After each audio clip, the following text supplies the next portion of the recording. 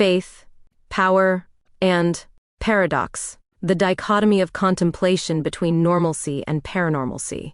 The corruption of the faithful pretext, old version, for contextual reasons. Index. First, the shattered logos. 1. The war of narratives, how truth became a battlefield. 2. The corruption of language, when words become weapons and silence becomes complicity. 3. The theocratic democracy, a system where faith fuels politics and politics feeds on faith. Second, the theology of the masses. 4. Neo-Marxism in the pulpit, how revolution found its way into sacred doctrine. 5. Breeding demons, the spiritual infection of ideology. 6. The hunger of the people, how a society devours itself from within. 3rd, the parasites of civilization. 7. The economy of the soul, faith, debt, and the transactional spirit. 8. Capitalism as the new god, how the market replaced the heavens. 9. The devouring class, citizens who consume without end, becoming parasites to their own undoing. 4th, the collapse of the real. Introduction. The war that never ends. The age of democracy was once the age of contemplation. The public square was a place of discourse, where the mind sharpened itself against the iron of debate, where words had weight and meanings were anchored in reality. But that world is gone. Now, democracy is not a system of governance, but a battlefield of narratives where truth is neither won nor lost, only weaponized. The lines between state and faith, commerce and salvation, are erased and redrawn as needed. The gods of the old world were silent judges, their wisdom written in sacred texts. The gods of the new world are fluid, shifting with the tides of public sentiment, dictated by those who control the language, the currency, and the hunger of the people. This book is a chronicle of how a civilization destroys itself not through war, but through the slow erosion of meaning. We have built a society where theocracy and capitalism are two sides of the same coin. Faith is leveraged to enforce control, and control is disguised as faith. Neo-Marxist theology preaches revolution not against kings and oligarchs, but against the very concept of order itself. What was once religion has been refashioned into ideology, an ideology that breeds demons not from hell but from the very souls of the people.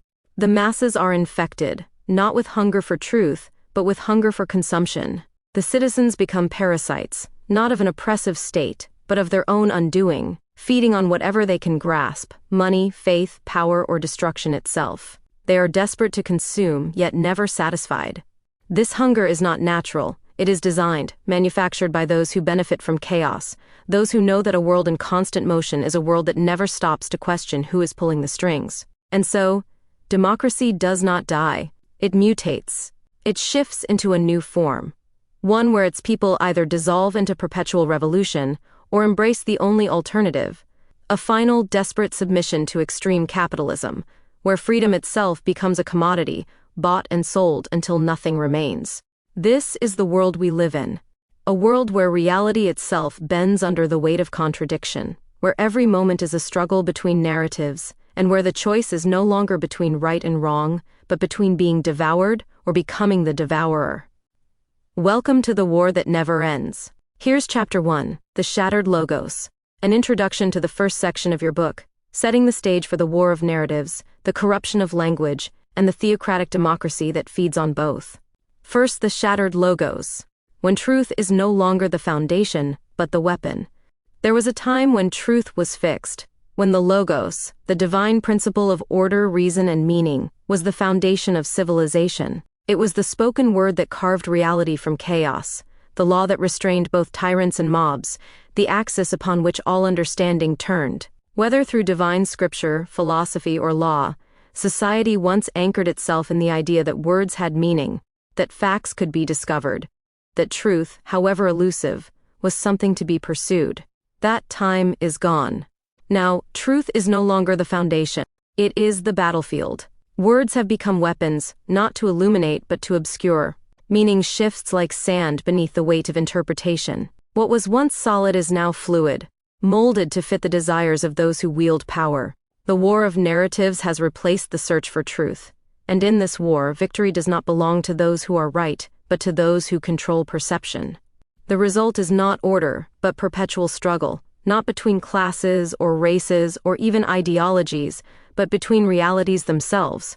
There is no longer a shared world, only competing fictions, each demanding allegiance, each insisting it is the one true faith. The theocratic democracy, a system that sustains itself on conflict. In this new order, democracy no longer serves the people. It serves the conflict that sustains it.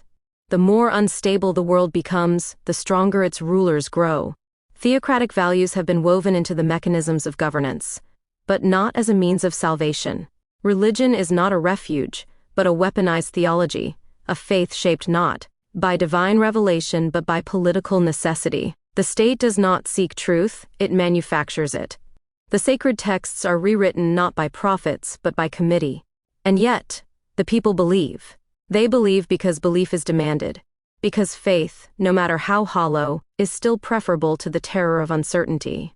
To navigate a world where reality bends under the weight of conflicting narratives, the people cling to whatever faith is offered, whether the dogma of the state, the doctrine of the revolution, or the gospel of the market. The death of contemplation, how thought became the enemy. To contemplate is to slow down. To reflect is to resist the tide of imposed meaning. But in a world driven by perpetual conflict, there is no time to think. The dissolution of contemplation is not a side effect, it is the system's primary function. The citizens are kept in a state of perpetual hunger, not only for material wealth but for meaning, for validation, for identity. But this hunger is never satisfied, only redirected. When faith fails, they turn to ideology. When ideology disappoints, they turn to consumption. When consumption leaves them empty, they return to faith. The cycle continues, and in its motion, power is preserved. To think is to see the strings. To pause is to recognize the illusion. And so the people are kept moving, desperate, searching, consuming, never stopping long enough to realize that they are not in control. This is the shattered logos, a world where truth is whatever must be believed in the moment, where faith and politics devour each other, where democracy functions not as governance, but as a machine that feeds on instability. It is a system designed to sustain itself, by ensuring that no one ever knows what is real. Firstone, the war of narratives. Truth is not discovered. It is assigned. The war is not fought with bullets or bombs. It is fought with words. Once, wars were waged for territory, for resources, for conquest. Now, war is waged over who controls the story. In this new battlefield, the weapons are not swords, but slogans. The soldiers are not warriors, but narrators. The goal is not to defeat an enemy, but to rewrite reality itself. In the war of narratives, victory does not belong to those who are right, or even those who are persuasive. Victory belongs to those who dictate the framework of the conversation, who decide what can and cannot be questioned. The most powerful forces in society are not the ones that impose belief by force, but those that make belief inescapable. There are no longer objective facts. There are only interpretations, each vying for dominance.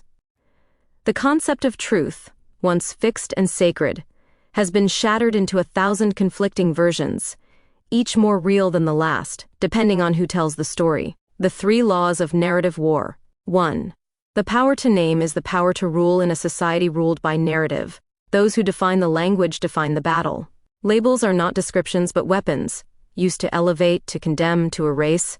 When a person or idea can be named, categorized, and assigned a meaning, they no longer belong to themselves.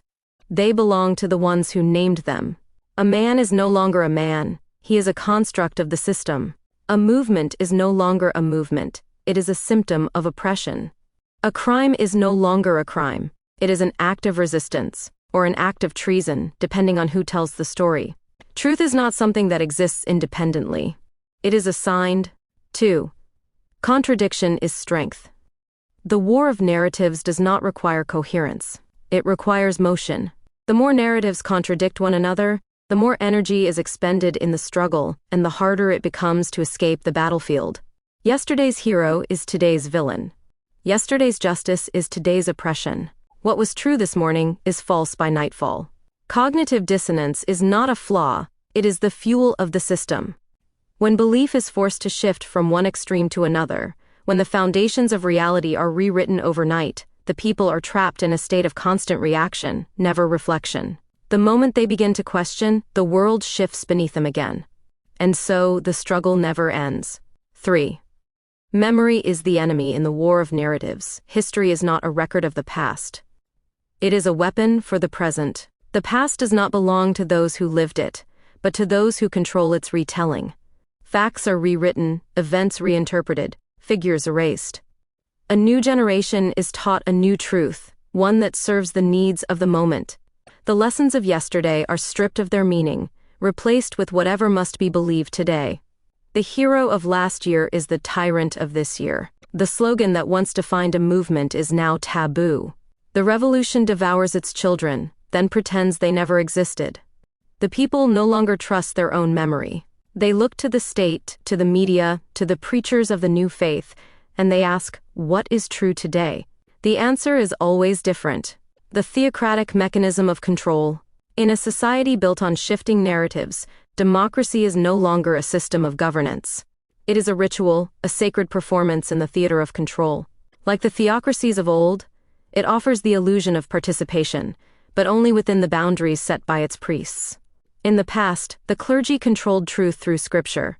Now, truth is controlled through media, technology, and ideology, each reinforcing the other in a cycle of manufactured faith. The new theocracy is not bound by a single doctrine. It is fluid, adapting as needed, shifting between moral absolutism and radical relativism with ease. When obedience is needed, morality is absolute. When corruption must be justified, morality is subjective. This duality is not a flaw. It is the system's greatest strength. The result is a population caught between extremes. Those who still believe in the old narratives, who cling to tradition, faith, or reason, are branded as heretics, relics of a world that no longer exists. Those who embrace the new narratives, who accept the ever-changing truth, become its enforcers, policing others, ensuring that no deviation goes unpunished. And in the middle are the masses, confused, exhausted, and compliant, too afraid to question, too hungry to resist. The engine of perpetual struggle. In the war of narratives, there is no peace. Peace is stagnation, and stagnation is death. The system does not seek harmony, it seeks motion, conflict without end. Every idea must be opposed. Every identity must be challenged. Every tradition must be overturned, only to be replaced by new ones that will themselves be torn down tomorrow. The people are never allowed to settle, never allowed to rest. They must always be fighting. This is not an accident. It is the design. By ensuring that no one ever truly wins, power remains in the hands of those who moderate the battle, who decide which side is righteous and which side must be cast out. The war continues, not because it must, but because those who wage it need it to exist. To rule a world of struggle, one does not need to conquer. One only needs to control the story. First 2. The corruption of language. When words no longer describe reality, but create it. Language was once a bridge between thought and reality. To name something was to understand it, to define its nature, to fix it in place so that it could be known. Civilization was built on this foundation. Laws, contracts, faith, philosophy, all dependent on the sacred assumption that words had meaning. Now that assumption is gone. Language is no longer a tool of description. It is a tool of manipulation. It does not serve truth, it serves power. The meaning of a word is not what it was yesterday, nor what it will be tomorrow. Its function is not to define, but to shape perception, to bend the mind toward a desired reality. When language is corrupted, thought follows. When thought is corrupted, reality itself fractures. The weaponization of meaning. The first step in controlling a society is not seizing its wealth or its land. It is seizing its words. In the new order, language is not an organic expression of human experience. It is a battlefield, where words are not debated, but dictated. Definitions are rewritten. What once meant one thing now means another. When speech is policed, certain words become sacred, untouchable. Others become forbidden, erased. Content is irrelevant. It does not matter what one means. It matters how it can be interpreted. By shifting the definitions of words, the structure of thought itself is rewired. Ideas that were once clear become muddled. Debates that could once be settled become infinite loops of argument, where no conclusion is ever reached, because the meanings of the words themselves are never fixed. This is not censorship in the traditional sense. It is something more insidious. Instead of silencing speech, the system hollows it out from within, making words unreliable, stripping them of their ability to express anything real. When words can mean anything, they mean nothing. The two functions of corrupt language. Corrupt language serves two purposes. 1. To control perception. By redefining words, power can shape how people see the world without ever changing the material conditions of reality. Freedom can be redefined as obedience. Justice can be redefined as vengeance. Democracy can be redefined as submission. 2. The people do not rebel against oppression if they no longer have a word to describe it. They do not resist tyranny if tyranny is rebranded as liberation. Reality is not changed, only the words are. But in a world where perception is everything, this is enough. 3. To paralyze thought. The second function of corrupt language is to ensure that no resistance can be effectively organized. If no one can agree on what oppression means, how can they oppose it? If no one can define what justice is, how can they demand it? If every word can mean both its opposite and itself, what is left to argue for? 4. The result is intellectual paralysis. People do not stop thinking because they are silenced. They stop thinking because thought itself becomes impossible. In this way, the war is won before it begins. There is no need for force. There is no need for censorship. The people are free to speak, but only in a language that ensures they can never challenge those in power. The state as the priesthood of meaning. In the past, language was sacred because it was rooted in something beyond human control. It was given by gods, by nature, by reason, something higher than the whims of men. This placed limits on power, for no ruler could declare that 2 + 2 = 5 without violating the very fabric of reality. But now, reality is malleable. The state has become the priesthood of language, dictating what can and cannot be said, altering meaning at will. It is not enough to obey. One must believe. And belief is no longer a function of reason, but of repetition. If a lie is spoken often enough, if words are redefined loudly enough, if contradictions are imposed forcefully enough, the mind surrenders. The people are not simply told what to think, they are trained to speak in ways that make other thoughts impossible. If dissent is framed as hate, it cannot be debated. If questioning authority is framed as violence, it cannot be permitted. If truth is framed as relative, it can be changed as needed. Language is no longer descriptive. It is prescriptive. It does not reflect reality. It creates it. The ritual of empty speech. To survive in a world of corrupt language, one must participate in the ritual of empty speech. This is a world where words are spoken not to communicate but to conform. The value of a statement is not in its truth, but in its function. To signal loyalty, to establish purity, to display submission. The more meaningless the phrase, the more powerful it becomes, because it demands not understanding but faith. In this world, those who refuse to engage in the ritual are not seen as neutral. They are seen as threats. To remain silent is to rebel. To ask for clarity is to blaspheme. The highest virtue is to speak the expected words, even if they contradict the words spoken yesterday, because contradiction is not a flaw. It is the proof of faith. The final stage, the death of thought. When language is corrupted, when meaning is fluid, when words become instruments of control rather than tools of truth, thought itself begins to decay. The people no longer know what is real. They no longer trust their own memories, their own reasoning, their own senses. They turn instead to the system, waiting to be told what to say. Oh, what to believe. And what is true today. And when that truth changes tomorrow, they will accept it, not because they are forced to, but because they have lost the ability to do otherwise. This is the final victory of power, not the suppression of speech, but the destruction of meaning itself. For when meaning is lost, there is nothing left to fight for. Verse 3. The theocratic democracy. Faith in the state, worship of the market, and the sacrament of consumption.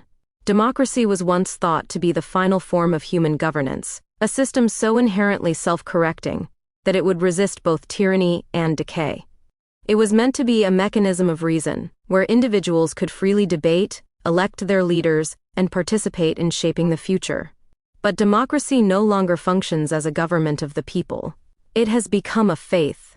It is no longer a means of governance, but a sacred order, upheld not by reason but by doctrine. And like all theocracies before it, it demands obedience, ritual, and sacrifice.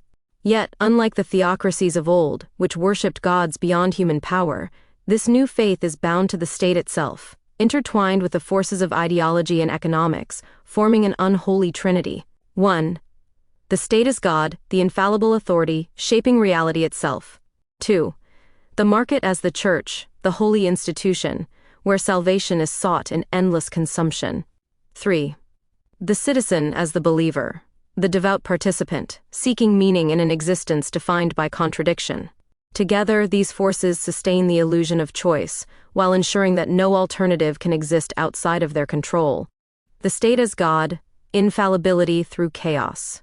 In the past, the divine right of kings was justified through Scripture. The rulers of the world claimed to be chosen by higher powers, and thus, their authority could not be questioned. To rebel against them was to rebel against God. Today, democracy functions the same way. To question the system itself is heresy. The state is no longer simply an institution, it is the moral center of reality, the sole source of legitimate authority. And yet, unlike the theocracies of old, this system does not claim perfection. It thrives on its own dysfunction. The illusion of democracy is not that it works, but that it is the only thing that ever can. The people are told, yes, the system is corrupt, but all systems are corrupt. Yes, the elections are manipulated, but they are still better than any alternative. So, yes, democracy is flawed, but to question it is to invite chaos. Thus, corruption becomes a feature, not a flaw. It is the proof that the system is real. Only false religions claim perfection. True faith is in a broken God, in a system that never works but must always be worshipped. And so, the people pray at the altar of the state, not because they trust it, but because they fear what lies beyond it. The market as the church, the only redemption is consumption. The second pillar of the theocratic democracy is the market, not as an economic system, but as a religious structure. If the state is God, the market is the church, the intermediary between the people and salvation. And consumerism replaces contemplation. In a world without meaning, the only escape is distraction. And debt replaces sin. To be in debt is to be morally burdened, to owe a tithe not to God, but to the system itself. In wealth replaces virtue. Success is not measured in wisdom, but in accumulation, not of knowledge, but of products, of entertainment, of fleeting pleasure. But no matter how much the people consume, the hunger remains. The market does not sell fulfillment. It sells the illusion of fulfillment. Thus, the church of the market keeps its congregation eternally unsatisfied. The promise of salvation is always just one more purchase away, one more election cycle away, one more ideological purge away. And so, the people are kept in motion, not moving forward, but running in circles, chasing redemption in products, in trends, in temporary highs that keep them too distracted to question the structure itself. The citizen as the believer, the devotion of the faithful. Every theocracy requires a devoted congregation, and in the theocratic democracy, the citizens themselves become the enforcers of doctrine.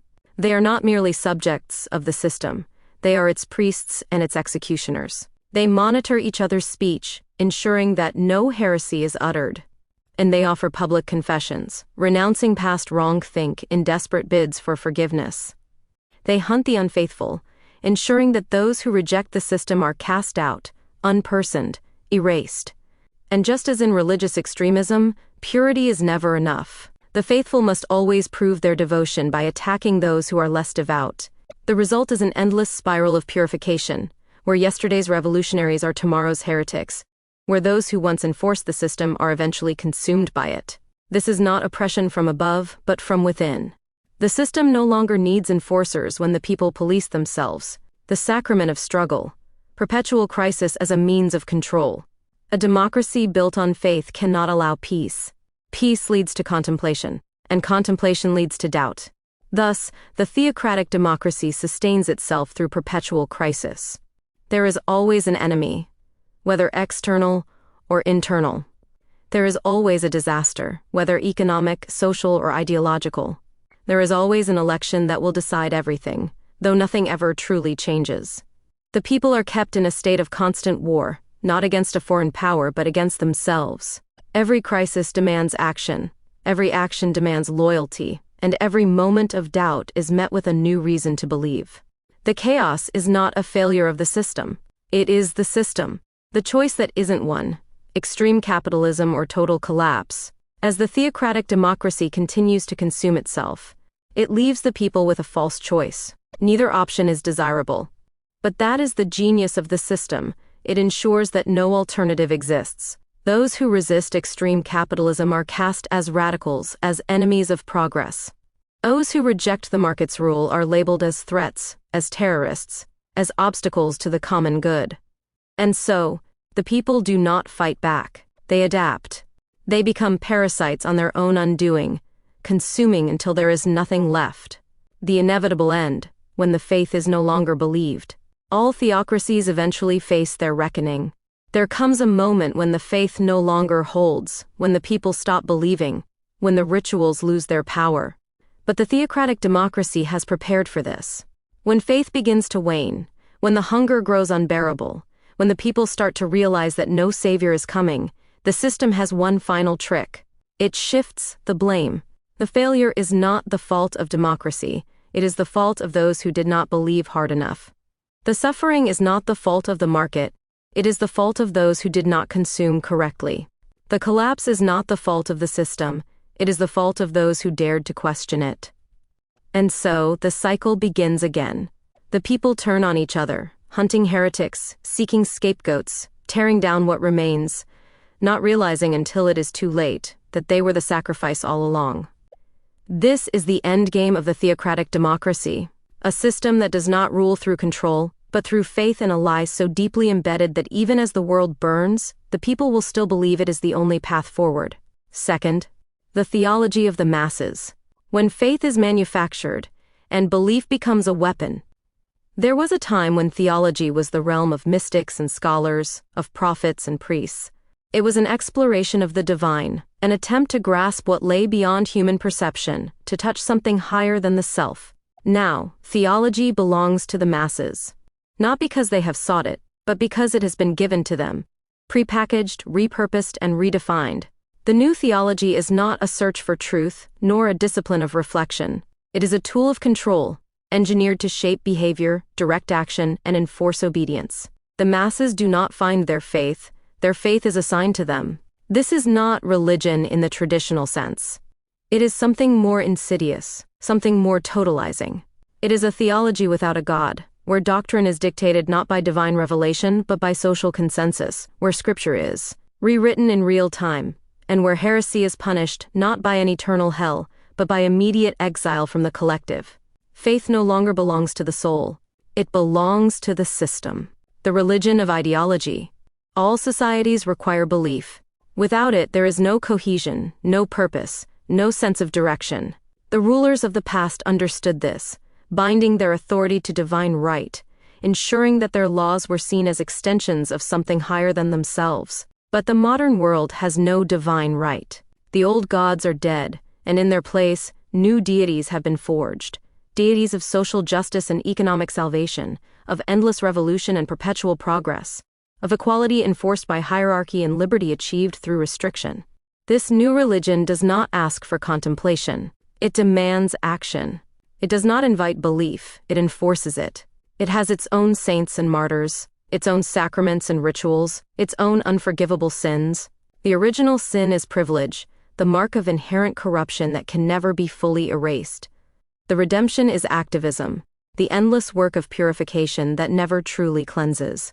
The sacrament is consumption, the act of proving one's faith by buying, sharing, signaling devotion. The heresy is doubt, the act of questioning what must be believed, of resisting the demands of the new faith. And just like the theocracies of old, this system never offers salvation, only the promise that salvation exists, just beyond reach. The people are kept in a state of endless atonement, forever trying to correct sins they did not commit, chasing righteousness that can never be achieved. The breeding of demons. But a system built on faith alone is not enough. It must also have an enemy. In the old religions, demons were external forces, agents of chaos, malevolent spirits, manifestations of corruption that sought to tempt and destroy. But in the theology of the masses, the demons are internal.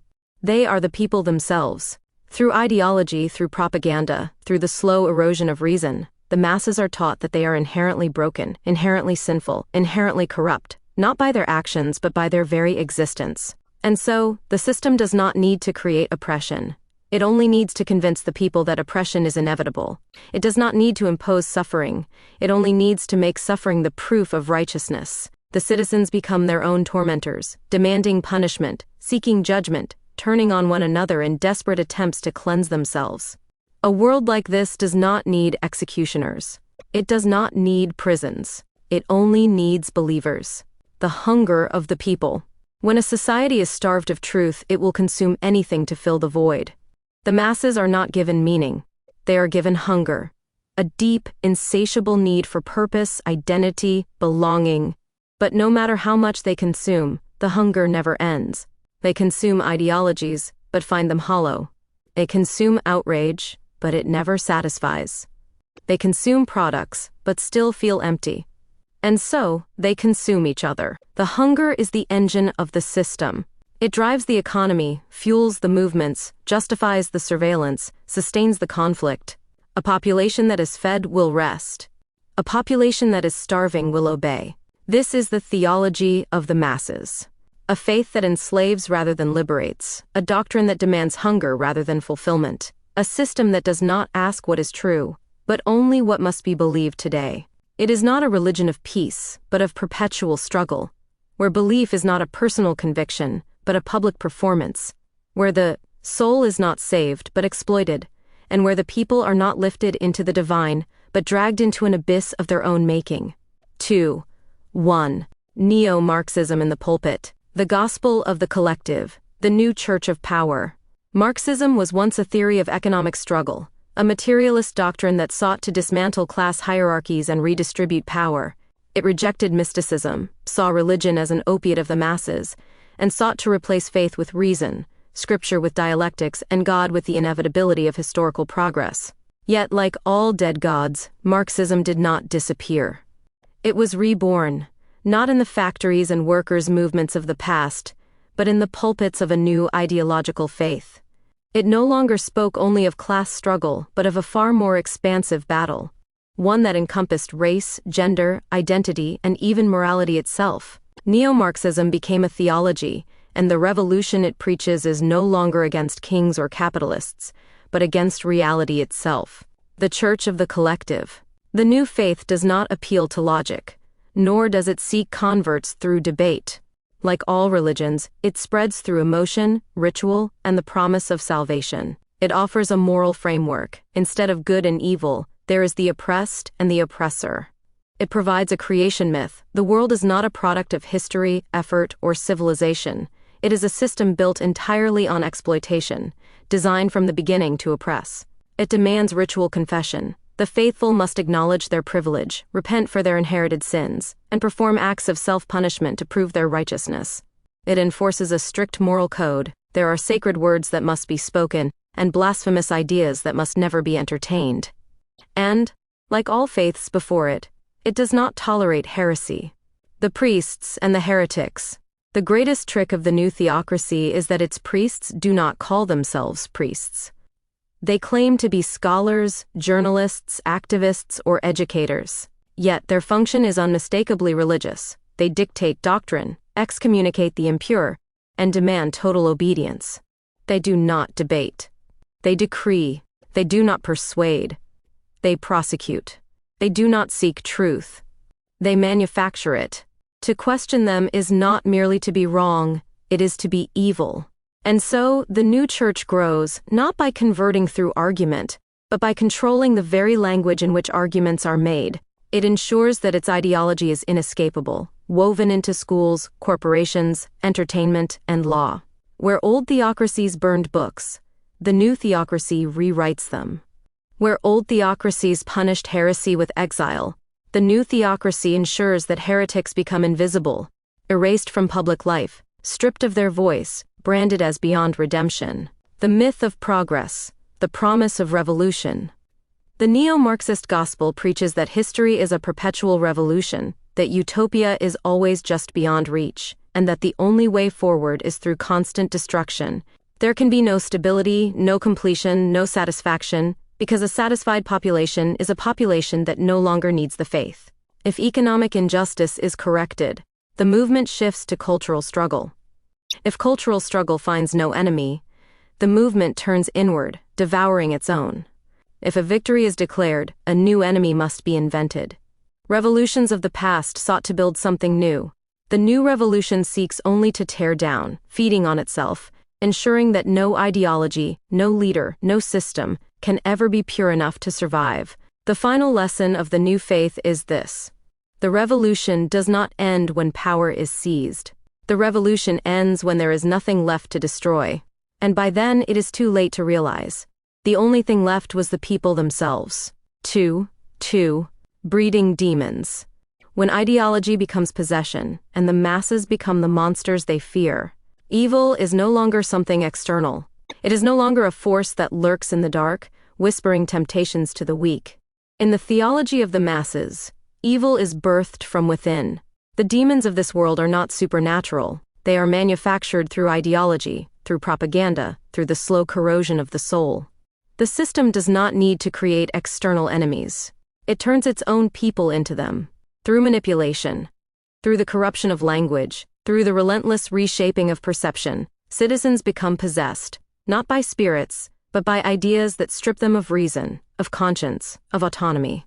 They become agents of the machine, carriers of an infection that spreads from mind to mind, from generation to generation, until humanity itself is rewritten. This is not merely control. This is possession on a mass scale, and the possessed do not know they are lost. The ritual of dehumanization. All oppressive systems begin with a lie, that the enemy is not merely wrong, but inhuman. The old religions spoke of demons as beings that infiltrated the mind, twisting thoughts, feeding on fear. The new theology accomplishes the same goal, but through ideology rather than mysticism. When the system does not burn witches, it creates them. It does not fear monsters, it breeds them. It does not fight evil, it defines it, ensuring that it always exists, ensuring that there is always someone to blame, someone to purge.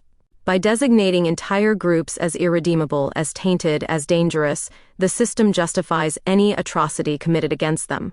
The masses, convinced of their righteousness, become the very monsters they claim to oppose, hunting, silencing, and destroying without remorse. They do not see themselves as oppressors.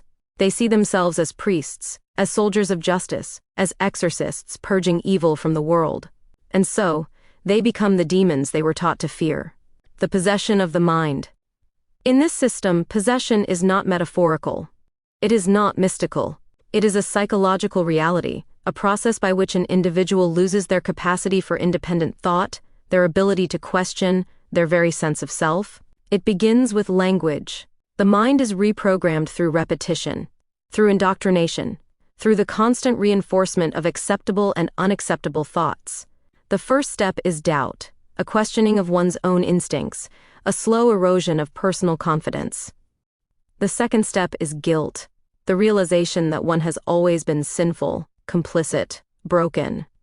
The third step is submission, the surrender of independent judgment in favor of the collective's moral authority. The final step is zealotry, not merely compliance, but active participation in the persecution of those who have not yet been possessed. By the time possession is complete, the individual is no longer a person in the traditional sense. They are an extension of the doctrine, a vessel for the ideology, a machine running a program written by others. They no longer think, they only believe. Hunger without satisfaction. But the system does not create peace. It does not offer an end to struggle. It creates an endless hunger. The possessed do not feel fulfilled. They feel empty. The more they destroy, the more they demand. The more they enforce, the more restless they become. They believe they are fighting for justice, yet the world does not improve, so they must search for new enemies, new heresies, new reasons to hate. The result is an accelerating cycle of destruction. Yesterday's radicals become today's heretics. Yesterday's revolutionaries become today's oppressors. And yesterday's doctrines become tomorrow's blasphemy. The possessed turn on each other, consuming their own ranks, tearing down their own idols, ensuring that the fire never dies, that the hunger is never satisfied, that the machine is always fed. The endgame, when the masses become the abyss. Nietzsche warned that those who fight monsters must take care not to become them. But this system ensures that becoming the monster is the only way to survive. Those who resist possession are hunted.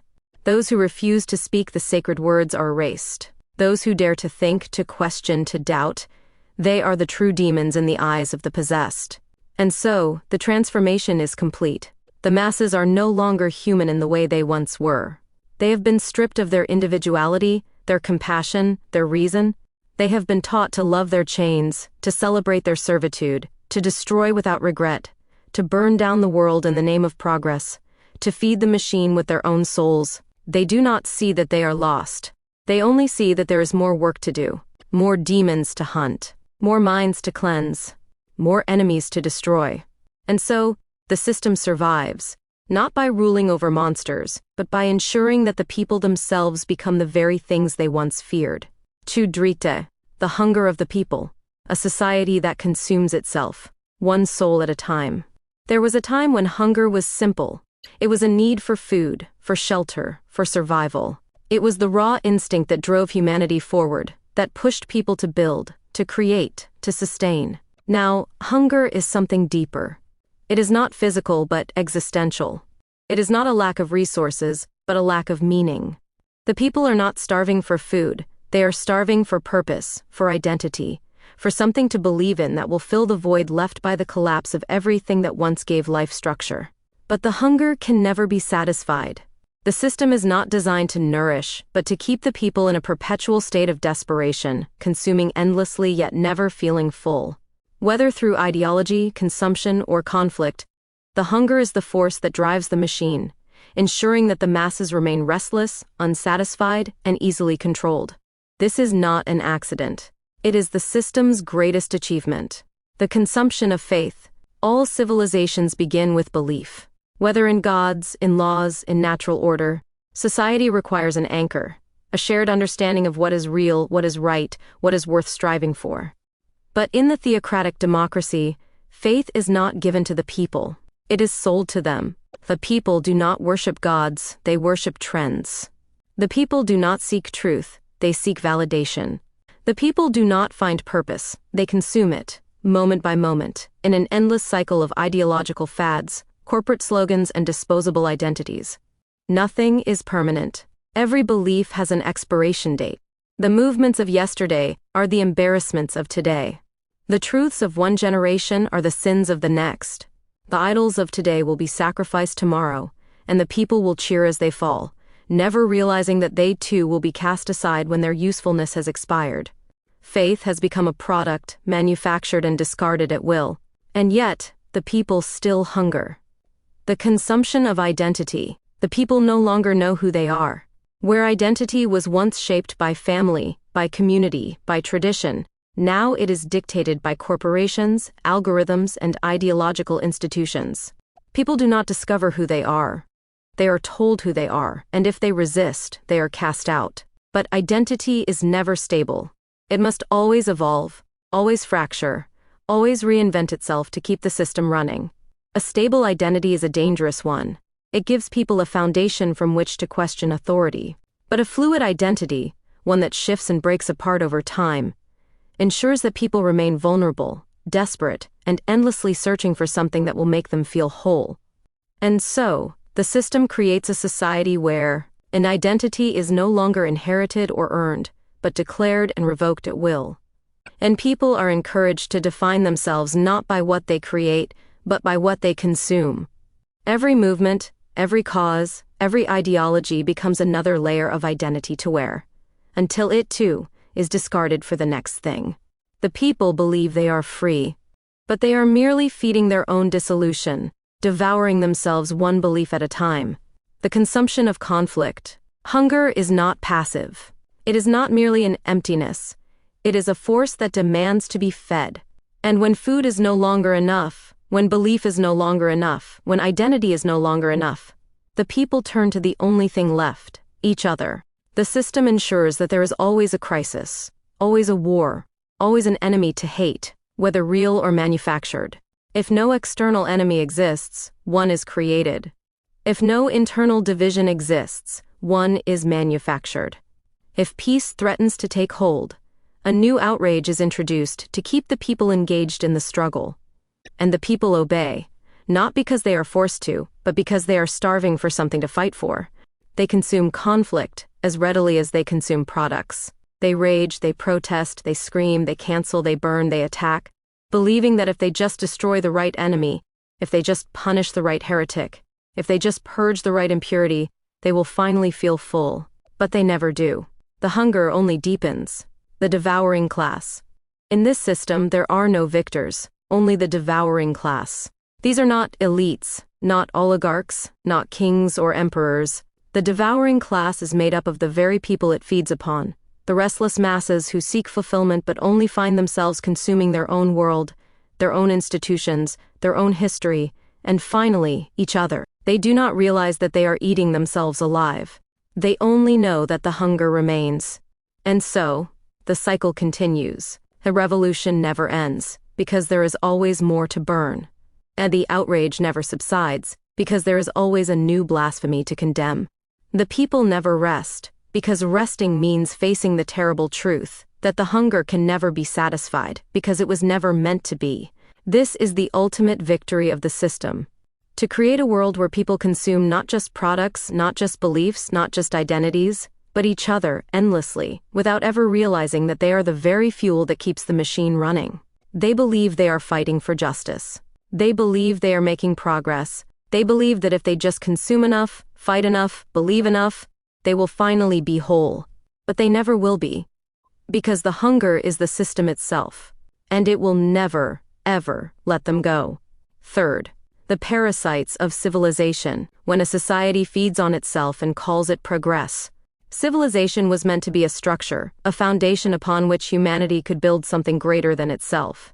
It was the promise that effort would lead to stability, that knowledge would lead to enlightenment, that progress would bring prosperity. But civilization has turned against itself.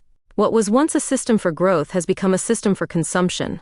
The institutions that once nurtured society now feed upon it.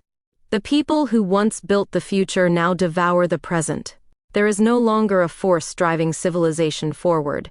There is only a force draining it from within. Like a host infected with parasites, society is being hollowed out by those who do not create, but only extract.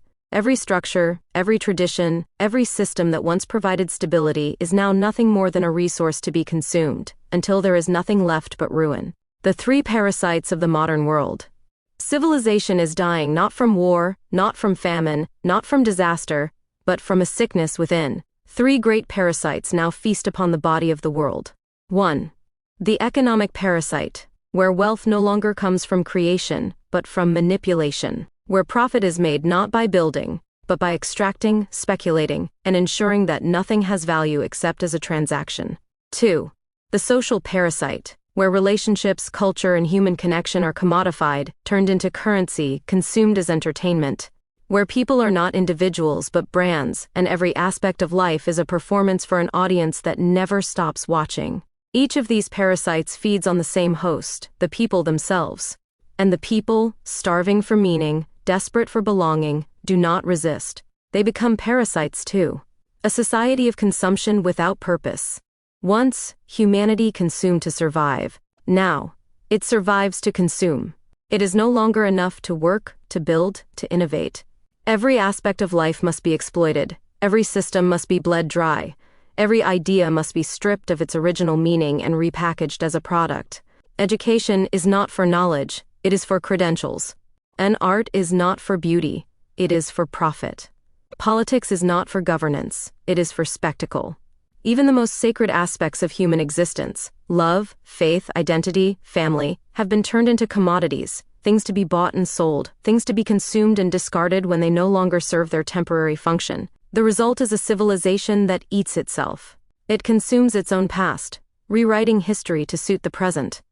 It consumes its own people, reducing them to workers, products, and disposable assets. It consumes its own future, ensuring that there is nothing left for the generations that follow. The devouring class and the hollowed masses.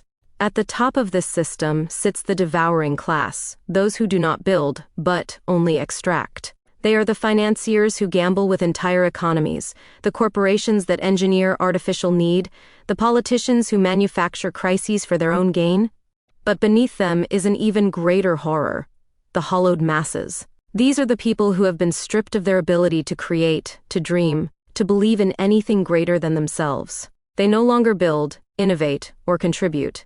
They simply consume, endlessly, desperately, until there is nothing left. This is not a society of citizens. It is a society of parasites, each feeding on the one below it, each taking more than it gives, each demanding more even as it collapses under its own weight. And in the end, when the system finally crumbles, when there is nothing left to devour, when the last resource has been spent and the last structure has fallen, the parasites will turn on the only thing left: themselves. 3.1. The economy of the soul. When existence becomes a transaction, and the self is a commodity. There was a time when the soul was sacred. Whether understood through religion, philosophy, or art, the soul was seen as the essence of being, something beyond material value, beyond trade, beyond the cold logic of the market. But in the parasite economy, nothing is sacred. Even the soul, the very foundation of identity, belief, and purpose, has been commodified, packaged, and sold. It is no longer a mystery, no longer something to be cultivated or explored. It is now currency, something to be spent, traded, exploited, and when necessary, devalued into nothing. In this world, existence itself has become a transaction, the transformation of the soul into currency. The modern world does not require chains to enslave people. Debt is the new shackle. Once, people worked to live. Now, they live to pay. From the moment they are born, they are assigned a value, not by their actions, not by their thoughts, not by their contributions, but by what they owe. Their education is a financial contract. Then their labor is a commodity that belongs to the market. Their time is not their own. It is leased out in exchange for survival. But even beyond economics, the soul itself has become a financial instrument. People are no longer valued for who they are, but for what they can provide, for how efficiently they can be extracted. And so, identity, belief, and purpose are no longer spiritual pursuits. They are investments. When attention is currency, the more you are seen, the more you are worth. And outrage is profit. The more controversy you generate, the more value you hold. Authenticity is an illusion. It is not something you possess, but something you manufacture to be sold. The system does not need people to be free. It needs them to be valuable assets, producing, consuming, and above all, believing that their worth is tied to their economic function. The cost of belonging, debt as a moral system. Debt is no longer merely financial. It is moral, ideological, and existential. Every person is born into an inherited burden, not just of money, but of guilt, obligation, and historical sins. When they owe society for their privilege, or lack thereof. They owe the economy their productivity, their time, their exhaustion. They owe the past their allegiance, whether to correct its wrongs or to sustain its narratives. And so, they live in perpetual repayment, never fully owning their own existence, always in deficit, always needing to give more. This is not accidental. A person who is debt-free, financially, mentally, or spiritually, is a person who is dangerous to the system. They cannot be controlled. They cannot be manipulated by fear. So the system ensures that no one is ever free of their obligations. To exist is to be in debt. Selling the self, identity as a market product. In the past, identity was something discovered. It was forged through experience, through struggle, through the choices one made. Now, identity is assigned, dictated by external forces, marketed like a product, and sold to the highest bidder. People no longer define themselves by their actions or beliefs. They define themselves by their affiliations, their labels, their branding. They do not express themselves. They perform themselves. They do not cultivate wisdom. They accumulate social currency. They do not seek meaning. They market an identity that others will find valuable. And so the economy of the soul does not simply demand labor and obedience. It demands that every aspect of a person's life become part of the marketplace. Their emotions are monetized. Their suffering is content. Their thoughts are tracked, analyzed, and sold. Nothing is private. Nothing is sacred. Nothing belongs to the individual anymore. The devaluation of the soul. But what happens when everything is commodified? What happens when even the soul is treated as a disposable asset? It loses its value. When people become products, they become replaceable. They become interchangeable components in a machine that does not care for their existence beyond what they can provide. And when they can no longer provide, they are discarded, replaced, forgotten. Their beliefs are recycled, their movements co-opted, their struggles turned into corporate slogans. And their suffering is repackaged into marketable activism, their outrage into clickable content. And the worst part, they embrace it. The system has convinced them that this is freedom, to endlessly sell themselves, to live as brands, to measure their worth in numbers, in followers, in engagement metrics. They do not realize they have been stripped of everything real. They only know that if they stop producing, they will cease to exist. The final transaction, selling one's own destruction. In the final stage of the economy of the soul, people do not simply sell their labor, their thoughts, their identity. They sell their own undoing. They become agents of the system that enslaves them. They defend the institutions that exploit them. They mock those who question, attacking the very people trying to wake them from their stupor. And when the system no longer needs them, they disappear, having exhausted their usefulness, having spent their last resource, themselves. This is the great success of the parasitic world. It does not take from people. It convinces them to give themselves away. And when they are left with nothing, no identity, no meaning, no soul, they are told the answer is simple.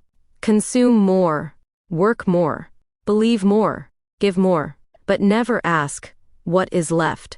Because if they ask, they will see the truth, nothing is left. The economy of the soul has devoured everything. And still, the hunger remains. 3. 2. Capitalism as the new God. Worship through consumption, salvation through the market. God is dead. But he has been replaced. Once faith was directed toward something higher, toward morality, toward purpose, toward a truth beyond human control. Civilization anchored itself in the sacred, in the belief that life had meaning beyond the immediate, beyond the material. But in the new order, God has been reborn as the market. Capitalism is no longer just an economic system. It is a theology, a faith structure that shapes how people see the world, how they understand themselves, and how they define morality. It has its own rituals, its own commandments, its own priests and prophets. Where once people prayed for salvation, they now shop for it. Where once they sought enlightenment, they now seek profit. Where once they bowed before the divine, they now kneel before brands, corporations, and endless consumption. This is the new religion of the world, one that does not demand devotion to a god, but to a system that promises fulfillment while ensuring that it never arrives. The gospel of endless growth. The old religion spoke of eternal life, of a future beyond suffering, of a reward that justified sacrifice.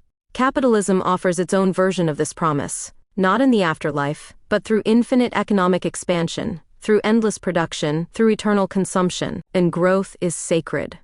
A business that does not grow is a failure. A nation that does not expand its wealth is in decline. More is always better. To have enough is never enough. There must always be more. More profits, more markets, more resources to exploit. And debt is a virtue. To be indebted is to be part of the system. It ensures loyalty. It keeps the faithful in line. In this world, stagnation is sin. To be content is to be regressive. To step outside the system is to invite ruin. There is no final destination. There is only the pursuit, the ceaseless chase for more, more, more, until the world itself is stripped bare. The priests of profit.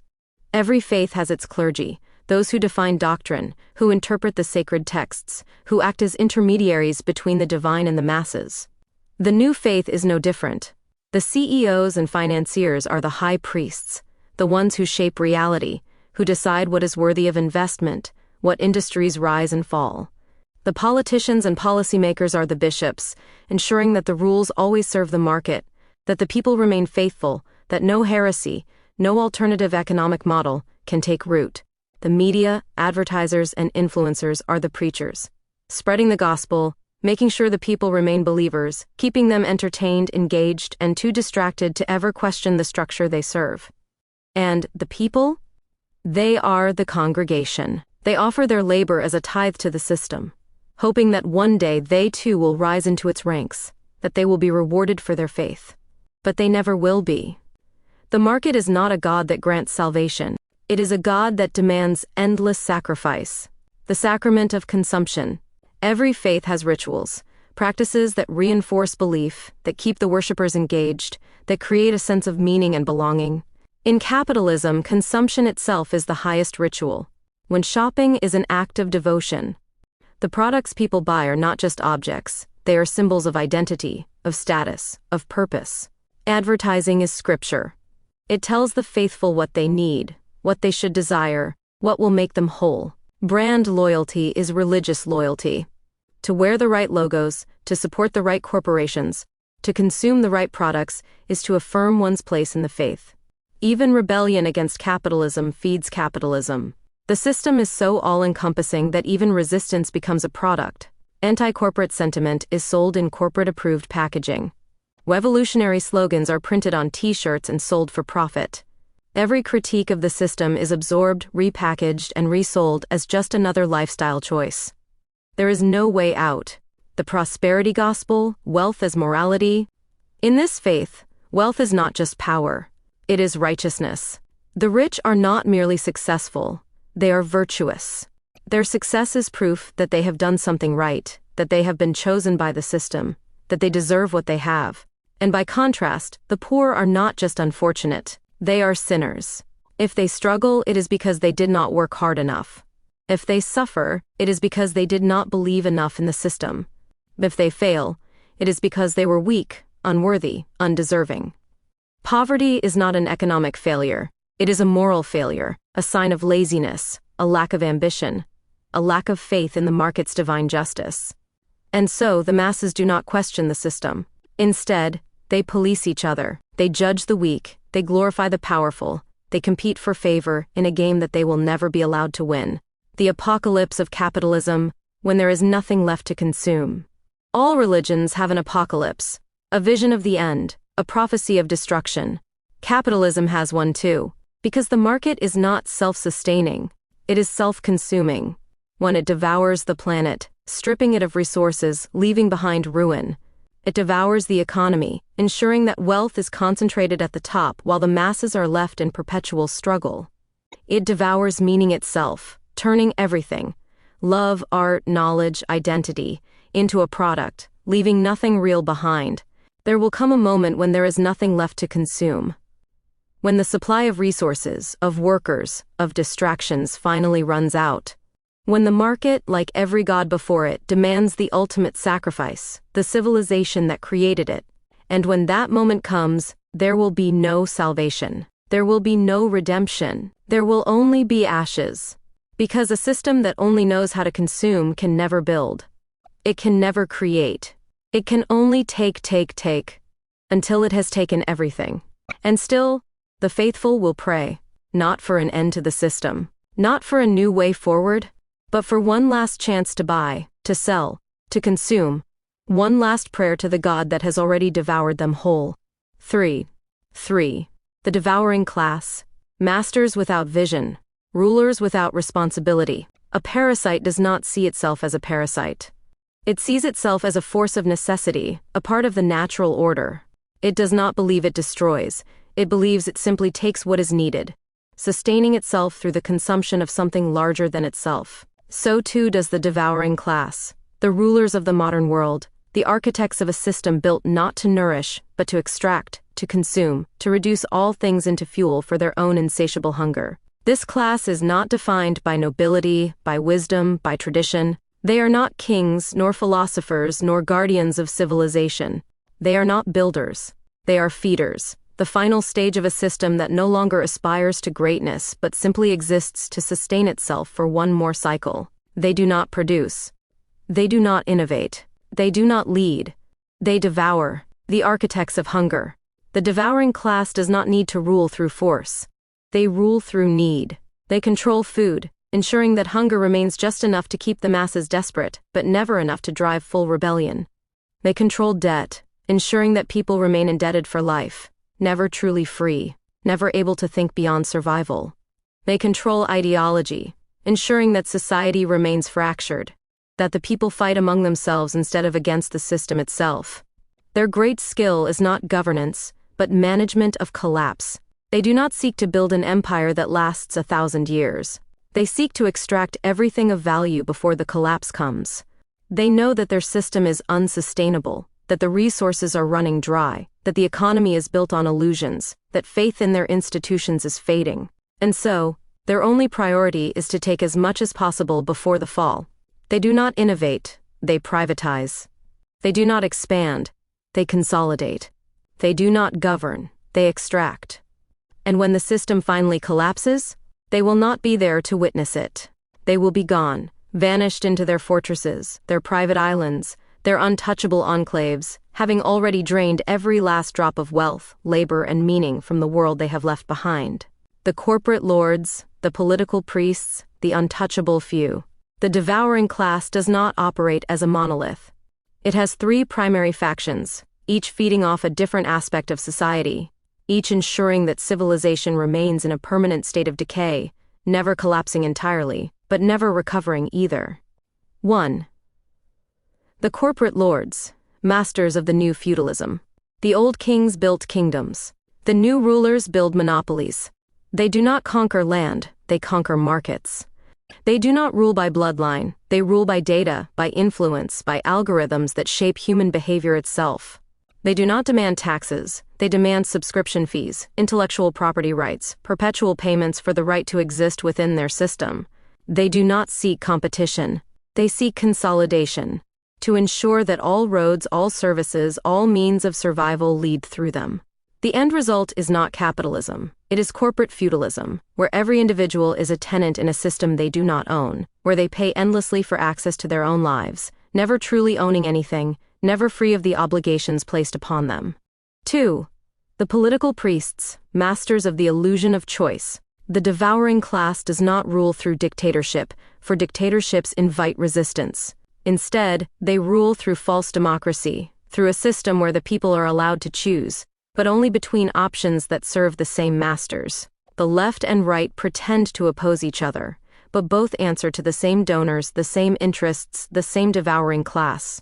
The laws are rewritten, not to protect the people, but to ensure that the system is never truly threatened. Public debate is not about real solutions, but about managing public outrage, ensuring that the people remain emotionally engaged but politically powerless. The people are given the illusion of control, while the true rulers remain untouchable, never needing to answer for their actions, never suffering the consequences of their decisions. 3.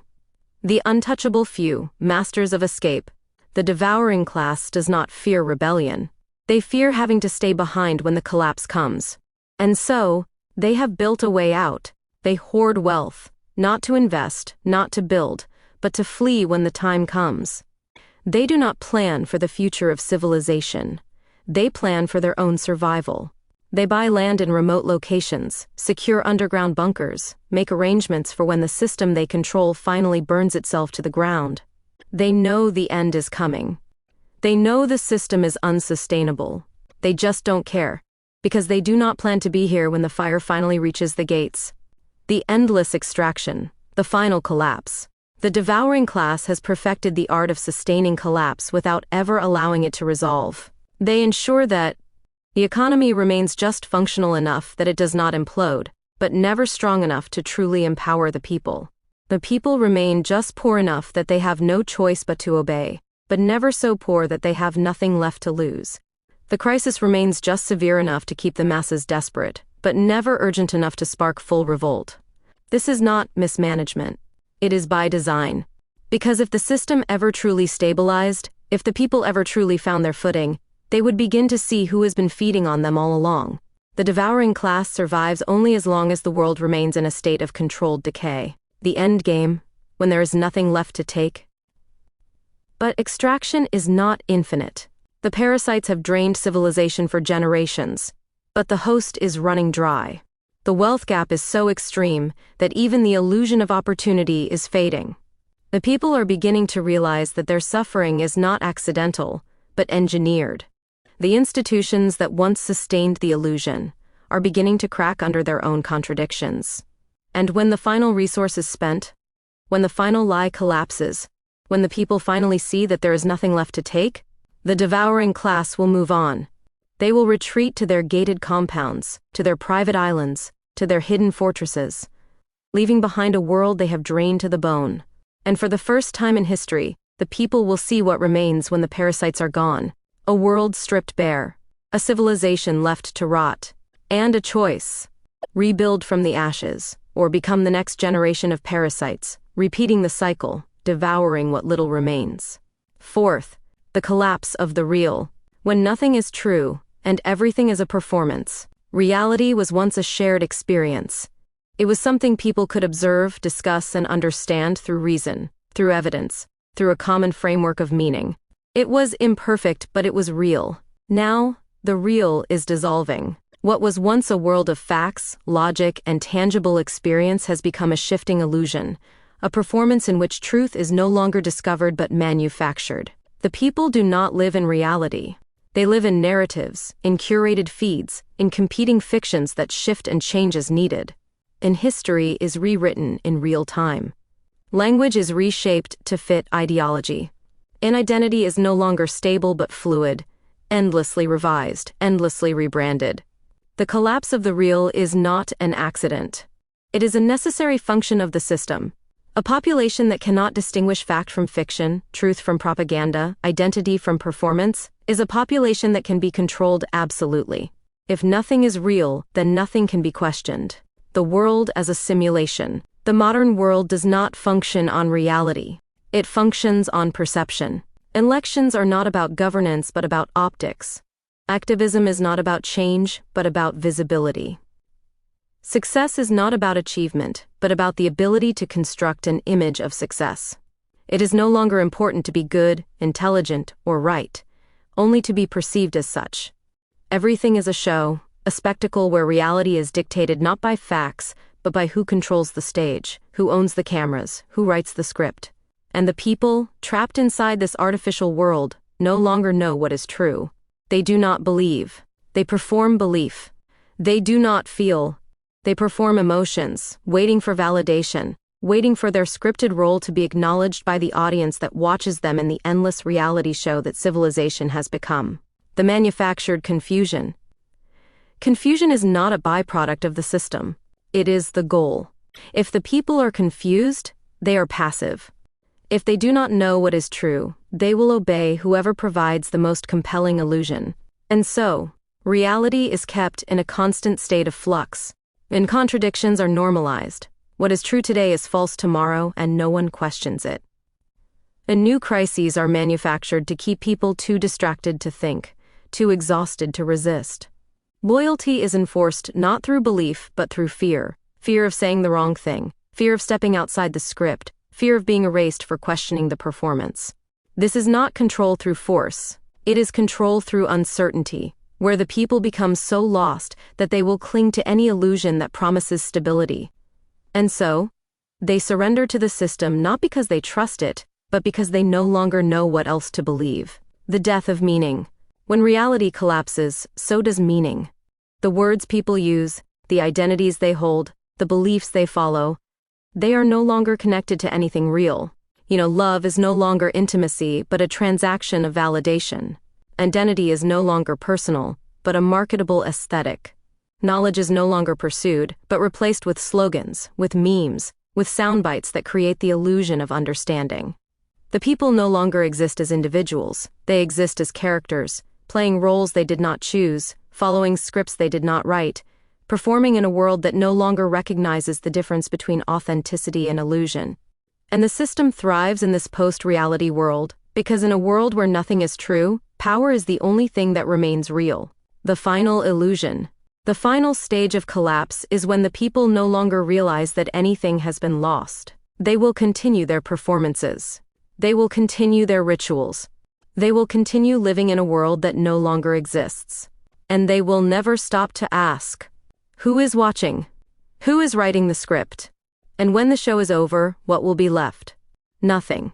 Because once reality collapses, there is no rebuilding it. There is only the illusion that remains. 1. The dissolution of contemplation. When thought is replaced by noise, and silence becomes impossible. To control a population, it is not necessary to imprison them.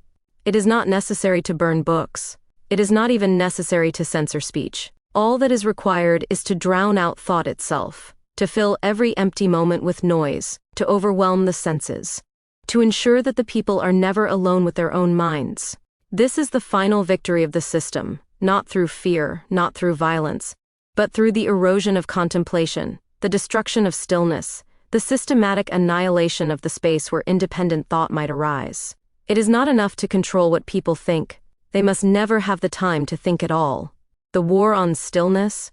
There was a time when silence was valued, when solitude was a source of strength, when contemplation was a sacred act, something reserved for the philosopher, the artist, the mystic, the seeker of truth. Now, silence is a threat.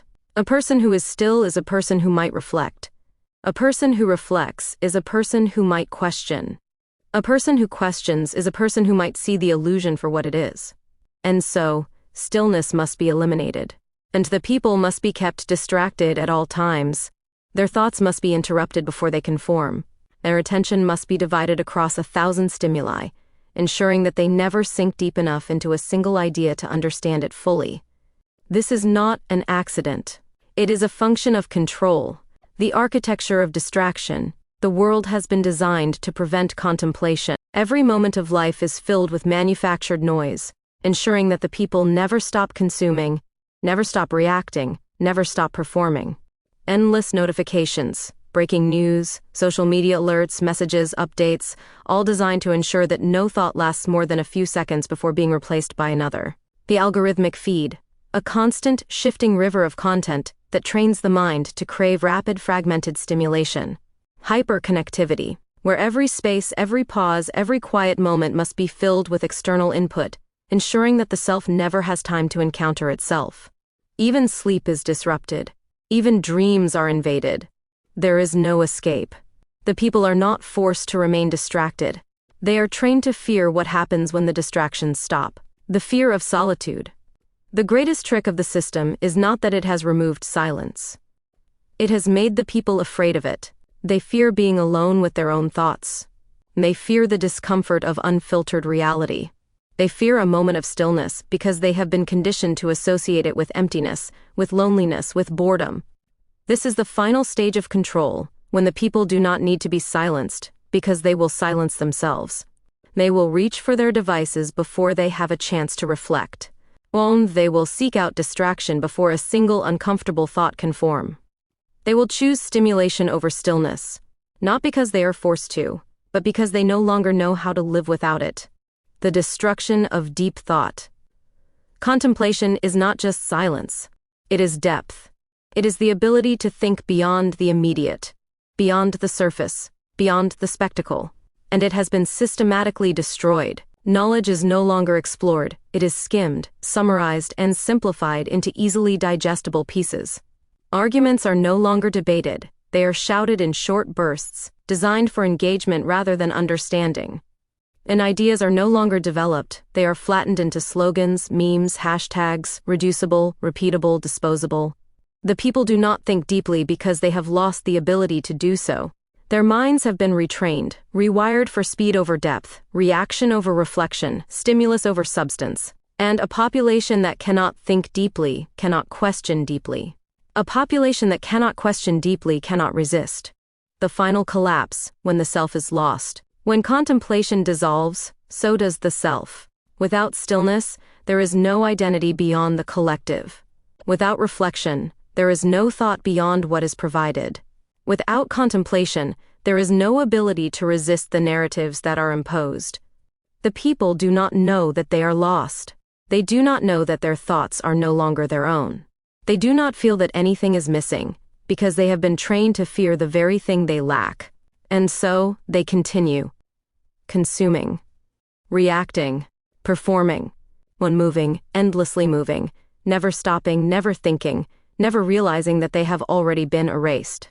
And when the final moment of silence comes, when the distractions fade, when the noise dies, when the last performance ends, there will be nothing left. Because a mind that has been trained only to consume noise will not know how to create its own thoughts. A soul that has been fed only illusions will not know how to find the truth. And a people who have forgotten how to contemplate will never realize that they are already gone. Fight. Manufactured confusion. When chaos is a strategy and truth becomes a casualty. Confusion is not an accident. It is not a byproduct of a chaotic world. It is manufactured. It is a strategy of control, designed to ensure that no one knows what is true, what is real, what matters. When the people are confused, they are passive. When they are overwhelmed, they submit.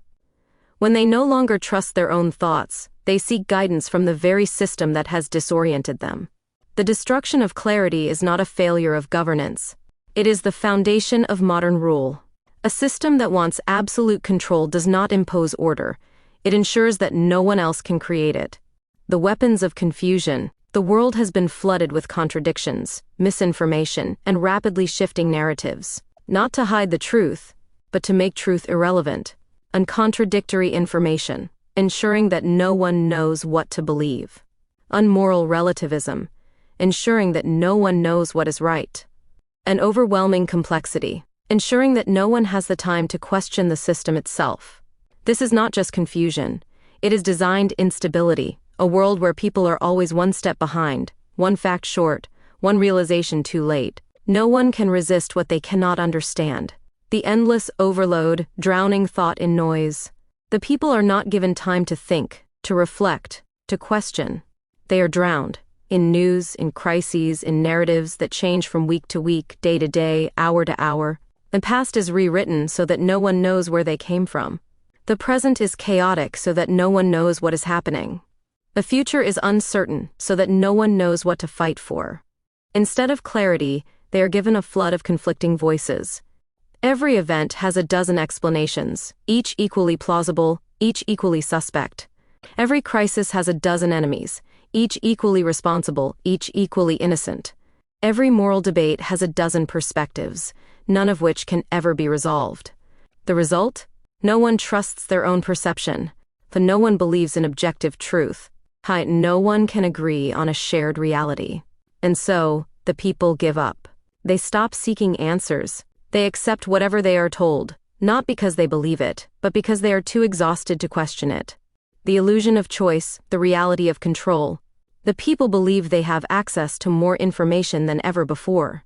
They do not see that information without meaning is worse than ignorance. Every event is a spectacle. Every crisis a performance. But who decides which ones matter? Every opinion is represented. Every debate is endless. But who decides which voices are amplified? Every truth is subjective, every perspective valid. But who benefits when no truth can ever be agreed upon? The people are not being informed. They are being conditioned. A society where nothing is certain is a society where everything is permitted, for those who hold power. The manufacturing of crisis. Confusion alone is not enough. It must be accompanied by fear, urgency, and instability. And so, the system creates perpetual crises, ensuring that the people are always reacting, always in a state of anxiety, always too distracted to ask who benefits from their fear. If the crisis is economic, the people work harder for less. If the crisis is social, the people police each other instead of questioning the system. If the crisis is ideological, the people burn their own history before they realize why it is being erased. Each crisis replaces the last before anyone has time to process what happened. The wars never end, they simply change locations. The enemies never disappear, they simply change names. The outrage never fades, it simply finds a new target. The people are not oppressed by force, they are distracted into submission. The disintegration of reality. The final stage of confusion is when the people no longer know what is real. Words lose meaning. Until speech is nothing but a weapon for manipulation. Memory is rewritten, until the past exists only as a tool for the present. An identity is fragmented until the people no longer know who they are, what they stand for, or what they believe in. And once that moment is reached, control is absolute. A people who cannot agree on truth cannot unite against power. A people who cannot define their beliefs cannot resist their programming. A people who cannot distinguish between reality and illusion cannot ever escape. They are not citizens. They are not thinkers. They are actors in a play they do not understand. The final deception, a war without end. The ultimate goal of manufactured confusion is to ensure that the people never stop fighting battles that do not matter. They will fight over words while their freedoms are taken. And they will fight over identities while their rulers remain untouchable. They will fight over historical grievances while their future is quietly stolen. They will never notice the real enemy, because the real enemy is not the person who disagrees with them. The real enemy is the one who ensured that neither side would ever see clearly enough to understand who is pulling the strings. This is the perfection of control, to create a world so chaotic that the people can no longer imagine an alternative, to make them so confused, so lost, so exhausted, that they will beg for the system to provide stability, never realizing that the system created the instability in the first place. And so, they will embrace their chains, not because they are forced to, but because they no longer know how to live without them. I-4-3. The end of democracy. When freedom becomes theater, and choice becomes an illusion. Democracy was once the great ideal, the belief that the people given the power to govern themselves would create a society of fairness, of justice, of progress. It was the ultimate expression of human freedom, the promise that no ruler would stand above the will of the people. But democracy is dead, or rather, it has been transformed. It has been turned from a system of participation into a ritual of submission. It no longer exists to serve the people. It exists to convince them that they are still in control while ensuring that they never are. The end of democracy did not come through military coups or violent revolutions.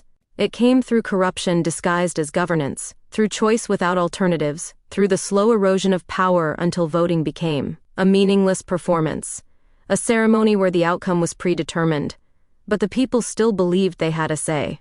This is not oppression by force. This is theater, where the people act out the script of democracy without realizing that the play ended long ago. The illusion of choice. The system no longer needs to remove democracy. It only needs to ensure that democracy no longer matters. The people are given candidates, but all serve the same interests. The people are given parties, but all are funded by the same class. The people are given debates, but all are scripted performances, designed to distract, never to resolve. The people are not choosing their future. They are choosing which mask the system will wear while it continues down the same path. They are not voting for change. They are voting for which version of stagnation they prefer. And no matter who wins, the true rulers never change. The puppet government and the invisible power. The people still see politicians. They still see elections. They still see governments issuing laws, making speeches, promising action. But behind the theater, true power does not reside in the hands of the elected. The economy is controlled by corporations, who dictate policy through financial pressure. The culture is controlled by media conglomerates, who shape perception, who decide what is acceptable to believe. The government is controlled by bureaucratic machines, where decisions are made in rooms the public will never see. The politician is no longer a leader. He is an actor, a salesman, a face on a screen meant to calm the public, absorb their anger, direct their attention away from the true masters of the world. The people still believe they are free because they can watch the play unfold. They do not see that the audience was never meant to influence the script.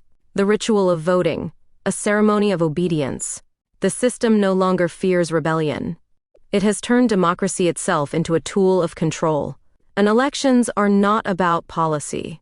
They are about loyalty, about ensuring that the people remain invested in a system that no longer serves them. And campaigns are not about governance. They are entertainment, political theater designed to distract the people from the fact that their vote has already been neutralized. And the outcome does not matter. The act of participation itself is the victory for the system. Because as long as the people still believe in democracy, they will not demand something new. They will not reject the machine as long as they believe it can still be fixed. and so they are led to vote for their own subjugation, because they do not see that voting itself has become a mechanism of control. The inverted tyranny, when democracy destroys freedom. The end of democracy did not bring dictatorship. It brought a new kind of tyranny, one that wears the language of freedom while ensuring that freedom is impossible. And the people are not forced to obey. They are convinced that obedience is their will. When the people are not silenced, they are flooded with so much noise that their voices no longer matter. The people are not denied rights. They are given rights so empty and meaningless that they serve no function. And when freedom becomes meaningless, democracy becomes the mechanism that destroys it. The people still go to the polls. The people still argue over policies. The people still believe they are participating in governance. But they are not ruling themselves. They are acting out the final days of a system that no longer functions, because it was never meant to function again. The true purpose of modern democracy. The people no longer live in a democracy. They live in a system that has preserved the rituals of democracy, but none of its substance. The new democracy exists not to give power to the people, but to keep them from realizing that they lost it long ago. It does not function as a system of governance. It functions as a mechanism of control. It does not protect the rights of the people. It protects the power of those who rule from the shadows. It does not allow real choice. It ensures that the illusion of choice is enough to keep the people passive. And as long as the people still believe that democracy is real, they will never revolt against the system that enslaves them. The final days of the illusion. But illusions do not last forever. There will come a time when the gap between the people and power grows too wide to ignore.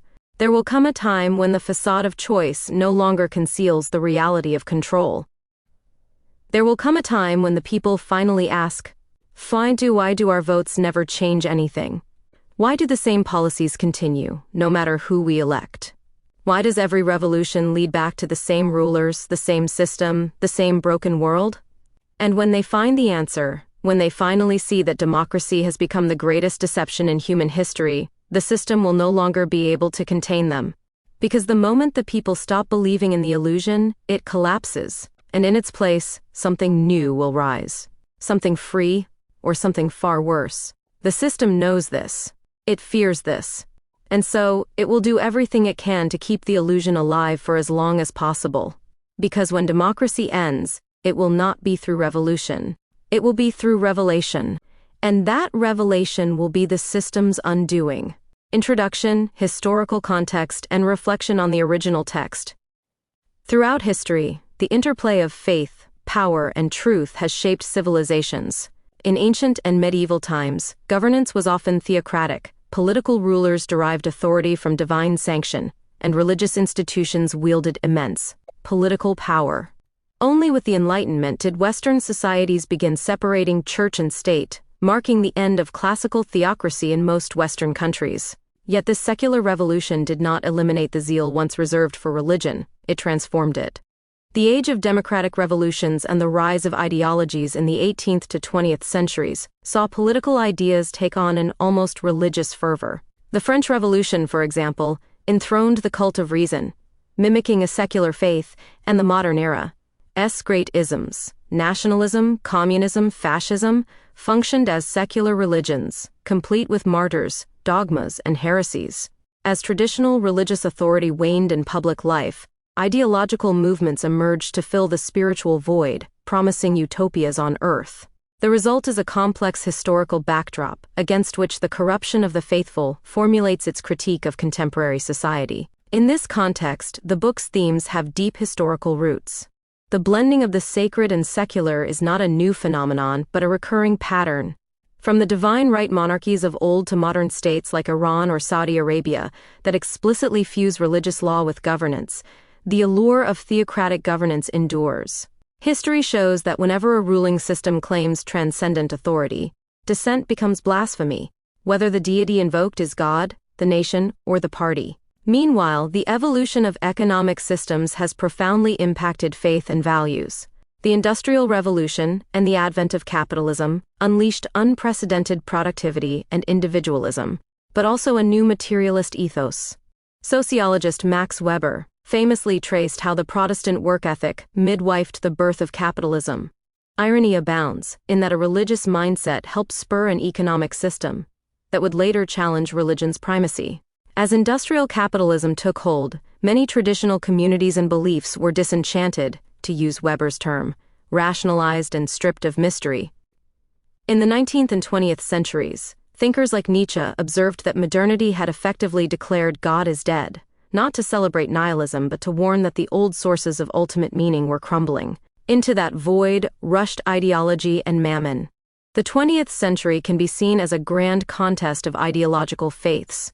Liberal democracy, Marxist socialism, fascism, each offered a comprehensive vision of truth and salvation, whether in heaven or in a future classless society. Both far-right and far-left regimes often exhibited the trappings of religion: mass rallies with quasi-liturgical rituals, unquestionable doctrines, and leader worship.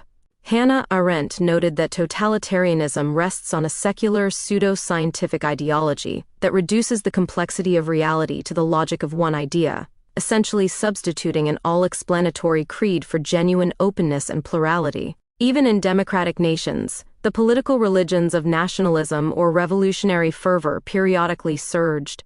For example, during the Cold War, communist ideology functioned for its adherents very much like a religion, complete with prophets like Marx-Lenin and holy texts, while the liberal capitalist world developed its own civil religion of freedom and consumer prosperity. In the late 20th and early 21st centuries, the triumphant global capitalism brought its own gospel, the promise of market prosperity as a cure for all ills. This book argues that our current age, ostensibly secular, democratic, capitalist, is in fact the culmination of these historical currents, resulting in a perverse synthesis, a society where religious fervor, ideological fanaticism, and corporate power all commingle to corrupt truth and faith. The chapters that follow chronicle how language and meaning have become casualties in a war of narratives, how political and economic ideologies masquerade as faiths, and how democracy and capitalism themselves have taken on quasi-theological roles. To ground these arguments, we must first understand that the crisis did not emerge overnight. It is the product of centuries of evolving thought, from the ancient faith in the Logos, a rational divine order, to the postmodern suspicion that all truths are relative. This introduction has outlined the broad historical context, from theocratic pasts to ideological revolutions and economic transformations, that sets the stage for examining the corruption of the faithful in our time. With this backdrop in mind, we turn now to a deeper analysis of the book's core themes, supported by philosophical insights and historical examples. Expanded thematic analysis. Corruption of language and truth, a war of narratives. One of the book's central contentions is that truth itself has become a battlefield in contemporary discourse. No longer do we inhabit a shared universe of facts, instead we navigate a maze of competing narratives. This idea resonates with the warnings of philosophers and writers across epochs. In Plato's dialogues, Socrates lamented the sophist's skill at making the weaker argument appear the stronger, using rhetoric to win influence rather than to uncover truth. For Plato, such heuristic rhetoric was an inversion of the proper order. He believed argument should guide the soul toward truth, whereas sophists treated words as tools for victory. This ancient concern presages our modern post-truth condition. Today we see language weaponized in politics and media. Words are carefully chosen to obscure or provoke rather than clarify. The book describes how words have become weapons, not to illuminate but to obscure, and how meaning shifts like sand under the weight of endless interpretation. Orwellian turns of phrase, from alternative facts to propaganda slogans, deliberately muddy the waters of reality. Modern thinkers amplify these observations. Friedrich Nietzsche, examining the foundations of truth, argued that what we call truth is often just a mobile army of metaphors and human relations, more a reflection of persuasive power than of objective reality. He provocatively claimed, "There are no facts, only interpretations," highlighting a radical skepticism about absolute truth. While Nietzsche did not mean that reality literally doesn't exist, he saw that humans never access it free of interpretation, a notion that today's spin doctors and social media influencers exploit cynically. Michel Foucault took this further by analyzing how every society establishes regimes of truth, certain discourses that are accepted as true because they are backed by power. In other words, knowledge, including moral and political truths, is produced and sanctioned by those institutions and authorities with the power to shape discourse. This aligns with the book's claim that victory does not belong to those who are right, but to those who control perception. When truth becomes a mere product of power, language loses its fixed meaning and becomes a battlefield on which various powers vie for dominance. Hannah Arendt, reflecting on the rise of totalitarian propaganda, noted the dire consequences of this war on truth. In a free society, facts ground our shared reality, but in a society inundated by constant lying and narrative manipulation, people eventually lose the ability to discern truth at all. If everybody always lies to you, Arendt said, the consequence is not that you believe the lies, but that nobody believes anything any longer. A people that no longer can believe anything cannot make up its mind.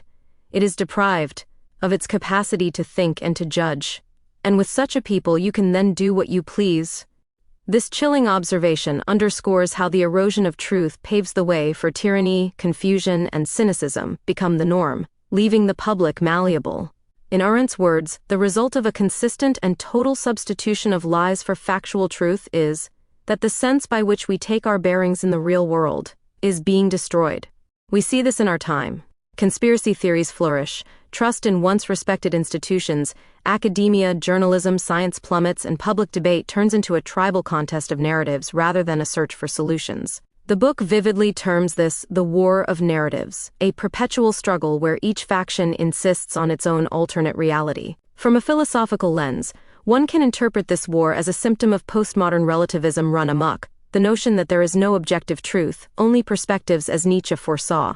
However, the book issues a warning. While healthy skepticism can prevent dogmatism, an absolute loss of faith in truth is corrosive. It leads to what the author calls the shattered logos. The logos, in classical thought and Christian theology, is the divine principle of reason, order, and meaning. It implies a coherent structure to language and reality. When the logos is shattered, language no longer connects reliably to reality. Promises, agreements, even facts become unmoored. Society then drifts in what the book describes as manufactured confusion, a state where power can continually reinvent the narrative to serve its needs. To ensure a balanced discourse, it's important to consider counter-arguments. Is truth truly so dead, or are we perhaps overstating the novelty of today's situation? Skeptics might argue that propaganda and spin are as old as politics itself.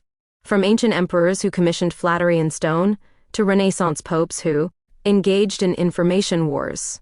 Indeed, democratic societies have long coped with lies and rhetoric, the marketplace of ideas concept in liberal thought championed by John Milton, John Stuart Mill, and others held that with free debate, truth will eventually rise to the top. One could point out that despite the noise of social media, more information is accessible to more people than ever before, enabling vigilant citizens to fact-check and challenge false narratives. The response from the book's perspective is that quantity of information doesn't equal quality of understanding. When overwhelmed by constant content, individuals often gravitate to comforting narratives or charismatic influencers rather than arduously sifting for objective facts. Moreover, the speed and reach of digital media amplifies falsehoods far faster than our traditional truth-finding mechanisms like peer review or investigative journalism can catch up. In essence, what's new about the current corruption of language is its scale and saturation. It's not that humans have lost the capacity for truth, but that our social environment relentlessly incentives emotion over reason and confirmation bias over critique. As a result, maintaining a commitment to truth and meaning has become an act of intellectual and spiritual rebellion. Philosophical lenses on power and ideology. The book also explores how faith has been refashioned into ideology, and how genuine spiritual or contemplative life is undermined by mass movements and material forces. To unpack this, we turn to classical and modern philosophers who examined faith, power, and mass psychology. When the author speaks of neo-Marxism in the pulpit and the theological infection of ideology, an immediate historical reference is the rise of liberation theology in the 20th century, a movement where religious doctrine, particularly in Latin American Catholicism, absorbed Marxist critique of class and oppression. This movement explicitly attempted to merge the gospel's concern for the poor with revolutionary ideology. It alarmed the Vatican in the 1980s, Pope John Paul II, through Cardinal Ratzinger later.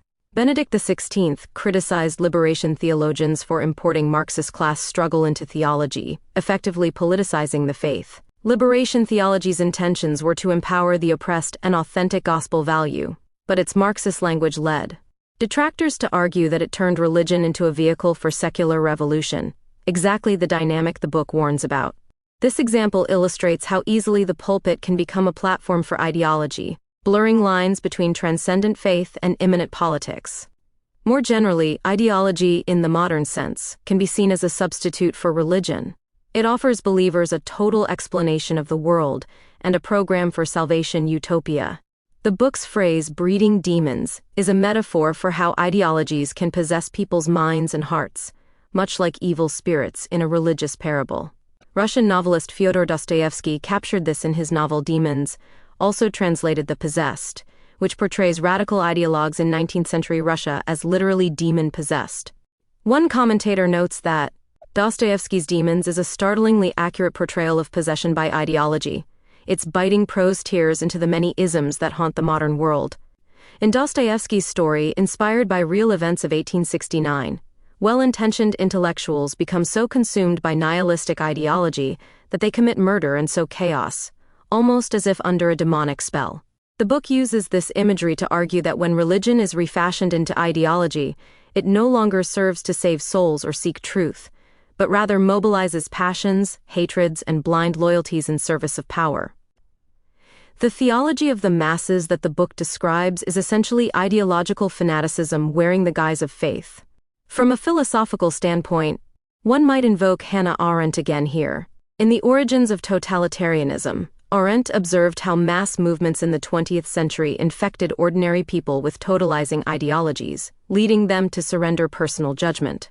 In such movements, ideology becomes a self-justifying force detached from reality. As Arendt noted, it didn't matter how absurd the propaganda was, a conditioned public would accept the most fantastic lies one day, and their contradiction the next, since under such conditions, one could make people believe the most fantastic statements one day, and trust that if the next day they were given irrefutable proof of their falsehood, they would take refuge in cynicism, instead of deserting the leaders who lied to them. They would protest that they had known all along that the statement was a lie, and admire the leaders for their superior tactical cleverness. This psychological phenomenon, masses oscillating between gullibility and cynicism, is the breeding ground for what the book calls manufactured confusion. It's a deliberate strategy, keep the populace spiritually unmoored and mentally agitated, so that they seek refuge in whatever narrative the powers offer, be it the dogma of the state or the gospel of the market. Counter-arguments and complexity. Not everyone would agree that faith and ideology are now indistinguishable, or that all modern mass movements are pernicious. One could argue, for instance, that social justice movements or democratic socialism in our time, while ideologically driven, have moral and rational bases, and are not simply mindless cults. Indeed, many religious leaders who embraced liberation theology or similar fusions did so out of sincere ethical concern. They saw structural injustice and felt religion must address it. In this view, the intertwining of faith with calls for economic or political change can be a legitimate prophetic voice. Think of Dr. Martin Luther King Jr., whose Christian faith underpinned his civil rights activism. The book's broad brush might risk painting all activist faith as corrupt. A balanced analysis must recognize that there is a spectrum. On one end, faith purely co-opted by ideology, for example a church that preaches partisan propaganda instead of spirituality. On the other end, faith that informs one's values in the public square without being reduced to ideology, for example, advocating human rights out of religious conviction. The crux is whether transcendence and critical conscience are retained. The book's concern is that in our era, transcendence is being lost. Everything is dragged down into the arena of power struggles. Authentic faith, which should challenge all earthly powers by answering to a higher authority or truth, gets twisted into merely another instrument of a worldly agenda. This criticism holds weight when we observe, for example, how some evangelical communities in the U.S. have tied themselves so closely to political parties, or how some ostensibly secular ideologues display an almost inquisitorial intolerance toward dissenters, reminiscent of religious extremists. Finally, the thematic analysis would be incomplete without addressing the role of capitalism and consumer culture as presented in the book. The text boldly claims capitalism is the new god, how the market replaced the heavens. This metaphor speaks to how market ideology and consumerism have come to dominate modern life, fulfilling roles that religion once did. The corruption of language extends even into economics. Words like sacred and sacrifice are applied to market confidence and austerity measures. Salvation is promised through GDP growth and tech innovation. Scholars have noted this quasi-religious aspect of capitalism. Theologian Harvey Cox famously wrote The Market as God, describing how modern society endows the market with omnipotence, omniscience, and a demand for sacrifices. Indeed, as one commentator put it, it is virtually impossible not to believe in the myth of economic success, affluence, and ever-expanding prosperity through rituals of acquisition, consumption, and disposal of products. We order our lives by exactly these rituals. Where religious ideologies once went virtually unquestioned, today economic ideologies have that honor. In other words, consumer capitalism provides an overarching meaning system for countless people. We define progress by increased consumption, mark time by shopping seasons, seek comfort in brand loyalty, and even ground our identity in what we buy. This is the economy of the soul the book speaks of, a world in which the metrics of the market colonize the realm of values and ethics. Yet capitalism's defenders might counter, unlike a theocracy, market economies do not mandate belief. One can be a skeptic of consumerism and still participate in society. They might argue that capitalism, in tandem with democracy, has actually expanded personal freedoms and living standards, allowing individuals the choice to find meaning in material pursuits or not. The book, however, would respond that the cultural hegemony of consumerism is so pervasive that opting out is easier said than done. From the moment we are born, we are targeted by advertising and enveloped in a consumerist value system. The very language of success, happiness, and even personal empowerment has been commodified. The corruption of language here takes the form of every deep human aspiration, love, adventure, self-worth, being packaged and sold. The line between want and need, between human and commodity, blurs. In a society where debt and transaction mediate most relationships, think of how we frame even education as an investment, friendship as networking, or dating via apps as a market. The spirit inevitably is influenced. The book points to citizens feeding on their own undoing, suggesting that our consumer appetites, if unchecked, become parasitic. We consume resources, truth, and meaning faster than they can be replenished, ultimately consuming ourselves spiritually and perhaps literally as environmental collapse looms. Roman satirist Juvenal's phrase, bread and circuses, comes to mind. The idea that a population can be kept docile with food and entertainment, while true freedom and virtue decay. In modern form, our bread is fast food, and our circuses are 24/7 media streams, cheap pleasures that distract from an erosion of civic spirit and critical thought. In summary, this expanded thematic analysis has interwoven the book's arguments with historical and philosophical perspectives.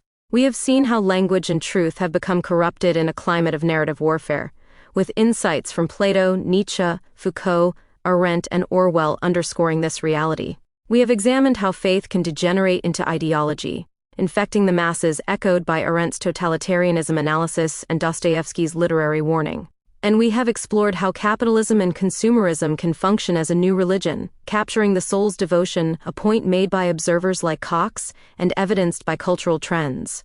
While acknowledging counter-arguments and nuances, that not all fusion of faith and politics is corrupt, that truth still has champions, that capitalism has brought real benefits, the overall picture painted is undeniably concerning.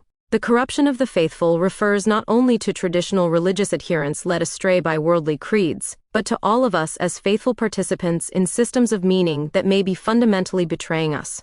Whether one's faith is in God, in democracy, or in the free market, the book asks, what happens when those objects of faith are co-opted to control and deceive? The next section will delve into specific dichotomies identified in the book, conflicting pairs like faith versus ideology, democracy versus control, theocracy versus capitalism, to further clarify how these dynamics play out in modern society. Dichotomy analysis.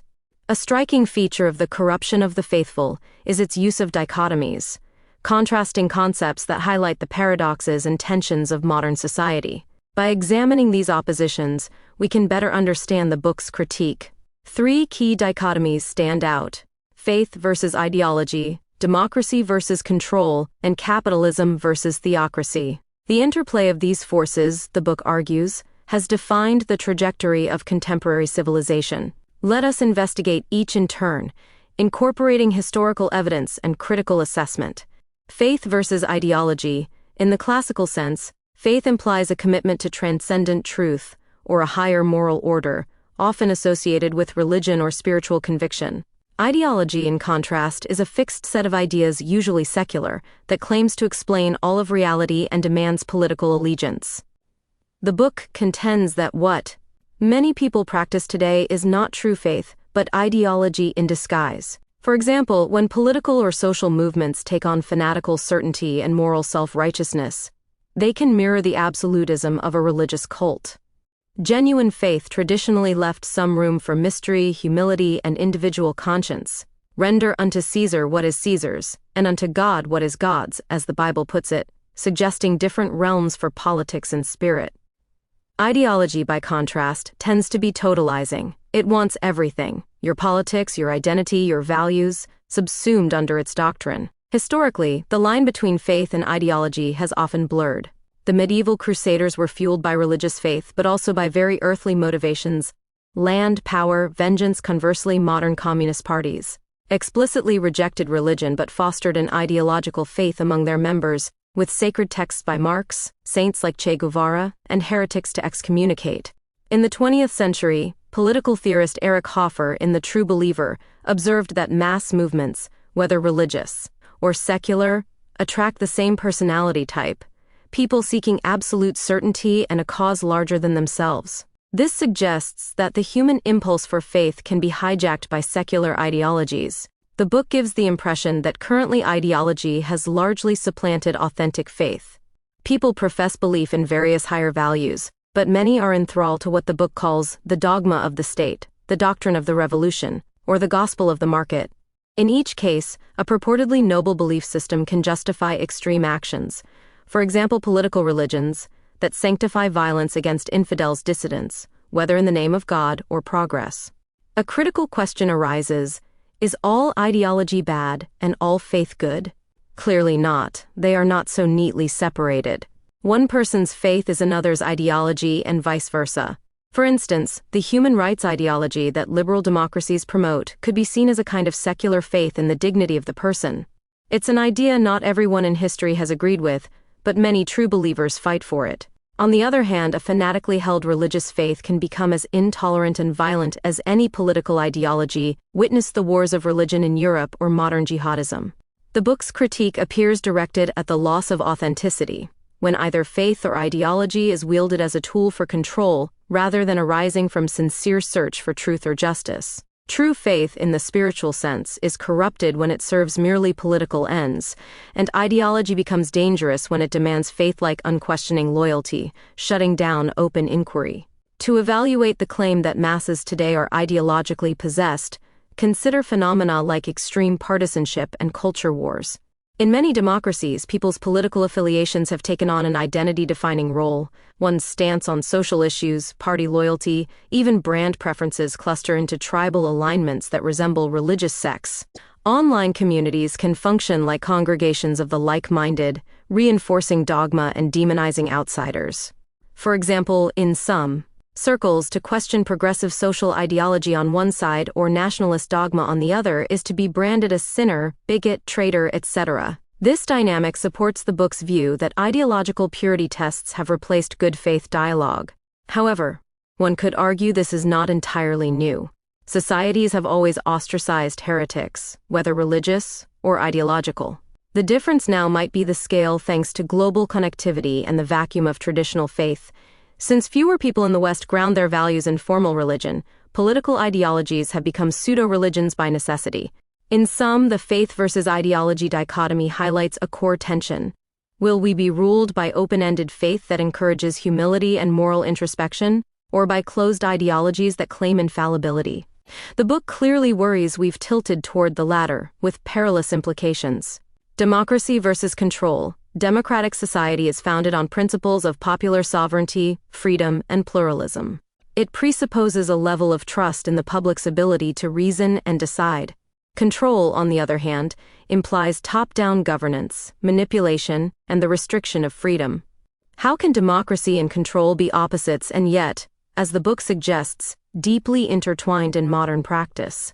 The author introduces the provocative concept of theocratic democracy, a system where, ostensibly, the people rule, democracy, but in reality a kind of state religion or ideological orthodoxy governs the public mind, theocracy. This is a contradiction in terms. Democracy in its pure form should have no official religion or ideology, but allow multiplicity. The suggestion is that today's democracies are democratic in form but not in substance. Consider how many democratically elected governments have leveraged techniques of manufactured consent or fear to consolidate power. In the early 21st century, several countries with regular elections slid into what political scientists call illiberal democracy, regimes that maintain the facade of democracy, elections, parliaments, while eroding checks and balances, press freedom, and minority rights. Citizens in such systems are increasingly controlled through propaganda, surveillance, and polarizing rhetoric, even as they participate in voting. The book's assertion that democracy no longer serves the people, it serves the conflict that sustains it, speaks to this phenomenon. Leaders stoke division, conflict between classes, ethnic groups, real citizens versus enemies within, in order to rally support and justify expanded control. The people, locked in never-ending culture wars, are so busy fighting each other that they fail to hold power accountable. In a sense, conflict becomes the engine of power. It keeps the populace distracted and yields a perpetual state of emergency, where authority can claim necessity to protect the public. Historically, one sees parallels in the later days of the Roman Republic. Demagogues incited conflicts, eroding republican norms and paving the way for authoritarian rule. In our time, frequent talk of existential threats, some real, some inflated, serves to keep citizens in a state of anxiety and dependence on strong leadership. The democracy versus control dichotomy also emerges in the realm of economics and surveillance. Modern capitalist democracies have developed sophisticated means to steer public behavior, from targeted advertising that influences consumer and voting choices, to big data analytics that can predict and shape individual preferences. It raises the question, if our choices are being nudged and manipulated incessantly, in what sense are we free? The book implies that democracy has become performative. We have the ritual of choice, but the range of choice and the narratives around it are tightly managed. This is reminiscent of the concept of inverted totalitarianism coined by scholar Sheldon Wolin, a system where corporate power and governmental propaganda produce a controlled democracy without open brute force. While citizens feel they are free participants, many of their opinions have been pre-formed by echo chambers and media oligopolies. A critical assessment should ask, how far has this process gone? Are we truly at the end of democracy, as the book's Chapter 12 title suggests, faced only with the final choice, submission or consumption? That phrasing dramatizes the point. Submission, accepting authoritarian control, or consumption, losing oneself in shallow pleasures, are presented as the two paths of least resistance in a corrupted democracy. In Aldous Huxley's Brave New World, the population is controlled not by terror but by engineered happiness and constant consumption. They love their servitude because it gives them comfort. In George Orwell's 1984, control is maintained by fear and pain. The book seems to suggest that our society oscillates between these two dystopian modes. Either we submit to the ideological apparatus, be it wokeism, nationalism, or any reigning creed, and surrender independent thought. Or we drown our faculties in consumerist distraction, effectively also surrendering any say in governance, beyond going along with the herd. However, is it truly so black and white? Real-world democracies have resilience.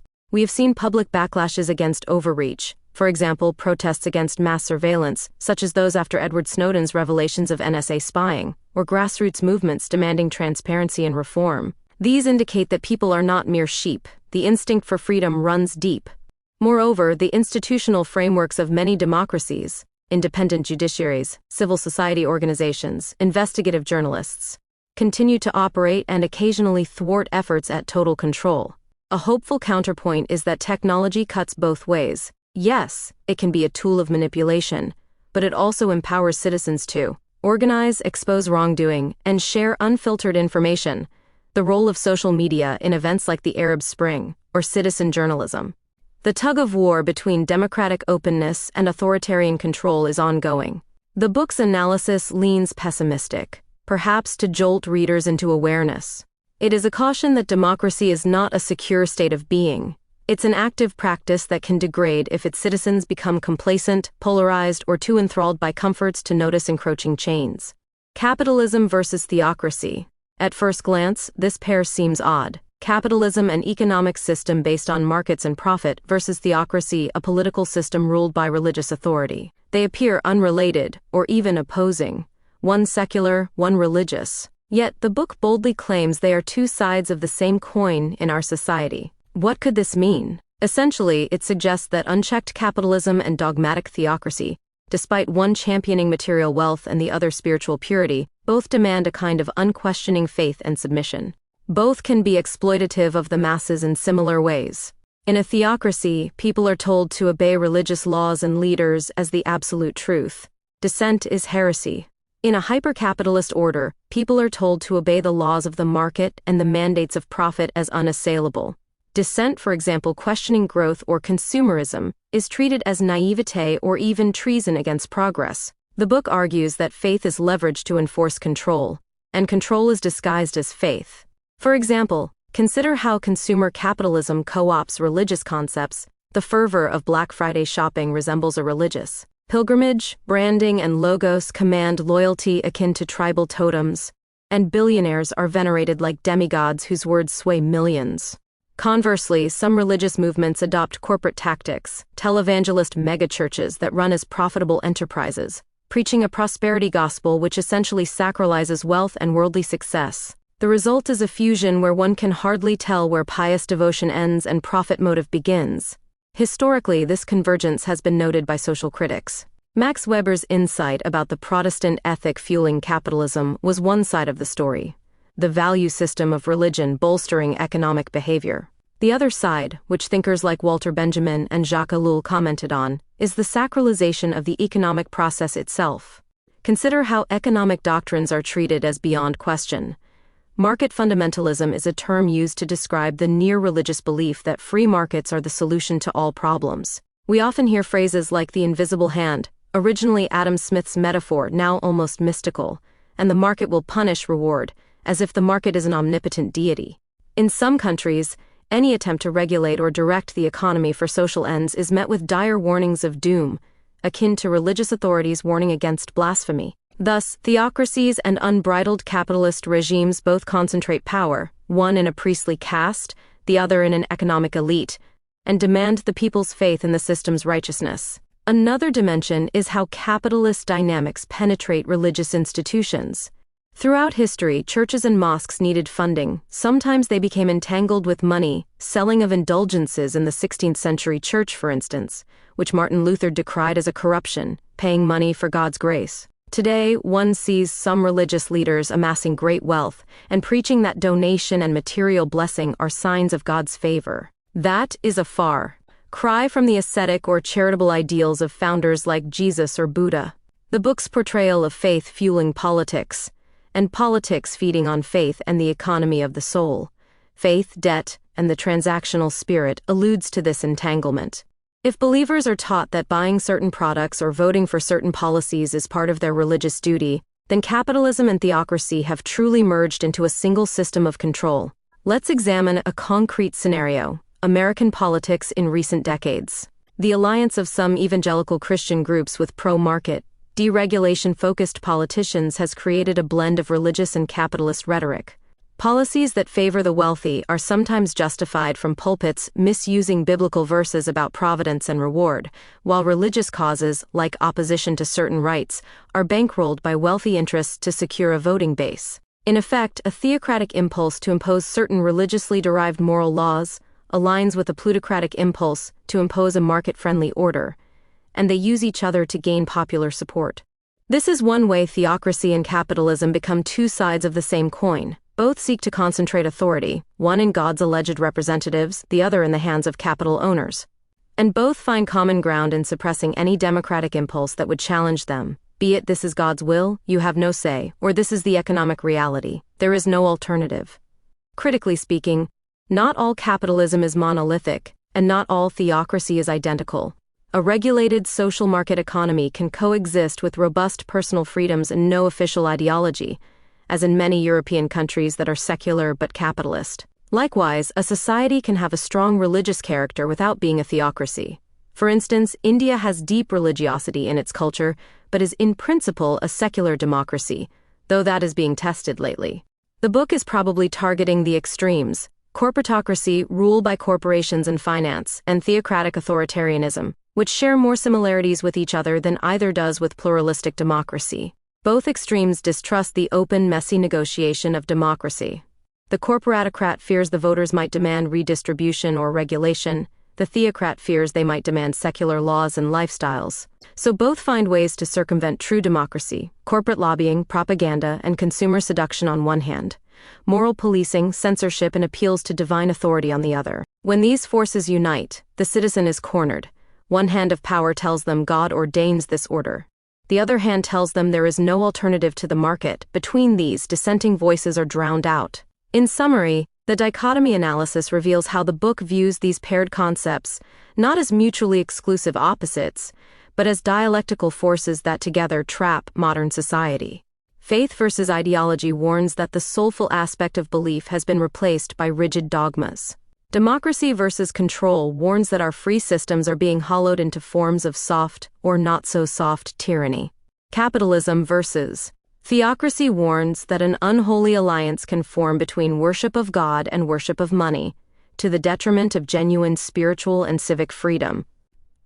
While one can raise objections, noting examples of genuine faith, functioning democracy, or ethical business that counter the narrative, the overarching point is to highlight trends that threaten the ideals of faith, democracy, and free economy.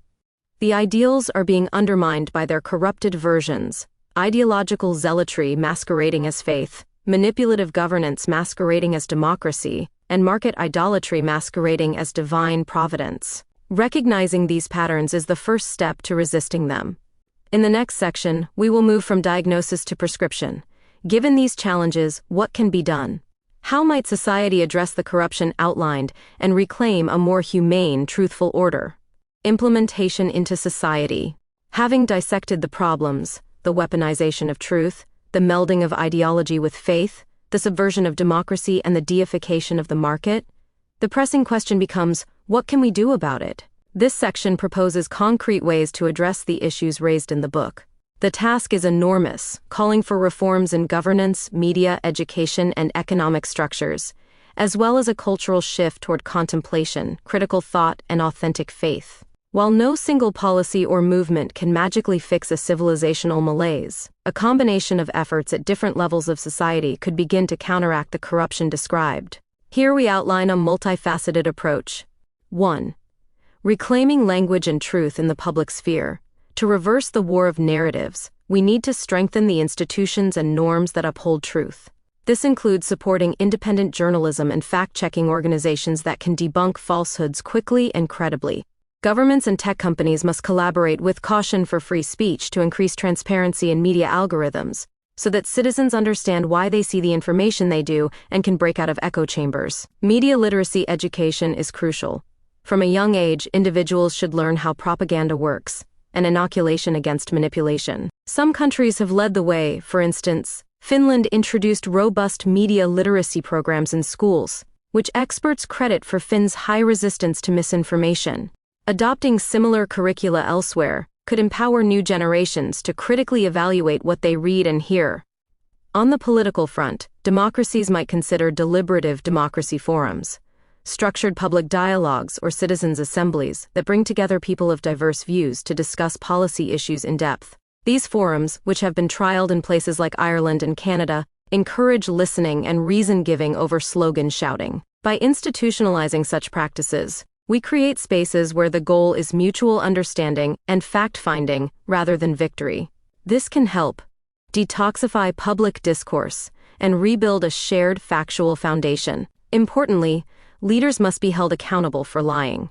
Strengthening checks and balances, independent electoral commissions, anti-corruption watchdogs, and perhaps new norms like political debates being monitored by real-time fact-checkers can raise the costs of blatant falsehoods. The law may also play a role. While free expression must be preserved, there could be stricter penalties for demonstrable, malicious disinformation campaigns. For example, foreign interference or libelous conspiracies that endanger lives. The key is a culture shift. Reward honesty and humility in our politics and media, and shun those who too often cry apocalypse or demonize others. In practical terms, citizens can boycott media outlets that habitually distort facts and support those that demonstrate integrity. 2. Revitalizing democratic governance and reducing manipulative control. To address the hollowing out of democracy, reforms should aim to both broaden participation and insulate the system from abuses of power. One recommendation is enhancing civic education, not only teaching the mechanics of government but cultivating an ethos of civic responsibility. People who deeply understand and feel ownership of their democracy are less likely to fall for authoritarian temptations. Another measure is electoral reform. Tactics like gerrymandering, manipulating electoral district boundaries, and voter suppression undermine the principle of fair representation and breed cynicism. Establishing independent redistricting commissions, making voting more accessible, for example, through automatic registration or holiday voting days, and exploring alternative voting systems that reduce polarization, such as ranked choice voting, can make democracy more responsive and representative. To combat the power of money and corporate influence, a major source of stealth control, stricter campaign finance laws and lobbying regulations are needed. When policymakers are overly beholden to wealthy donors or industry lobbyists, public interest loses. Transparency in who funds political ads or think tanks should be non-negotiable. Citizens have the right to know who is speaking and who might benefit from a given message. Some have proposed public funding for elections to level the playing field. At the very least, strong conflict of interest laws can prevent the infamous revolving door between regulatory agencies and the industries they regulate. The goal is to restore trust that democratic decisions are made on the merits, not bought behind closed doors. 3. Fostering economic reforms for a humane market. If capitalism is to be dislodged from its god status and put back in service of society, rather than society serving the market, then economic structures need recalibration. One approach is embracing measures of progress beyond GDP and stock indices. Governments can adopt quality-of-life indices like Bhutan's Gross National Happiness or the OECD's Better Life Index to guide policy, signaling that health, education, environment, and community cohesion are as important as output and consumption. Corporations might be mandated or encouraged to pursue a triple bottom line: profit, people, and planet. In practice, this could mean incentives for businesses that demonstrate social value. For example, B corporations benefit corporations which are legally bound to consider stakeholders, not just shareholders. Another concrete idea is to tackle the culture of endless consumption through education and policy. On the consumer side, educational campaigns akin to public health campaigns can make people aware of the psychological tricks of advertising and the pitfalls of overconsumption, debt, waste, stress. On the production side, perhaps it's time to question planned obsolescence and wasteful product cycles. Regulations could extend warranties, support repair cafes, and impose right-to-repair laws, subtly shifting the economy from a throwaway culture to a durable, sustainable one. These steps, while environmental at first glance, also have a moral dimension. They teach that not every desire must be instantly satisfied, that restraint can be virtuous, and that value lies not just in new things but in well-maintained old things. Such lessons counter the consumerist ethos that treats people as mere appetites to be satiated. To address the debt and precarity that often force people into a survival mode, where they have little bandwidth for contemplation or civic engagement, social safety nets must be reinforced. Ideas like a universal basic income or guaranteed healthcare and housing can free individuals from constant economic anxiety. When people aren't living paycheck to paycheck, they're more empowered to think long-term, participate in community and political life, and resist exploitation. Economic reform thus directly ties into restoring democracy and personal autonomy. It removes the sword of Damocles, lose your job and you lose everything, that often hangs over workers' heads, which currently makes them more pliable and fearful. Critics will say these reforms are costly or utopian, but numerous studies and pilot programs have shown that investing in citizens' well-being pays back through higher productivity, lower crime, and a more informed populace. 4. Renewing education and cultivating critical thought. Education has been mentioned in several contexts already: media literacy, civic education, consumer awareness. But on a deeper level, we must ask what education is for. The book laments the dissolution of contemplation, that our ability to think deeply and independently has been shattered. In response, Schools and universities should put renewed emphasis on the humanities and liberal arts, the disciplines that historically teach critical thinking, ethics, and the examination of meaning. In recent decades, there's been a trend to treat education purely as job training, with pushes for STEM and vocational skills to serve the economy. While scientific and technical literacy is vital, we risk producing highly skilled workers who are philosophical illiterates, vulnerable to demagoguery and lacking a framework to challenge why we do what we do. Integrating philosophy, history, and art appreciation into general curricula can nurture a habit of reflection. For instance, studying Orwell's 1984 or Plato's Republic in school can give young people reference points to recognize when language is abused or when democracy is imperiled. Moreover, education shouldn't end at graduation. Societies could invest in public learning resources, well-funded libraries, community courses, accessible museums, and online platforms for adult education on civics and critical thinking. In a rapidly changing information environment, continuous learning is necessary to adapt. There should also be spaces that encourage silence and reflection. Perhaps something as simple as promoting mindfulness and meditation programs, secular or spiritual, in schools, workplaces, and community centers. This might sound unrelated to grand political and economic issues, but reflection is the antidote to impulsive, herd-like behavior. The more individuals take time to think for themselves, whether by journaling, meditating, or walking in nature without earbuds, the more they reclaim their mind from the constant stimuli and manufactured confusion. Governments or NGOs could sponsor digital detox initiatives or public awareness about the importance of downtime for mental health. 5. Encouraging authentic faith and ethical dialogue. For those who are religious or spiritual, there is work to do within faith communities to guard against ideological corruption. Religious leaders can reaffirm the core ethical teachings, love, compassion, justice, and explicitly distinguish them from any partisan agenda. Interfaith dialogues are a powerful tool. When different religions and secular humanists come together to discuss values, it becomes harder for one political ideology to claim God exclusively on its side. Such dialogues can model respectful disagreement and show that faith need not breed fanaticism. It can coexist with pluralism. Furthermore, drawing on the prophetic tradition within religions, voices that spoke truth to power, communities can apply those lessons today by holding both government and market forces to moral account. For example, a church or mosque might work to expose local corruption or protest exploitative labor practices, demonstrating that authentic faith often aligns with social justice, but not in a blind us versus them way, rather guided by universal moral principles. On the ideological side, secular movements should practice a bit of what one could call secular humility. Adherents of strong ideologies, be it socialist, libertarian, nationalist, etc., should recall the human fallibility that all great religions acknowledge. No mortal has a monopoly on truth. Practical steps could include establishing cross-ideological task forces on common causes, for instance, people from left and right working together on anti-corruption law or on defending free speech, albeit for different reasons, to prevent intellectual echo chambers. The more we encounter and collaborate with those who think differently, the more we inoculate ourselves against ideological possession. A subtle but significant reform is improving the language of public debate. This could be aided by initiatives like citizen-led decency pledges, where media personalities and politicians commit to avoiding certain corrosive habits, ad hominem, attacks, excessive hyperbole, and deliberate mischaracterizations of opponents.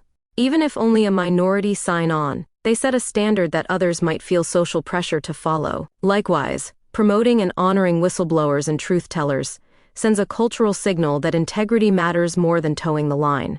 To restore the logos, society needs to celebrate those who speak honestly, even at personal cost, and cast suspicion on those who are too glib and absolute. 6.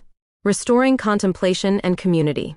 In daily life, beyond formal reforms, there is a personal and cultural dimension. Individuals can reclaim their agency by changing how they live in small ways.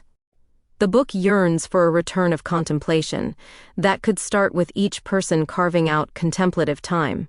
On a community level, encouraging face-to-face interactions and local community activities can break the spell of virtual polarization. It's harder to vilify someone you know as a neighbor, seeing their human complexity, than someone who is just an abstract avatar of an opposing camp online.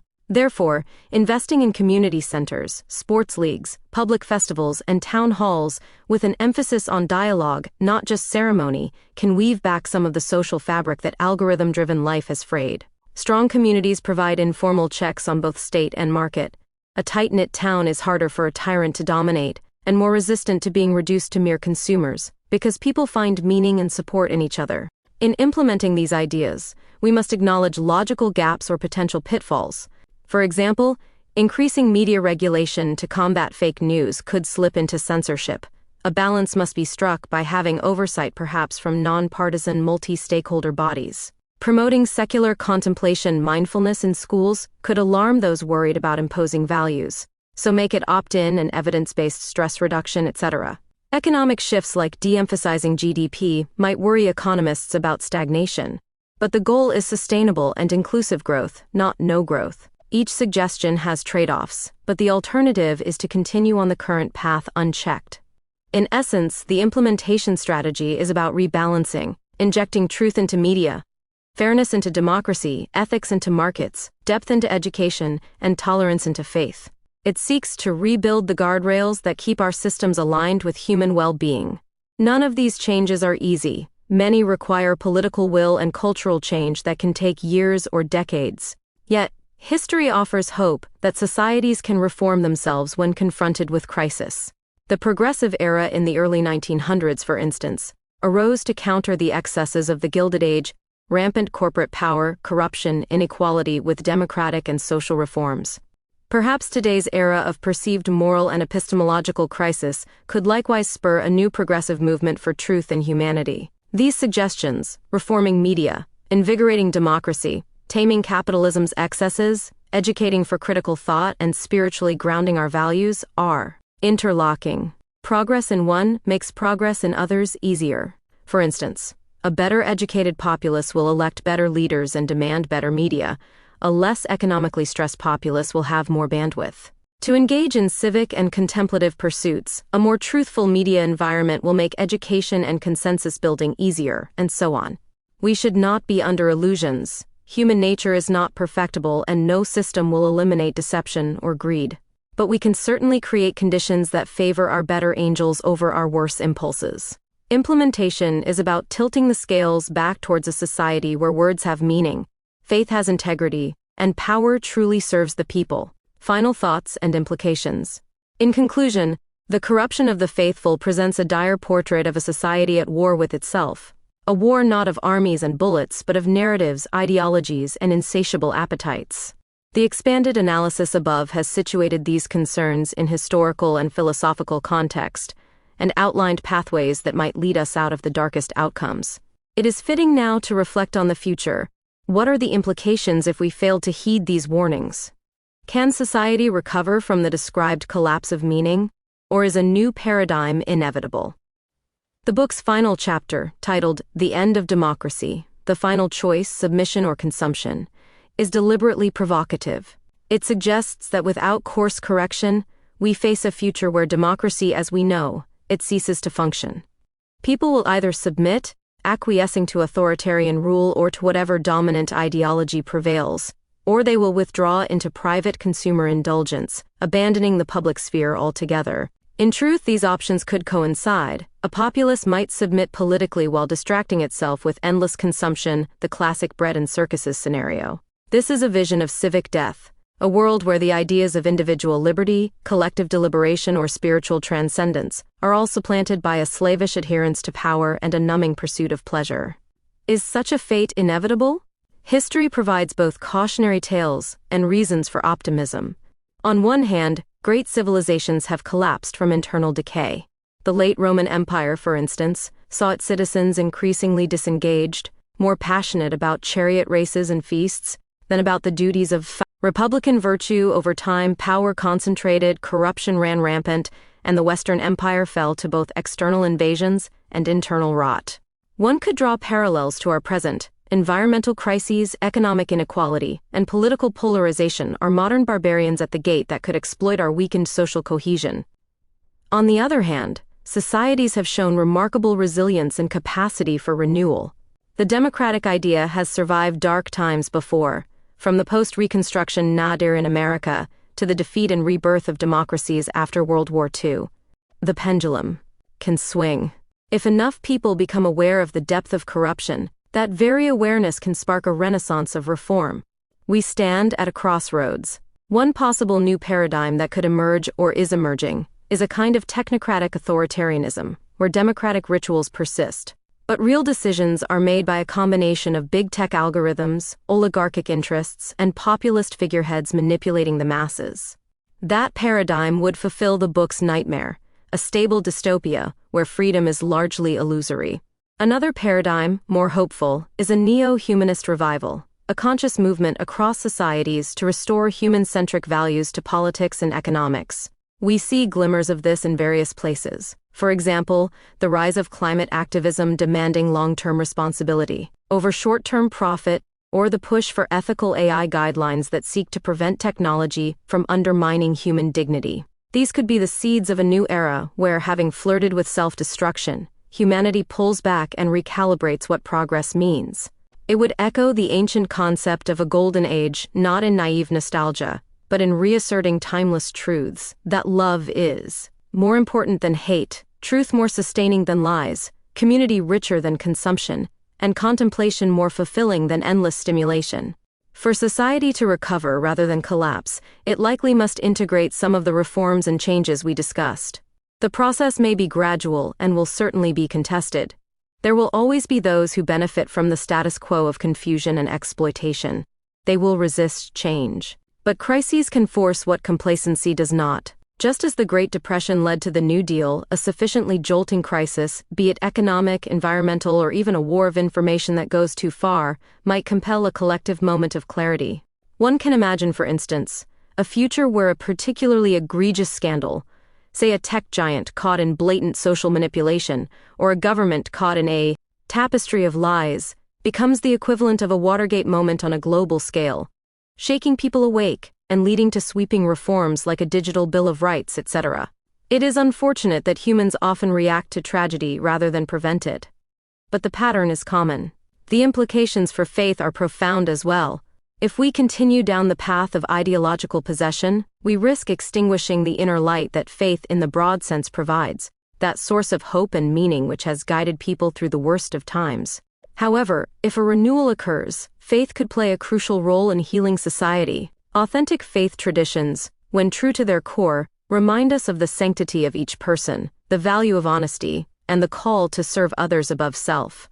These principles are the antidote to corruption and nihilism. We might see a future interweaving of spiritual wisdom with secular knowledge, a coalition of the genuinely faithful and the genuinely rational against the cynical powermongers and despairing relativists. Indeed, some scholars speak of a coming metamodern ethos, which moves beyond modernist cynicism and postmodern irony into a space of sincere, but critical, belief.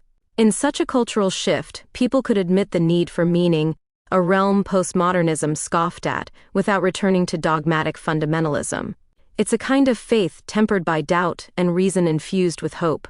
If we fail to achieve any renewal, the collapse could take many forms. The book's worst-case scenario is an ever more consuming populace under an ever more controlling regime, until either the planet's resources are exhausted, a literal collapse of civilization under ecological strain, or humanity becomes unrecognizable, merged into machines or lost in virtual fantasies. A philosophical collapse of what it means to be human. These outcomes sound like science fiction, but they are being debated in seriousness in some circles. The stakes, then, cannot be higher. This gives all the more urgency to the question, how do we want to live? Will we choose a path of least resistance, drifting into a comfortable servitude, or a path of conscious struggle to reclaim our destinies? In writing and rewriting The Corruption of the Faithful, the aim is not to despair, but to illuminate. By identifying the logical gaps and inconsistencies in our current way of life, we gain the power to address them. Clarity is the precursor to coherence. If this expanded edition has improved the logical structure and readability of the arguments, it is so that more readers can grasp the warning and the hope within the book. The tone has been formal, yet hopefully accessible, because these ideas concern everyone, academic and layperson alike. We are all participants in language, members of society, actors in the economy, and seekers of meaning.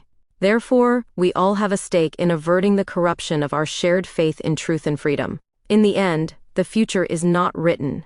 The trends diagnosed by the book are alarming, but not immutable. Each individual, by striving to be truthful in speech, thoughtful in consumption, critical in belief, and compassionate in outlook, contributes to the solution.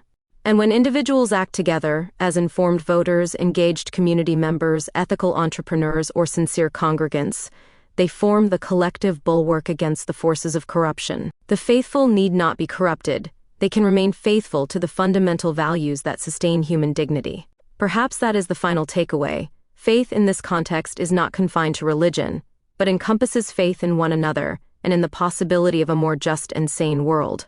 If we keep that faith, in spite of the noise, beyond the narratives, then the story of our civilization need not end in submission or mindless consumption. It could instead mark the beginning of a renewed quest for meaning and genuine democracy. Like a forest after a fire, we could see new growth nourished by ashes, reaching upward again towards the light. The choice, collectively, is ours. The corruption of the faithful is not a fate, but a challenge. And with clarity, courage, and concerted effort, it is a challenge we have the capacity to meet. Preface. Being purpose of the book, a need for a revision and structure and approach. Part 1, Foundations and Historical Context. Chapter 1, The Origins of Faith and Power. Warn early theocracies and divine rule and faith as a source of political legitimacy. The separation of church and state. Chapter 2, The Rise of Secular Ideologies. An Enlightenment and the Decline of Religious Authority in the French Revolution and the Cult of Reason and Political Religions, Communism, Fascism, and Nationalism. Chapter 3, Capitalism and the Spiritual Void. The Protestant work ethic and the birth of capitalism, materialism, and the disenchantment of society and the consumerist ethos as a modern faith. Part 2, The Corruption of Truth and Meaning. Chapter 4, The War on Language and Perception. In Plato's warnings about sophistry and Nietzsche's, there are no facts, only interpretations, Orwellian language, and the post-truth era. Chapter 5, Manufactured Confusion and Mass Manipulation. The Role of Media in Shaping Narratives on Foucault and the Regimes of Truth on the Erosion of Reality. Chapter 6, Ideology as the New Faith. The Blurring of Political and Religious Zealotry and Dostoevsky's Demons and the Possession of the Mind, Hannah Arendt on Ideological Fanaticism. Part 3, The Dichotomies of Modern Society. Chapter 7, Faith versus Ideology. And Theological Humility versus Political Absolutism. The Co-opting of Religious Institutions. And True Believers and Mass Movements, Eric Hoffer. Chapter 8, Democracy versus Control. The Theocratic Democracy Paradox and Mass Polarization and Manipulation in Latentine Illiberal Democracies and the Spectacle of Choice. Chapter 9, Capitalism versus Theocracy. The Market as God, Harvey Cox's Analysis and Religious Rhetoric in Corporate Culture. The Economy of the Soul and the Debt-Based System. Part 4, Implementing Change in Society. Chapter 10, Restoring Truth in Public Discourse. And Fact-Checking and Media Transparency and Deliberative Democracy and Public Forums. A Need for Political Accountability. Chapter 11, Reclaiming Democracy from Manipulation. Electoral Reforms and Campaign Finance Transparency and Resisting Authoritarian Encroachments. And Strengthening Civil Society and Independent Journalism. Chapter 12, Humanizing the Market and Redefining Prosperity. The Triple Bottom Line, Profit, People and Planet, Moving Beyond GDP as a Measure of Success and Addressing Economic Precarity Through Social Reforms. Chapter 13, Education and the Revival of Critical Thought. Media Literacy and the Fight Against Disinformation. The Role of Humanities in Fostering Reflection and Lifelong Learning and Community Education Initiatives. Chapter 14, The Role of Authentic Faith in a Secular Age. And Distinguishing Spirituality from Ideology.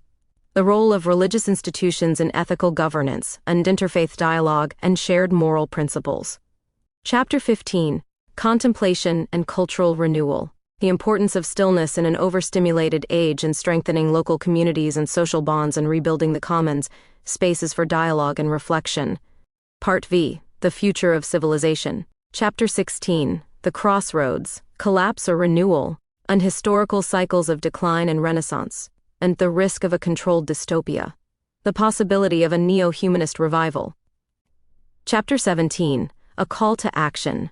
In reclaiming the individual's power, ethical leadership, and institutional integrity, and faith in truth, justice, and a more humane world. Appendices. And key philosophical concepts discussed. 1. Historical case studies on faith, power, and ideology. Recommended readings for further exploration. Bibliography. Classical and modern thinkers referenced in historical documents and case studies in contemporary academic and journalistic sources. Preface. Purpose of the book. This book was born from a deeply personal journey of contemplation, suffering, and faith. For years, I have grappled with profound inner struggles, long nights of the soul where pain and hope collide. In those moments of solitude, I turned to faith as both a refuge and a compass. Through prayer and reflection, I sought meaning in my hardships, trying to understand why a world so beautiful could also harbor so much pain. The corruption of the faithful is the result of these introspections, an attempt to illuminate the path I walked and to make sense of the wounds and wonders I encountered along the way. Central to my journey has been the struggle between normalcy and paranormalcy, between the ordinary life I appeared to lead and the extraordinary unseen battles raging within me. By day, I tried to meet the expectations of a normal existence. By night, I wrestled with experiences that defied conventional explanation. I have lived at the intersection of two realities, one governed by daily routines and social norms, and another touched by mysteries and higher truths that most people dismiss. This tension between the mundane and the mystical has profoundly shaped the vision of the book. It taught me that our world is full of dichotomies of existence, light and darkness, seen and unseen, logic and spirit, and that understanding these dualities is key to understanding ourselves. Throughout these trials, I felt the hand of divine guidance steadying me. In the midst of society's chaos and fragmentation, there were moments of clarity that I can only describe as grace. When the world around me felt like it was falling apart, when communities were divided, when truth seemed lost in noise, I sensed a higher presence pointing the way. This sense of being guided by something greater than myself gave me courage to delve into the darkest questions. It is with deep reverence that I acknowledge this divine influence. Without it, I might have been lost in despair. Instead, faith became my anchor as I navigated a society that often feels broken into pieces. My personal struggles have not been solely spiritual or philosophical. They have also been painfully physical and psychological. At times, imposed medicines sought to quiet the turmoil in my mind, to press my life back into a mold of normalcy. Doctors and loved ones, concerned for my well-being, urged treatments to ground me when my experiences became too strange or intense. Yet, even under the calming weight of medication, my soul wandered into higher dimensional realms of thought and feeling. In lucid dreams and moments of intense prayer, I perceived worlds beyond our three dimensions, realms of profound insight, beauty, and sometimes terror. These experiences challenged my understanding of reality. They revealed contradictions in our world that most people never see, how we can be surrounded by people yet feel utterly alone, or how society preaches truth and goodness while practicing deceit and cruelty. Living through these contradictions forged in me a new way of seeing the world, one that this book attempts to capture. Ultimately, The Corruption of the Faithful is my attempt to externalize a deep and insatiable hunger for coherence and recognition. Inside me was a yearning to piece together all the fragments, personal and societal, into a picture that makes sense. I hungered for coherence, a way to reconcile the irreconcilable, to find order in the chaos I had lived. I also longed for recognition, not vanity or fame, but the simple validation that comes from being truly seen and heard. Writing this book has been an act of healing and discovery. Each chapter became a mirror in which I examined my own soul, and in doing so, I realized that my individual story mirrors the larger human story. The struggles I faced, finding meaning in suffering, clinging to faith amid confusion, seeking unity in a fragmented world, are struggles shared by many. Thus, this work is both a personal mirror and a reflection for humanity at large. My hope is that by reading it, you too might see your own questions and longings reflected in these pages. And together we might seek answers that bring light to the darkness. The need for a revision. When I first completed The Corruption of the Faithful, I believed I had poured my whole heart onto the page. The core ideas were there, burning with passion. But as time passed and I revisited my work with fresh eyes, I recognized that my message could be clearer. The depth of my experiences and the complexity of the book's themes demanded greater clarity and coherence than the initial version offered. In the first edition, some arguments wandered, and certain insights remained shrouded in my private language. I realized that a careful revision was necessary, both for myself as the author striving for honesty, and for the readers seeking to understand. This new edition is the product of that realization, an opportunity to refine the expression of my thoughts, so that the truth I aim to convey can shine through without distraction or confusion. The revised version of this book expands and deepens the original ideas while striving to make them more accessible. I have taken the central threads of the narrative and woven them tighter, ensuring each chapter connects logically to the next. Passages that were once obscure or overly steeped in personal metaphor have been rewritten with greater lucidity. My intention is that the corruption of the faithful can speak to both the inquisitive scholar and the searching soul. Whether you come from an academic background or are a general reader drawn by curiosity or personal struggle, you will find a clearer path through the books. Arguments now. I have refined technical sections to explain concepts in plainer language without diluting their meaning, and I have enriched the storytelling in sections that needed more life. In doing so, I hope the book bridges the gap between intellectual rigor and heartfelt understanding. Another key aspect of this revision is a stronger foundation in philosophical and theological frameworks. In the first writing, I drew on my insights, but sometimes in isolation, without grounding them explicitly in the wider body of human thought. Now, I have reinforced the book's ideas by subtly integrating insights from both classical philosophy and enduring theology. While I do not overload the text with academic citations, beneath the surface you may recognize the influence of wise thinkers and spiritual leaders throughout history. Their voices, whether of ancient philosophers pondering truth or theologians grappling with faith's paradoxes, help support and articulate the book's central thesis. And what is that thesis? In essence, it is that we live in a time of great contradiction, a time when faith can be manipulated and meaning is under siege. Yet through this very crisis lies the path to a more profound truth. By revising this work, I have sought to clarify that message, to show how easily the faithful can be led astray by the corruptions of modern life, and yet how our awareness and resilience can redeem the situation. It is my hope that this refined edition delivers that vision with greater impact and precision than before. Structure and approach.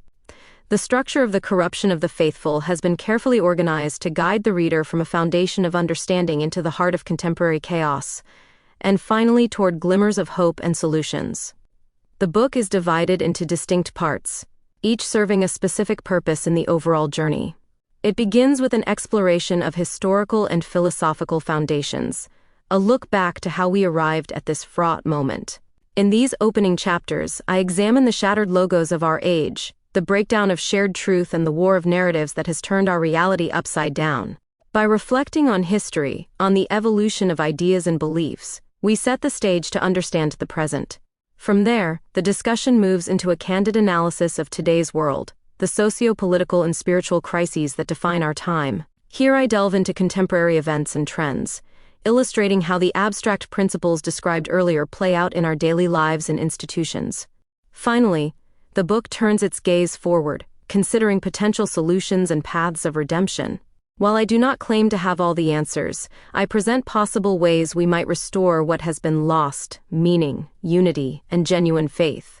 This progression, from past to present to future, from diagnosis to tentative cure, forms the backbone of the book's approach. In balancing theoretical discussion with practical application, I have been mindful to make the text neither too abstract nor too simplistic. Some chapters are rich with theory, drawing on theology, philosophy, and social science to articulate what is happening beneath the surface of our culture. These sections invite you to think deeply and critically, to engage with ideas that may challenge your perspective. Other chapters pivot to the concrete realities of our situation, real-world examples, lived experiences, and tangible consequences that ground the theory in day-to-day life. For instance, when discussing the corruption of language, I pair the concept with illustrations from media and politics that we all can recognize. When exploring how faith fuels politics and politics feeds on faith, I share anecdotes and cases that show this dynamic in action. This rhythm between the conceptual and the practical is intentional. It allows the book to speak to the mind and the heart alike. building an intellectual framework while also stirring personal reflection about how these issues touch our own lives. The intended readership for this work spans a broad spectrum. It is, on one hand, written for scholars, theologians, and philosophers, those who will appreciate the careful reasoning, the nods to historical thinkers, and the intricate dance of ideas within these pages. On the other hand, it is written just as much for the general reader, anyone who has sensed that something is deeply wrong in our world and yearns to understand why. I have made a conscious effort to navigate between intellectual rigor and accessible contemplation. This means you do not need a doctorate in theology or philosophy to engage with the book, yet those with such expertise will still find depth and substance to ponder. I explain specialized terms when they arise, and I unpack complex theories using clear language and relatable metaphors. My goal is that a curious college student, a reflective retiree, a concerned parent, or a seasoned academic could all find value here. If you are willing to think and to question, this book is written for you. In closing, I extend a heartfelt invitation to you, the reader. This book is more than just an analysis of what is wrong in the world. It is an invitation to engage in your own journey of contemplation and faith. As you read, I encourage you to open yourself to the questions that arise. Challenge your own assumptions, and do not be afraid to dwell in both doubt and belief as you turn these pages. The process may be introspective and at times uncomfortable, but it is in the very act of questioning that we grow. I invite you to walk with me through the contradictions and difficulties presented here, not as passive observers, but as active participants. Let these reflections ignite your own. Let my personal story spark in you a recognition of your story. By embarking on this journey through the corruption of the faithful, you are joining a conversation about the very soul of our civilization. Together, let us seek the wisdom hidden in suffering, the faith that endures in a fragmented age, and the courage to transform our individual and collective lives. Chapter 1. The Origins of Faith and Power. Early Theocracies and Divine Rule. Religion has been intertwined with governance since the dawn of civilization. In ancient Egypt, for example, the pharaoh was not just a king but a divine figure.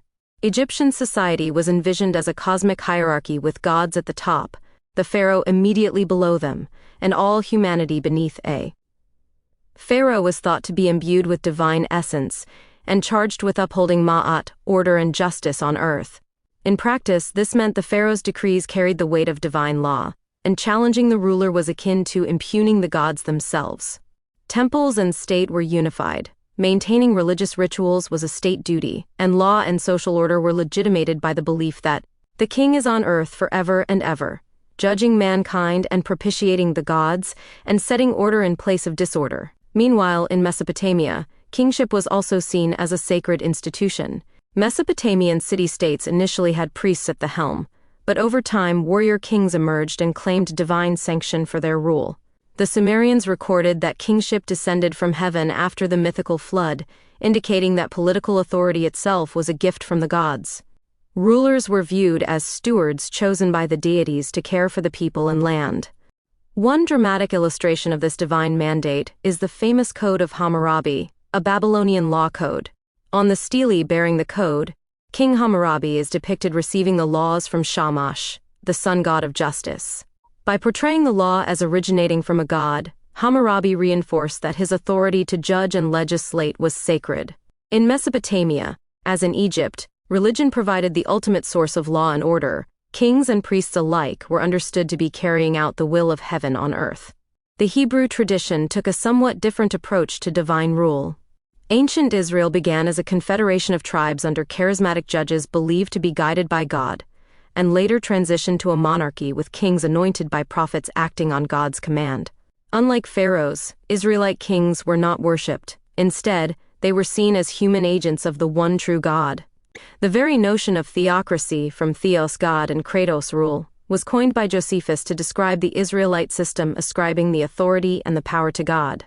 In this view, God himself was the supreme ruler, and earthly leaders, from Moses to Samuel to David, governed only insofar as they upheld the divine law, the Torah.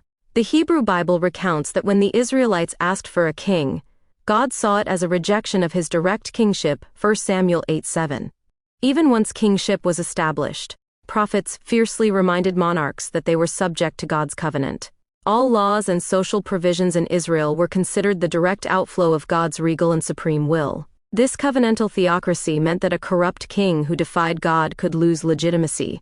Indeed, biblical history often linked national misfortune to a ruler's impiety. Across these early theocracies, divine rule served as the bedrock of political legitimacy and social order. Law was inseparable from divine command. Whether it was Egypt's concept of Ma'at, Mesopotamia's God-given edicts, or Israel's Torah, the rules of society carried a transcendent authority.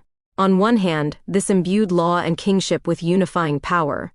Subjects obeyed not merely out of fear of the ruler, but out of piety towards a higher power. On the other hand, investing absolute power in mortal rulers under the guise of divinity could be perilous. The same system that provided stability could also stifle any challenge to tyranny, since opposing the ruler meant opposing the gods. This tension, faith used to legitimize authority, at the risk of authority corrupting faith, would echo throughout history, forming a central theme in the corruption of the faithful. Faith as a source of political legitimacy.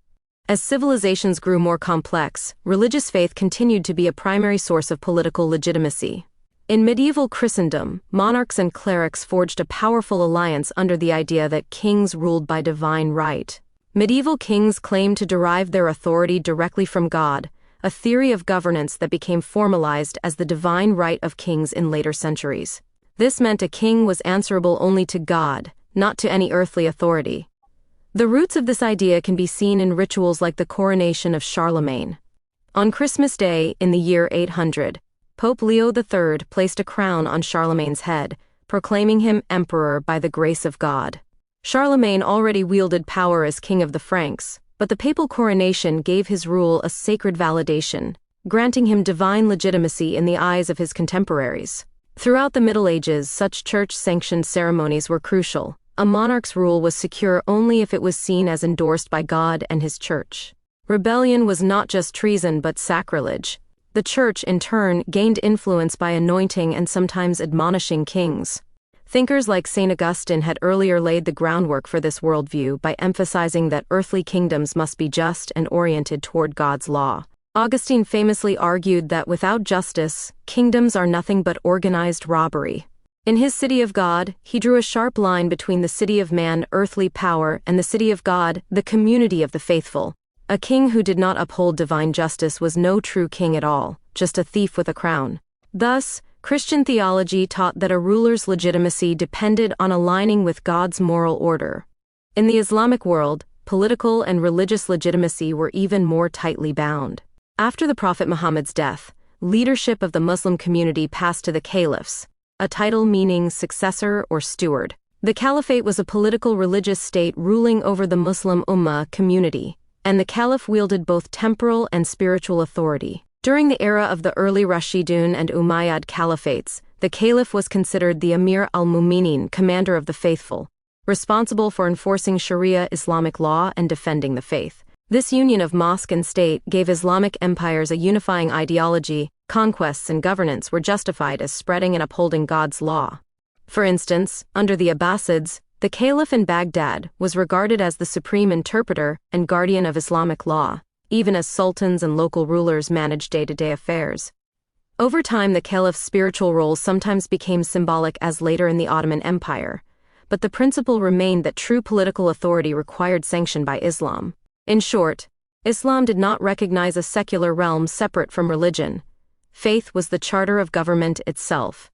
A ruler's piety and adherence to Islamic justice were paramount. If a leader was unjust or impious, scholars could invoke religious law to challenge or depose him. Other civilizations also turned to sacred narratives to justify rule. In imperial China, the doctrine of the mandate of heaven served a function similar to divine right, but with an important twist. First articulated by the Zhou dynasty around 1000 BCE, it held that Heaven Tian granted the emperor the right to rule based on his virtue and ability to maintain order. This mandate was not unconditional or hereditary. It could be revoked if the emperor became despotic or the realm fell into chaos. As ancient texts explain, the previous Xia dynasty lost heaven's mandate through misrule, and thus the Shang were allowed to take power. Later, the Shang's moral failings justified the Zhou rebellion. In effect, Chinese political theology introduced an accountability clause. Calamities like famines, floods, or rebellions were interpreted as signs that the emperor had lost divine favor. This concept legitimized rebellion against tyrants, something almost unthinkable under the European divine right theory. Whereas European monarchs claimed unconditional legitimacy from God, and Chinese emperors' legitimacy was always provisional, contingent on righteous governance. Nonetheless, the mandate of heaven still placed faith in a higher cosmic order at the center of politics. Emperors performed elaborate rituals to heaven and their ancestors, reinforcing that they were the chosen intermediaries between the divine and the earthly realms. Law in China was thus rooted in moral order. A just emperor was expected to care for his subjects like a father, and in return, the people owed him loyalty, at least as long as heaven's favor endured. Throughout these examples, religious institutions and narratives buttressed political authority. The medieval church in Europe not only legitimated kings, but sometimes delegitimized them, as seen when popes excommunicated disobedient monarchs, effectively releasing subjects from obedience. In the Islamic sphere, religious scholars ulama could bestow honorific titles or lead resistance if a ruler violated the tenets of Islam. In Confucian-influenced Japan, the emperor was revered as a descendant of the sun goddess Amaterasu, conferring a sacred aura on the state even if shoguns wielded the real power. Thinkers like St. Thomas Aquinas worked to reconcile faith and governance, articulating frameworks that would keep rulers virtuous. Aquinas argued that kings must govern for the common good in accordance with divine and natural law, and even went so far as to say that a king's laws should arise from rational deliberation and the consent of the community. These were radical ideas in a time when many rulers answered only to God, but they show the influence of faith in constraining power as well as legitimizing it. Aquinas believed reason and faith together should guide a monarch, and that tyranny, rule contrary to God's law, had no valid authority. Indeed, he held that a law contrary to divine justice is no law at all. Thus, theological perspectives from Augustine to Aquinas injected a moral dimension into kingship. A ruler's power came from faith, but faith also set the standards by which that power would be judged. The ideal was a harmonious partnership, pious rulers guided by wise religious counsel, ruling justly so that faith and power reinforced each other. The danger, of course, was the inverse scenario, when rulers cloaked injustice in religion, or when religious institutions became vehicles for worldly ambition. History offers many examples of both the ideal and the abuse, underscoring the delicate balance between the spiritual and the political, the separation of church and state. Over centuries, the excesses and conflicts born from theocracy led philosophers and reformers to propose a new solution, separating religious authority from political authority. The notion of a secular state, one neutral in matters of faith, has its roots in both theological and Enlightenment thought. Early hints appear in Christian theology. Jesus is saying, "Render unto Caesar what is Caesar's, and to God what is God's," suggested distinct spheres for earthly and divine authority. The Church Fathers, like Augustine, distinguished the earthly city from the city of God, implying that the two realms should not be conflated. In the medieval period, struggles between popes and emperors, such as the investiture controversy of the 11th century, led to the idea that church and state each had their own legitimate autonomy. But it wasn't until the post-Reformation era, after Europe was torn apart by religious wars, that separation became a compelling ideal. Thinkers like John Locke and Voltaire were deeply influenced by the carnage of sectarian conflict and the persecution of minorities. They argued that civil peace and individual freedom demanded a clear boundary between the institutions of church and state. Locke's letter concerning toleration 1689 was a seminal text in this regard. He insisted that the government's jurisdiction covers only civil interests, life, liberty, property, and ought not in any manner to be extended to the salvation of souls. The care of each person's soul, Locke wrote, is a matter between the individual and God. No magistrate has the right to compel religious belief or worship. Such compulsion not only violates natural rights in Locke's view but is ultimately futile. True faith cannot be produced by force. By denying the state any authority in spiritual matters, Locke laid the intellectual groundwork for religious freedom. Voltaire, writing in 18th-century France, likewise championed religious toleration after witnessing the devastation caused by fanaticism. He famously campaigned against the execution of innocents in the name of religion and satirized the intolerance of both Catholic and Protestant authorities. Voltaire's ideal was a pluralistic society where reason governs public life and matters of faith are left to personal conscience. He supported a constitutional order in which priestly and aristo-monarchical authority would be curbed, allowing freedom of thought. In essence, Voltaire and his fellow philosophes of the Enlightenment saw secularism as a remedy to theocratic tyranny. They believed that if religion and state were disentangled, people of different creeds could coexist without oppression, and reason could progress unchained by dogma. The push for secular governance was accelerated by very practical lessons of history. The wars of religion in the 16th and 17th centuries, like the 30 Years' War in Germany 1618 to 1648, convinced many Europeans that mixing politics with sectarian agendas was a recipe for endless bloodshed. The Peace of Westphalia 1648, which ended the 30 Years' War, is often cited as a turning point. It established the principle that each sovereign state could choose its own religion, implicitly discouraging supranational religious wars. In time, this evolved into the notion that the state should stay out of religion altogether.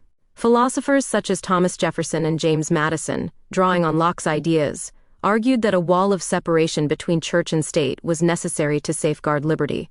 Jefferson in 1802 used that very phrase in a letter, assuring a Baptist community that the U.S. Constitution forbade any state religion or interference in religious practice.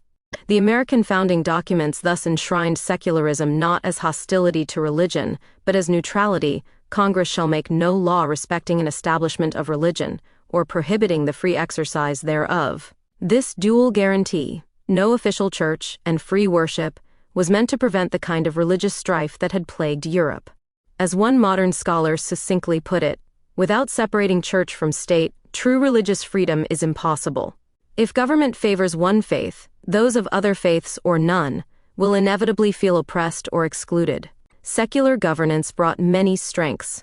It enabled a pluralistic society in which people of all beliefs could live together under fair laws. By keeping the state from creating an official religion or favoring one religion or non-religion over another, citizens could participate as equals regardless of creed.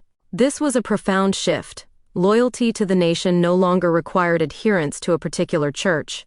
Over time, separation of church and state proved a bulwark for minority rights and a check against abuses of power. No longer could dissenters be burned as heretics or wars justified purely on theological grounds. Science and education flourished in secular environments free from clerical censorship.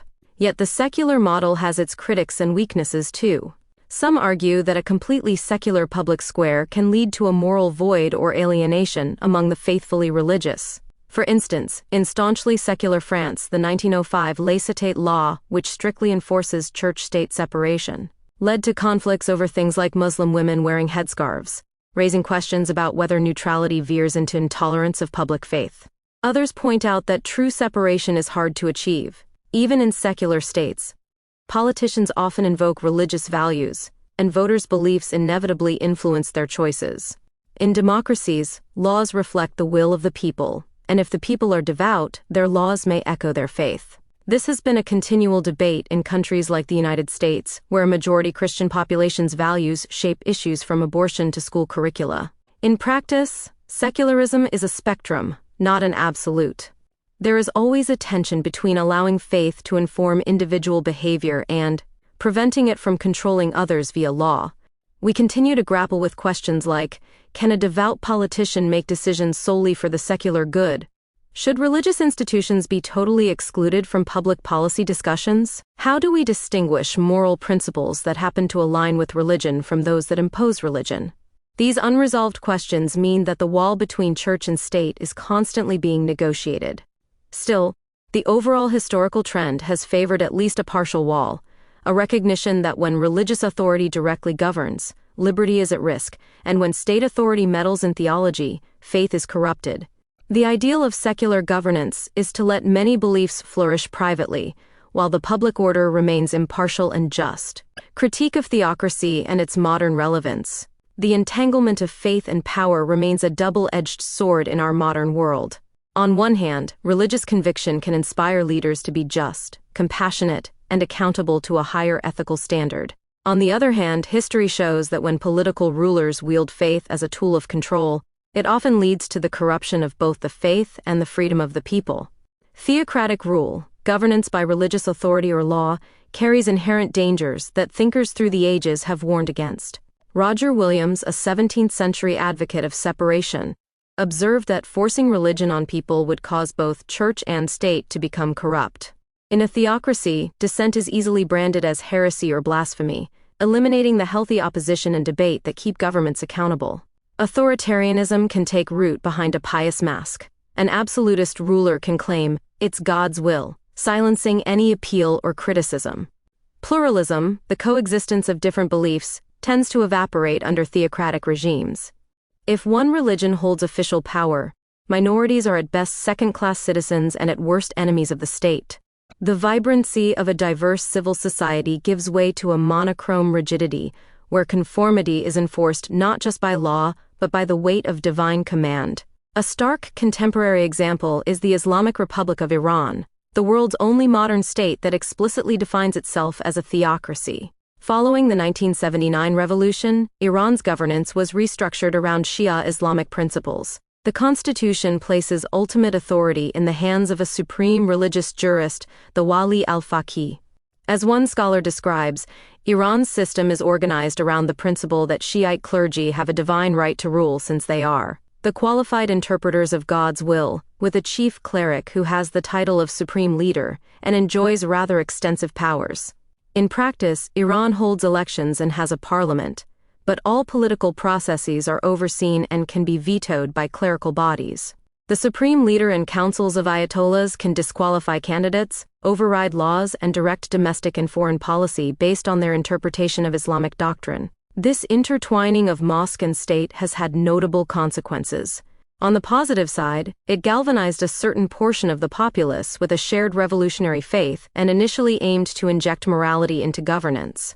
However, the dark side has been the suppression of dissent and diversity. Journalists, activists, or even clerics who question the ruling theology risk imprisonment as enemies of God. Religious minorities like the Baha'i have faced persecution, and women have been subject to strict Islamic dress and behavior codes regardless of their personal beliefs. Theocracy in Iran has arguably led to a stagnant political system where true democratic choice is constrained by doctrinal boundaries. It illustrates how a faith intended to be pure can be wielded by authorities in ways that many see as deeply corrupt. For example, using Friday prayers and state media to propagate propaganda, or invoking the name of religion to justify violent crackdowns on protesters. Ordinary Iranians chafe under rules that were meant to forge a virtuous society, but sometimes seem to serve the interests of those in power above all. Even in broadly democratic societies, elements of quasi-theocracy can emerge, warranting vigilance. In the United States, for instance, the separation of church and state is constitutionally established. Yet the influence of religious movements on politics is a persistent feature. In recent decades, the intertwining of evangelical Christian activism with the political agenda, often referred to as the religious right or Christian nationalism, has raised questions about the delicate balance of faith and democracy. Large segments of the American public believe biblical teachings should directly inform the law. A recent survey found that half of U.S. adults say the Bible should have at least some influence on U.S. laws, and 28% even say that if biblical guidance conflicts with the will of the people, the Bible should prevail over democratic choice. This is a remarkable statistic in a formally secular republic. It suggests a sizable constituency would accept or prefer a form of soft theocracy, at least when it aligns with their own religious convictions. We see the impact of this in debates over issues like abortion, marriage, education, and science policy, where religiously motivated lobbying has significantly shaped outcomes. For example, laws restricting abortion in many states have been driven by explicitly Christian doctrinal beliefs about life and personhood. Some politicians openly declare that their authority comes from God, or that they are on a mission to make the nation adhere to Christian values. Critics argue that this undermines pluralistic democracy and edges toward the kind of fusion of faith and state power that America's founders guarded against. Defenders, however, contend that moral viewpoints, even if rooted in religion, have every right to inform democratic discourse, a reminder that the line between influence and establishment is often blurry. The U.S. is thus engaged in its own ongoing negotiation. Can deeply religious communities participate fully in public life without imposing their creed on others? The tension between secular governance and religious activism, continues to test the robustness of the wall of separation. The enduring challenge is finding a coexistence of faith and democracy that avoids corruption. Ideally, faith and power can check each other's worst impulses. Faith can humanize and moralize power, reminding leaders that they serve a higher purpose than mere expediency. Power can organize and channel faith into constructive social action, such as charitable works and movements for justice. But this harmony is fragile. When religious institutions seek to dominate the state, they risk becoming obsessed with temporal power, thus betraying their spiritual mission.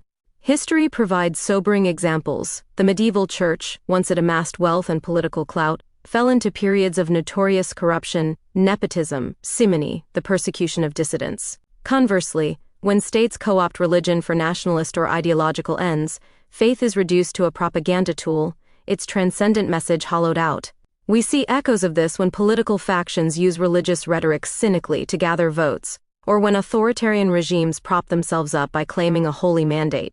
The corruption of the faithful happens not only when believers in power act unethically, but when the very sincerity of faith is eroded by its entanglement with coercion and control.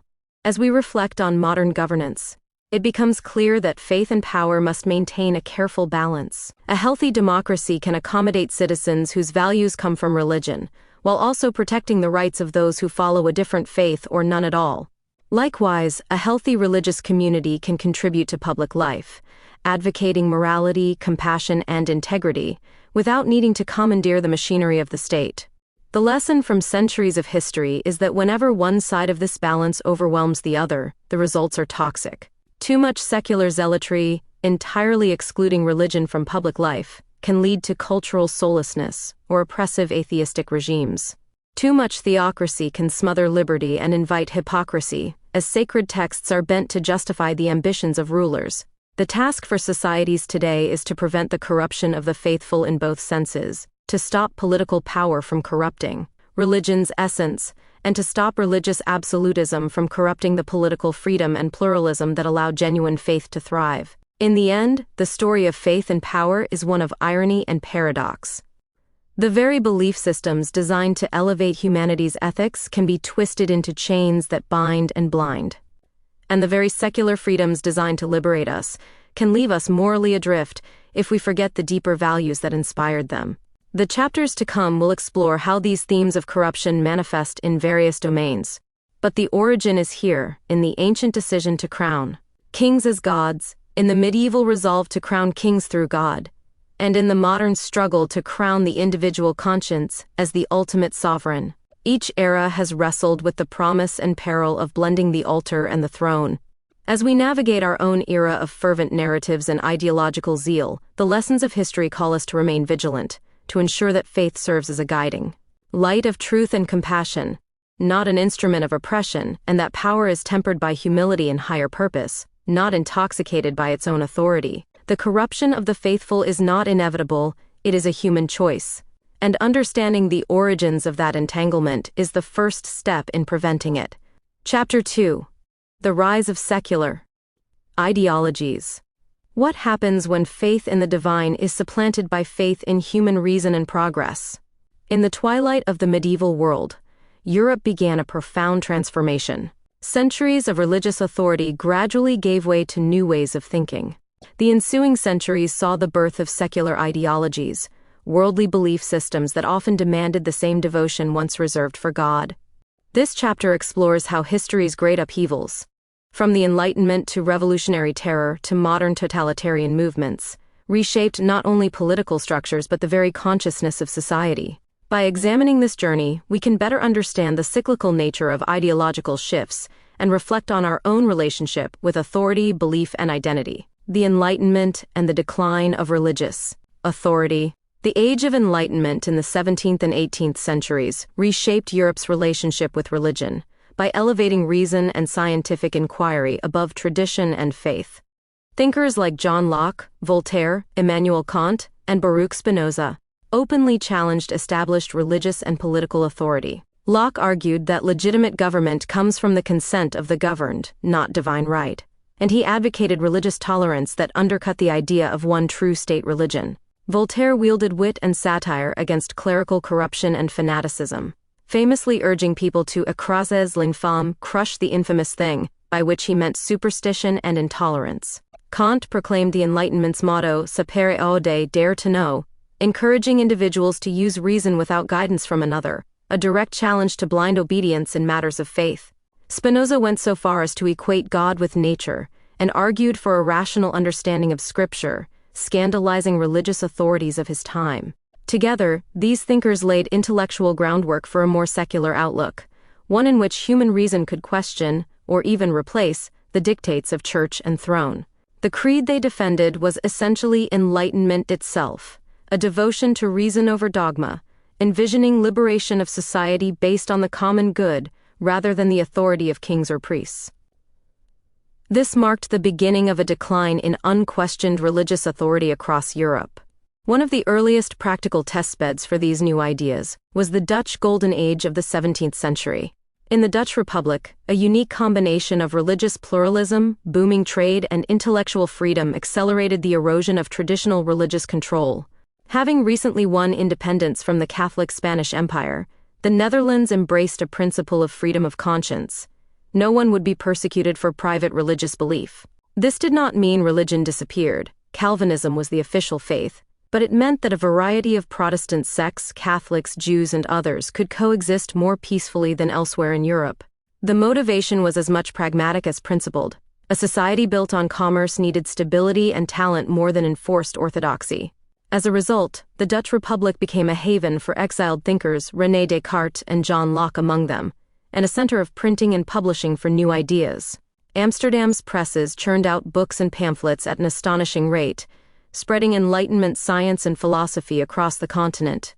In this thriving mercantile society, the merchant class and urban burgomasters gained influence, while the power of clergy over public life waned. Trade and early capitalism had created an environment where secular concerns, profit, innovation, worldly knowledge, took precedence over sectarian disputes. The Dutch experience showed how decentralized power and economic freedom could undercut religious authorities. Local governments often refused to enforce censorship if it hurt commerce, allowing a culture of unremitting debate to flourish. Here, in Europe's first experiment in a tolerant bourgeois republic, one can see how reason and open discourse started to unseat the old dogmas. Yet the rise of secular thought did not automatically lead to a just or peaceful world. The same Dutch Republic that fostered free inquiry also became deeply entangled in enslavement and colonialism, revealing how power dynamics can shape ideology. The 17th century Netherlands grew fabulously wealthy from global trade, including the brutal traffic of the Dutch East and West India companies. In fact, a significant share of Dutch prosperity was built on oppression and slavery in Asia, Africa, and the Americas. This wealth powered splendid art and scientific progress at home, even as it depended on the suffering of colonized peoples abroad. Such contradictions did not go unnoticed. Enlightenment philosophy preached universal natural rights and the dignity of man, but European elites often excluded colonized people and enslaved laborers from that circle of moral concern. Nowhere was this hypocrisy more evident than in the debate over slavery. Many philosophies condemned slavery in principle, yet plantation profits proved persuasive in practice. During the French Revolution, itself inspired by Enlightenment ideals, legislators initially denounced slavery as evil, only to balk. When confronted with the economic interests of plantation owners, they remembered their bank accounts, as one historian dryly noted. In truth, the reality of colonialism exposed the limitations of Enlightenment ideology. The lofty talk of liberty and equality often stopped at Europe's shores, showing that ideas about authority and governance were profoundly shaped by power imbalances. Europeans developed elaborate justifications for their domination overseas, including racial theories and a so-called civilizing mission, even as others, inspired by those same Enlightenment ideals, began to question whether any empire could be just. In this way, the expansion of European power forced a reckoning. It spurred some to twist secular ideology to excuse domination, and others to expand the definition of human rights. History was teaching a hard lesson, that human cognition and morality evolve in response to real-world power structures. The Enlightenment had planted the seed of reason, but the full moral harvest would be delayed by self-interest and prejudice. Contemplation, it is striking to consider how this period began a cycle we still see today. Reason and science challenged old beliefs, yet new injustices emerged that reason alone didn't prevent. We might ask ourselves, does increasing knowledge inevitably lead to moral progress? The Enlightenment's legacy is complex. It empowered individuals to think for themselves, even as it also gave us tools that ambitious powers could use to control or exploit. This dual legacy invites us, as heirs of that era, to reflect on how we use our capacity for reason. Are we using it to question authority and expand empathy, or to rationalize new forms of bias? The decline of religious authority created a void that new ideologies rushed to fill. As we shall see next, the revolutionary zeal for reason would itself become a kind of faith, with its own dogmas and dangers. The French Revolution and the cult of reason. By the late 18th century, the ideas of enlightenment had burst beyond salons and books, igniting one of the most earth-shaking events in European history, the French Revolution. In 1789, France's old order, the absolute monarchy and the privileged nobility and clergy, came under direct assault from a populace energized by calls for liberty and equality. The revolution dramatically accelerated the decline of traditional religious authority. The Catholic Church in France, long a pillar of the monarchy's power, found its property confiscated and its influence attacked. Revolutionaries viewed the church hierarchy as complicit in oppression, a cornerstone of the Ancien regime to be torn down along with the Bastille. In place of the toppled altar and throne, the revolutionaries sought to erect a new organizing principle for society, one based on secular ideals and reason. They dreamed of a republic of virtue, grounded not in divine right or scripture, but in the natural rights of man and the rational governance of enlightened law. During this tumultuous period, the revolutionaries took the unprecedented step of attempting to replace organized religion itself with secular ideology. Nowhere was this more evident than in the creation of the cult of reason in 1793. In the midst of the revolution's most radical phase, a faction of ultra-republican leaders declared that reason, personified as a goddess, would henceforth be the object of public veneration. They transformed churches into temples of reason. Altars were rebuilt to honor liberty, truth, and rational enlightenment. In fact, the cult of reason was France's first state-sponsored atheistic religion, explicitly intended to supplant Roman Catholicism. In this bold experiment, human rationality and civic virtue were elevated to a sacred status. The new festivals featured busts of philosophers, virtue parades, and hymns to liberty. In one famous ceremony at Notre Dame Cathedral, renamed the Temple of Reason, a local actress costumed as the goddess of reason was paraded as a living symbol of the new creed. This movement went so far as to encourage congregational gatherings, effectively worshipping abstract ideals in the manner of traditional services. The revolutionaries proudly insisted that they were not introducing a new superstition, but rather celebrating qualities that are part of ourselves. Yet in practice, they created an atmosphere of zealous devotion around secular concepts. Reason had been made into a collective faith. The elevation of rationalism to near religious status had profound implications. On one hand, it represented the Enlightenment spirit at its zenith, a triumph of human intellect over ancient dogma. On the other, it revealed how easily even the ideal of reason could be radicalized into something dogmatic. The French Revolution sought to dismantle the old order, instituting new symbols, calendars, and even new moral codes, but in doing so it also unleashed instability and violence. By late 1793 and 1794, France descended into the infamous Reign of Terror, a period of rampant ideological extremism. Under the leadership of Maximilien Robespierre and the Committee of Public Safety, the quest to eliminate enemies of the revolution turned into a bloody fanaticism. In the name of lofty ideals, virtue, reason, the republic, the government executed tens of thousands, often by guillotine, for perceived disloyalty or insufficient zeal. What had begun as a fight for liberty and equality devolved into what we might recognize as a secular inquisition, a purge of heresies against the new orthodoxy of revolution. One could be condemned not for religious sins, but for political ones. Lacking revolutionary fervor was akin to blasphemy. The cult of reason itself, along with its successor, the deistic cult of the supreme being, did not survive this chaos. Robespierre turned against the atheistic cult and introduced his own deistic alternative, only to fall victim to the terror himself. By 1794, the experiment in state-sponsored reason, worship had largely collapsed, and a weary France yearned for stability. the episode nonetheless stands as a stark illustration of how a utopian secular ideology can spiral into fanaticism. As one summary puts it, the revolution's radical phase was characterized by ideological extremism, political violence, and mass executions. In trying to build a republic of virtue overnight, the revolutionaries discovered that enforcing virtue can become tyranny. The deeper historical imbalances in Europe, generations of social inequality, monarchical abuses, and popular resentment, all came to a head in an explosive way. Stepping back, the French Revolution reveals a sobering truth about the human condition. Enlightenment thinkers had imagined that reason would bring about harmony and progress. And indeed, the revolution did sweep away a moribund system of privilege, proclaiming principles of democracy that still inspire us. But it also demonstrated that historical traumas and tensions do not vanish overnight. France's old monarchy and church had for so long suppressed dissent that when the dam broke, pent-up anger flooded the public sphere. In the absence of the old religious order, a new kind of fervor took hold, one that had its own rituals and martyrs.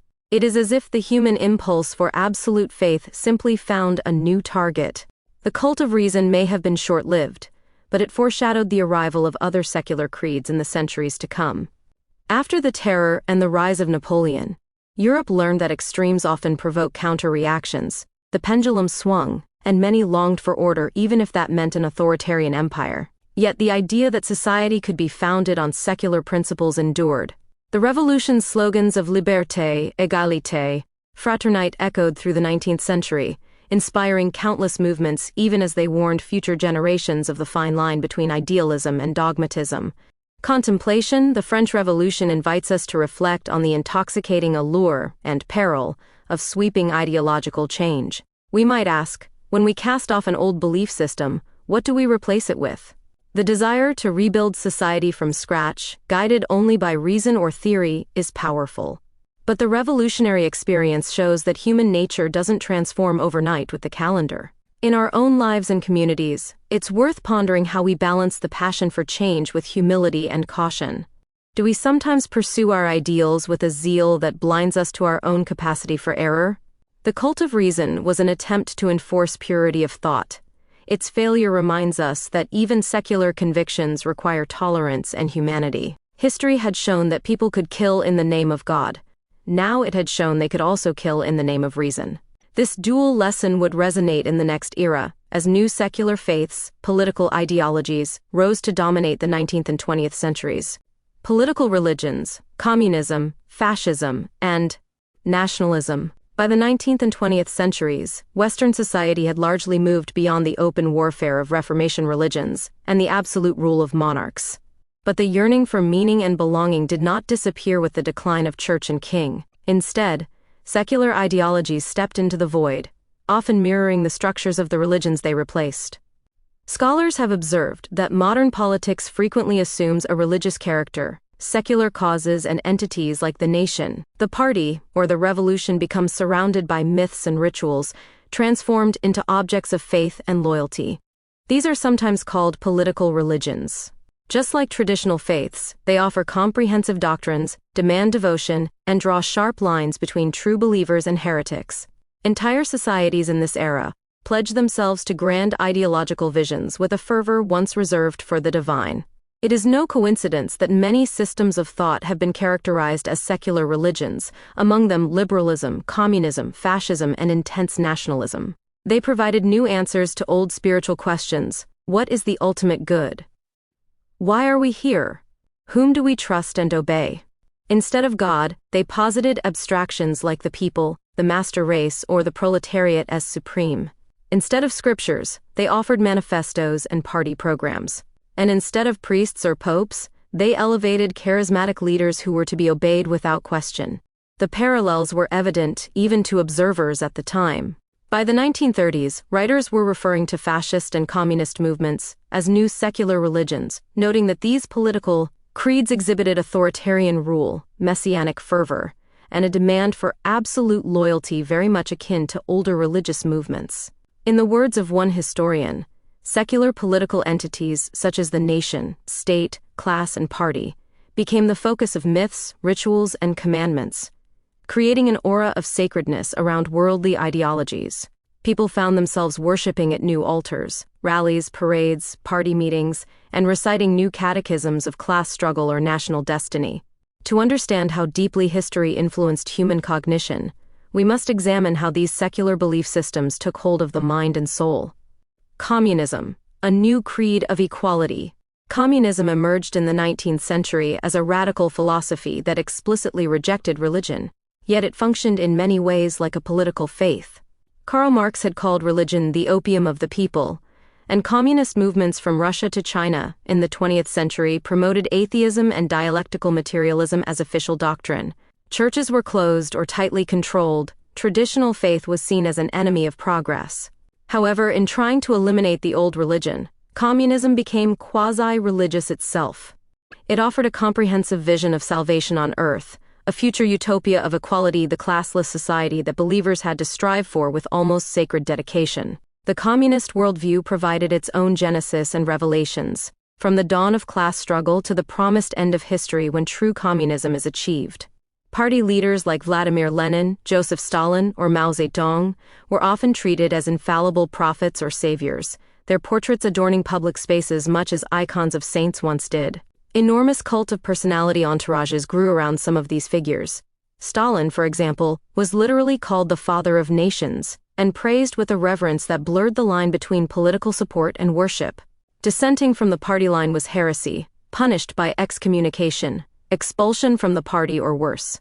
In the Soviet Union, textbooks of Marxist-Leninist ideology functioned as sacred texts, memorized and recited to justify every policy. As historian A.J.P. Taylor once quipped, the Communist Manifesto must be counted as a holy book in the same class as the Bible. This was not hyperbole. For many true believers, communist doctrine provided moral guidance, purpose, and a sense of infallibility just as religion might. Ordinary citizens attended political education sessions as once they might have Sunday Mass. They participated in rituals like collective farm harvest celebrations or May Day parades that affirmed their faith in the collective and the party. It is important to note that communism demanded faith and loyalty in strikingly absolute terms. In its most extreme moments, such as the Stalinist era or China's Cultural Revolution, it required total submission of the individual's will to the collective goal. Personal desires, doubts, or religious sentiments were to be sacrificed for the cause. Sacrifice was indeed a key theme. People were expected to endure hardship and even risk their lives for the promised paradise of proletarian liberation, much as religious martyrs would for heavenly salvation. This psychology of deferred reward, suffer now for a future ideal, clearly parallels religious devotion. Moreover, communist ideology divided the world morally into the righteous and the damned. The proletariat and its allies were virtuous by definition, while capitalists, wreckers, or class enemies were the embodiment of evil. This moral absolutism left little room for nuance, echoing the way some religious zealots view infidels. In effect, communism secularized the concept of a holy war into the class struggle, fought not with swords but with propaganda, purges, and occasionally guns. By mirroring the structure of religion, complete with prophets, doctrine, mission, and zeal, communism demonstrated how a secular idea could captivate human cognition with a power equal to any faith. For many who had lost belief in the old gods, the vision of human equality and scientific socialism became a new credo worth every sacrifice. Of course, the story of communism also highlights the tragic pitfalls of such fervent belief. Just as wars of religion had once drenched Europe in blood, the ideological purges and engineered famines under regimes like Stalin's USSR or Mao's China showed that secular righteousness could be just as ruthless. The very features that made communism religious in character, uncompromising dogma, infallible leadership, utopian promises, also facilitated great horrors when those in power decided that any means were justified to achieve the promised land. In this, we see another cycle of history, high ideals leading to harsh extremes. It challenges us to consider how even our noblest goals, equality, justice, can turn destructive if pursued without humility. The lesson is not that ideals are bad, but that human nature has a way of enshrining ideals into orthodoxy. We should ask, when does commitment to a cause slip into blind fanaticism? The communist experience, in all its passion and pain, urges vigilance that our secular convictions do not become unassailable dogmas. Fascism, myth, ritual, and the nation as sacred Around the same time that communism was rising in Russia, another powerful secular ideology took shape in Europe: fascism. If communism was a revolutionary faith in equality, fascism was a reactionary faith in hierarchy and national rebirth. It thrived on mythic imagery and the collective rituals of mass politics. In fascist Italy under Benito Mussolini and Nazi Germany under Adolf Hitler, politics became a kind of grand theater, imbued with quasi-religious symbolism. Torch-lit parades, dramatic rallies, choreographed salutes and anthems. These were the liturgies of the new political religions of ultranationalism. Just as a religion might invoke a golden age of the past or a promised millennium, fascist leaders conjured romanticized visions of national glory, the myth of the Roman Empire restored, or a thousand-year Reich of German dominance. They presented themselves as chosen instruments of destiny, redeemers of a humiliated nation. The populace, battered by economic woes and wounded pride, Germany after World War I being a prime example, often embraced these myths with devout fervor. Fascism deliberately mirrored religious structure and obedience. Mussolini encouraged Italians to see fascism as a religion in itself. He was openly called Il Duce, the leader, to whom absolute loyalty was due. The slogan Credere, Obbedire, Combattere, believe, obey, fight, was drilled into citizens, a creed as binding as any catechism. In Nazi Germany, Hitler was idolized to an extent that went beyond ordinary political support. The term Führer cult is not an exaggeration, as many Germans exhibited a kind of worshipful adulation for Hitler. Swastika flags and Nazi party symbols adorned public and private spaces, much like crosses or saints' images in traditional homes, signaling a shift in what society held sacred.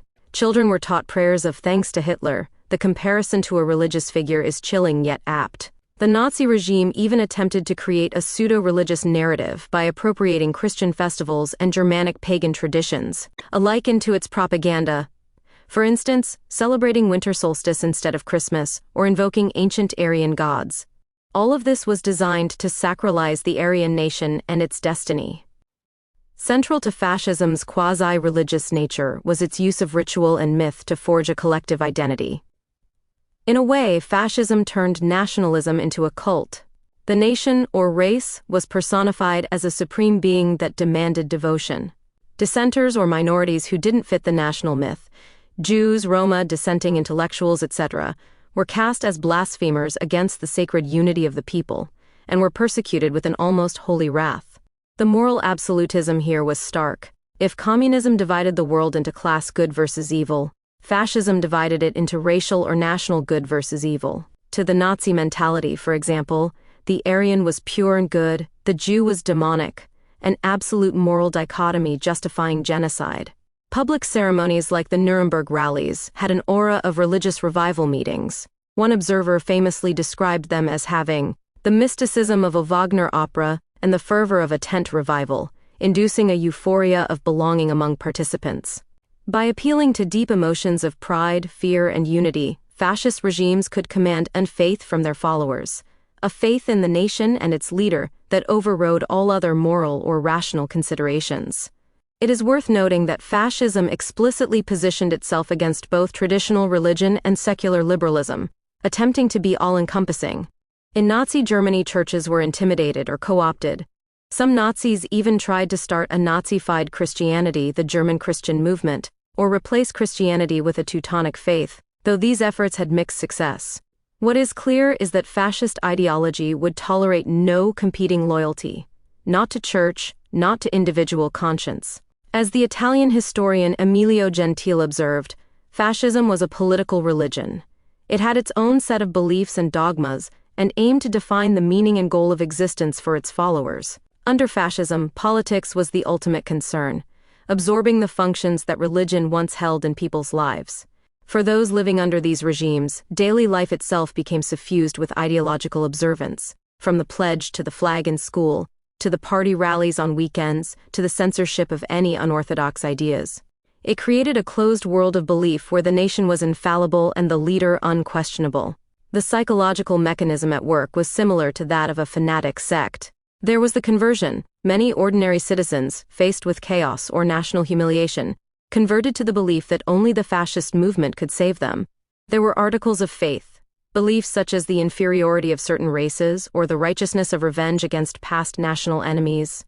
And there was the communion of shared identity, a feeling of transcendent unity at mass events where individual self melted into the greater national soul.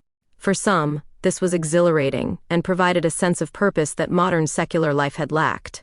For others, it was terrifying, as the collective fervor crushed individual freedoms and conscience.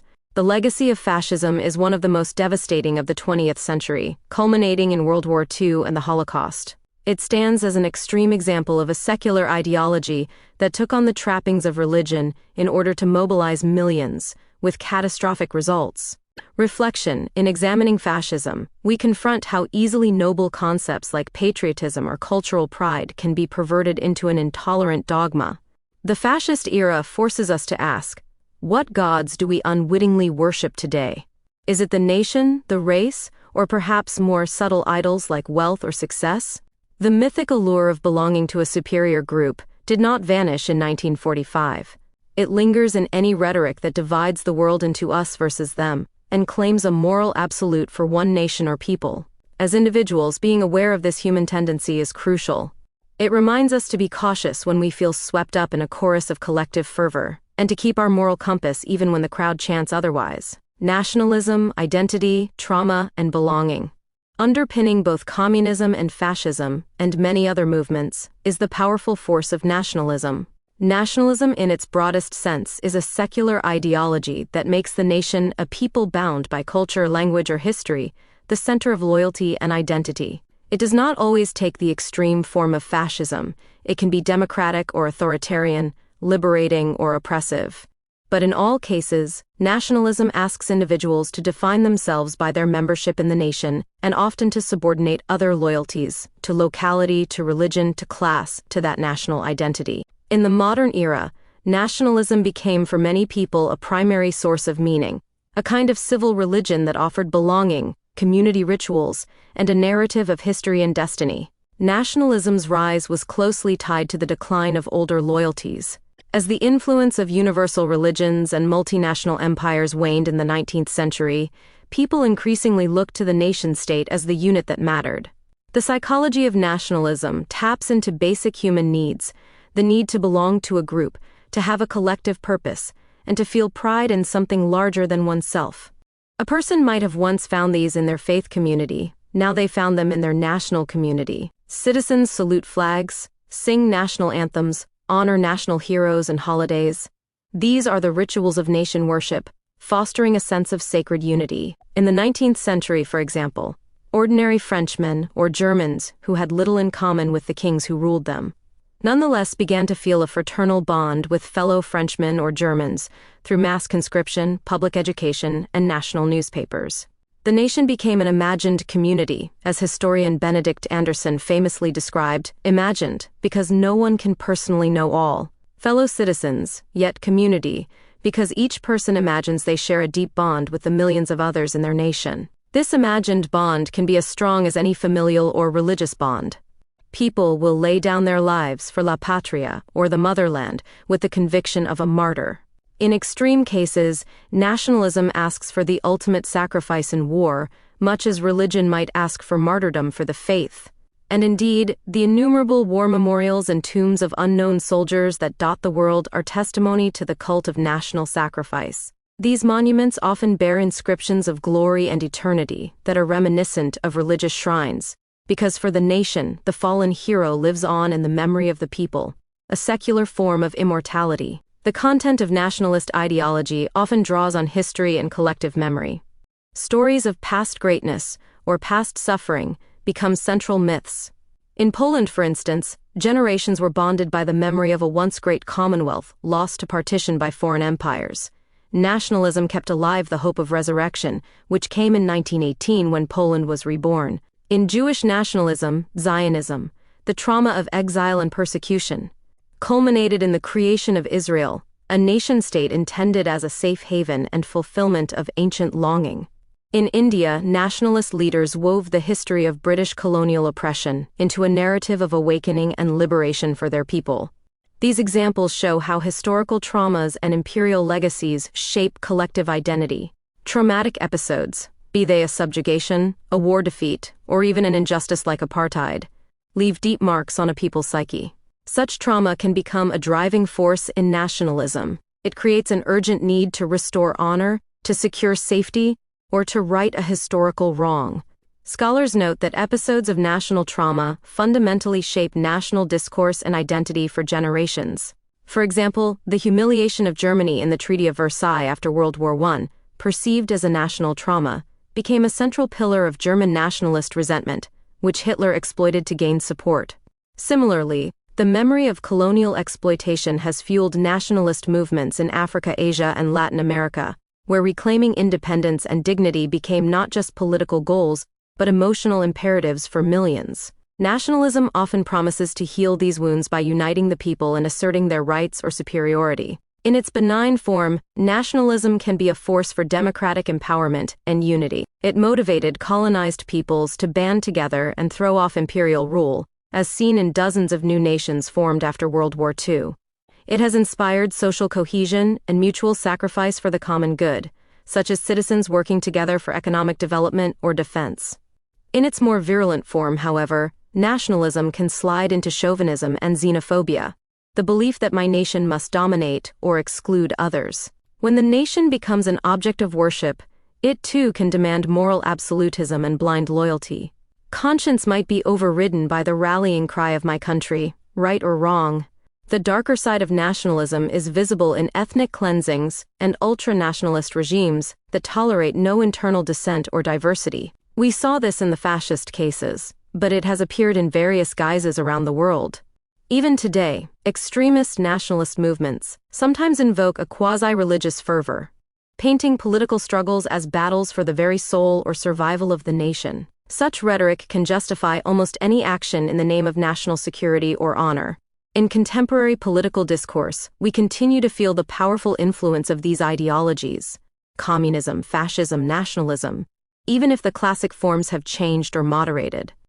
The Cold War of the 20th century, for instance, was essentially a global struggle between secular ideologies, communist, East versus capitalist West, each side demanding loyalty and portraying the conflict in absolutist, near-apocalyptic terms. While fascism was defeated militarily, echoes of its ultra-nationalist, populist appeal resurface periodically in different countries whenever people feel economically or culturally threatened. Nationalism, in particular, remains a double-edged sword. It can be the glue that holds a diverse society together, or the hammer that breaks societies apart. In our era of rapid globalization and social change, many individuals cling even tighter to national or ideological identities as a source of stability and meaning. Psychologically, the need to belong to a cause greater than oneself, to have a clear sense of us versus them, of purpose and destiny, is as present in the human mind as ever. History's cycles of belief continue to turn. When traditional religion wanes in influence, political ideologies often surge to fill the vacuum of meaning. And when one ideology collapses or is discredited, as fascism was in 1945, as communism was for many in 1989, another will often rise on its heels, or an old faith will be rediscovered with renewed fervor. Contemplation, as we consider these historical waves of secular ideology, from Enlightenment rationalism to revolutionary terror to 20th century totalitarianism, it prompts a deeply personal question: what is our relationship with authority, belief, and identity today? We like to think we are far removed from the fanatics of the past, but human cognition is shaped by the same forces now as then. Each of us carries a mental framework inherited from history. Assumptions about what is worthy of loyalty, what is right and wrong in society, what defines who we are. Are we aware of how much of that comes not from our independent reasoning, but from historical narratives and ideologies that we were born into? In a time when traditional religious faith may be declining for many, do we perhaps seek new faiths in political tribes, in nationalism, or even in consumerist and technological utopias? The cycle of ideological shifts is ongoing. It is easy to see in hindsight how people in the past got swept up by ideas that later proved destructive. It is harder to see in our own time what ideas might be sweeping us along and with what consequences. This chapter has traced the rise of secular ideologies and how they shaped history and consciousness. The journey from the Enlightenment to modern political religions shows a recurring pattern, Old certainties give way to new visions, inspire progress but also spark new dogmas, and the struggle between freedom of thought and the comfort of absolute certainty continues unabated. Understanding this pattern is not merely an academic exercise. It is a way for each of us to become more mindful of the forces that sway our beliefs. History influences our cognition by providing the repertoire of ideas and examples we draw upon. We see what reason can achieve, and also how reason can be weaponized. We see how community and belonging are vital, but also how they can be engineered by those who seek power. Ultimately, the rise of secular ideologies challenges us to find a balance between skepticism and commitment. We are invited to question authority, yet we also yearn to commit to something larger than ourselves. Perhaps the healthiest path is neither cynical rejection of all collective ideals nor unthinking submission to them, but a thoughtful engagement, a kind of faith with doubt. As you close this chapter, take a moment to reflect on your own lenses. What ideals or institutions do you hold sacred? It might be democracy, or human rights, or a nation, or scientific truth, or personal liberty, or something else entirely. Consider how you respond when those are challenged. Is it with openness or with defensive zeal? By recognizing the almost religious pull that secular ideologies can exert, we equip ourselves to be more conscious citizens and individuals. The hope of the Enlightenment was that understanding history and human nature would free us from endless cycles of ignorance. In exploring the corruption and renewal of the faithful, whether faithful to God or to an idea, we move closer to that self-understanding. History, in its grand cycles, does not end, but it can illuminate. The rise of secular ideologies has been both a story of emancipation and a cautionary tale of new captivities.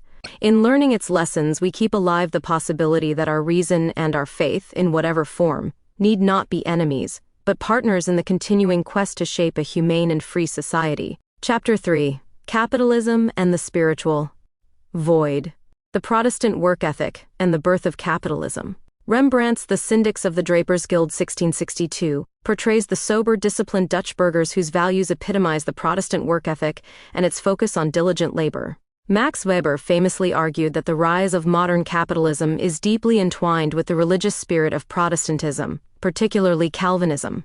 In the early modern era, devout Protestants cultivated what Weber called a worldly asceticism, a lifestyle of discipline, hard work, and frugality practiced not in cloisters but out in society. Medieval Catholic monks had long renounced worldly pleasures and diligently labored for a higher cause, viewing work as a form of devotion and keeping strict accounts for their monasteries.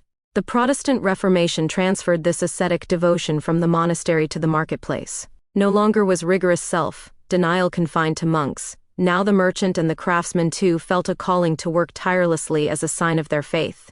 Calvinist teachings on predestination intensified this impulse.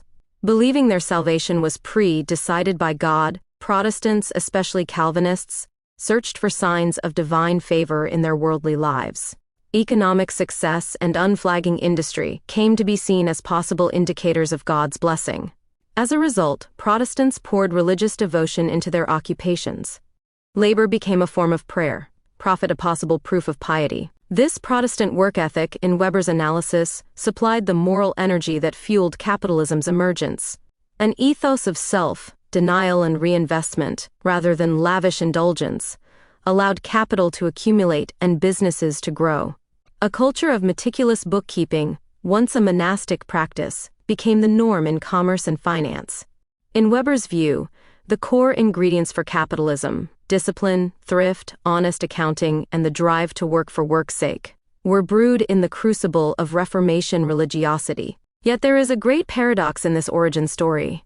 A system rooted in religious ethics ultimately led to an unprecedented secularization of society. As capitalist enterprise gained momentum, it gradually shed its overt religious motives. The focus on material success for God's glory slowly morphed into a focus on success for its own sake. Weber described this ironic outcome with a powerful metaphor.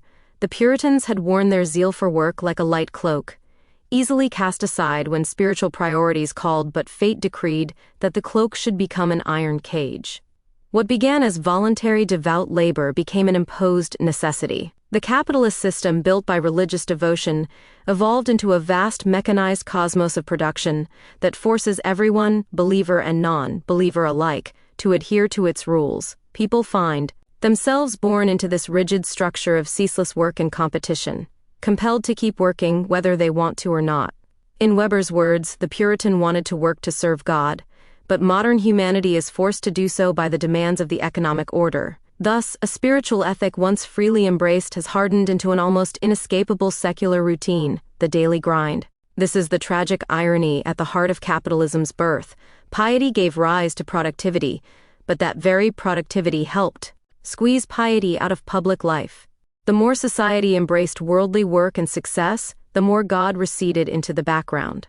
Over time, the bustling markets and factories of capitalist society lost their spiritual rationale and simply ran on their own steam. Material wealth became not a means to glorify God, but an end in itself. It is worth pausing to reflect on how our own attitudes toward work echo this history. Many of us feel an almost moral pressure to stay busy, to be productive, to excel in our careers. Hard work is widely seen as a virtue, a notion inherited from a religious past, even if we seldom recognize it. We celebrate the self-made individual, and often equate material success with goodness or worth. Yet, as Weber highlights, this mindset can become a steel trap, an iron cage when the spiritual purpose that once guided it is forgotten. The question naturally arises, what are we working for? If the origin of the work ethic was to serve a higher calling, what is its purpose in our lives today? This paradox invites each of us to consider whether the pursuit of prosperity and career achievements, important as they are, truly satisfies our deeper need for meaning. Has the relentless drive of capitalism become a substitute faith, locking us into routines that fill our schedules but not our souls? Such questions lie at the heart of understanding how a framework built by faith can, ironically, contribute to a sense of spiritual void. Materialism and the disenchantment of society. Edvard Munch's The Scream 1893 is often seen as a symbol of modern existential angst, a visual echo of the spiritual despair and alienation that can accompany a disenchanted materialistic society. As capitalism matured, its focus on material gain and efficiency gradually eroded the spiritual narratives that once provided people with comfort and meaning. The 19th century philosopher, economist Karl Marx was one of the sharpest critics of how capitalism can strip life of its spiritual and communal values. Marx observed that in a capitalist system, workers become alienated, separated from the products of their labor, from their fellow humans, and even from their own essence. A laborer in a factory might spend all day repeating one task to create goods that are immediately taken away and sold by someone else. In this process, the worker's creative energy and time are turned into a commodity, and the more he pours himself into his work, the poorer he and his inner world become. In other words, devoting all one's time and energy to producing objects for the market can drain the inner life. Marx even compared this to religion. Just as devotion can be misdirected, the more man puts into God, the less he retains within himself. The more a worker gives to his job, the more he can lose of his spirit and sense of self. In the end, the life which he has bestowed on the object confronts him as hostile and alien, Marx wrote, capturing the profound disconnection people can feel when their daily work has no personal or spiritual meaning. Beyond the workplace, capitalism's rise brought about a broader cultural shift that Max Weber termed the disenchantment of the world. Under the reign of markets and machines, society stopped seeing nature and human life as imbued with sacred significance, and instead treated them as calculable, utilitarian things. All values became translated into economic values. Marx and his collaborator Friedrich Engels described this dramatic transformation in the Communist Manifesto. All fixed, fast, frozen relations, with their train of ancient and venerable prejudices and opinions, are swept away, they wrote. All that is solid melts into air, all that is holy is profaned. Traditional bonds, communities, and myths, many of them religious, were dissolved by the acid of the market. In bourgeois capitalist society, the most heavenly ecstasies of religious fervor are drowned in the icy water of egotistical calculation. What Marx and Engels vividly convey is how capitalism takes the warm, humane elements of life, family ties, spiritual exaltation, communal festivals, and subordinates them to cold, hard business logic. Profit and loss, supply and demand, These impersonal forces begin to govern life at the expense of compassion and faith. Over time, mystery and magic recede. The world is no longer an enchanted tapestry of divine and natural significance, but a giant marketplace where everything has a price. This is what Weber meant by disenchantment. In a highly rationalized, capitalist world, phenomena that once inspired awe, from the rising of the sun to the act of falling in love, are explained in technical terms or exploited for gain. Society loses some of its sacred canopy of shared myths and moral truths, leaving individuals to navigate an existence that can feel barren of higher purpose. The consequences of this materialist worldview manifest as a kind of spiritual void in modern life. When nothing is regarded as sacred or intrinsically meaningful, people can experience feelings of emptiness or aimlessness. The classic existential crisis. Edvard Munch's The Scream, shown above, resonated in an age of rapid industrialization because it captured an individual's raw anxiety and sense of isolation. That haunting image of a person overwhelmed by an inner void reflects the predicament of many in a disenchanted society. It's not that capitalism intends to create existential dread, but by emphasizing only the tangible goods, wealth, output, and neglecting the intangible spirit-virtue connection, it often leaves a vacuum where questions of purpose and meaning reside. We see signs of this void in rising rates of depression and anxiety in highly developed economies, or in the pervasive feeling that life is moving faster and growing more fragmented. The order and discipline that capitalism imposes in workplaces and markets can lead to chaos in the soul of confusion or loss of identity, as people struggle to find what truly matters beyond the next paycheck or purchase.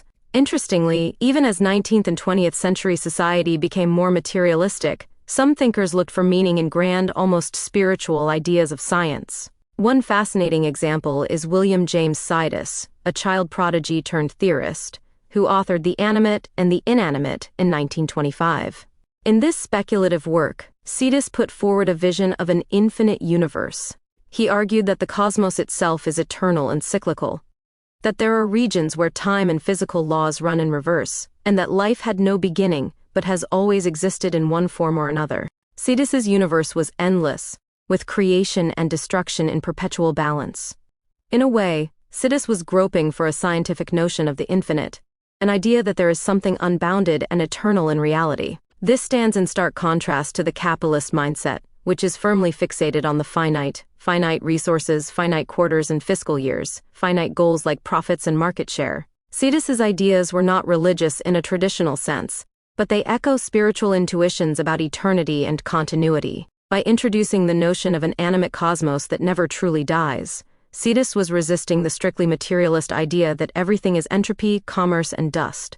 His work reminds us of a human craving to believe that there is more to existence than the concrete and commercial. The juxtaposition is telling on one hand.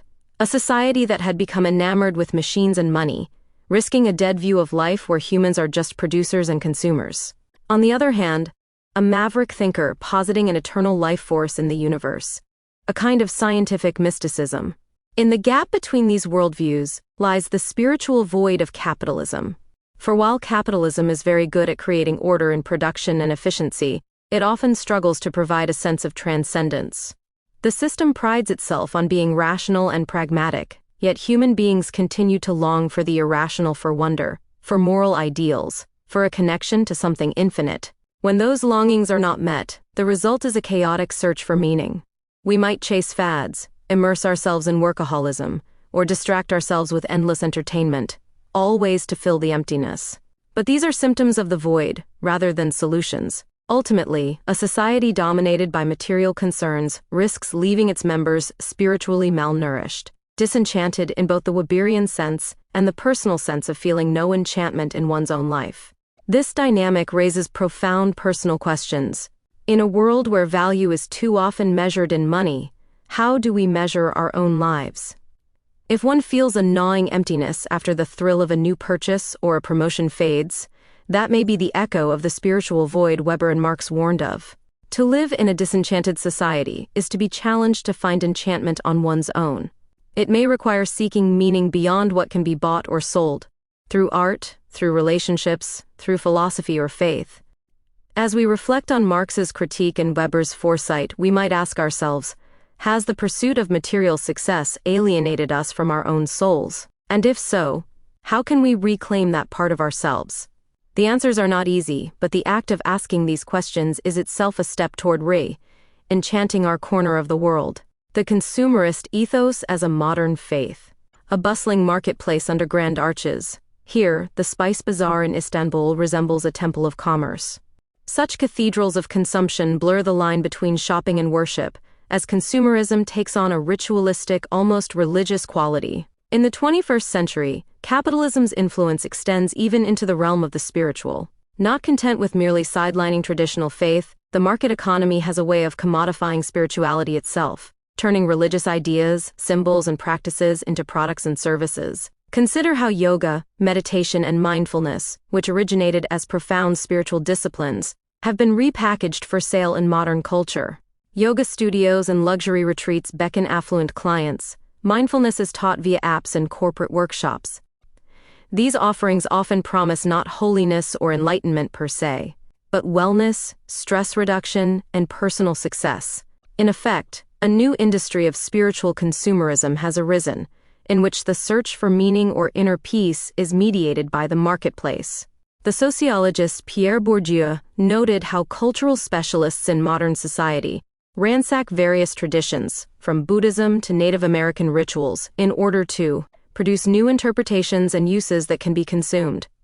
And yoga, for example, has morphed into an $80+ billion global market of classes, clothing, and accessories.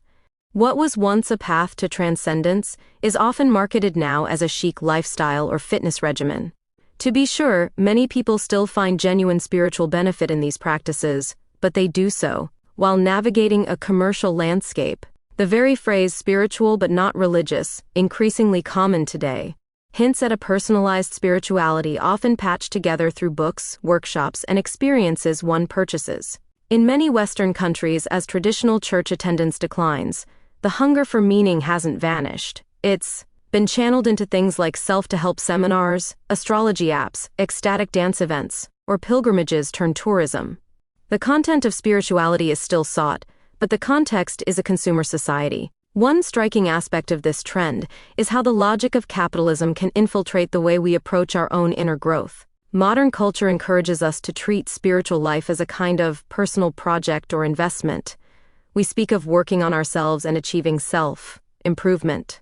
In the process, the ethos of the market, with its emphasis on individualism, competition, and measurable results, can subtly distort spiritual practices. Mindfulness meditation, for example, has been embraced by major companies and sold as a tool for productivity and mental hygiene. Stripped of its ethical and religious roots, it often serves as a calming technique to help workers cope with high stress, so they can continue to perform efficiently. Critics like Ronald Purser have dubbed this phenomenon mindfulness, arguing that it depoliticizes and commercializes a practice that originally aimed at profound liberation. As one analysis put it, rather than questioning the pressures and structures that cause stress, the mindfulness movement often locates the crisis in our minds and then sells us solutions to make us contented mindful. Capitalists, in other words, the market takes a spiritual practice meant to awaken people from worldly attachments and repurposes it to help people better cope with, or even excel at, the very worldly system of capitalism. The irony is sharp. We buy a bit of inner peace to make ourselves more effective cogs in the economic machine. More broadly, consumer capitalism has developed a quasi-religious dimension, wherein consumerism itself becomes a faith. The shopping mall or the online marketplace can feel like a place of worship for the consumerist ethos. We are surrounded by advertisements offering salvation through consumption. This car will grant you status. This diet will grant you longevity. This gadget will bring you happiness. The promise of every new product echoes a spiritual promise of renewal, transformation, even redemption. New year, new you. Brand loyalty can resemble religious devotion, with ardent fans of certain tech brands or sports teams forming communities not unlike congregations. It's telling that sociologists describe malls and megastores as cathedrals of consumption, spaces enchanted enough to dazzle us, yet, at the same time, designed along rational lines. They play inspiring music, feature beautiful architecture and lighting, and create a sense of occasion, all to entice us to stay and spend. While behind the scenes every aspect is calculated for efficiency and profit, These secular cathedrals draw crowds in search of fulfillment, especially during holidays that once had purely religious significance. Christmas, for instance, remains a time of spiritual reflection for many. But for society at large, it has become the peak of the retail calendar, the ritual of gifting now intertwined with the ritual of shopping. The symbols of faith, stars, angels, wise men, decorate our marketplaces, melding sacred imagery with commercial intent. It can be illuminating, and a bit unsettling, to map the parallels between traditional religion and modern consumer culture. Capitalism has its own creed, the belief that continuous economic growth and accumulating wealth will lead to general happiness and progress. It has its priesthood, economists, financial analysts, and CEOs who interpret the will of the market and guide the faithful with forecasts and business plans. It has its temples and sacred spaces, banks and stock exchanges where the rites of investment take place, as well as the aforementioned malls and shopping districts where devotees gather. It has its rituals, the swipe of a credit card, the quarterly earnings calls, the frenzied annual sales like Black Friday, which has achieved an almost mythical status in some countries. And it has its icons and idols, from golden arches to bitten apples. Corporate logos command as much immediate recognition as religious symbols do. People wear branded merchandise to signal identity and belonging, not unlike how earlier generations wore crucifixes or other religious tokens. Indeed, cultural historian Eugene McCarraher argues that our age is not so much secularized as it is resacralized in a different form. He speaks of a migration of the holy into the sphere of money and commodities. In his view, capitalism is the new religion, a system full of enchanted superstitions and unfounded beliefs, complete with its own moral narratives and its own vision of destiny.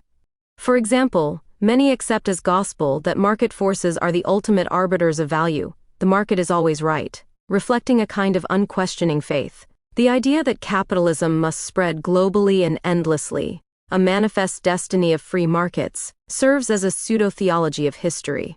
Terms like the invisible hand of the market even anthropomorphize economic mechanisms, as if some unseen deity were guiding outcomes for the greater good. However, this modern faith of consumerism is a distorted mirror of older faiths. Traditional religions typically urged followers to look beyond the material world, to practice charity, to find contentment in simplicity, to seek eternal truths. The consumerist faith, by contrast, fixates our gaze on the here and now, on temporal pleasures and possessions. It preaches that more is always better, that our appetites should never cease. Capitalism's emphasis on infinite growth is an almost theological claim. After all, in a finite world, nothing can literally grow forever. Classical religious thought teaches that only the divine is infinite, while mortal endeavors have natural limits. By ignoring this, capitalism often pushes humanity into dangerous territory, for instance, exploiting natural resources to the brink, as if the earth's bounty has no end.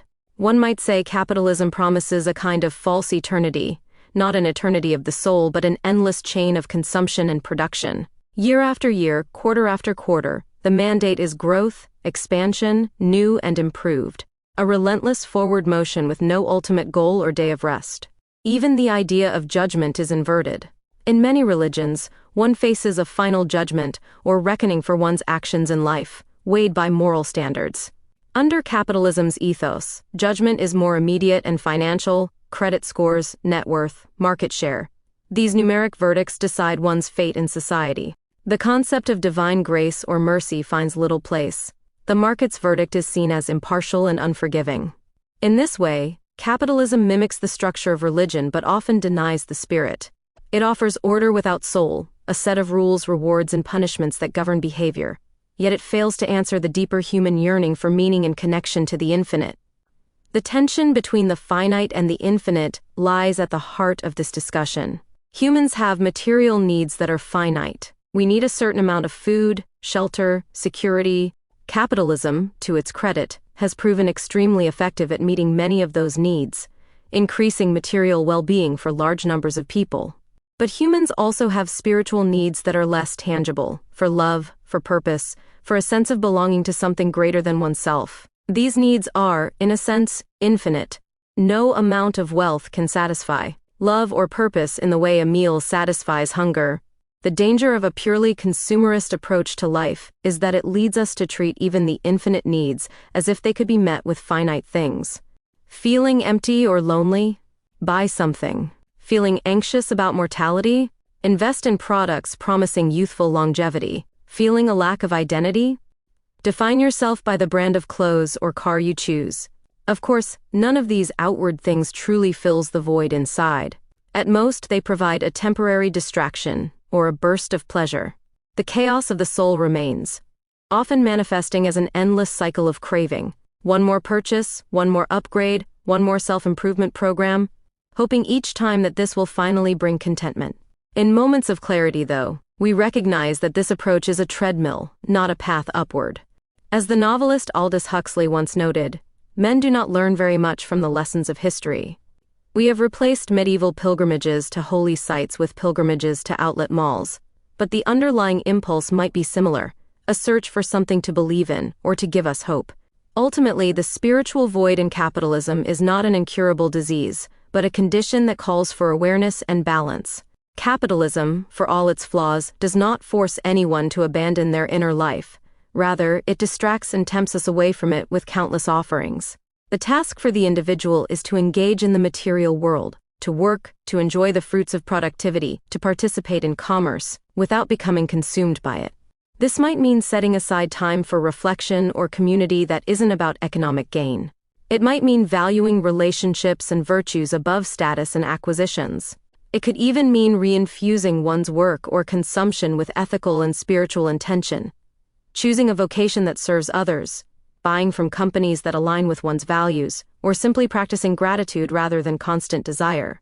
In short, it requires mindfulness in the truest sense, being conscious of how the market influences us and reclaiming our agency to decide what truly matters.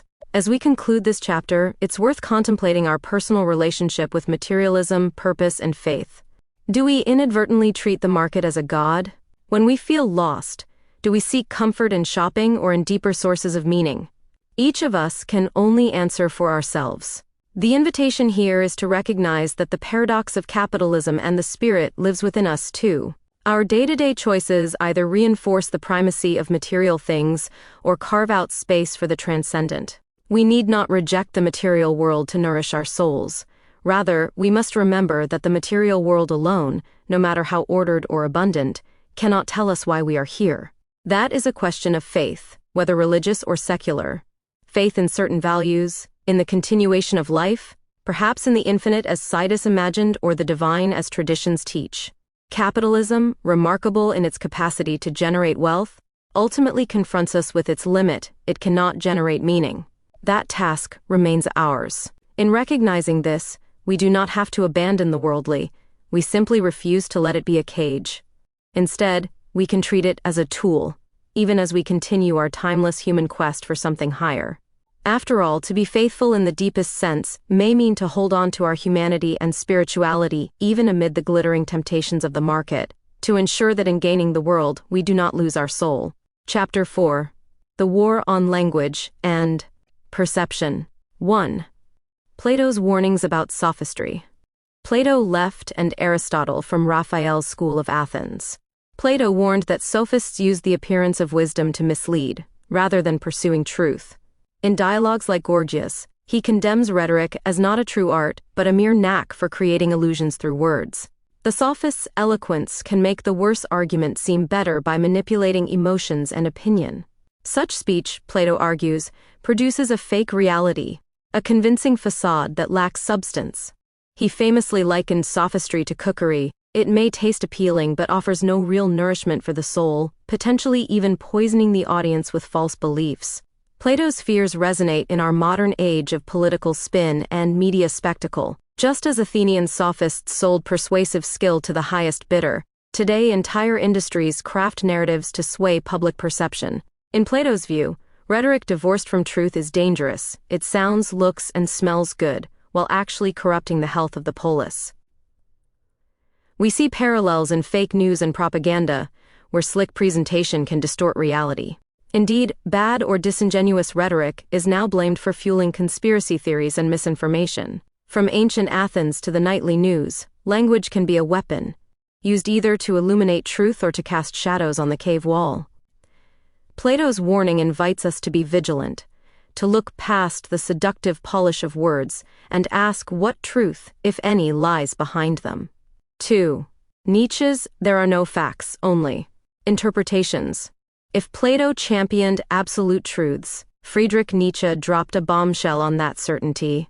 There are no facts, only interpretations. With this provocative claim, Nietzsche introduces perspectivism, the idea that all knowledge is filtered through the lenses of our subjective perspectives. What we call truth always comes with context, bias, and human interpretation. Nietzsche was attacking the naive belief in objective, observer-independent facts.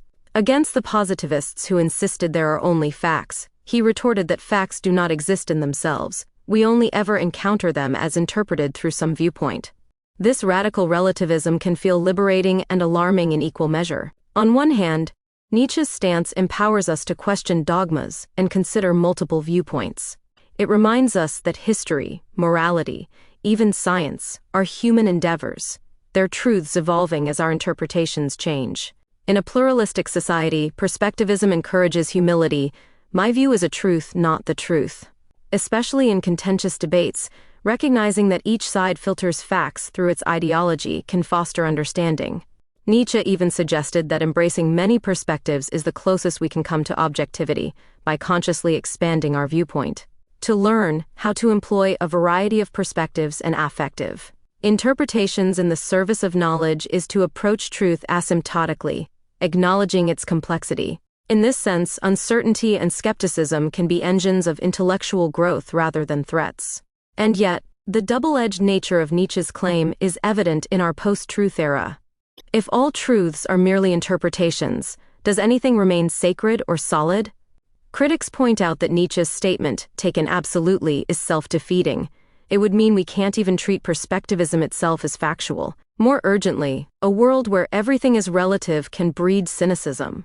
We see this when politicians dismiss evidence by saying, well, that's just your interpretation of the facts.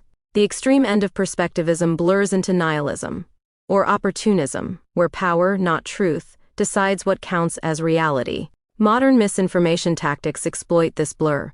If people doubt the existence of any objective facts, any narrative can claim legitimacy as just another perspective.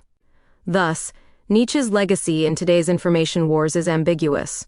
His philosophy challenges us to free our minds from unwarranted certainties, but it also forces us to ask, if we abandon all belief in facts, what grounds remain for trust, communication, or shared reality? It is a delicate balance to stay curious and critical without sliding into an abyss where nothing is true and everything is permitted. 3. Orwellian language and the post-truth era. In George Orwell's dystopian 1984, language itself becomes a battleground.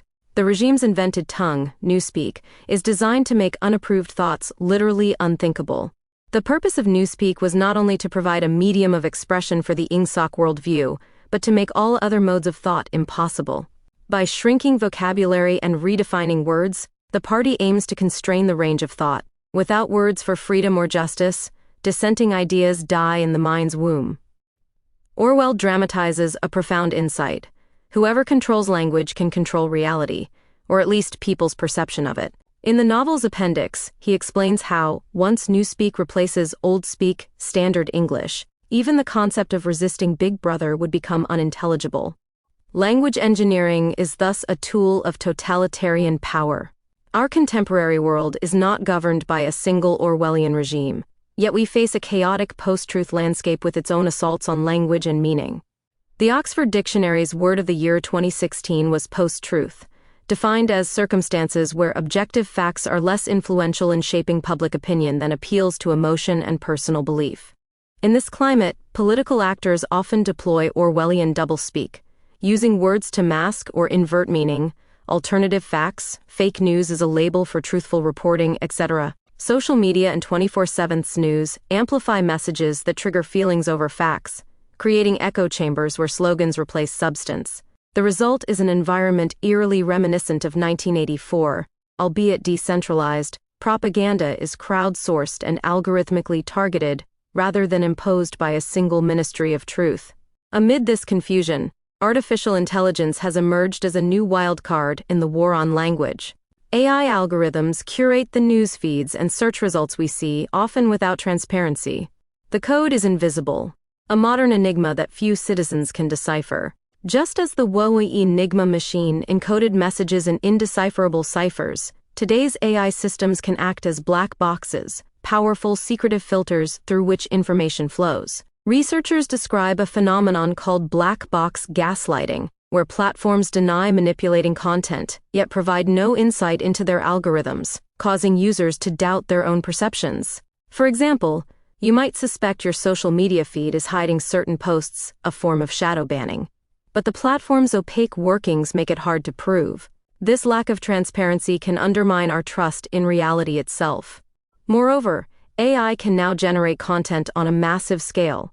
Propaganda bots and deepfake videos flood the zone with convincing falsehoods. Recent studies show AI-written propaganda can be nearly as persuasive as human-crafted versions, and when tweaked by humans for maximum effect, even more persuasive.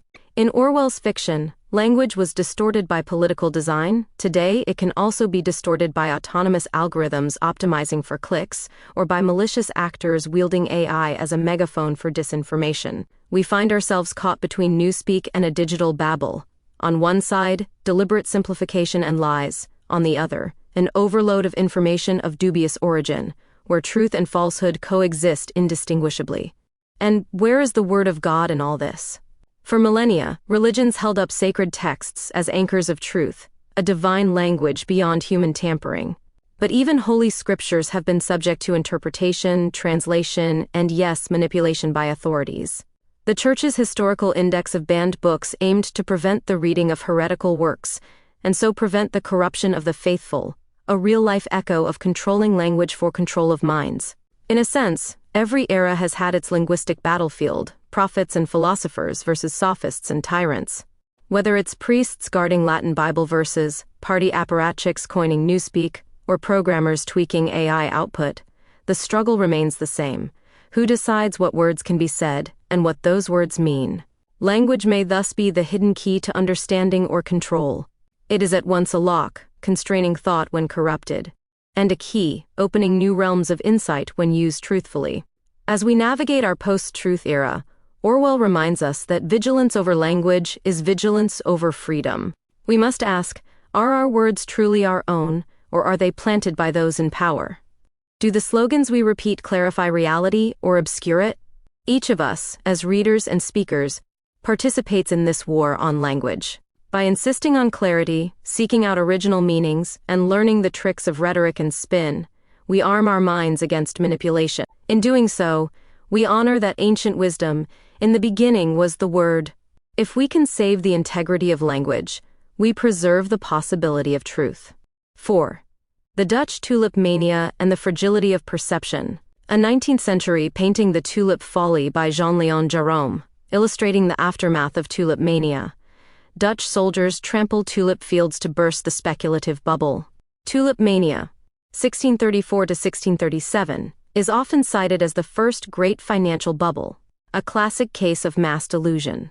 In the Dutch Golden Age, tulip bulbs became the object of wild speculation. Prices shot up to absurd heights as everyone from wealthy merchants to chimney sweeps caught tulip fever. At the peak of the craze, a single rare bulb sold for more than the cost of a grand house on Amsterdam's canal. It seemed as if the price could only go up and the passion for tulips would last forever. This was a collective illusion, a shared belief that these flowers were infinitely precious, an illusion sustained by nothing more than buyer frenzy and the stories they told each other of quick riches. But like all bubbles, reality eventually intruded. In February 1637, confidence evaporated overnight. Buyers suddenly refused to pay the exorbitant prices agreed upon, and the market collapsed. Tulip bulbs that had been worth small fortunes became virtually unsellable. Fortunes were lost. Many who had purchased bulbs on credit went bankrupt as prices plummeted. Interestingly, the overall Dutch economy survived the crash with only mild effects, but social trust did not emerge unscathed. Relationships built on speculative faith were shattered. The event destroyed relationships built on trust and people's willingness and ability to pay notes one account. Tulip mania has since become a moral tale of mass psychology, how perception can create a false reality that feels concrete, only to crumble suddenly and completely. It reminds us how fragile consensus truth can be, whether in markets or politics, when it is unmoored from underlying value. Modern financial history has seen many a replay of tulip mania. The South Sea bubble of 1720, the stock market crash of 1929, the dot-com boom of the late 1990s, the housing bubble of the 2000s, and the cryptocurrency craze of recent years all follow a similar emotional curve. Investors start by losing track of rational expectations amid a climate of euphoria. Prices skyrocket beyond any reasonable valuation. Think of tech stocks in 1999, or subprime mortgage-backed securities in 2006. People buy simply because they see others buying, a psychological herd effect. This positive feedback loop sustains the illusion for a time. But then, whether triggered by external events or just a critical mass of doubt, the confidence snaps. When investors realize they're holding an irrationally priced asset, they rush for the exits, and the bubble bursts. The collapse often seems as quick as the run-up was, as if the collective mind abruptly wakes from a dream. In hindsight, everyone asks, what were we thinking? How did we ever believe that would last? Tulip mania also offers a fascinating analogy to political illusions. Societies can collectively buy into narratives about invincible leaders, manifest destinies, or existential enemies that later prove illusory. The fervor of a crowd at the height of a political mania, be it witch hunts, red scares, or revolutionary zeal, can be intense and self-reinforcing. But when events expose the narrative's hollowness, public opinion can swing with equal force in the opposite direction, leaving disillusionment and cynicism. The fragility of truth in mass psychology means that what people accept as reality is often based less on objective fact and more on mutual reinforcement. As the tulip speculators showed, belief itself creates value, but only so long as the belief holds. When it breaks, the value evaporates, whether it was financial worth or public trust. Beyond market bubbles, a more slow-motion distortion of perception operates in our day-to-day economic life: inflation. Inflation is often called the hidden tax, a gradual erosion of the purchasing power of money that can deceive even the prudent. Because it operates silently in the background, inflation can sustain illusions of wealth and stability. People see wages and prices going up and may feel prosperous in nominal terms, even if their real standard of living is static or declining. Economists refer to this human tendency as the money illusion. We view our wealth and income in nominal dollar terms rather than in real terms, often forgetting that $1 today buys less than $1 last year. Central bankers openly acknowledge exploiting this quirk. A low, steady inflation of 1 to 2% is deemed desirable precisely because it tricks people into spending and investing. For example, employers can give small raises that make workers feel better off, even if in real terms after inflation there's no gain. Likewise, homeowners cheer as their house value rises, not immediately noticing that the currency in which that value is measured is shrinking. In this way, inflation sustains an illusion of growth and progress, masking underlying imbalances, until a tipping point is reached. Should inflation accelerate too much, or conversely, if a deflationary crash occurs, the veil is lifted, and economic actors realize the true state of affairs. The lesson threading through tulip mania, financial bubbles, and inflationary policy is sobering. Perception can outrun reality, but not indefinitely. Whether by sudden crash or creeping depreciation, the truth tends to reassert itself. Yet humans and institutions repeatedly rely on perception management as a form of short-term control, a way to keep the game going. The dance between reality and illusion in economics is ongoing, and it requires constant reflection on our part. Are we valuing things, stocks, homes, currency, based on real utility and solid data, or primarily because we trust others value them and will continue to do so? When the music stops, as it inevitably will, it is those who have thought critically, who have recognized the signs of mania or inflation, that stand a better chance of weathering the storm. 5. AI and the creation of a new world order. Humanity stands at the cusp of a transformation, often compared to the Industrial Revolution, or even the discovery of fire. The rise of artificial intelligence, AI, is a paradigm shift reshaping economies, politics, and the very way we perceive reality. We stand on the brink of a technological revolution that will fundamentally alter the way we live, work, and relate to one another, writes Klaus Schwab of the World Economic Forum, referring to AI and associated digital technologies. The scale and complexity of this fourth industrial revolution are unprecedented, evolving at exponential speed, blurring the lines between physical, digital, and even biological realms. Just as steam power or electricity upended the old world order, AI is poised to redefine what is possible, for better or for worse. One immediate impact of AI is its ability to filter and shape truth on an unprecedented scale. We already see this in the form of algorithms that determine what information reaches us. Search engines, social media feeds, personalized news apps, these all use AI-driven profiles to decide which slice of reality we encounter. In theory, this personalization could enrich us, surfacing content uniquely suited to our interests and needs. In practice, it has a worrisome side effect: the creation of filter bubbles. A filter bubble is a state of intellectual or ideological isolation that may result from algorithms feeding us information we agree with. If an AI notices you lean a certain way politically, it might show you more of the same, reinforcing your beliefs and shielding you from contrary perspectives. Over time, two people can live in entirely different informational universes, with distinct facts, simply because their algorithms guess they wanted it that way. In this sense, AI can fragment our shared reality into personalized micro-realities, each internally coherent but collectively divergent. Furthermore, AI's potential to generate new realities is staggering.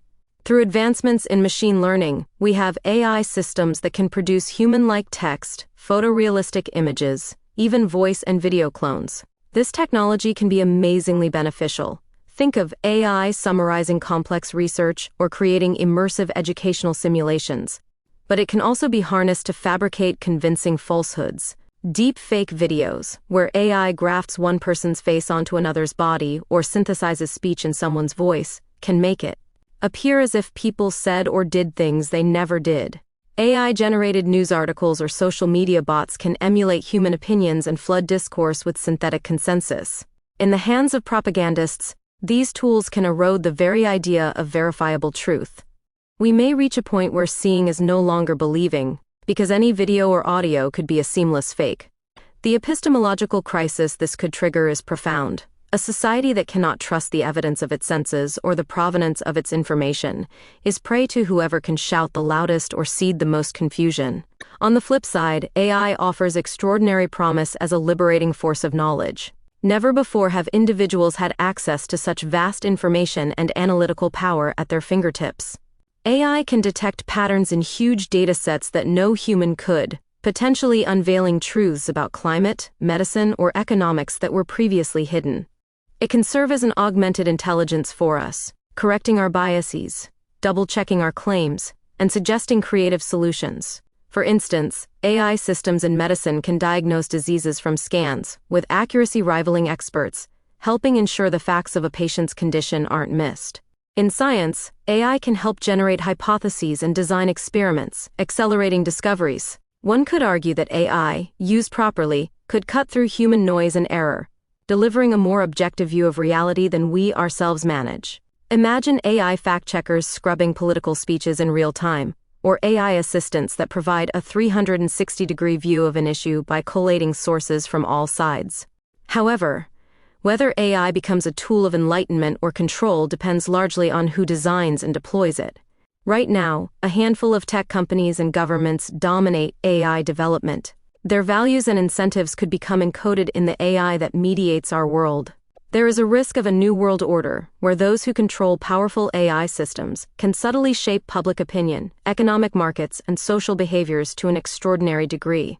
Unlike overt human dictators, AI influence might be harder to detect. It could come as nudges in your apps, personalized ads and content, automated censorship of undesirable speech, or scoring systems that reward or punish citizens, as seen in some experimental social credit systems. The power imbalance could be stark. Imagine a regime with advanced AI that surveils everyone, predicts dissidence before it happens, and deploys perfectly tailored propaganda to neutralize opposition. This isn't science fiction.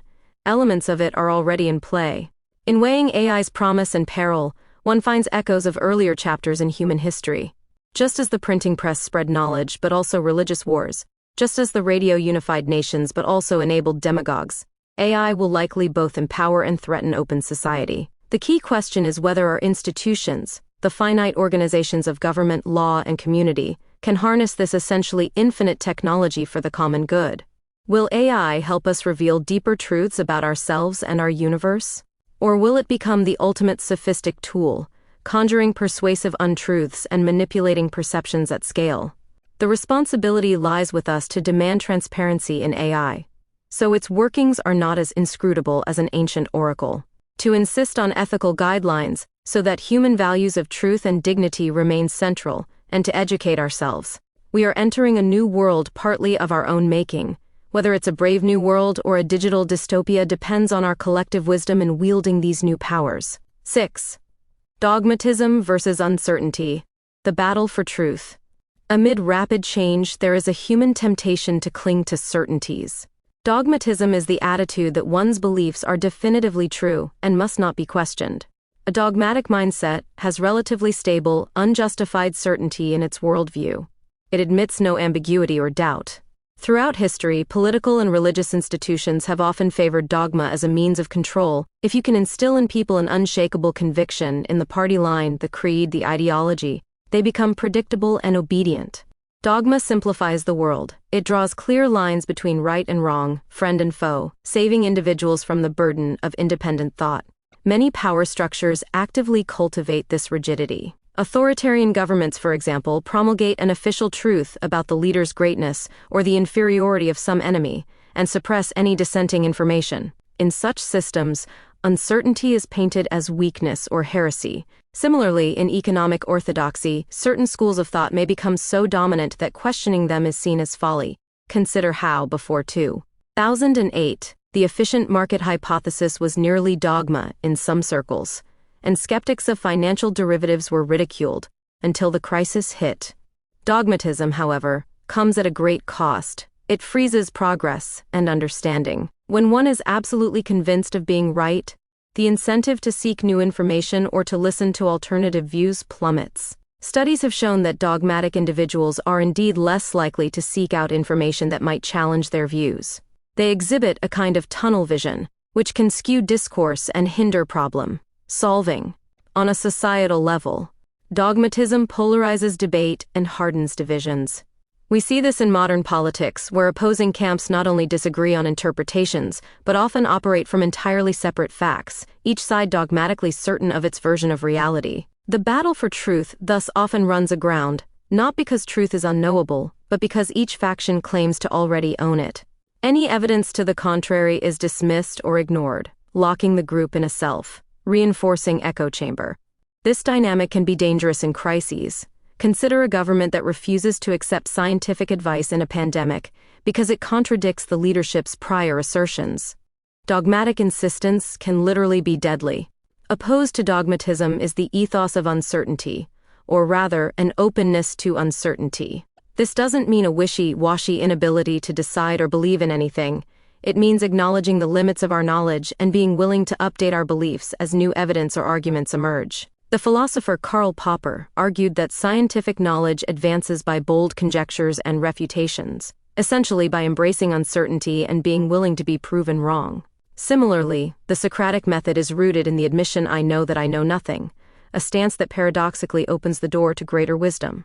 When we allow ourselves to question even cherished beliefs, we engage in an infinite pursuit of truth that no single institution or doctrine can monopolize. This is inherently threatening to authorities that rest on fixed dogmas. Finite institutions, churches, states, parties, attempt to control infinite thought by canonizing certain ideas and outlawing others, but inevitably new ideas, questions, or anomalies arise that escape the established framework. There is a perpetual tension, control versus freedom, certainty versus inquiry.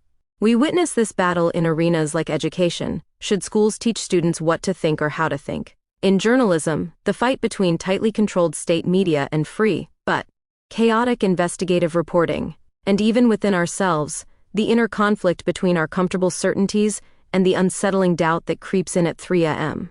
Each time we choose to explore a controversial topic with an open mind, or to say I might be wrong, we tilt the balance toward the camp of uncertainty, which is to say toward a living, growing truth rather than a static one. Yet uncertainty can be scary. It requires tolerance for ambiguity and complexity. Politically, it's easier to rally people around confident slogans than around nuanced debates. As a result, leaders often project absolute certainty, even when internally they may harbor doubts. Dogmatism can thus be performative, a show of certainty to maintain authority. Breaking out of this cycle may require a cultural shift that rewards intellectual humility. Imagine a society where a politician can say, "I changed my mind after seeing new evidence," and is applauded for it, rather than jeered as flip-flopping. Or a society where admitting we don't have all the answers, "let's investigate," is seen as a mark of strength, not weakness.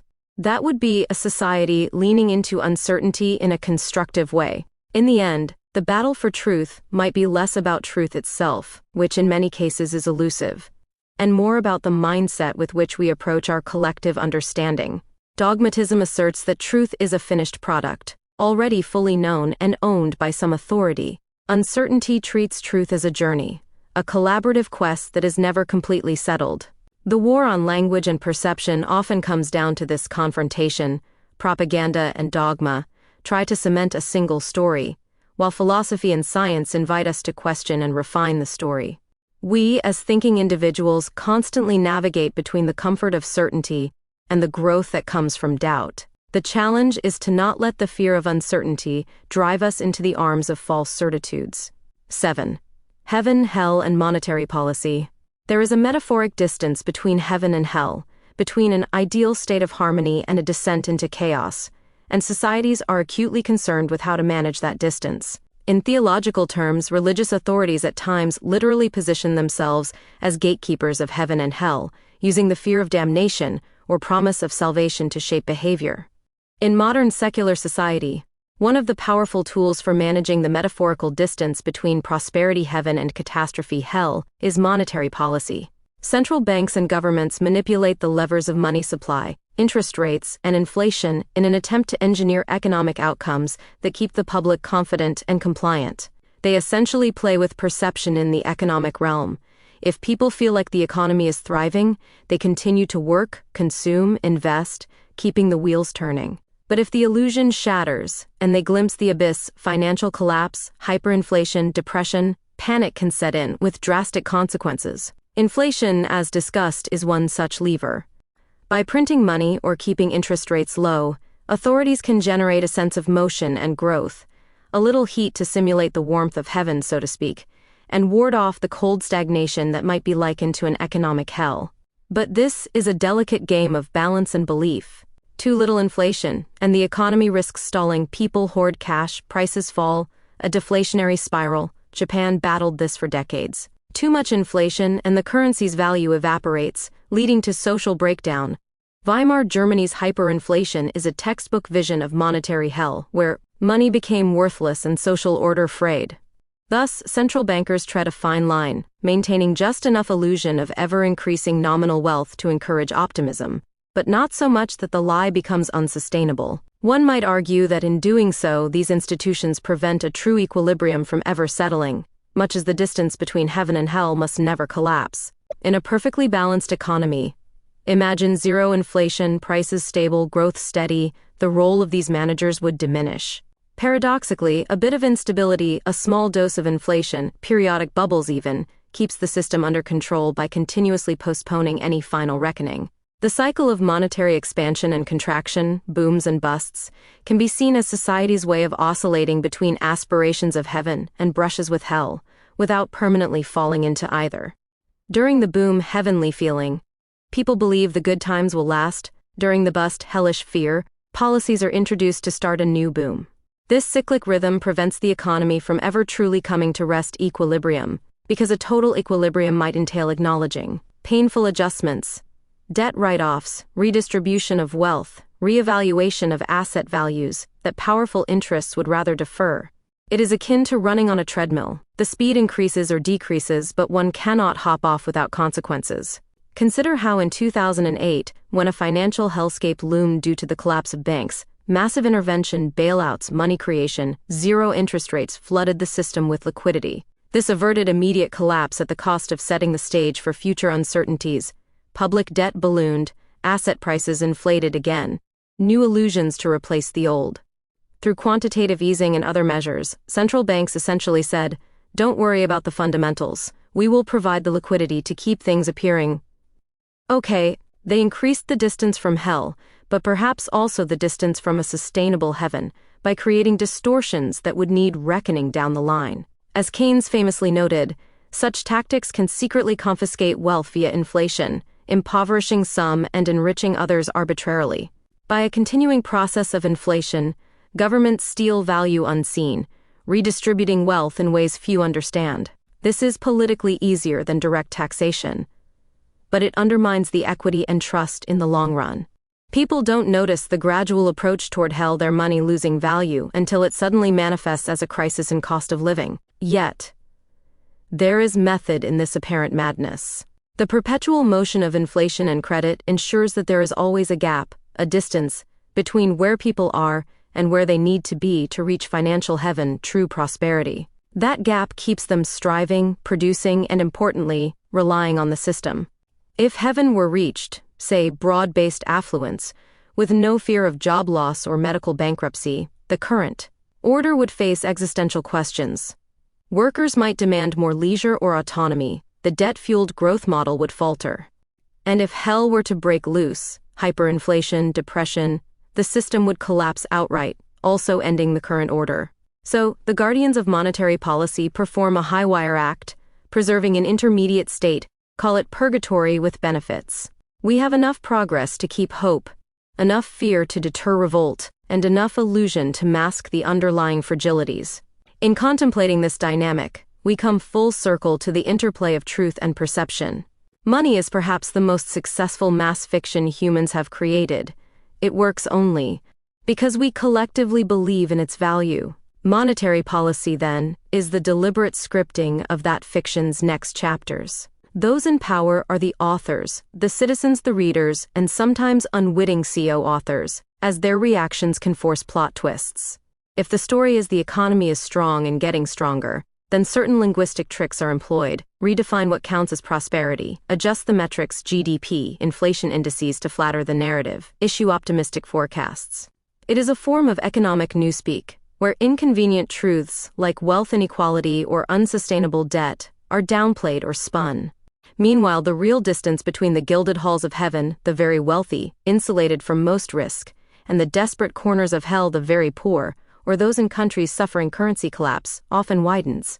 Ultimately, recognizing these cycles and narratives empowers us to step back and ask, what is real and what is engineered illusion? Are rising stock markets a sign of genuine value creation or a reflection of easy money sloshing around? Is currency stability real or propped up by diplomatic and military might? Such questions do not have easy answers, but the act of asking them is crucial. It invites us to see through the enchantments of language, strong economy, necessary stimulus, soft landing, to the actual lived experiences of people. The corruption of the faithful, to borrow the book's title, might well refer to how our faith in institutions and narratives can be manipulated, leading us away from truth. By staying alert to how words and numbers are used to shape our perception, we take a step toward reclaiming that faith in a more authentic way. As you close this chapter, take a moment to reflect on your own perceptions. How much of what you assume to be true about your nation, your finances, your beliefs, is built on language and stories you've been told? Where might sophistry, however subtle, be swaying your understanding? Conversely, where could embracing a bit more uncertainty or seeking an alternative interpretation broaden your view? In this war on language and perception, each of us is a participant. Our best armor is a mix of skepticism and open-mindedness, the ability to question without cynicism and to wonder without naivety. In the age of AI and engineered narratives, this skill will be more essential than ever. The truth may be hard to pin down, but by remaining conscious of how words shape our reality, we keep alive the possibility of approaching that truth asymptotically together. Chapter 5. Manufactured Confusion and Mass Manipulation. The Power of Media Narratives. Modern societies are awash in information, yet the framing of that information often matters more than the facts themselves. In the late 20th century, Noam Chomsky and Edward S. Herman argued that mass media function less as neutral messengers and more as powerful agents of social conditioning. Through careful selection and emphasis, media outlets amuse, inform, and crucially inculcate the public with particular values and beliefs. This process, which Chomsky and Herman term manufacturing consent, suggests that media narratives systematically shape our perception of reality. The news is not merely reporting what happens, It is actively filtering and framing events in ways that align with institutional interests. In democratic societies where overt censorship is absent, this framing is subtle, often achieved by selective coverage, tone, and context rather than obvious falsehoods. What is omitted or downplayed can be as influential as what is spotlighted. Media theorists have identified mechanisms by which our consent is engineered. Chomsky and Herman's propaganda model describes several filters, from corporate ownership to the influence of advertisers that determine what stories are told and how. For example, an unstated ideological filter in Cold War America was anti-communism as a national religion and control mechanism, which meant news that challenged the capitalist or patriotic consensus was often suspect.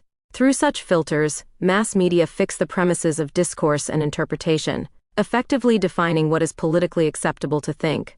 In this way, media narratives don't just inform us, they establish the boundaries of our reality. Psychological research reinforces how profoundly narrative framing can alter perceived truth. Studies on the illusory truth effect show that repeated exposure to a statement increases its acceptance as true, even if the statement is false. In other words, the more we hear a particular narrative echoed across television, newspapers, and social media, the more true it starts to feel. Our minds, overwhelmed by volume and repetition, often use familiarity as a proxy for truth. This is the subtle power of media. By sheer repetition and ubiquity, a biased narrative can become the default worldview for millions. We may believe we are freely forming opinions, but our free opinions tend to fall within the narrow frame that has been constructed for us. As Herman and Chomsky observed, this process happens so naturally that journalists themselves often believe they are objective, unaware of the larger forces guiding their choices. Regimes of truth and perception. Underlying the influence of media is a deeper question: who defines what is true? The French philosopher Michel Foucault introduced the concept of regimes of truth to describe how each society establishes mechanisms for determining truth and falsehood. According to Foucault, truth is a thing of this world, not an absolute, but something produced by power through discourse and institutions. Every society has its accepted narratives, the types of discourse which it accepts and makes function as true and sent. These narratives are reinforced by education systems, scientific institutions, and indeed, the media, which together decide which viewpoints are legitimate and which are dismissed. In short, power doesn't just enforce its will through laws or force, it defines the very reality that people inhabit. Throughout history, dominant institutions, be it the church, the state, or the press, have acted as arbiters of truth. In medieval Europe, for example, the regime of truth was rooted in theology. The church's narratives about morality and cosmology were largely unchallenged truths. In the modern era, scientific discourse and mass media have taken on this role, but the principle remains: those who control the narrative framework control what society knows to be true. Foucault emphasizes that this is a continual battle for truth, not about discovering an objective truth, but about controlling the rules according to which the true and false are separated. In other words, conflict in society often centers on who gets to define reality. Competing political parties, interest groups, and ideologies each seek to establish their narrative as the truth regime. Today's regime of truth is dynamic and fragmented. Traditional authorities have weakened. Trust in religious and political institutions has eroded over decades. Into that vacuum has stepped a cacophony of media voices and online influencers, each vying to set the narrative. There is a sense that truth itself has become democratized, or more cynically, splintered. What we call truth in public discourse may simply be the narrative of the most powerful or persuasive institution at a given moment. One year, the prevailing truth regime may elevate economic austerity as unquestionable wisdom. The next year, a new regime pronounces austerity a failed myth. The battle about the status of truth is ongoing. And as Foucault notes, this battle has high stakes. It determines the political role truth plays in society. Understanding this helps explain why debates in the media can feel so existential. They are skirmishes over who defines reality, ideology as the new religion. Amid the erosion of shared truth, political ideologies have surged in to fill the void once occupied by a more unified moral framework. In many ways, modern ideological movements function like state religions, comprehensive belief systems that demand adherence and guide personal behavior. The late 20th century provided a clear example. In the United States, anti-communism during the Cold War took on a quasi-religious intensity, complete with its devils and saints. As Herman and Chomsky observed, anti-communism wasn't just policy, it was a national religion that helped unify the public mind and justify the actions of the state. Dissenting from this orthodoxy often meant being labeled a heretic or, in secular terms, un-American. Such was the fervor of this politicized faith that it overrode nuance and silenced alternative perspectives. In the 21st century, left-wing progressivism and right-wing conservatism have each assumed the mantle of quasi-religions in different arenas. Progressivism, encompassing causes like environmentalism, social justice, and what is sometimes called woke culture, presents a vision of moral rectitude and a promise of societal redemption. It has sacred values: equality, diversity, rituals, protests, virtue-signaling declarations, and heresies: racism, sexism, bigotry in any form. Notably, many observers have drawn parallels between fervent progressive activism and religious zeal. Public demonstrations often adopt a liturgical character, officials literally washing the feet of protest leaders, crowds kneeling, and reciting confessions of privilege, and the public shaming of ideological heretics who violate the new dogmas. These performances echo the penance and purity rites of religion, aimed at moral cleansing and unity of belief. The doctrine of this new faith, critics note, can be unfiercely defended even when it is not particularly logical. In other words, like any religion, it asks for belief and obedience above rational debate. Conservatism, especially in its nationalist or theocratic forms, likewise operates as a belief system that sacralizes certain ideas. In some countries, national identity and traditional values become articles of faith, blurring the line between church and state. The concept of an American civil religion, for instance, entails reverence of the Constitution, the flag, and the nation's founding narratives almost as sacred texts. Right-wing orthodoxy often holds up an idealized past, the Golden Age or the wisdom of the founders, as a source of truth, much like religious fundamentalists look to Scripture. This can imbue political allegiance with spiritual weight. To be patriotic and devout become one and the same. When such an ideology is state-supported, dissenters may be treated as blasphemers against the nation. We see this in authoritarian regimes that exalt a leader or party to infallible status, demanding total ideological conformity much as a theocracy would. Whether under a hammer and sickle or a flag and cross, the fusion of state power with absolute belief creates a potent social force. It gives citizens a shared purpose, but also demands their submission of mind. What is critical to recognize is that both left and right orthodoxies, in their extreme forms, serve as mechanisms of social control similar to religion.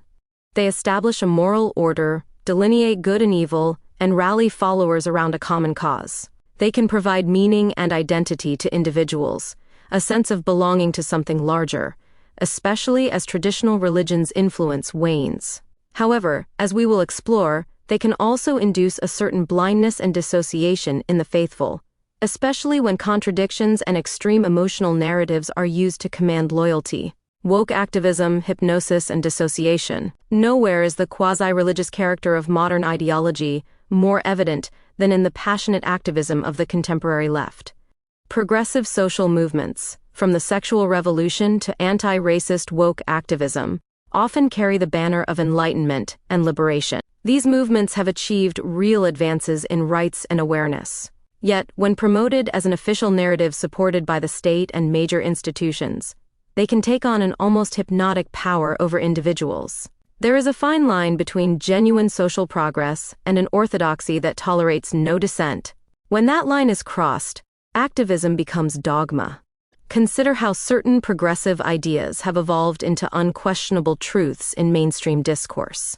In some academic and media circles, one must affirm propositions like gender is entirely a social construct or racial disparities are proof of systemic oppression with an almost doctrinal certainty. To question or nuance these claims risks social excommunication, loss of one's job or reputation, akin to a charge of heresy. The intensity of this enforcement can feel like a quasi-religious hypnosis. People find themselves adopting beliefs and slogans not through personal reflection, but through a mix of social pressure, emotional appeals, and repetition. It is as if a collective trance descends. Everyone is expected to believe, or at least pretend to believe, the same creed. The mechanisms are subtle. Viral hashtags, corporate diversity statements, school curricula, all aligning to propagate the necessary views. Over time, this can induce a kind of mass dissociation. Individuals parrot the ideology publicly, often suppressing private doubts or observations that don't fit the approved narrative. They become split, alienated from their own honest perceptions or from values they once held, much as a person under hypnosis might act against their normal judgment. Psychologically, the state-supported narrative of constant progress and activism can be disorienting. Traditional norms and reference points are cast aside. What was common sense a decade ago may now be taboo. This creates an environment where many feel unmoored. For example, the sexual revolution profoundly changed social mores about family, fidelity, and identity. These changes liberated many, but they also unsettled long-standing sources of meaning and stability, such as religion or family structures. When the new norms are preached with missionary zeal, free love, radical gender fluidity, etc., some people experience not empowerment but confusion and detachment. They may participate outwardly in the new freedoms, yet inwardly feel a loss of self or community, a symptom of societal dissociation. It is as if society, in shedding an old skin, has left some individuals' identities floating, unanchored to any enduring framework of value. This dynamic is exacerbated by the mantra of relativism that often accompanies modern left-wing thought, the idea that truth and morality are entirely relative to one's identity or perspective. In a well-intentioned effort to validate diverse experiences, your truth versus my truth, a paradox emerges. People are told that all truths are valid, yet simultaneously, a very specific truth, the sanctioned progressive one, is treated as unassailably correct. The dissonance in this message can have a hypnotic effect. It dazes the critical mind, requiring one to accept mutually contradictory ideas. In extreme cases, adherents exhibit what some psychologists call ideological possession, acting as if under a spell. They may chant slogans, or denounce sinners the politically incorrect, with an emotional fervor that bypasses critical reasoning. Like members of a high-demand cult, they show almost trance-like conformity in language and thought. The individual's psyche, faced with overwhelming social cues, dissociates from independent judgment. They believe they are on the side of righteousness, and indeed, many progressive causes are morally laudable. But the unquestioning dogmatic manner of the belief leaves little room for personal reflection or balanced perspective. In this way, a state-backed ideological narrative can captivate the public mind, leading to a mass psychology that is, at once fervent and fragile, fervent in its outward convictions, yet fragile in its suppression of inner doubts and complexity. The contradiction as a tool of control. Ironically, one of the most effective methods of mass manipulation is not to provide a single consistent narrative, but to bombard people with contradictory narratives. In the realm of identity politics and postmodern relativism, contradiction has become commonplace. Citizens are told that truth is relative and simultaneously told which truths they must accept. They are encouraged to celebrate their unique identity, and at the same time, to subsume their individuality into a collective ideological identity. This perpetual state of cognitive dissonance is not an accident. It can be harnessed as a psychological mechanism of control. History offers a clear lesson on this tactic. Adolf Hitler, infamous for his propaganda prowess, aimed to sow mental confusion, contradiction of feeling, indecision, panic among his targets. By inundating people with conflicting messages and emotions, propagandists create a sense of chaos in the mind. In such chaos, critical resistance breaks down. The populace, feeling uncentered and unsure, becomes more malleable. Totalitarian regimes have long understood that a confused person is easier to lead. George Orwell distilled this insight with the concept of doublethink in 1984, the ability to hold two contradictory beliefs and accept them both. When citizens can stomach contradictions like war is peace without revolt, authority wins a total victory over truth. In modern democratic societies, the contradictions are more subtle, but no less impactful.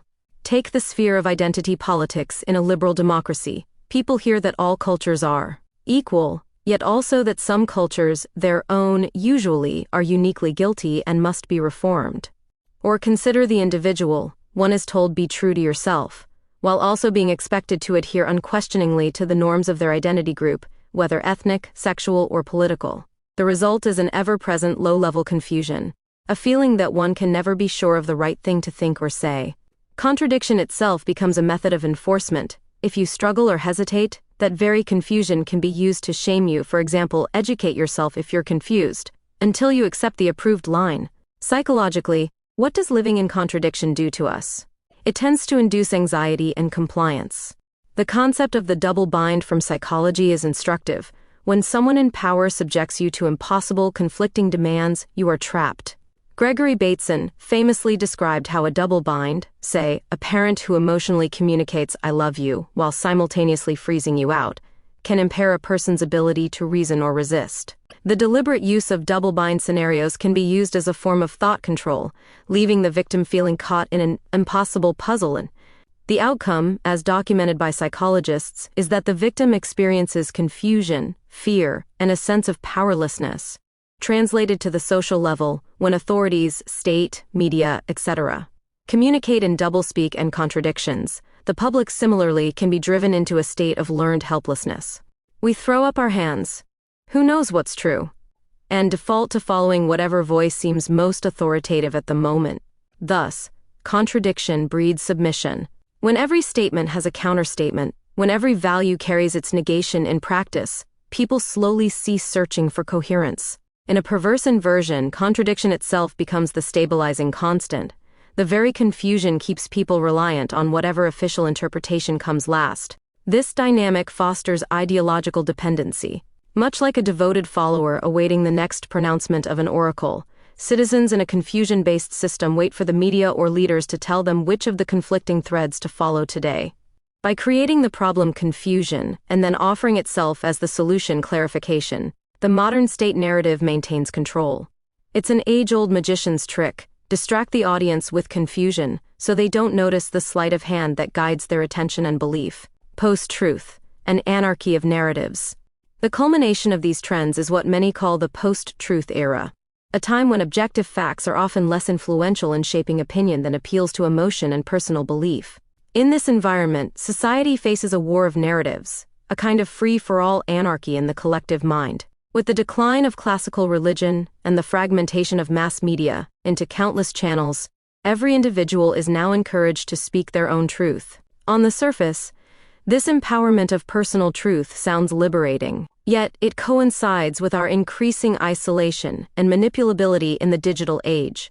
In the past, communities had unifying narratives, shared religious faith, national myths, common cultural touchstones, that provided a coherent sense of reality and belonging. Those narratives could certainly be limiting or oppressive, but they also offered stability and a framework for meaning. Today, such common frameworks have splintered. Social media and online communities allow each person to curate a reality that suits them. Algorithms on platforms like Facebook, Twitter, or TikTok feed us content tailored to our likes and biases. Over time, these algorithms create virtual ecosystems of information that reflect our existing opinions and screen out dissenting views. We end up in echo chambers that reinforce what we want to hear. Crucially, these virtual ecosystems in turn encourage people to create their own truth. In an endless sea of content, professionally produced or user-generated, one can find some source to affirm almost any belief or conspiracy. Reality becomes a buffet of narratives, from which individuals pick and choose what satisfies their psychological hunger. The result is a paradoxical combination of hyper-individualism and mass manipulation. On one hand, each person feels entitled to their own truth, dismissing experts and institutions with a wave of relativism. Facts become flexible, a matter of perspective or political tribe. On the other hand, people are arguably more vulnerable to manipulation than ever. Precisely because each individual is isolated in their custom information bubble, they can be micro-targeted with specific propaganda. Two neighbors might live in completely different narrative universes, one awash in news that confirms a left-wing worldview, the other steeped in a right-wing narrative, each angry and fearful that the other side is deluded or dangerous. Public opinion atomizes into 1,000 personal realities, weakening any sense of common ground. This is a kind of mental anarchy, a war of all against all in terms of narratives and truths. For the average person, this post-truth anarchy can breed cynicism and despair. Since every narrative seems to have an ulterior motive or a partisan spin, trust erodes. People either cling fanatically to their chosen narrative, doubling down in the tribal war of narratives, or they disengage entirely, believing everything is a lie. In either case, the individual's capacity to make sense of the world is impaired. We see rising rates of anxiety and nihilism, especially among the young, who scroll through contradictory feeds day and night. The human mind, evolutionarily designed to make meaning, struggles under a constant barrage of disinformation, sensationalism, and relativism. Meaning becomes personalized, each must forge their own, but those personal meanings often lack the depth and robustness that shared cultural meanings once provided. A person may declare their identity or cause as their truth, but without a supportive social consensus or a stable reality check, that truth can be fragile. It risks becoming a form of self-delusion or a performance for social media likes, rather than a deeply grounded conviction. In this way, the promise of everyone can have their own truth reveals its dark side. A society where we are collectively disoriented, easily spun by whoever masters the tools of narrative dissemination. The state of confusion and inner fragmentation. It might seem that the modern state, ostensibly a rational administrative entity, would be overwhelmed by this chaos of narratives. Yet, paradoxically, the state and aligned power structures often benefit from a fragmented, confused populace. When people are divided into mutually distrustful camps or lost in privatized worlds of meaning, they are less able to mount any unified challenge to the status quo. In a very real sense, divide and rule is at play, albeit through narratives rather than swords. The modern state, along with corporate and media elites, acts as a kind of generator and arbiter of ideological contradictions, keeping society perpetually off balance but governable. How does this work? One way is by promoting a surface-level conflict between two sides that ultimately preserves the deeper system of power. The critical theorist Guy Debord wrote that in the society of the spectacle, even the apparent opposition between different social forces can be part of the same ruling strategy. He noted that bureaucratic regimes and capitalist powers, though seemingly enemies, often function as pseudo-opposition that serve as actual support for the system as a whole. Translated to our context, the loud battle between left-wing and right-wing factions in the public sphere can mask an underlying unity. Both sides, in their extremity, help maintain the dominance of the broader establishment. They rally their bases with anger and fear, each mirroring the other in method, and ensure that citizens remain fixated on fighting each other rather than questioning the fundamental structures of power that govern them. The spectacle of ideological warfare becomes a self-reinforcing loop, a drama that legitimizes increased surveillance, censorship, or executive power to maintain order. Behind the masks of woke versus reactionary, globalist versus nationalist, the same class of technocrats and oligarchs continue to rule, largely unchallenged. The unity of misery is hidden under the spectacle of opposition, as Debord observed, society's real problems. Inequality, loss of agency, spiritual void, persist regardless of which team wins the narrative skirmishes of the day. All of this breeds what we might call inner fragmentation. Externally, society is fragmented into tribes. Internally, individuals are fragmented within themselves. The modern person often contains multitudes of contradictory beliefs and identities, many directly implanted by media messaging and state curricula. One might, for instance, work for a corporation that champions diversity and inclusion publicly, yet feel a profound sense of alienation and meaninglessness in a life dominated by consumerism and screens. The state and its allied institutions encourage people to identify with transient causes and consumer identities rather than with deeper sources of community or selfhood. We become, in effect, congregants of the church of the current thing. Our devotion easily swayed to whatever trending cause or crisis is served up by the news cycle. The previous cause is forgotten as quickly as the new one is adopted. This constant churn prevents the formation of a stable self.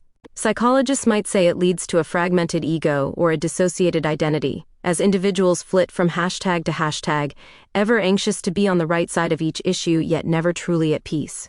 Furthermore, the erosion of classical religion, which once provided a communal narrative and moral center, has left many people spiritually adrift. Into that void have entered individualized, self-serving faiths mediated through digital ecosystems.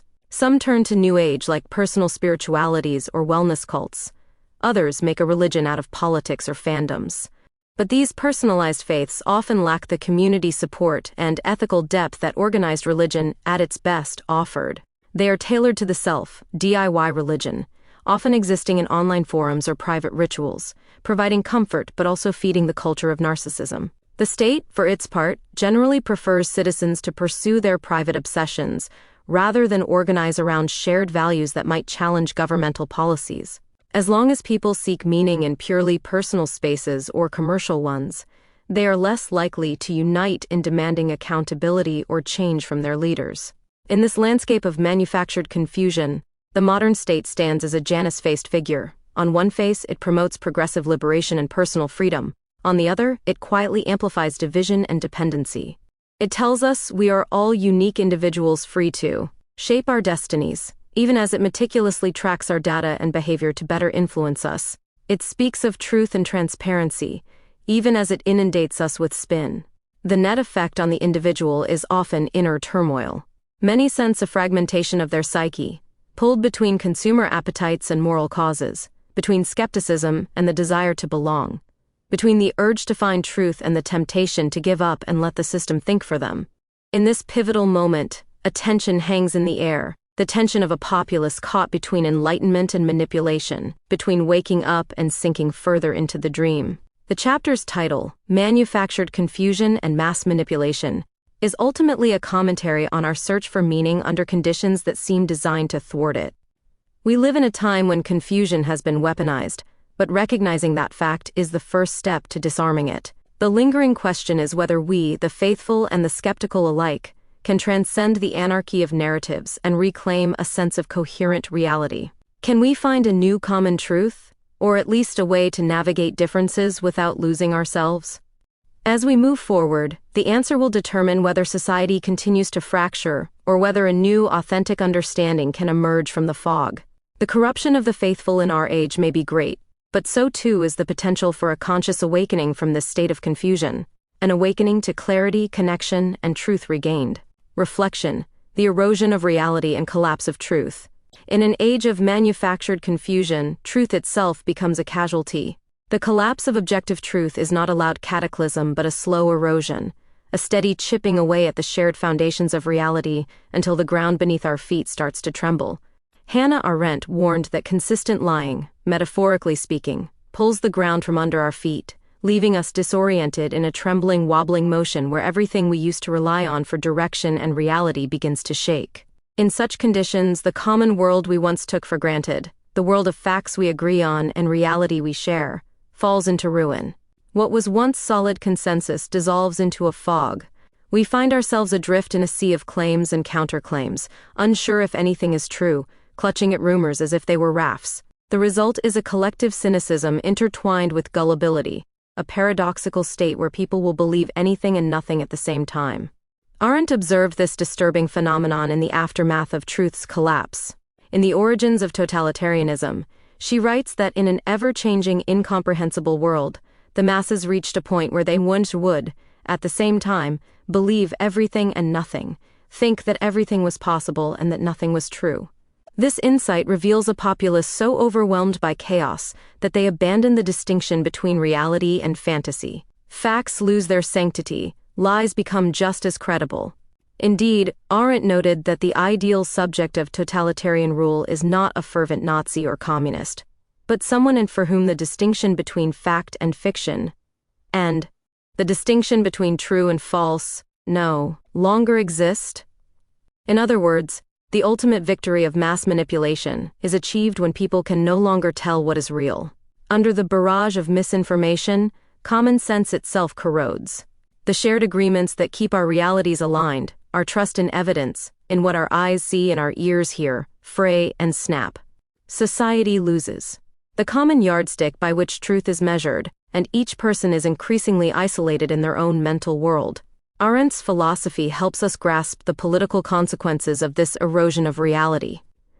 When factual truth is relentlessly chipped away by propaganda and deception, the world between us, the space where we meet as fellow citizens grounded in the same reality, collapses. The result of a consistent and total substitution of lies for factual truth, Arendt wrote, is not simply that lies will be accepted as truth, but that the sense by which we take our bearings in the real world is being destroyed. Deprived of a reliable reality, people become easy prey for manipulation. They can no longer agree on basic facts, or as Arendt describes it, under conditions of radical isolation, where nobody can any longer agree with anybody else. The destruction of the common world is underway. Each person or faction sinks into its own perspective. Alternatively, people may swing to the opposite extreme, a mass conformity of thought. Arendt notes that mass society can induce a state where everyone suddenly behaves as though they were members of one family, each multiplying and prolonging the perspective of his neighbor, an echo chamber of unreality. In both scenarios, whether fractured into atomized isolation or herded into uniform fervor, human beings lose the plurality of viewpoints that gives reality its texture. They become, as Arendt says, imprisoned in the subjectivity of their own singular experience, even if that experience is now mass-produced and shared by millions. The shared world is gone. What remains is a populace uniquely susceptible to narrative warfare, to whoever can tell the most compelling story, no matter how divorced from facts, because there is no longer a stable reality to check it against. Yearning for coherence in an anarchic world. Strangely, out of this collapse of truth emerges not only confusion, but a profound longing. Human beings cannot live for long in a state of total disorientation. When our predefined frameworks of meaning, the cultural, moral, and factual structures that once oriented us, become anarchic, we grasp for something to hold on to. Arendt perceived that the modern breakdown of shared reality and stable institutions created a deep hunger for certainty. In her analysis, the disintegration of traditional social bonds, for example, the decline of the nation-state and the class system, left people isolated and burdened by feelings of being unrooted and unnecessary to society. These once stable anchors of common life were cracked apart, leaving individuals unmoored. The public realm that used to gather us together splintered. The compass of common sense spun wildly. In this spiritual anarchy, where facts seem arbitrary and old truths no longer console, a collective yearning arises, a yearning for coherence, for some clear and solid truth to salvage meaning from the chaos. Arendt powerfully describes how disorientation breeds the desperate desire for a new certainty. The populace, displaced from reality, begins to crave a kind of salvation by truth, a single illuminating framework that will make sense of everything again. This complete displacement, Arendt notes, led to a yearning for coherence, a new kind of logic. Into this yearning step the engineers of mass manipulation with their ready-made narratives. Totalitarian movements, as Arendt observed, recognized the opportunity in this collective hunger. They offered the masses total explanations, self-contained worldviews that claim to explain all events, answer all questions, and dispel uncertainty. Through ideology and propaganda, they create a new kind of logic, and with it redesign the world, constructing a new fictional reality more coherent than the jumbled truth. In the mid-20th century, both Nazi and Stalinist regimes conjured sweeping ideological fictions that divided and organized the world into neat, all-encompassing narratives. And tragically, this was precisely what the lonely masses yearned for. In the absence of genuine truth, people will embrace an all-explaining lie if it gives them a sense of order and purpose. Today's conspiratorial worldviews and information silos follow this same pattern. They are the new ideologies, rushing in to fill the vacuum left by the erosion of shared reality. Narrative warfare replaces open debate. Each faction clings to its own total narrative of events. We see populations seduced by conspiracies that promise secret knowledge and clarity amid uncertainty. These narratives, however fantastic, satisfy the craving for meaning in a world that feels increasingly meaningless. Grand conspiracy theories, for instance, knit every accident and coincidence into a deliberate plot, imposing false order on randomness. They turn anxiety into conviction, the comfort of knowing or thinking one knows the hidden truth behind it all. It is a dangerous comfort, born from the same longing Arendt identified. For when objective truth feels absent, the idea of truth itself becomes a beacon in the dark, so coveted that people will grasp even the mirage of truth. In this way, manufactured confusion actually intensifies the desire for an authority that can dispel confusion. A society bereft of shared truth may, in its despair, cry out for someone or something to save it with clear answers. Yet the answers that come in such times are often false idols, the smooth certainties of demagogues, the closed systems of conspiracy lore, the intoxicating simplicity of ideological missions. They offer a salvation of sorts, but it is a salvation through delusion. The genuine article, truth that can actually sustain a common world, remains painfully elusive. And so the people's longing continues unabated, turning ever more feverishly toward extreme beliefs and totalizing worldviews in hopes of relief. Between ruler and ruled, a visible chasm of meaning. As the architecture of reality falls apart, the relationship between those in power and the populace undergoes a profound shift.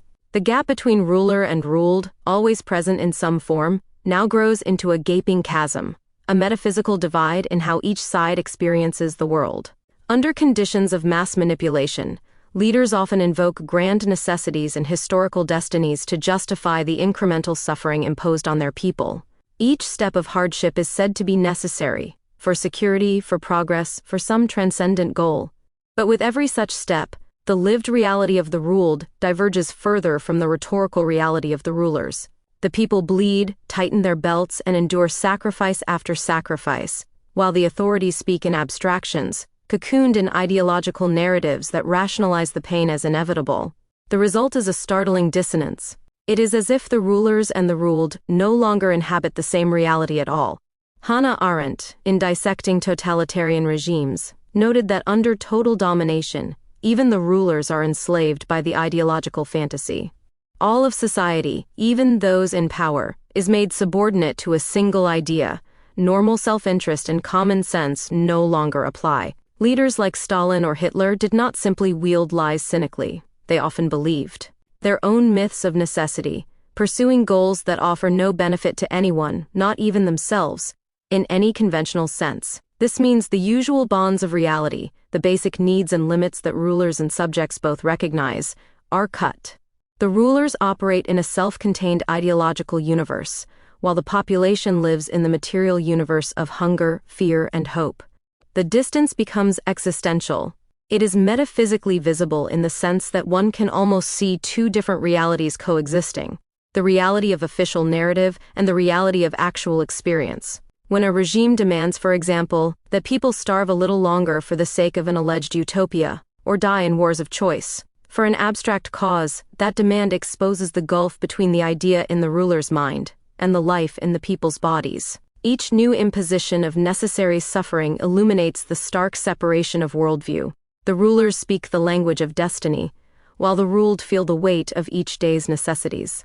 In this collapse of common reality, meaning itself becomes a battleground. The populace may lose faith that their leaders share any truth with them at all. And yet, paradoxically, some among the people may embrace the gap. Seeing in the very extremity of their rulers demands a kind of perverse authenticity. When truth seems absent and every ordinary premise is overturned, even the idea of dying for a cause can take on a grim allure. It becomes one of the last exceptional gestures through which people try to reclaim meaning in a world emptied of sustenance.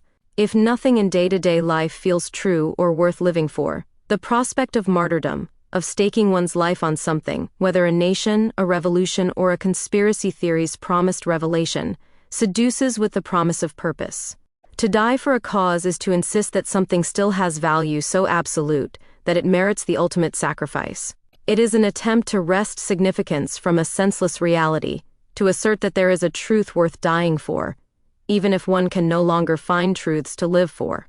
In the context of mass manipulation, this urge can be tragically exploited. Leaders send masses to die in the name of hollow ideals, and individuals embrace death in hopes of proving their lives mattered to a story larger than themselves. It is as if, amid the rubble of truth, the act of dying becomes a final language, blood testimony that meaning might yet be found.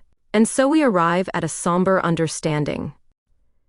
The erosion of reality has led us into a landscape where light and shadow are indistinguishable, where lies masquerade as truth and truth is dismissed as lies.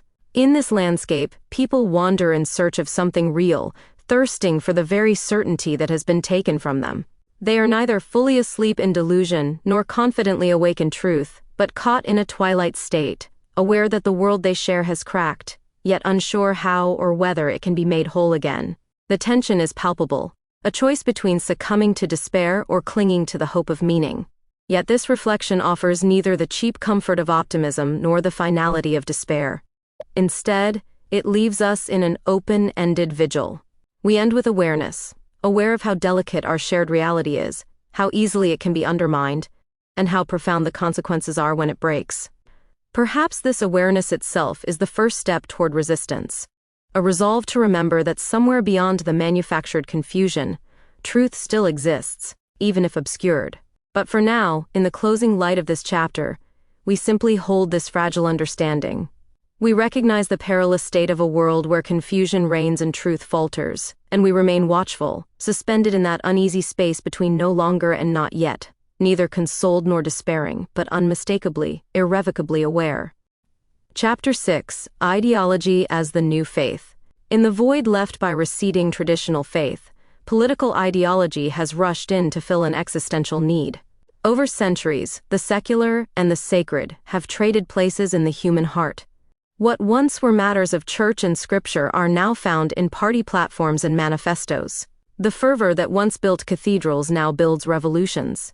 In a contemplative hush, we can observe the pattern. Ideology has become the new faith, complete with its own creeds, martyrs, and heresies.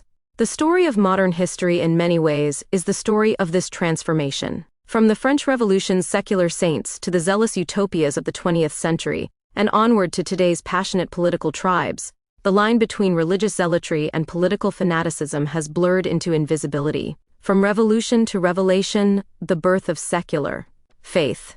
The French Revolution ushered in the first grand attempt to replace an old religion with a new ideological faith. In 1793, amid the toppling of altars and thrones, radical revolutionaries established the cult of reason, an explicit effort to supplant Christianity with a state-sponsored creed of enlightenment and nation. Churches were rededicated as temples of reason, and festivals were held to worship liberty and truth instead of God. This was France's first established state-sponsored atheistic religion, intended as a replacement for Roman Catholicism. Robespierre even attempted his own deist alternative, the cult of the Supreme Being, complete with public rituals. What had begun as political upheaval transformed into political religion. The revolutionaries wielded reason and patriotism with the zeal once reserved for saints and relics. In these fervent moments, politics ceased to be mere governance and became a messianic mission. The guillotine took on the aspect of an altar of purification, claiming the lives of heretics to the new creed. The very language of the revolution echoed religious prophecy, a rebirth of society, a new Eden of equality to be achieved through purging the old. In retrospect, it is clear that 1789 marked not only the death of an ancien regime, but also the birth of a new kind of faith, one with humanity or the nation or reason at its center instead of God. This pattern repeated throughout the 19th century. As traditional churches struggled to retain authority in an age of science and industry, political ideologies rose to offer alternative revelations. Nationalism spread across Europe, teaching people to see the nation-state as a transcendent entity worthy of ultimate loyalty. Flags, anthems, and heroic histories bound populations together much as shared religion once had. In Italy and Germany, for example, nationalist movements cultivated martyr figures and holy sites, tombs of patriotic heroes, battlefields treated as sacred ground. The nation was no mere political unit. It became a mystical union of past, present, and future souls demanding devotion. Liberalism, too, in its classical form, promised a kind of salvation. Individual freedom and rights would create a paradise on earth, a harmonious society guided by rational self-interest. Even Auguste Comte, the father of sociology, went so far as to develop a religion of humanity, complete with calendars of secular saints and positivist sermons, explicitly trying to construct a church without God. Across the intellectual landscape, one finds a yearning to replace the moral framework that religion once provided. The 19th century mind hungered for new meaning in a disenchanted world, and ideologies eagerly stepped in to offer grand narratives of purpose. Marx, Lenin, and the Gospel of Utopia. No ideology illustrated the religious character of secular thought more profoundly than Marxism.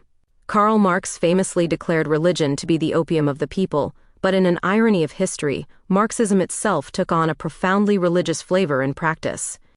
By the late 19th and early 20th centuries, Marxism had developed into a secular gospel for millions. It offered an account of creation primitive communism, followed by the fall into class society, a prophecy the inevitable proletarian revolution, and a vision of salvation the classless utopia to come. In Marxist revolutions, we see fervor indistinguishable from millenarian religion. devotees willing to sacrifice, to martyr themselves or others, all for the sake of a future heaven on earth. Marx and Engels became prophet-like figures. Das Kapital and the Communist Manifesto served as scriptural texts. The faithful communists of the 20th century carried little red prayer books of Mao or pocket editions of Lenin's writings. They held strident convictions of moral righteousness, dividing the world into the saved, the proletariat and its allies, and the damned, the bourgeois, the reactionaries. To doubt the party line was heresy punishable by excommunication. Or worse.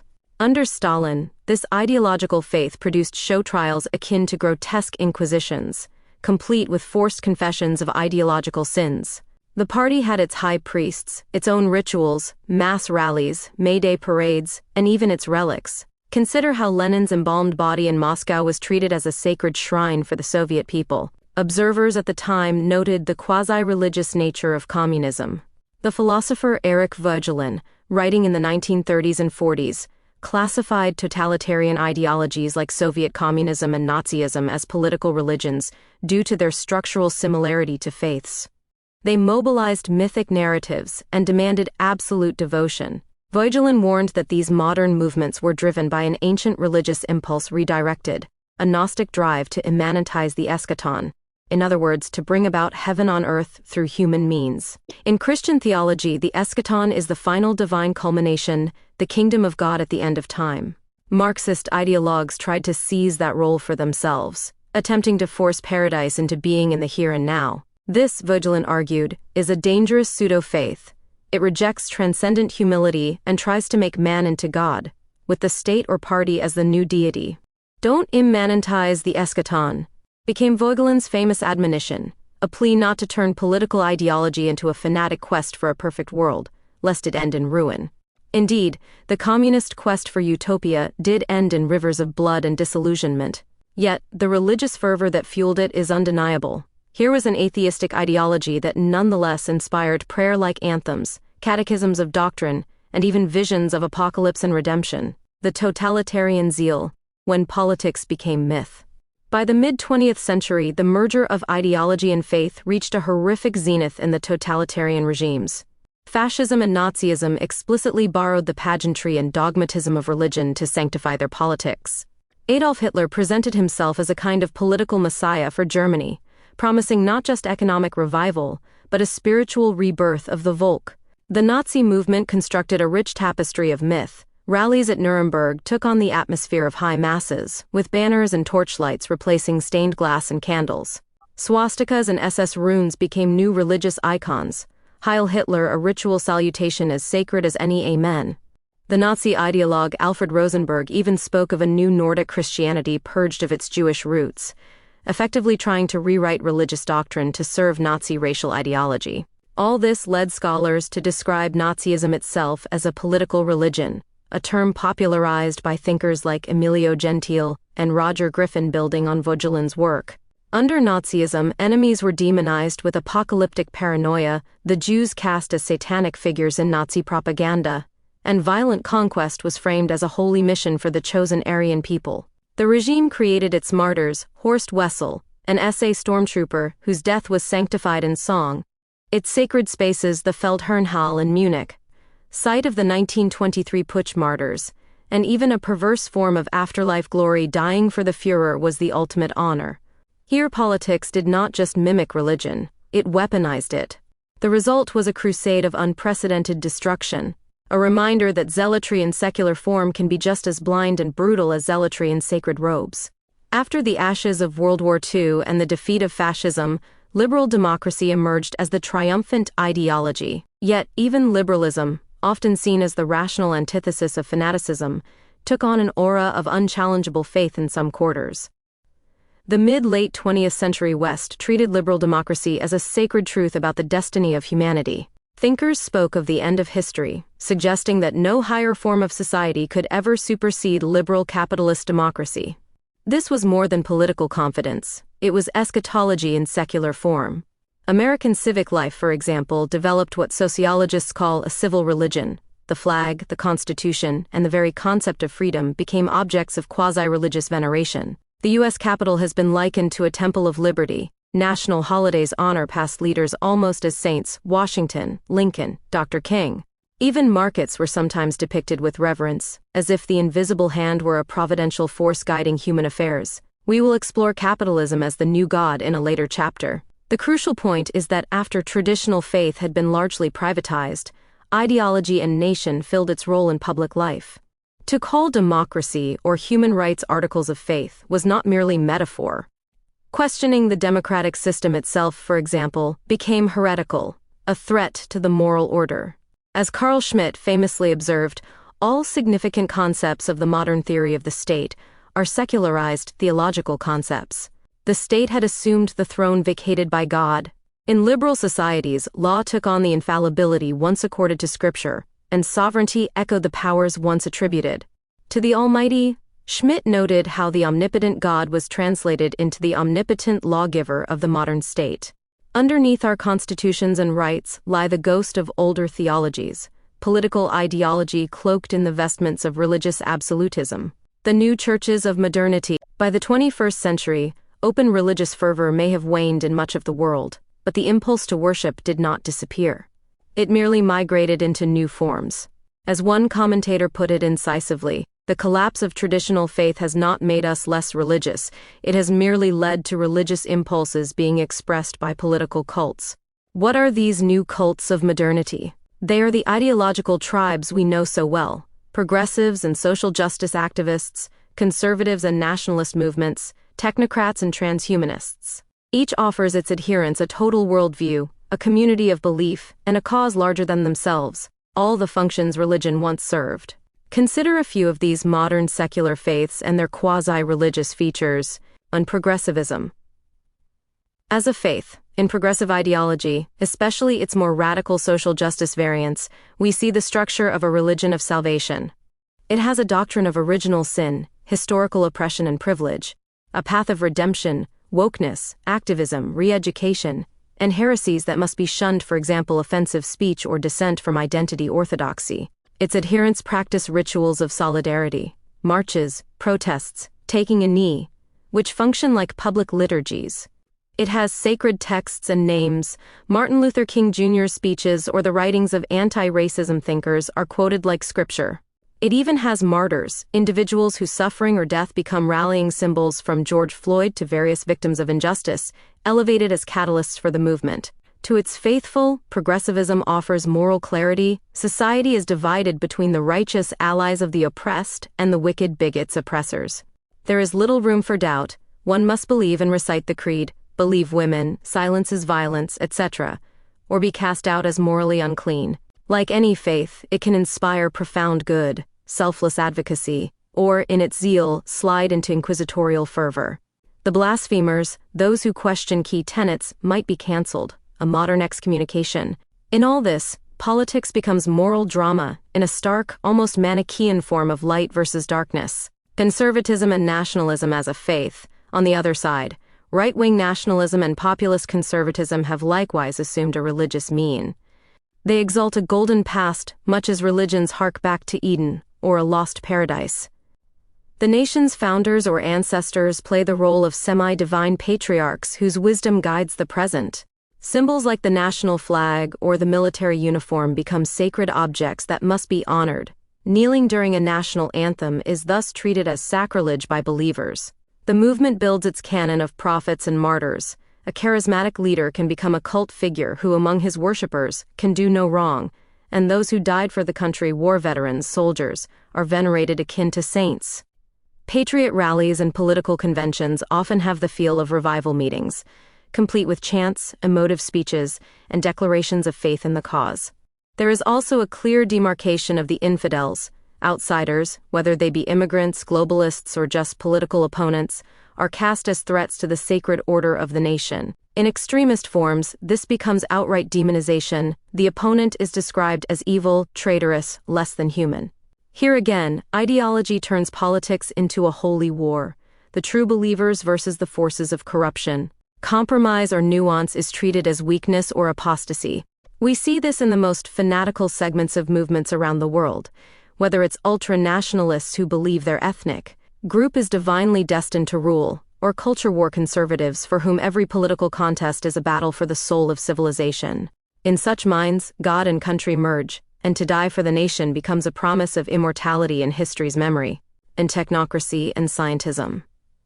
As a faith, a newer secular creed has arisen in our age of technology, the belief in techno-utopianism, or rule by scientific expertise. This worldview treats science and progress as infallible authorities, a kind of holy trinity of data, algorithm, and innovation. Its followers hold an unshakable faith in technology's power to solve all problems, granting salvation from the pains of our human condition. There is a quasi-religious promise of immortality through tech, uploading consciousness, conquering death with biomedical miracles, and a notion of an ultimate destiny.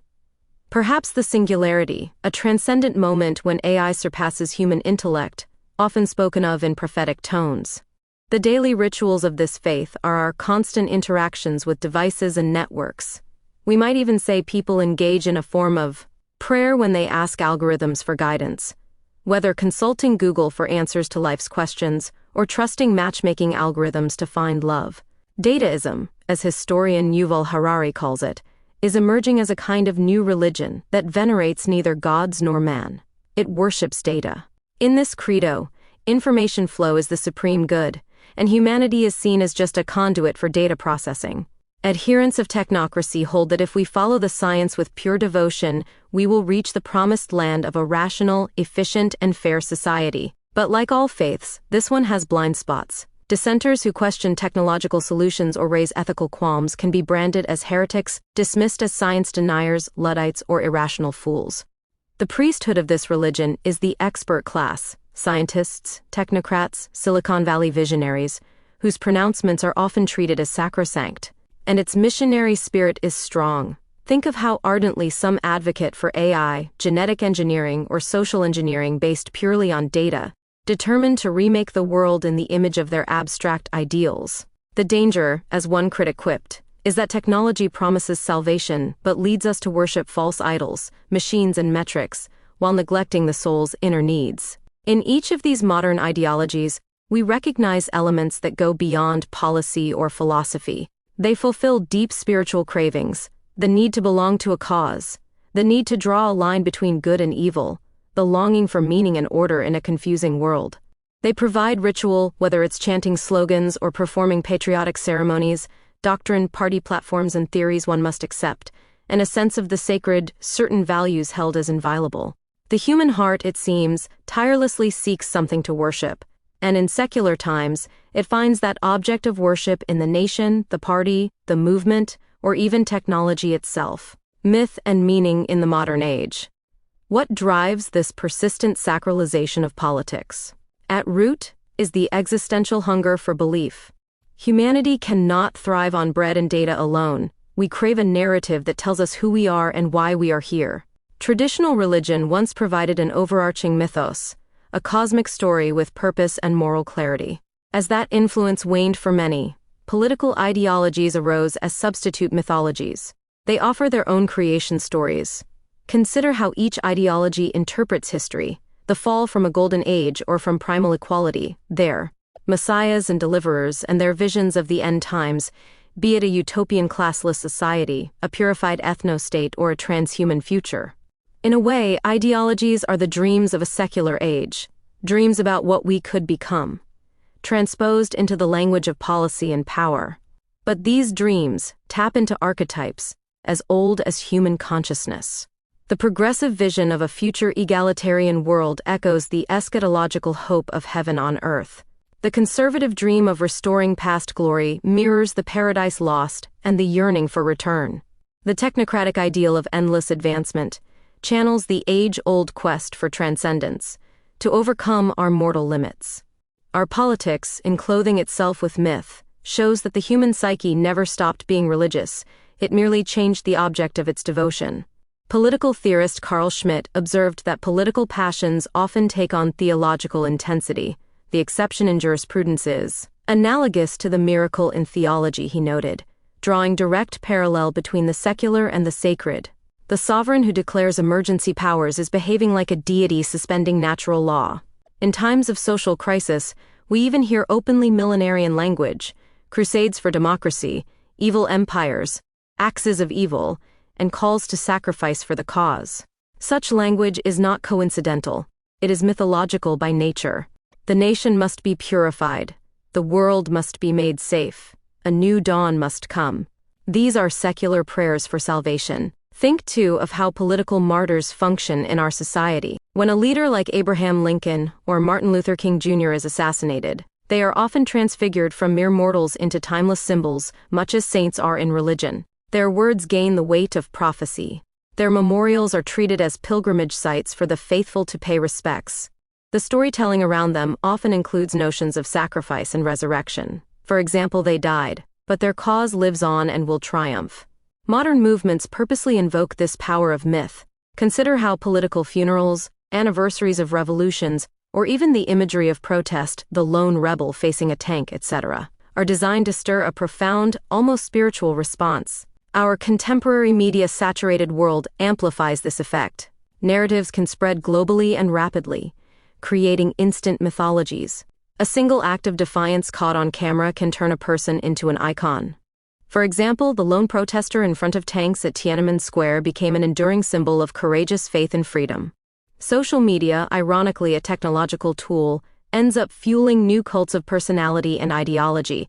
Algorithms favor emotional, Manichaean content, which feeds into our tribal religious wiring. People find online congregations of like-minded believers, reinforcing their worldview in digital echo chapels.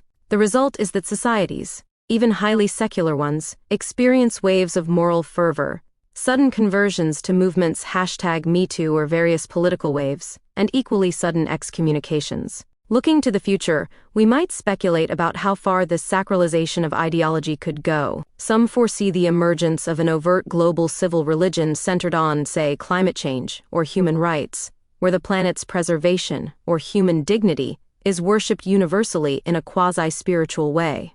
Indeed, climate activism already has hallmarks of a faith, dire prophecies of an apocalypse, a call for repentance from carbon sins, and a hope of a sustainable Eden if we remain true believers.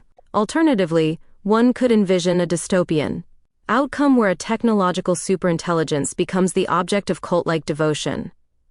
There are those in Silicon Valley who speak in rapturous terms about AI as if awaiting a deity. Future generations might build new mythologies around space travel, or the merging of man and machine, with priests in lab coats guiding the masses. These possibilities sound like science fiction, yet they are logical extensions of the human impulse we have traced from the past, the impulse to sanctify our aspirations and fears, to give them divine significance. The perils of sacred politics. There is a deep contemplative lesson in recognizing ideology as the new faith. It should make us pause and consider the double-edged nature of belief. On one hand, belief, whether religious or ideological, can elevate humans, inspiring courage and self-sacrifice for the good. On the other hand, when belief hardens into dogma, it becomes blind and dangerous. The very power that makes faith meaningful can, unchecked, become a force of fanaticism. When ideology becomes a substitute religion, nuance collapses. Just as in periods of intense religious fervor doubt was seen as betrayal, in our ideological ages dissent is equated with treason. A complex world of many colors is reduced to black and white. If one is not fully with us, they are against us. In such a climate, the value of contemplation, patiently reasoning, seeing shades of gray, acknowledging the humanity of the other side, dies on the vine. The new faithful have little patience for Socratic uncertainty or nuanced policy debate. Instead, slogans and catechisms prevail. The thinker is overshadowed by the true believer. Moreover, enemies are easily dehumanized when politics is cast as a holy war. The opponent becomes not just someone who disagrees, but an impure threat to all that is good and right. History has shown us where this leads. From the reign of terror to the gulags and concentration camps, the worst atrocities were facilitated by a certainty that the enemy was utterly evil, a devil with no rights or dignity. Today's ideological demonization may not always go to such extremes, but it follows the same logic in milder form. Critics are labeled as bigots, traitors, or terrorists at heart, unworthy of empathy.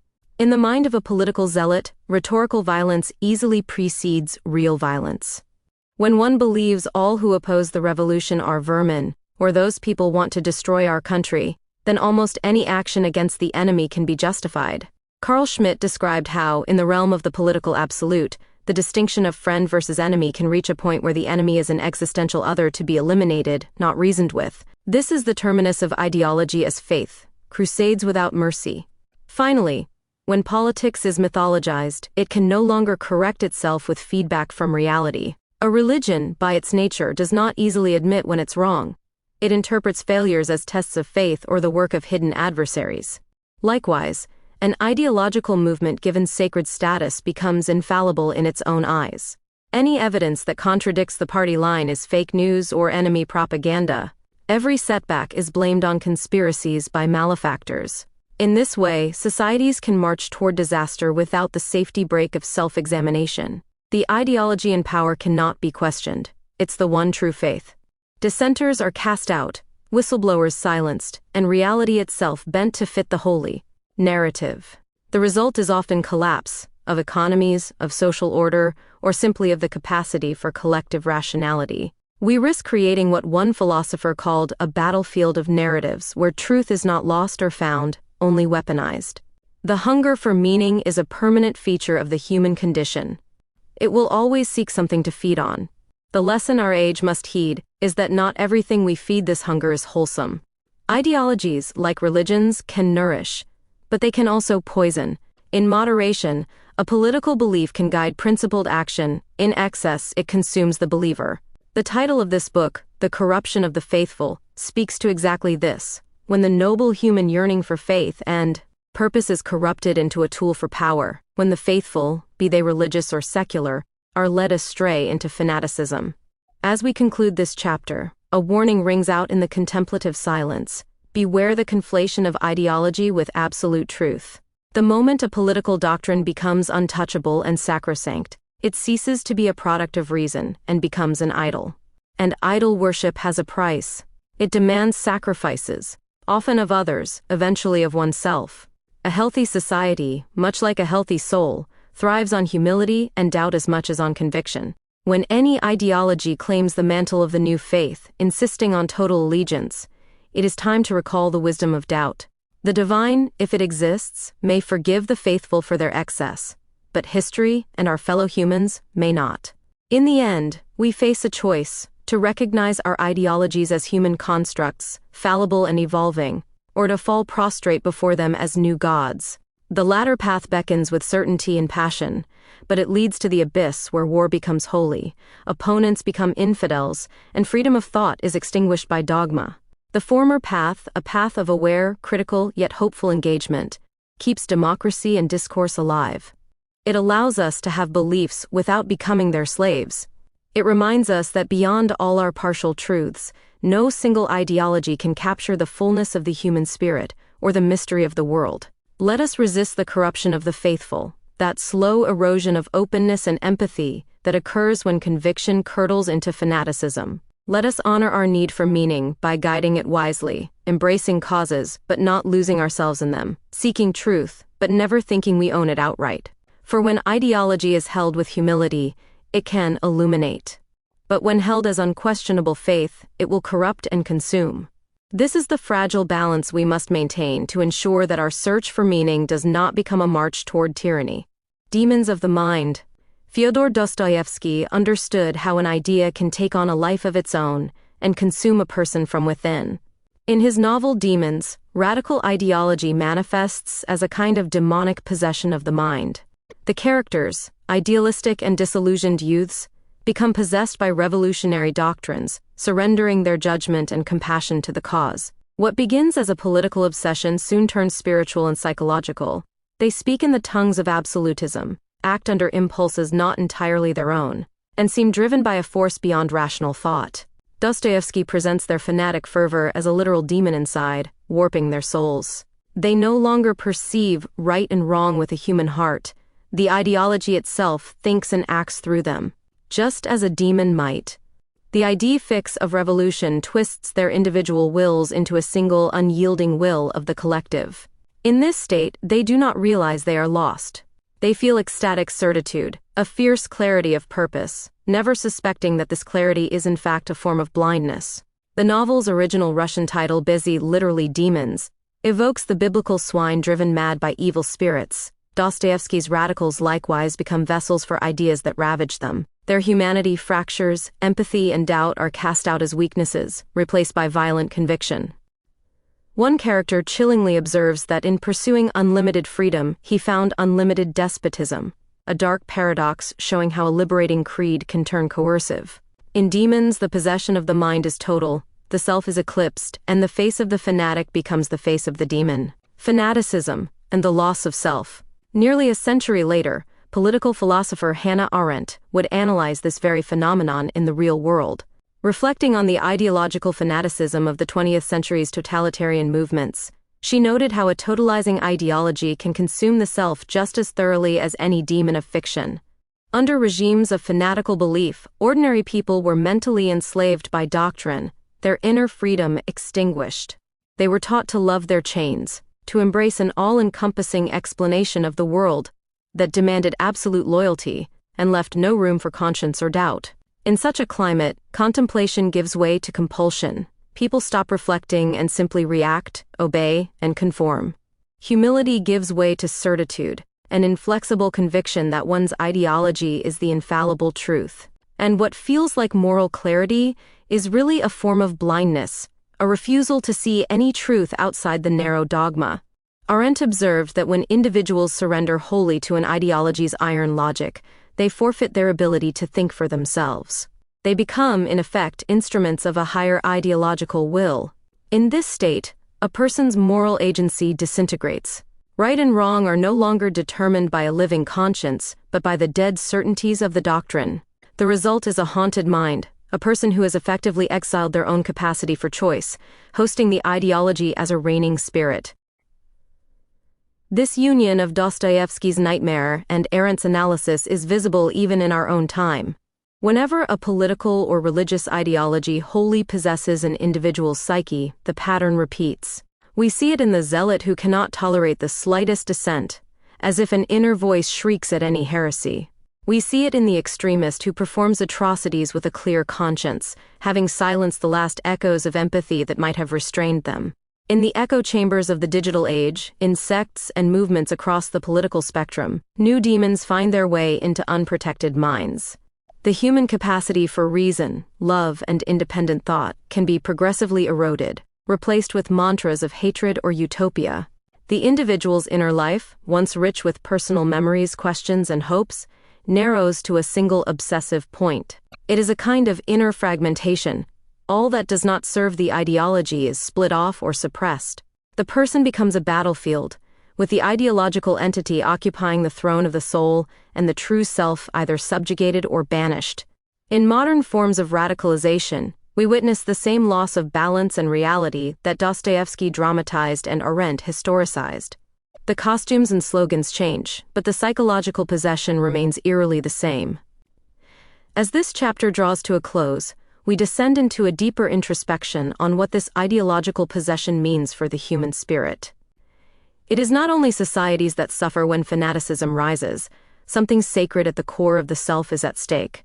When a person's mind is colonized by dogma, when their very soul is fed into the ideological machine, what remains of their humanity? In these moments, the corruption is complete, freedom is shackled, conscience is numbed, and the spark of individual divinity dims.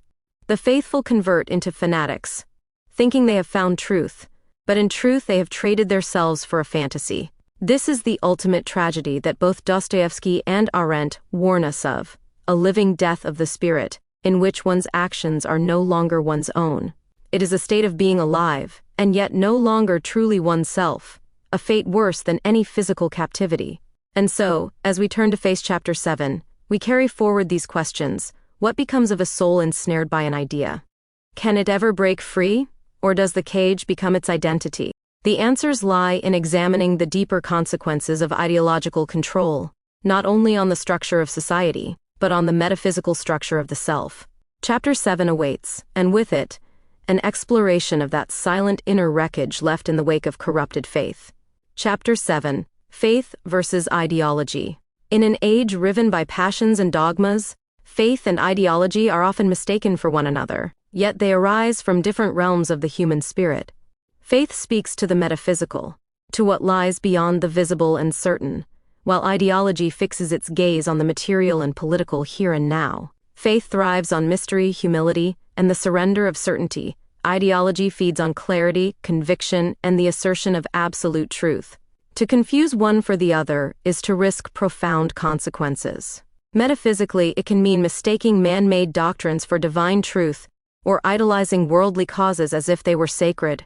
Psychologically, it replaces the open-ended journey of spiritual growth with the closed loop of dogmatic belief, offering comfort and purpose, but at the cost of inner freedom. Sociopolitically, the confusion breeds intolerance. When ideology is treated as faith, dissent becomes heresy and society can slide into tyranny. When faith is reduced to ideology, religion becomes a weapon, a tool of division and control. The stakes of this dichotomy are no less than the human soul, individual and collective, caught between two modes of believing. This chapter explores that perilous divide, tracing how humility gives way to absolutism, how the sacred is conscripted for worldly ends, and how mass movements and historical cycles can engulf the faithful. It is a journey through the past and present, with an urgent eye to the future, a future in which humanity's very spirit may hang in the balance. Theological humility versus political absolutism. At the heart of genuine faith lies a holy humility. The great spiritual traditions teach that ultimate truth is beyond any one person's grasp, that humans must approach the divine with uncertainty and awe.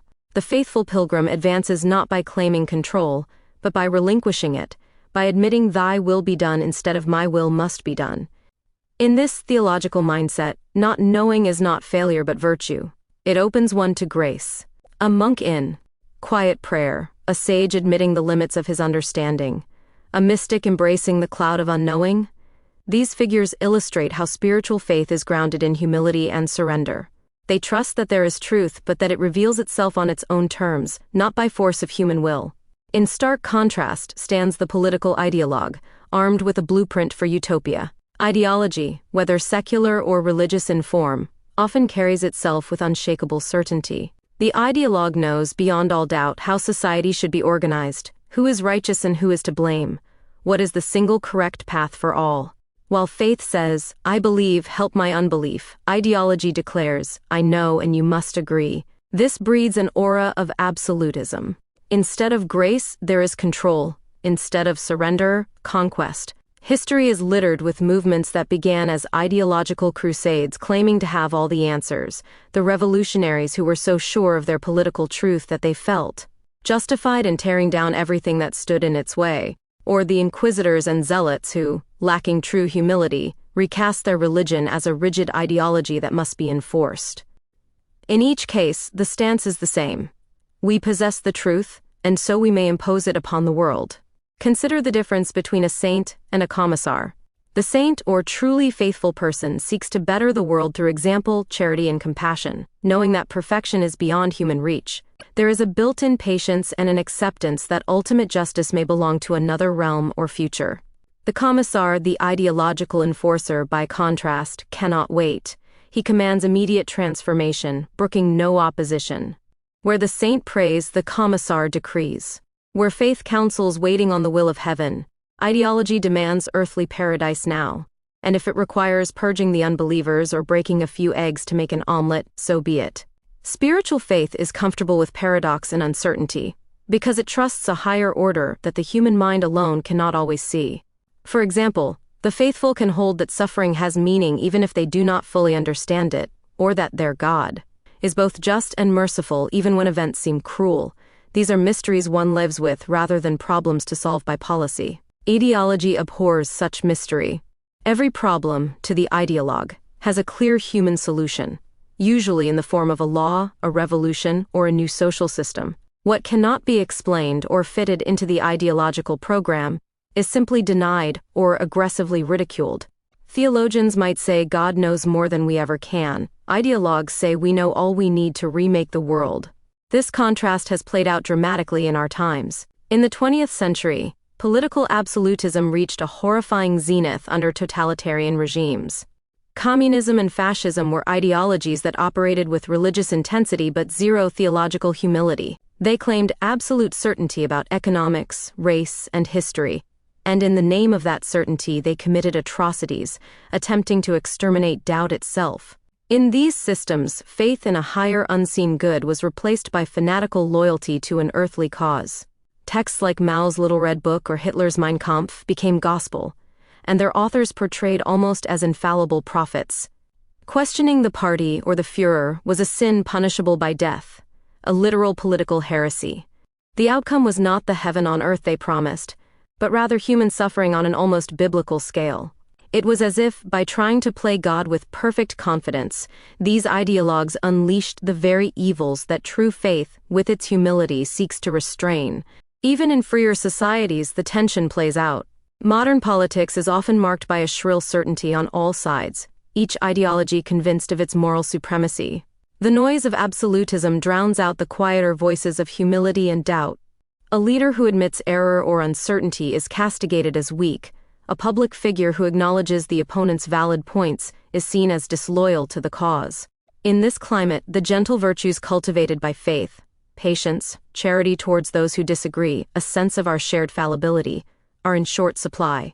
The result is a polarized society where politics becomes a kind of substitute religion, complete with saints, demons, and non-negotiable doctrines. The tragedy is that without humility, even causes pursued in the name of good can turn repressive. Certainty, when unchecked, has a way of steamrolling persons, consciences, and the delicate fabric of human dignity. Thus, theological humility stands as a guardian of the soul's freedom. It reminds us that no mortal can claim a monopoly on truth or righteousness. Political absolutism, however, is a ravenous force that tolerates no rival, not even the human spirit's quiet whisper of doubt. When ideology hardens into a totalizing creed, it effectively elevates itself to godhood. It demands from its followers the kind of unquestioning allegiance that rightly belongs only to the divine, or to one's own informed conscience. The dichotomy of faith versus ideology is therefore not abstract at all. It is the live struggle between humility and hubris, between an openness to transcendence and a will to power. Every society and every individual must navigate this tension. Do we proceed in wonder and trust, or in certainty and control? Upon that choice hinges the difference between a community of seekers and a regime of true believers. The co-opting of religious institutions. Power has long understood the sway of the sacred. Throughout history, rulers and ideologues have sought to harness religion, to co-opt temples, churches, and mosques in service of worldly agendas. When faith is strong among the people, even the most cynical regime knows it must either align with it or extinguish it. The result is a recurrent pattern. Religious institutions are bent and reshaped to serve ideological ends. In these cases, the outer form of faith remains, but the inner spirit is subverted. The altar is still there, but the offerings upon it now feed kings and parties rather than God. One classic form of co-option is the state church or official religion. History provides many examples where the line between the heavenly kingdom and the earthly kingdom blurred at the ruler's convenience. The Roman Emperor Constantine, upon converting to Christianity, famously fused the cross with the crown. Suddenly bishops held imperial office, and the faith was leveraged to cement political unity. In medieval Europe, monarchs and popes struck deals. Kings would enforce one true faith in their realm in exchange for divine legitimation of their rule. The result was a mutual benefit pact. The church got the state's protection, and the state got the church's blessing. But this came at a cost to genuine faith. When dissenting spiritual voices arose, visionaries, reformers, or simply those who believed differently, the marriage of church and state turned violent. Heresy and treason became one and the same. The Inquisition, for instance, can be seen as religion pressed into service of ideological uniformity, a brutal example of how a spiritual institution was corrupted to police thought and preserve power. In more recent times, religious nationalism has been a powerful force blurring faith and ideology. In many countries, to be a true patriot, one must also profess a certain faith, and vice versa. The two identities fuse. God and country become one in the public imagination. This can start innocently, love of homeland entwined with love of faith, but it often mutates into something coercive. We see political leaders wrap themselves in holy symbols to sanctify their authority. The result is that religious institutions become cheerleaders for nationalism, rather than prophetic voices of conscience. Consider how some regimes encourage the notion that God has a special destiny for our nation. implying that any political action, even oppression or war, is justified as divine will. In such cases, the church or mosque ceases to challenge the nation's sins. Instead, it baptizes them in holy water, making the ideological aims of the state seem sacred. This co-opting of religion hollows it out from within. Temples fill up not with prayers for peace and justice, but with rallying cries for partisan agendas. Another way ideology infiltrates faith is by reshaping theology itself to fit a political program. One striking example is liberation theology, which emerged in Latin America in the 20th century. Here, Catholic priests and theologians, witnessing crushing poverty and oppression, reframed the Christian message in Marxist revolutionary terms. They spoke of Jesus as a liberator of the poor and called for collective uprising against unjust systems. Their intentions were often sincere and compassionate, to side with the oppressed, and indeed many oppressed found hope in this fusion of gospel and radical politics. However, it also illustrated the delicate line between faith and ideology. In the eyes of critics, liberation theology turned the church into a political cell, the Bible into a manifesto for class struggle. Traditional spiritual teachings about sin, salvation, and personal conversion took a backseat to rhetoric about imperialism and economic structures. Arguably, the transcendent aspect of faith was being eclipsed by an imminent, this worldly agenda. The church, in this case, became a vehicle for a broader leftist ideological movement. Whether one views this as a necessary awakening or a dangerous politicization, it shows how easily religion's radical call to love and justice can be marshaled under the banner of ideology, changing not just the posture of the institution, but its very message. On the flip side, consider how ideological regimes mimic or impose religion to tighten control. Totalitarian governments often create their own quasi-religious rituals, party congresses that resemble liturgies, leaders embalmed and displayed like saints, slogans chanted like prayers. In the Soviet Union, the Communist Party essentially became the church. Actual churches were either destroyed or converted into museums of atheism, while the regime promoted its ideology of dialectical materialism as the only truth. Yet when World War II threatened the Soviet survival, Stalin cynically reopened Orthodox churches, hoping to rally popular fervor, a tacit admission that ideology alone couldn't inspire the same sacrifice as faith. In modern China, we see a continuation. The government tightly controls religious institutions through patriotic churches, and has even attempted to rewrite sacred texts to align with socialist doctrine. The goal is clear: bend faith until it serves the state, or break it so that ideology faces no competition for people's allegiance. Even in democracies, the co-opting can be subtle. There is talk of a civil religion, especially in the United States, where national identity carries an almost religious reverence. Churches draped in the national flag, political speeches that quote scripture to sanctify policy, or the habit of seeing our nation as blessed by God. These blur the line between genuine religious sentiment and ideological narrative. When pastors preach more about elections or culture wars than about spiritual growth, one wonders, has the pulpit become an arm of a political ideology? Conversely, political movements sometimes take on the trappings of faith.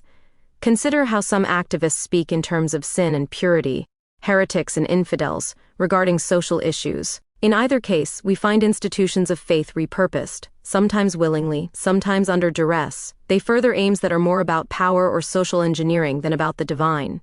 The co-opting of religious institutions is especially tragic because it deceives the very people who seek truth and meaning. The faithful come seeking bread and are given stones. Houses of worship ought to offer refuge from the brutal struggles of ideology, a space where rich and poor, left and right, come as equals before God. Instead, when co-opted, these institutions become extensions of the battlefield, amplifying divisions and hatreds in the name of holiness. In such an environment, many seekers grow disillusioned. They begin to see faith itself as a fraud, or merely a cover for agendas. Thus, ideology not only uses religion, it ultimately poisons it. What should be a wellspring of hope turns into yet another arena of cynicism and strife. And yet, despite this dark picture, hope remains in the principle of prophetic resistance. Throughout history, there have been those within religious institutions who resisted co-option, who spoke truth to power even when their leaders had made unholy alliances. The Hebrew prophets denounced kings and priests alike for betraying God's command of justice, Jesus upended the money changers' tables in the temple, an act of purifying a corrupted religious institution. In our own time, whistleblower priests, imams, and rabbis call out the politicization of their faith traditions. They remind us that true faith serves no worldly master.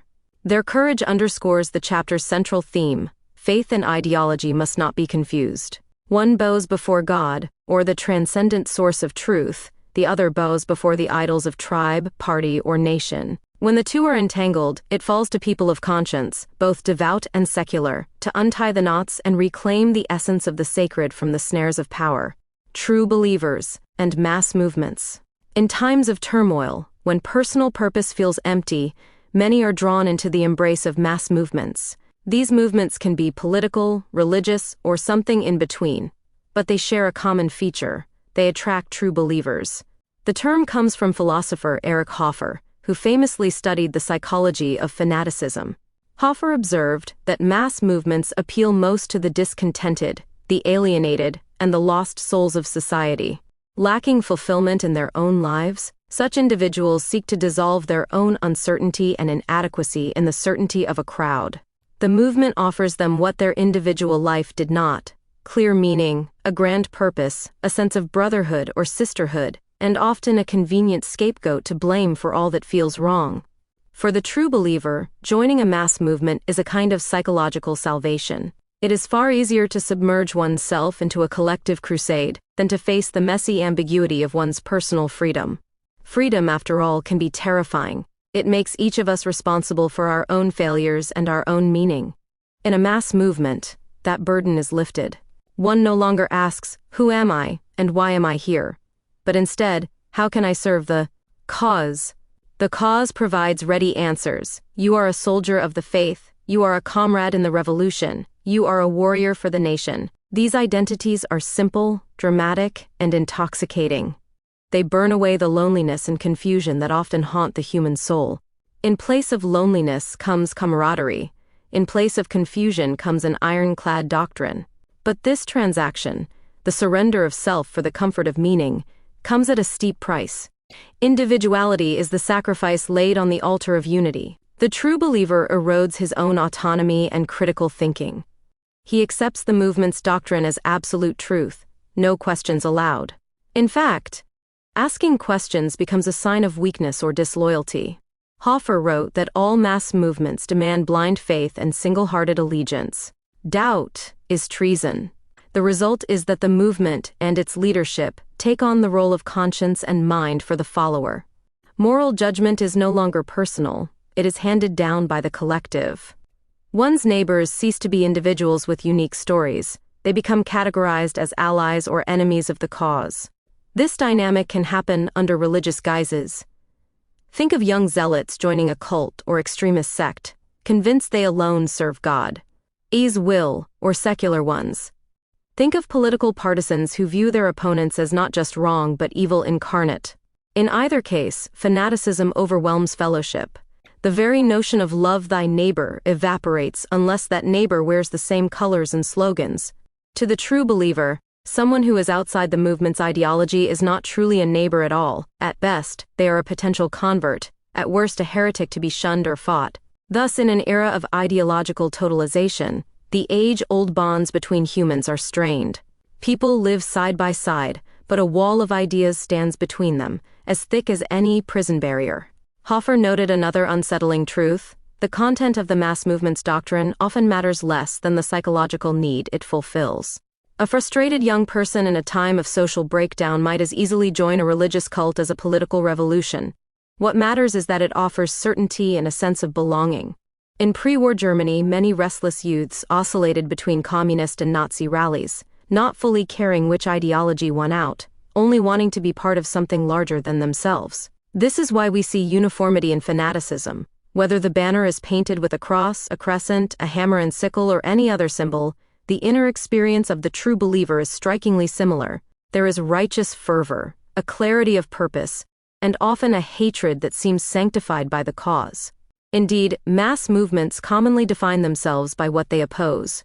They offer their followers an enemy to blame and to struggle against, be it sinners, infidels, bourgeois capitalists, racial undesirables, or some other demonized group. As one insightful maxim puts it, mass movements can rise and spread without belief in a god, but never without belief in a devil. The existence of a hated foe solidifies the in-group's unity and gives the true believer a focus for his or her passion. Tragically, this means that hatred and anger often become the primary fuel sustaining a movement's momentum. What does this mean for our humanity, for the simple act of being a person among other persons? It means that mass movements, when unchecked, can unravel the very fabric of human relationships. In a healthy society, you can disagree with your neighbor about politics or creed, yet still share a meal, help each other in crisis, recognize each other's humanity. But in the throes of ideological frenzy, such normal relations are difficult to maintain. The neighbor who votes for the wrong party, or prays to a false god, or declines to march in the same protest, may no longer be seen as a neighbor at all. Ideological totalization creates a lens that filters human worth. You either reflect the correct beliefs back at me, or you are an outsider. Under these conditions, community fractures. People retreat into echo chambers of the like-minded. Civil discourse dies. In its place is only rallying or recrimination. Even families can split apart under ideological strain. Siblings who won't speak because one's beliefs offended the other. This is not a hypothetical scenario. It is a reality repeatedly seen in history, and felt in the present day. One need only witness the sectarian divides in regions where religious or political factions demand ultimate loyalty, or observe the bitter polarization in contemporary public life, where every issue becomes a moral litmus test, to see how mass movements can pit neighbor against neighbor. And yet, recognizing this dynamic is the first step to resisting it. If we understand that the true believer's zeal comes from a place of deep human longing, a hunger for meaning and belonging, we can address those needs in healthier ways. We can ask, how might society offer people purpose and community, without demanding they abandon independent thought?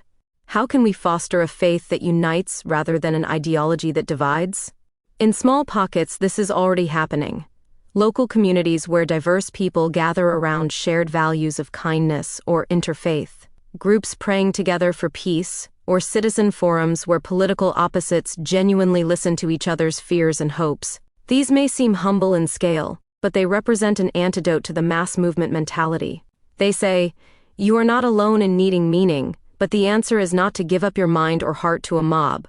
True faith, whether in a spiritual sense or a philosophical sense, invites the individual into a relationship with God, with truth, with others that preserves dignity and freedom. Ideological mass movements demand a surrender of those very treasures.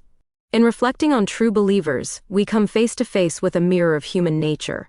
It is easy to condemn the fanatical other, harder to admit that any of us might be seduced by the crowd under the right conditions. The challenge posed by this dichotomy of faith versus ideology is deeply personal. It asks each of us, will I seek truth, even if it's complicated, or will I grasp at easy dogmas? Will I love my neighbor even if we differ, or will I only love those who echo my beliefs? In the answers to those questions, our future and the future of our communities will be written. Cyclical history and existential inertia. History, it turns out, has a rhythm. Civilizations rise and fall, periods of tumult and zeal often follow periods of peace and doubt. Some historians and philosophers describe these as cycles, recurring patterns in which humanity seems to get caught, almost as if on a spinning wheel. One notable theory, put forward by William Strauss and Neil Howe in their work on generational cycles, famously the fourth turning, posits that, roughly every 80 to 100 years, society passes through a major crisis that destroys an old order and gives birth to a new one. According to this view, there is a turning of seasons in the historical process, a high post-crisis flourishing and strong institutions, an awakening, a passionate era of rebellion against those structures in the name of spirit or ideals, an unraveling an age of individualism and weakening social cohesion, and finally a crisis where society faces an existential trial and either perishes or is reborn into a new high. Then the cycle repeats with different characters and contexts, but strikingly similar archetypes. How does this relate to faith and ideology? In many ways, these cycles can be seen as the grand stage on which our dichotomy plays out repeatedly. During awakenings, for instance, faith in higher principles surges. People seek meaning beyond the material, leading to revivals, or cultural upheavals. Imagine the spiritual fervor of the 1960s counterculture, or the Great Awakenings in early American history. But during crises and subsequent highs, ideology and order often dominate. Strong collective action and unified belief, sometimes enforced belief, are marshaled to survive the trial and then to rebuild society. Each phase carries its own dangers. In an awakening, noble faith can tip into chaotic zealotry or cultural revolution. In a high, confidence can ossify into arrogant ideology and conformity. Over long spans, one notices a troubling possibility. Humanity might be trapped in these oscillations, making true progress elusive. The faces change, the flags change, but the underlying pattern, faith giving way to ideology, and ideology collapsing to rediscover faith, may persist like a wheel spinning in place. This is what we might call existential inertia. We keep returning to the same kinds of conflict, the same errors of extremism or complacency, as if learning little from each cycle. Consider the ancient world. Faith in divine order marked many stable periods. The Pax Romana rested on a civil religion of emperor worship and traditional piety, but corruption and absolutism led to crisis, and new faiths like Christianity were born from the ruins, only for those too to later become institutionalized and entangled with power. The Protestant Reformation in the 1500s was a spiritual revolt against a corrupt ideological church-state system, a burst of renewed faith, individuality, and conscience. Yet a century later, Europe was embroiled in the ideological 30 Years' War, with nation-states enforcing either Catholic or Protestant doctrines at sword's point. It seems that every time a genuine spark of faith or freedom appears, eventually the forces of control and ideology try to snuff it out or exploit it. And each time an oppressive system reigns, eventually human yearning for meaning and truth ignites a revolt. This back and forth is exhausting. One generation's passionate idealism becomes the next generation's tired dogma.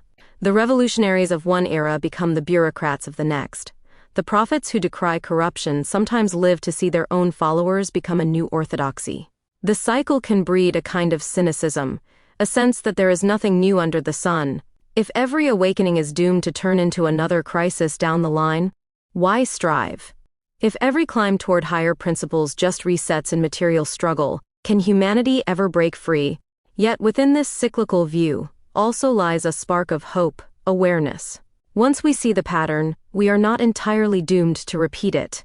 Imagine if during a high period of stability we deliberately kept humility, remembering that our solutions are temporary and not ultimate. That would guard against ideological hubris. Or if during an awakening period of cultural ferment, we tempered our fervor with compassion and reason, avoiding the fanaticism that can lead to destructive conflict. In other words, the very theme of this chapter, balancing faith and humility with ideals and action, might be the key to moving spirally upward rather than simply circling in place. We could take the lessons of each cycle and try to integrate them, the commitment to justice of the ideologue with the mercy and openness of the faithful, for example. Right now, many sense we are entering or already in a new crisis era globally.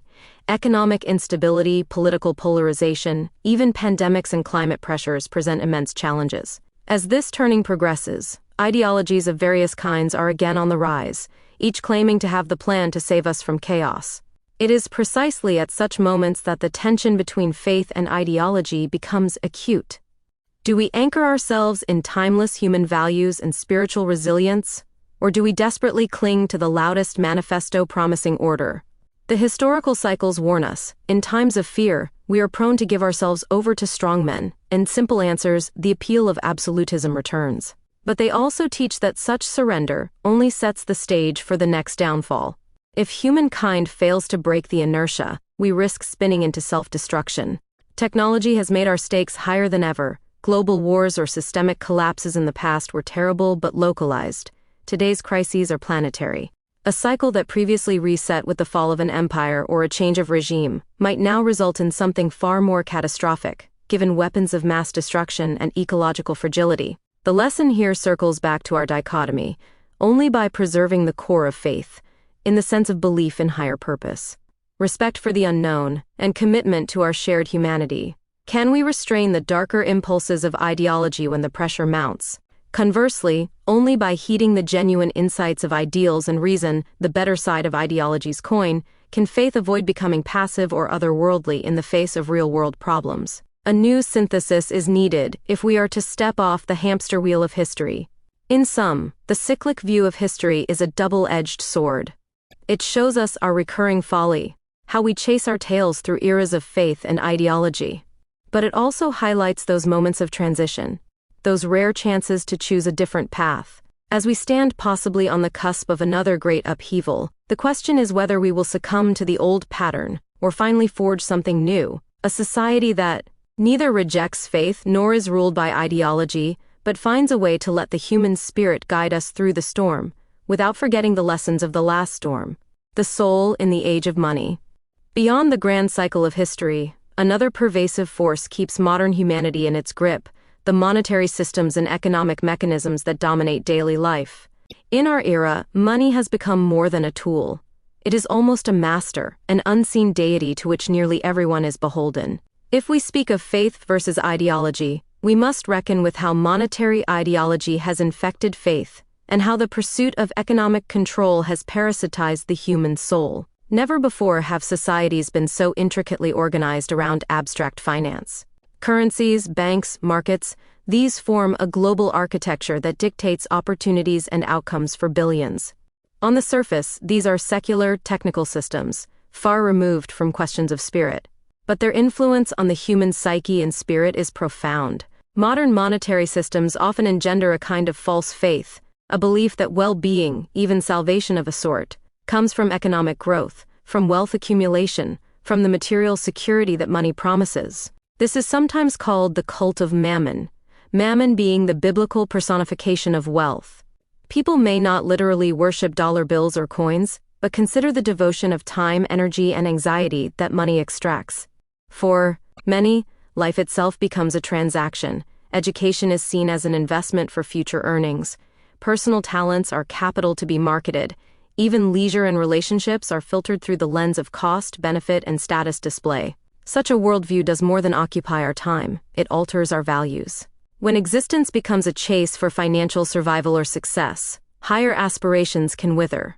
The soul, in the sense of our inner life, our capacity for joy, creativity, connection, is often starved. It's a bitter irony. In an age of unparalleled material plenty by historical standards, people feel spiritually hungry. Rates of depression, anxiety, loneliness spike even in wealthy nations. Why? Because a diet of materialism leaves the human heart malnourished. We require meaning, purpose, belonging, which no amount of consumer goods or digital wealth can truly provide. But the system tells us to just keep running, keep consuming, keep producing, as if the next purchase or promotion will finally fill the void. This is the existential bait and switch of modern economies. Keep people striving for the next goal on the treadmill, and they won't step off to ask if the treadmill is going anywhere meaningful.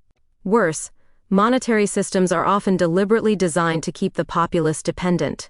Debt, for instance, has become a fundamental feature of life, from student loans to credit cards to mortgages.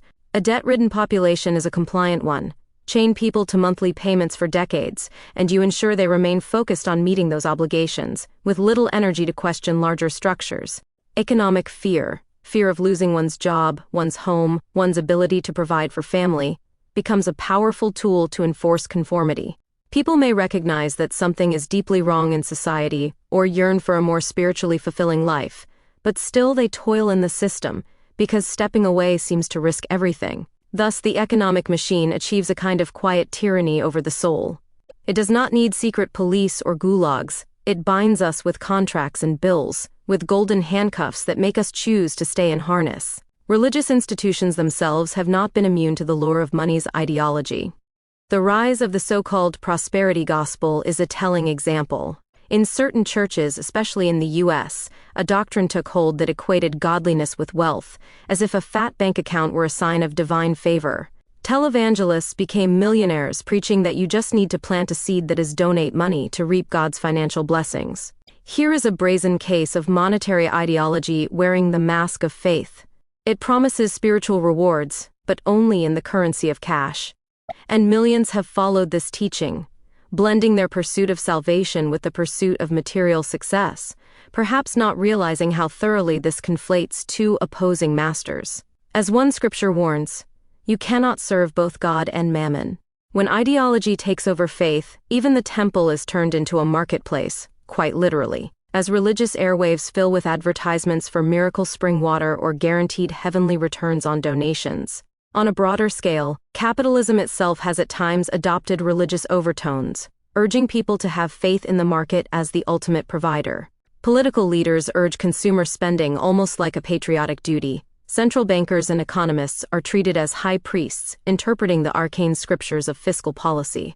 Crashes and recessions are met with panic sacrifices, bailouts, austerity measures to appease the angry economic gods and restore confidence, a term that tellingly overlaps with faith. Meanwhile, the common person navigates this system as a believer and a subject, believing that working hard and playing by the rules will earn them security, though the rules are often rigged by the powerful and subject to decisions made in distant boardrooms that can upend their livelihood without recourse. This parasitic relationship, where the economic ideology feeds off human lives, reaches its tendrils even into our concepts of self. People start to view their worth in terms of their income or net worth. Communities judge each other by property values. Nations reduce citizens to statistics of productivity, the intangibles that truly enrich life. Wisdom, compassion, art, prayer, friendship, struggle to survive in the shadow of a value system that assigns a dollar figure to everything. It is as if a giant siphon has been attached to the human spirit, drawing out our time and attention to fuel an endless cycle of production and consumption. The soul, in this metaphor, becomes currency to be spent. And indeed, many feel spent. Burnout is rampant, attention spans shattered, the quiet space for reflection and faith is crowded out by the cacophony of the market. Yet, there is growing awareness of this imbalance. People around the world are awakening to the realization that an economy should serve humanity, not the other way around. Simultaneously, movements for simplicity, minimalism, renewed spirituality, and alternative living are gaining traction. These can be seen as attempts to reclaim the soul from monetary captivity. They reflect the innate human drive for freedom when confronted with any form of oppression, even a soft oppression like consumerist ideology. People are asking, what if we valued time over money, community over competition, spiritual growth over career growth? Such questions strike at the heart of the dominant ideology of our age. For faith to flourish in modern society, it must address this economic dragon head-on. It is not enough for religious leaders or moral philosophers to encourage private virtues. They must also illuminate how the systems we live under either nourish or drain those virtues. True faith, whether placed in God or in human dignity or both, calls out idolatry in all forms. And surely it is a form of idolatry to treat market success as the highest good, or to accept that billions live in spiritual poverty so long as GDP keeps rising. The challenge is enormous, for we are all enmeshed in this system daily, simply by buying bread or paying rent. But if we do not at least see the chains, we cannot even begin to loosen them. In summary, the age of money has proven to be a formidable rival to the age of faith. Its ideology is subtle and pervasive, shaping our environment so completely that we seldom recognize it as ideology at all. But as with all human constructs, it is not absolute. If anything, recognizing how monetary systems captivate us is an urgent call to rekindle authentic faith and values that put the human being, the soul, back at the center. The economy should be a means to life, not the meaning of life. Reasserting that truth is part of escaping the spiritual stagnation that threatens us. For if we remain forever under the spell of monetary ideology, we risk a future in which material comfort increases while the spirit diminishes, a hollow victory indeed. A warning for the future, the one world ideology, as we survey all these threads, the corruption of faith into ideology, the harnessing of religion for power, the fervor of mass movements, the cycles of history, and the creeping domination of economic dogma, a final chilling picture emerges, the possibility of a global, ideological order that extinguishes the very essence of what makes us human. The trends of modernity point towards centralization and uniformity. Technology knits the world together in an unprecedented way. Information and propaganda flows instantly across borders, economies, and governments entwine. It is not far-fetched to imagine, in a not-too-distant future, a concentration of power unlike any seen before, a one-world government or technocratic regime that claims to rule for the benefit of all humanity. While the prospect might sound benign, after all, who doesn't want unity and an end to war?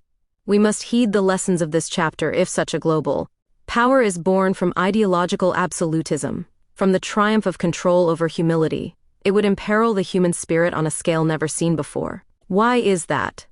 Consider what even relatively smaller scale autocracies and technocracies have done. Authoritarian regimes, whether fascist, communist, or theocratic, have always sought to suppress independent thought, creativity, and unregulated spirituality. A dictator cannot tolerate artists who make people question the status quo, or mystics who claim an authority higher than the state, or entrepreneurs whose innovations escape state planning. In the 20th century, these regimes could silence millions within their borders. But humanity as a whole was too vast, too varied for any single ideology to dominate everywhere at once. There was always somewhere a dissident could flee to, or an outside voice broadcasting truth into the bubble. Now imagine that barrier gone. A single system of surveillance and control girdling the earth, leaving no refuge for dissent. A global technocracy, equipped with all the tools of modern science, mass surveillance, data profiling, AI-driven censorship, perhaps even biotechnology to influence minds, could achieve a depth of social control that past despots only dreamed of. Such a system might not even look like the tyrannies of old. It could come smiling, promising safety, health, and prosperity for all. It might arise in response to global crises, a climate disaster, a world war, a financial collapse, where people, exhausted by fear, are willing to trade freedom for order.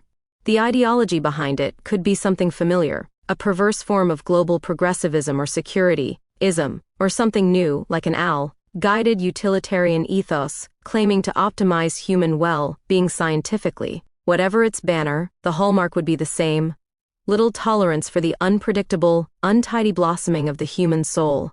Everything would be measured, managed, and directed toward the goals set by the central authority.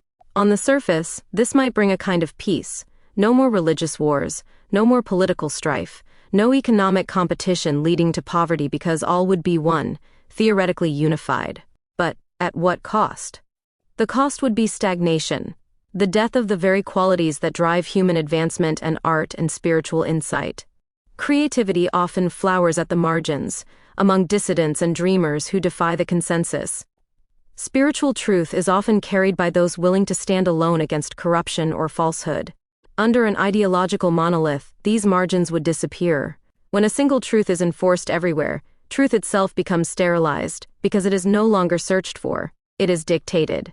When a single way of life is deemed optimal, life loses its mystery and variation. We would become, in effect, a hive without individual bees, a body without a beating heart. The outward structure might seem alive, but the inner vitality would be gone. Some thinkers have warned of this in parable and prophecy. Consider the dystopian literature of the last century. In Orwell's 1984, a global Oceania controls thought so completely that even language is pared down to prevent subversive ideas. In Huxley's Brave New World, a world state maintains order not through fear, but through engineered pleasure and by eliminating all deep attachments, even family and genuine religion, so that people neither know true suffering nor true joy. These cautionary tales converge on a point: a world unified under an ideology, no matter how well-intentioned initially, tends to treat human beings as objects to be managed, not souls to be respected.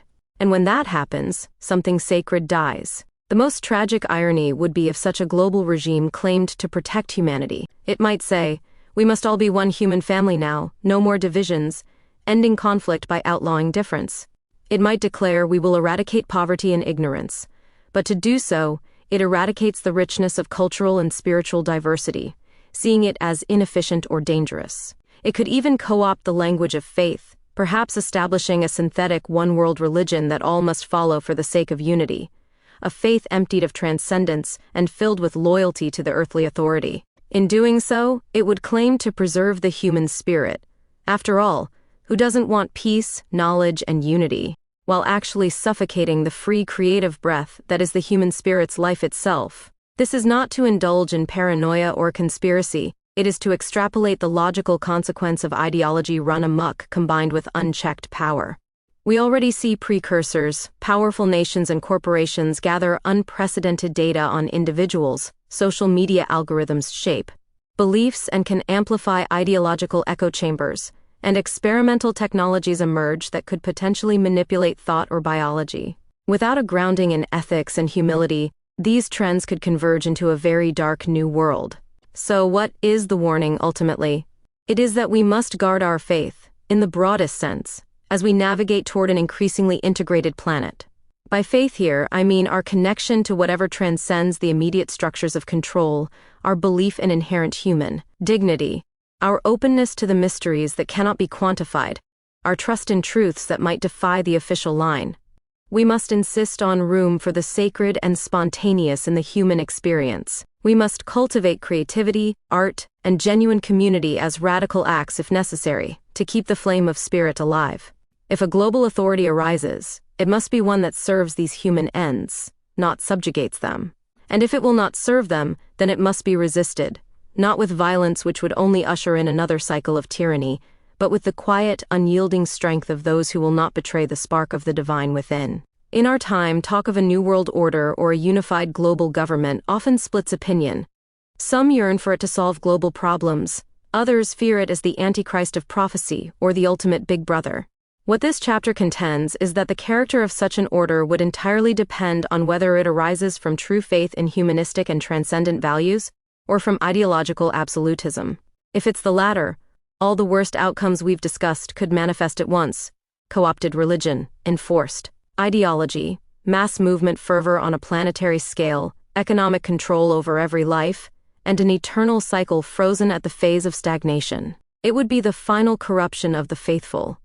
Because at that point, even the faithful might not know what true faith is anymore, only the counterfeit that the system permits.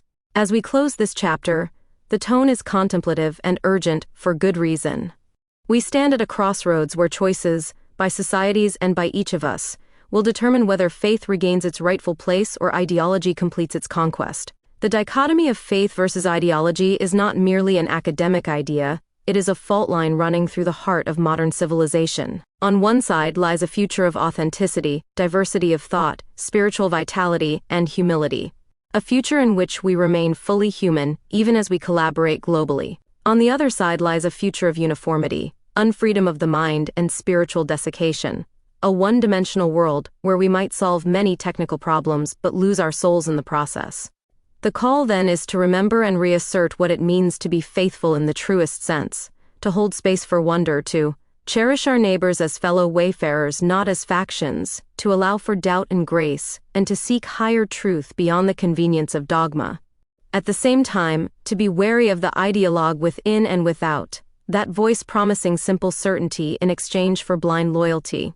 The fate of the faithful, not only the religious faithful, but all who keep faith with the core of human goodness, may hinge on this very distinction. In the end, faith must correct and temper ideology, or ideology will corrupt and replace faith. The soul of the next era depends on our ability to discern one from the other, and to choose wisely which we shall serve. Chapter 8: Democracy vs. Control. The apotheosis of Washington depicted on the U.S. Capitol rotunda ceiling, elevating a founding father to divine status. This symbolizes how modern democracy can become a quasi-religious civil religion, venerated in ritual even as its spirit fades. The theocratic democracy paradox. Democracy was once a living conversation of citizens, but today it often resembles a hollow faith.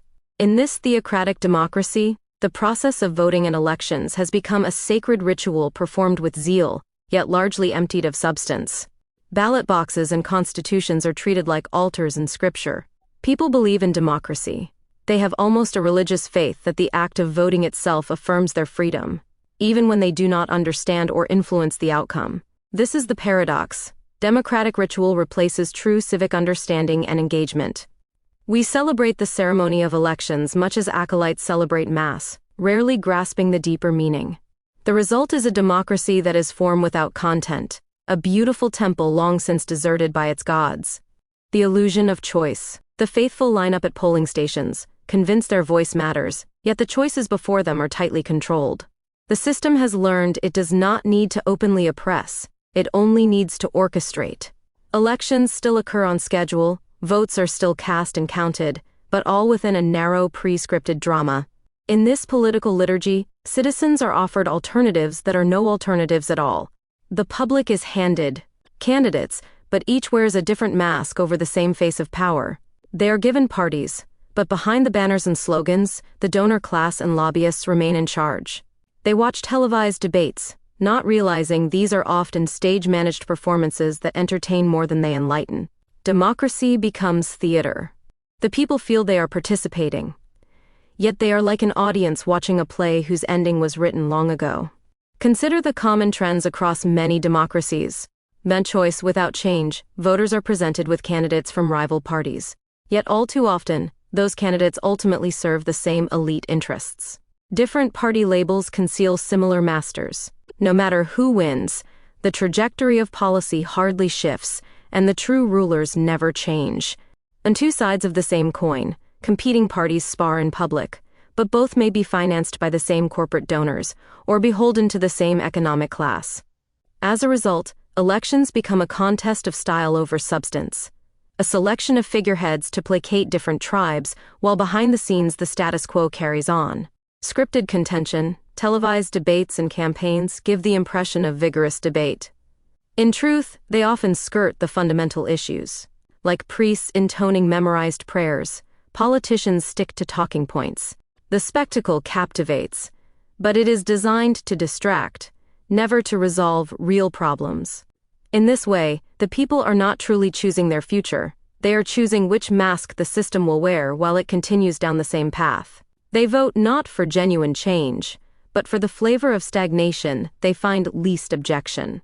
The democratic ritual survives, but its soul has fled. The puppet show of power. Even as citizens perform the rituals of democracy, real power shifts out of their reach. Government of the people becomes a puppet show, a stage where elected officials dance on strings pulled by unseen hands. The public sees the familiar props of democracy: legislatures passing laws, leaders giving speeches, elections every few years. But these are often surface manifestations of authority. Behind the curtain, a nexus of interests consolidates control. One, economic oligarchy. The economy is controlled by megacorporations and financial institutions whose money can dictate policy. Elected officials, dependent on donors and fearing market backlash, rarely defy the corporate agenda. In effect, the market elites hold veto power over governance, regardless of who sits in Parliament or the White House. Manufactured culture. The culture is controlled by media conglomerates that shape public perception and define the boundaries of acceptable debate.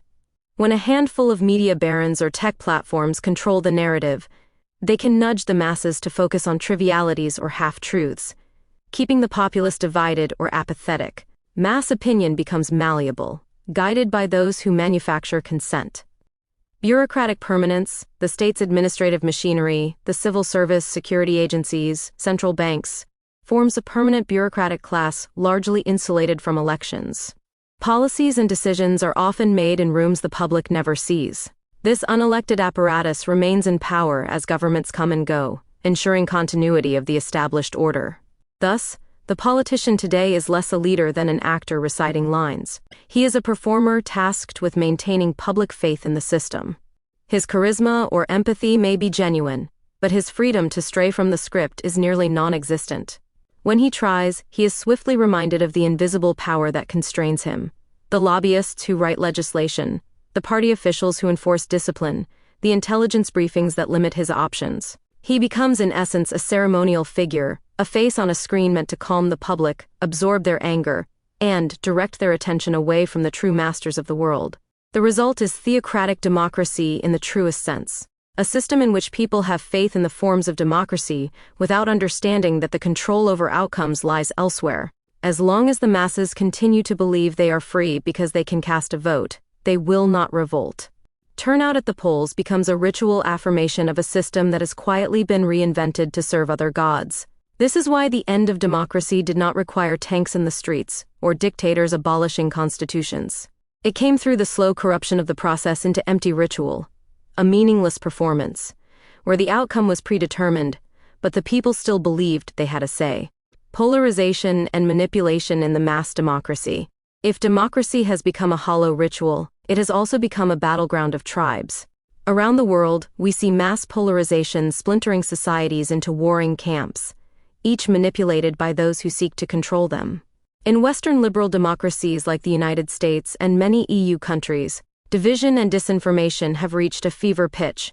Decades of media fragmentation and algorithm-driven social platforms have sorted people into echo chambers of left and right, urban and rural, woke and anti-woke, until they hardly share a common reality. In America especially, Democrats and Republicans are now farther apart ideologically today than at any time in the past 50 years. Entire media ecosystems exist to reinforce each side's worldview, making it easy for citizens to be guided more by emotion and identity than by reason or true understanding. In this polarized environment, democratic faith is often transferred from principles to parties. Many people vote not to choose policies but to signal loyalty to their tribe, as if participating in a sacrament of identity. This polarization is not purely organic, it is actively manipulated. Political operatives, both domestic and foreign, exploit divisions to steer public opinion. We have seen how targeted misinformation on social media can harden opinions or sow doubt. Electoral strategists employ the dark arts of Cambridge Analytica-style micro-targeting, playing on fear and anger to marshal votes. By manipulating narratives, those in power or those seeking power herd the masses like a flock, turning democratic processes into exercises in mass persuasion and emotional control. The result is a populace whose passions are ignited, but whose understanding is shallow, an ideal condition for those who would rule through division. Yet the face of democratic dysfunction differs outside the West. In so-called illiberal democracies, countries like Hungary or Turkey, we see a different formula of control. These nations hold regular elections and maintain the veneer of democracy, but the game is sharply tilted in favor of the ruling regime. In Hungary, for example, Prime Minister Viktor Orbán openly proclaims building an illiberal state within the EU. What does this mean? It means a system based on elections but organized as an authoritarian hierarchy. The ruling party dominates the media, suppresses independent institutions, and uses the law to undermine any opposition. Elections still occur, but often against a backdrop of intimidation, gerrymandered rules, and information dominance by those in power. Voters may technically have a choice, but the playing field is so uneven that the outcome is almost preordained. Illiberal democracies turn democracy into a controlled ritual. The people cast ballots, yet the sovereignty of their choice has been quietly confiscated. As one analyst noted of Orbán's Hungary, it is effectively a system based on elections but still consisting of an authoritarian hierarchy. The democratic forms persist mainly to legitimize control. Farther east, in one-party autocracies like China, even the pretense of multi-party democracy is absent. Yet interestingly, the dynamic of control through ritual and belief still exists in another guise. The Chinese Communist Party doesn't ask for votes, it demands obedience and offers prosperity and nationalism in return. It holds up its own ideology as the state religion, a blend of Marxist-Leninist doctrine and Han-centric nationalism. And it conducts rituals of its own party congresses, mass celebrations to reinforce legitimacy. Dissenting voices are silenced or re-educated. Advanced surveillance and censorship are employed to shape the thoughts and behavior of over 1 billion people. The CCP maintains its authoritarian grip through a pervasive system of social control that leaves little room for independent civic action. The Internet, which in democracies can empower dissent, is in China tightly strangled by the Great Firewall, turning it into a tool for reinforcing the party's version of truth. Indeed, China's rulers have created the world's most intrusive mass surveillance system and a censored media environment that fosters a climate of fear and suppresses dissent. Here, the faith instilled is not in a democratic process, but in the infallibility of the party and the destiny of the nation. The ritual is not voting, but public displays of loyalty and nationalist fervor. And just as in the West, these mechanisms fill the space where genuine understanding and consent ought to reside. By comparing these models, the hyperpolarized yet ostensibly free West, the illiberal but election-bearing regimes, and the outright autocracies, we see a common thread. The masses are managed, not truly empowered. Whether through the subtle engineering of consent or the blunt force of censorship, each system finds ways to control public behavior while maintaining an illusion of collective purpose. In all cases, democracy or its simulacrum becomes so complex or so manipulated that it overwhelms the average citizen's ability to comprehend or influence it. The result is a citizenry alienated from intellectual and moral responsibility. People either rage uselessly at each other or disengage entirely, concluding that politics is beyond their influence. In both cases, true civic virtue, informed participation, critical thought, responsibility for the common good, withers away. Ritual and complexity as tools of alienation. As the workings of governance grow ever more convoluted, the ordinary person finds it increasingly impossible to follow along. Modern democracies envelop citizens in layer upon layer of laws, regulations, agencies, and procedures, a complexity so vast that even experts struggle to master it. For the layperson, it is democracy incomprehensible. Faced with this maze, many people surrender their agency. They either trust blindly in the system, having faith that someone in charge knows what they're doing, or they withdraw in cynicism, feeling too ignorant to matter. In both scenarios, the democratic ideal of an informed, active citizenry gives way to a population that is present, but not truly conscious in the political process. This alienation has spiritual and intellectual dimensions. The complexity of modern governance alienates people from their intellect by making them feel foolish or powerless. It also alienates them from their faith, not necessarily religious faith, but faith in their ability to effect change and in the meaningfulness of the civic project. When citizens can't even name the basic structures of their government, how can they be expected to guide its course? Alarming surveys show how deep the ignorance runs. In the United States, which prides itself on democracy, roughly a third of American adults can't name the three branches of the federal government. Many do not know what rights the Constitution guarantees them. An uninformed populace becomes easy prey to demagogues and propaganda. People bereft of civic understanding are tempted to treat politics as just another form of entertainment or tribal sport, something to root for but not to take responsibility for. Meanwhile, the rituals of democracy, voting, campaigning, patriotic observances, continue to be performed, but they become increasingly divorced from real power or civic virtue. Voting, in particular, becomes a ceremony of obedience rather than an act of will. In the earlier eras of democratic republics, voting was viewed as a solemn duty of stewardship over the community's future. Today, it can feel more like a perfunctory endorsement of a system that one does not truly control. The act is important, but the understanding behind it is lacking.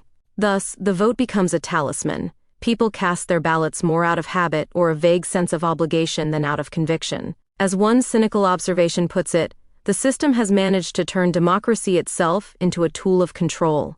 So long as people participate, the system can claim legitimacy, even if that participation is based on shallow information or false choices. This dynamic shifts responsibility away from both the rulers and the people. Leaders, hidden behind complexity and bureaucracy, avoid accountability. When things go wrong, they blame the system or faceless institutions. Citizens, on the other hand, excuse themselves from responsibility by claiming they are too small to make a difference, or that all politicians are the same anyway.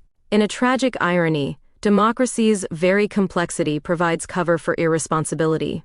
No one feels personally accountable for the direction of society. The average person shrugs and focuses on private life, leaving the public sphere to a professional political class and their paymasters. Faith in collective self-rule diminishes, intellectual engagement decays, the moral burden of self-governance is dropped.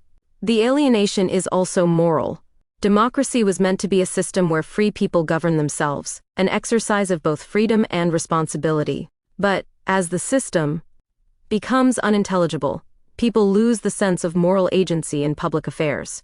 The connection between one's vote or voice and the outcomes in society becomes so obscure that many give up believing they ought to care. They lapse into a kind of civic nihilism or fatalism. Let the powers that be handle it. I am but one soul among millions. This is the death of the Republican spirit, which relies on citizens feeling that their reason and their values are part of the governance of the community. When that feeling dies, democracy truly becomes an empty shell. The forms remain, but the people's faith in themselves has been corrupted. Cycles of democratic decay, from Rome to Weimar. History shows that democracy's erosion is not a new story, but a recurring cycle. Our current predicament of democracy hollowed out and power consolidated has echoes in the past. The Roman Republic, for example, was one of the earliest large-scale experiments in representative governance. For centuries, Rome was proud of not having a king. Power was balanced between Senate, magistrates, and popular assemblies. Yet over time, this republic decayed from within. By the 1st century BCE, Rome had become polarized between the elites, optimates, and the populist reformers, populares. Corruption ran rampant, violence and demagoguery infected politics. The Roman citizens, exhausted by chaos and disillusioned by gridlocked leadership, gradually relinquished their republican freedoms.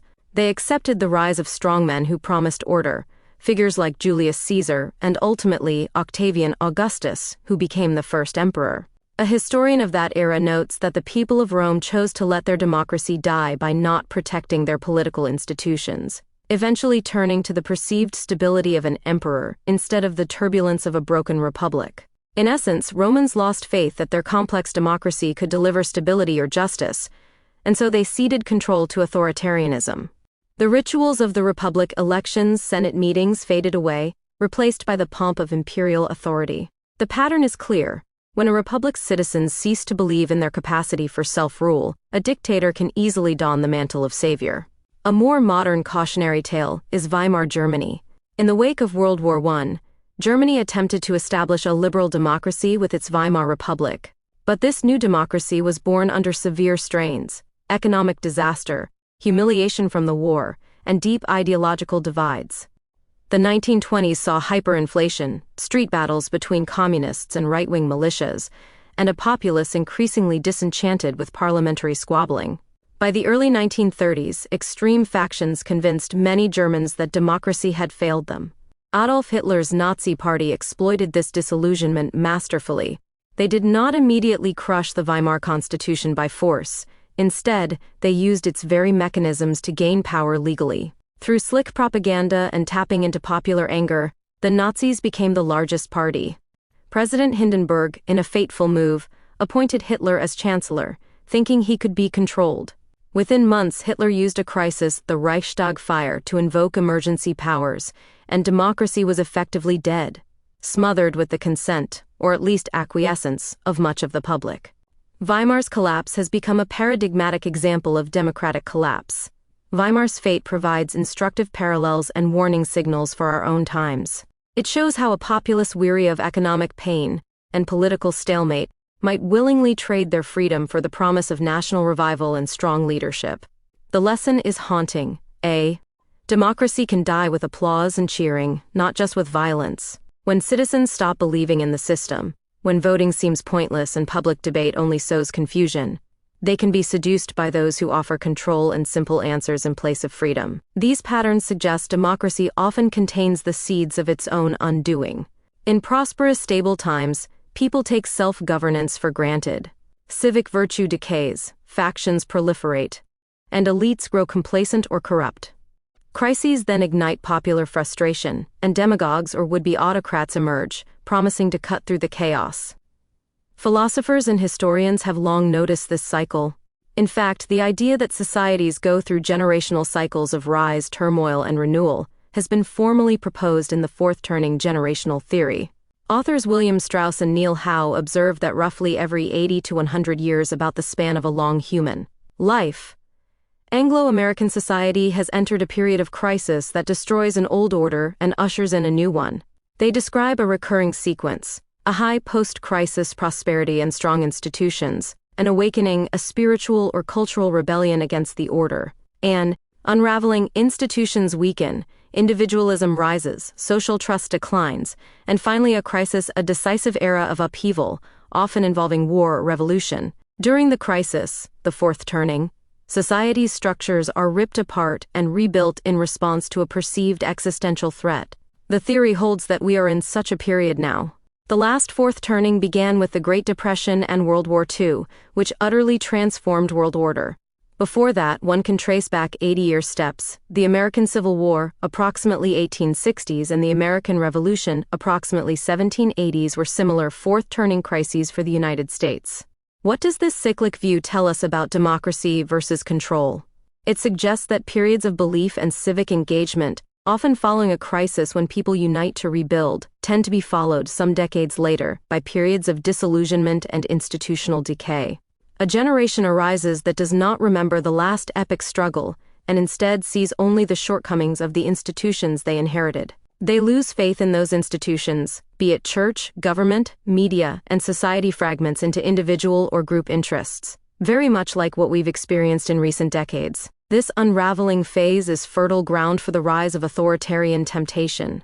People yearn for something to believe in again, for unity, for decisive action. If a genuine renewal of democratic spirit does not occur, a fake one might, often in the form of a controlled propagandistic movement led by a strongman. We might say that when the spirit of democracy ebbs, the hunger for control flows in. The cycle will then complete with a crisis that could either destroy democracy or, conversely, shock society into rediscovering the value of liberty and solidarity. History's message is twofold. Democratic decline is cyclical, but not inevitable. Each generation has a choice to break the pattern through wisdom, or else repeat it through ignorance. We stand now, in the early 21st century, at a juncture where many democracies are eroding from within. Polarization high, trust low, manipulation rampant. The warnings from Rome, Weimar, and generational theory are flashing brightly. If we do nothing, the cycle will run its course, and likely replace the current democratic facade with something far more overtly controlled, be it a techno-authoritarian regime, a populist autocracy, or a fragmented world of warring factions. But awareness of the cycle can also empower us to change course, to reinvigorate the democratic faith before it's too late. The spiritual foundations of civilization.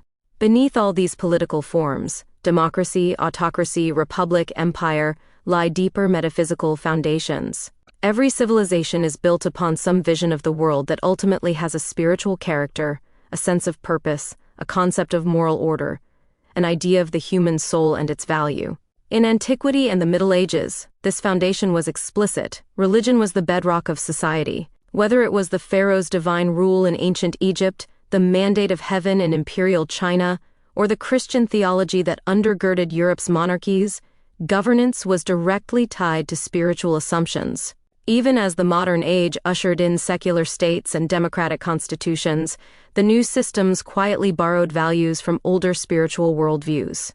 The belief in human equality, for example, did not arise in a vacuum. It drew from the Judeo-Christian idea of all souls being equal before God, as well as Stoic and humanist philosophies. The commitment to individual rights and freedoms echoed the sanctity of the individual that Christianity and other faiths professed. In other words, our modern democratic faith is still rooted in religious soil, even if we rarely acknowledge it.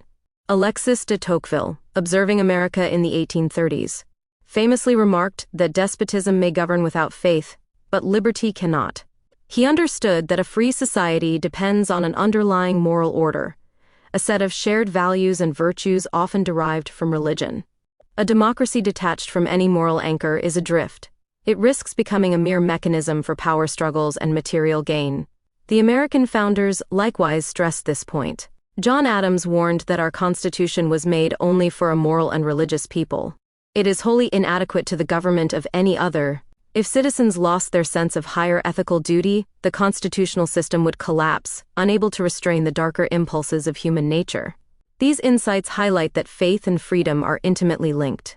Not necessarily faith in one specific creed, but faith in a transcendent source of values.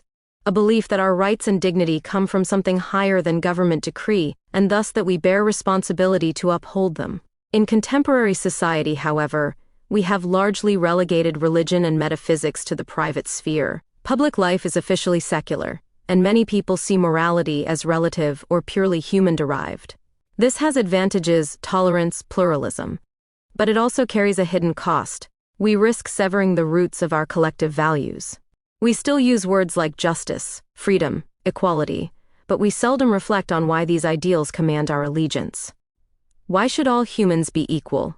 Why should we prefer freedom over security? The ancient answers to these questions were grounded in spiritual narratives, that humans are children of God, that freedom is a divine gift, that moral law is woven into the fabric of reality. The modern answers have been less resonant, often reduced to, because we decided so. Over time, a purely secular rationale for fundamental values can erode under pressure, because it lacks the awe and depth that spiritual reasoning provided. When challenged, for instance, when a crisis makes people fearful, these values may not hold. This is how societies slip into barbarism or authoritarianism. The anchoring truth that every individual life is sacred and every conscience must be free no longer strongly grips the popular mind. Yet, even unacknowledged, those old metaphysical foundations still subtly support our democracies. The very outrage we feel at injustice, the compassion for the vulnerable, the notion of human rights, all of it echoes the religious and philosophical heritage of millennia.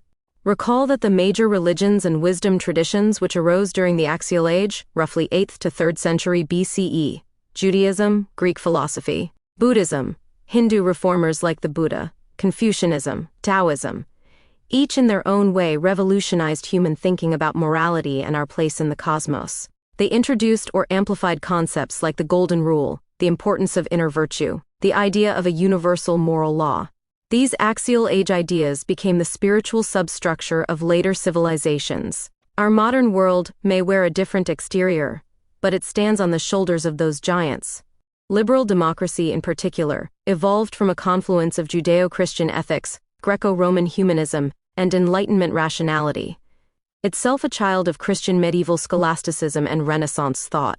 Thus, even as churches empty out and open atheism rises, the ghost of the sacred still inhabits our political ideals. This raises a profound point.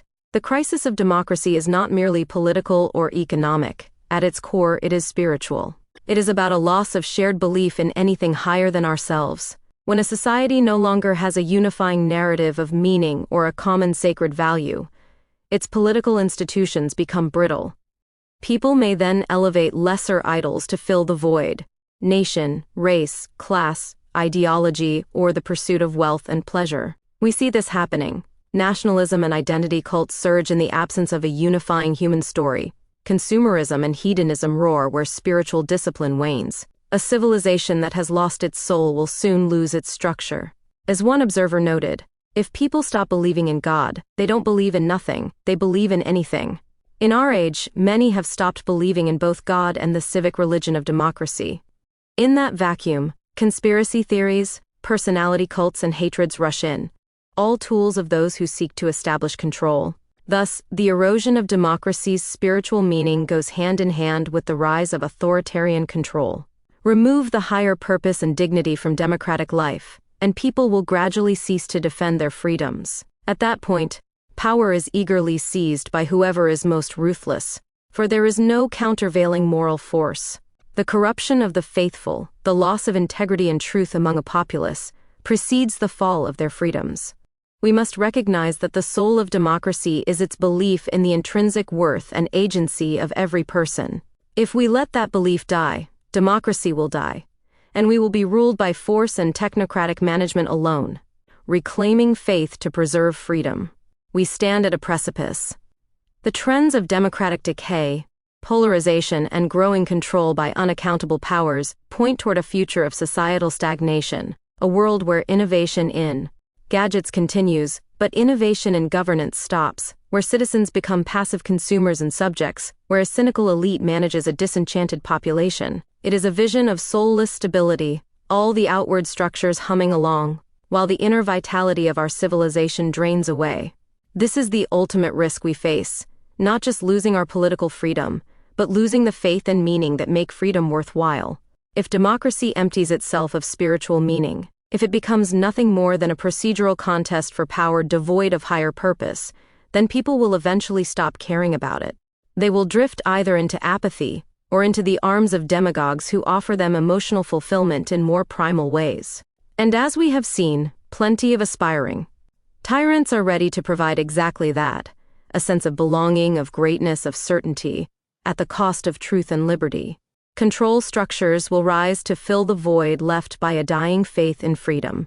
Surveillance, censorship, propaganda, the whole machinery of authoritarianism will not hesitate to take democracy's place. At first it may wear the costume of democracy, as in illiberal regimes, but over time even that pretense may be dropped. Humanity could slip into a new dark age of efficient oppression, managed by AI systems and sophisticated social engineering, where the average person is comfortable perhaps, but spiritually numb and politically voiceless. Is such a fate inevitable? Or can we rediscover the wellsprings of renewal? History's cycles imply that rebirth is possible, that after the crisis comes a new high, a renaissance of belief and community. But this will not happen automatically. It must be consciously earned. We may need to look to the very origins of our social existence, those ancient wellsprings of religious, spiritual, and communal life, to find a path forward. Long before nation-states and democracies, humans gathered in tribes around campfires, telling sacred stories of who they were and what the world meant. Those stories later became the great faiths and philosophies that bound continents. Perhaps the time is coming for a new synthesis, a new story that unites rather than divides.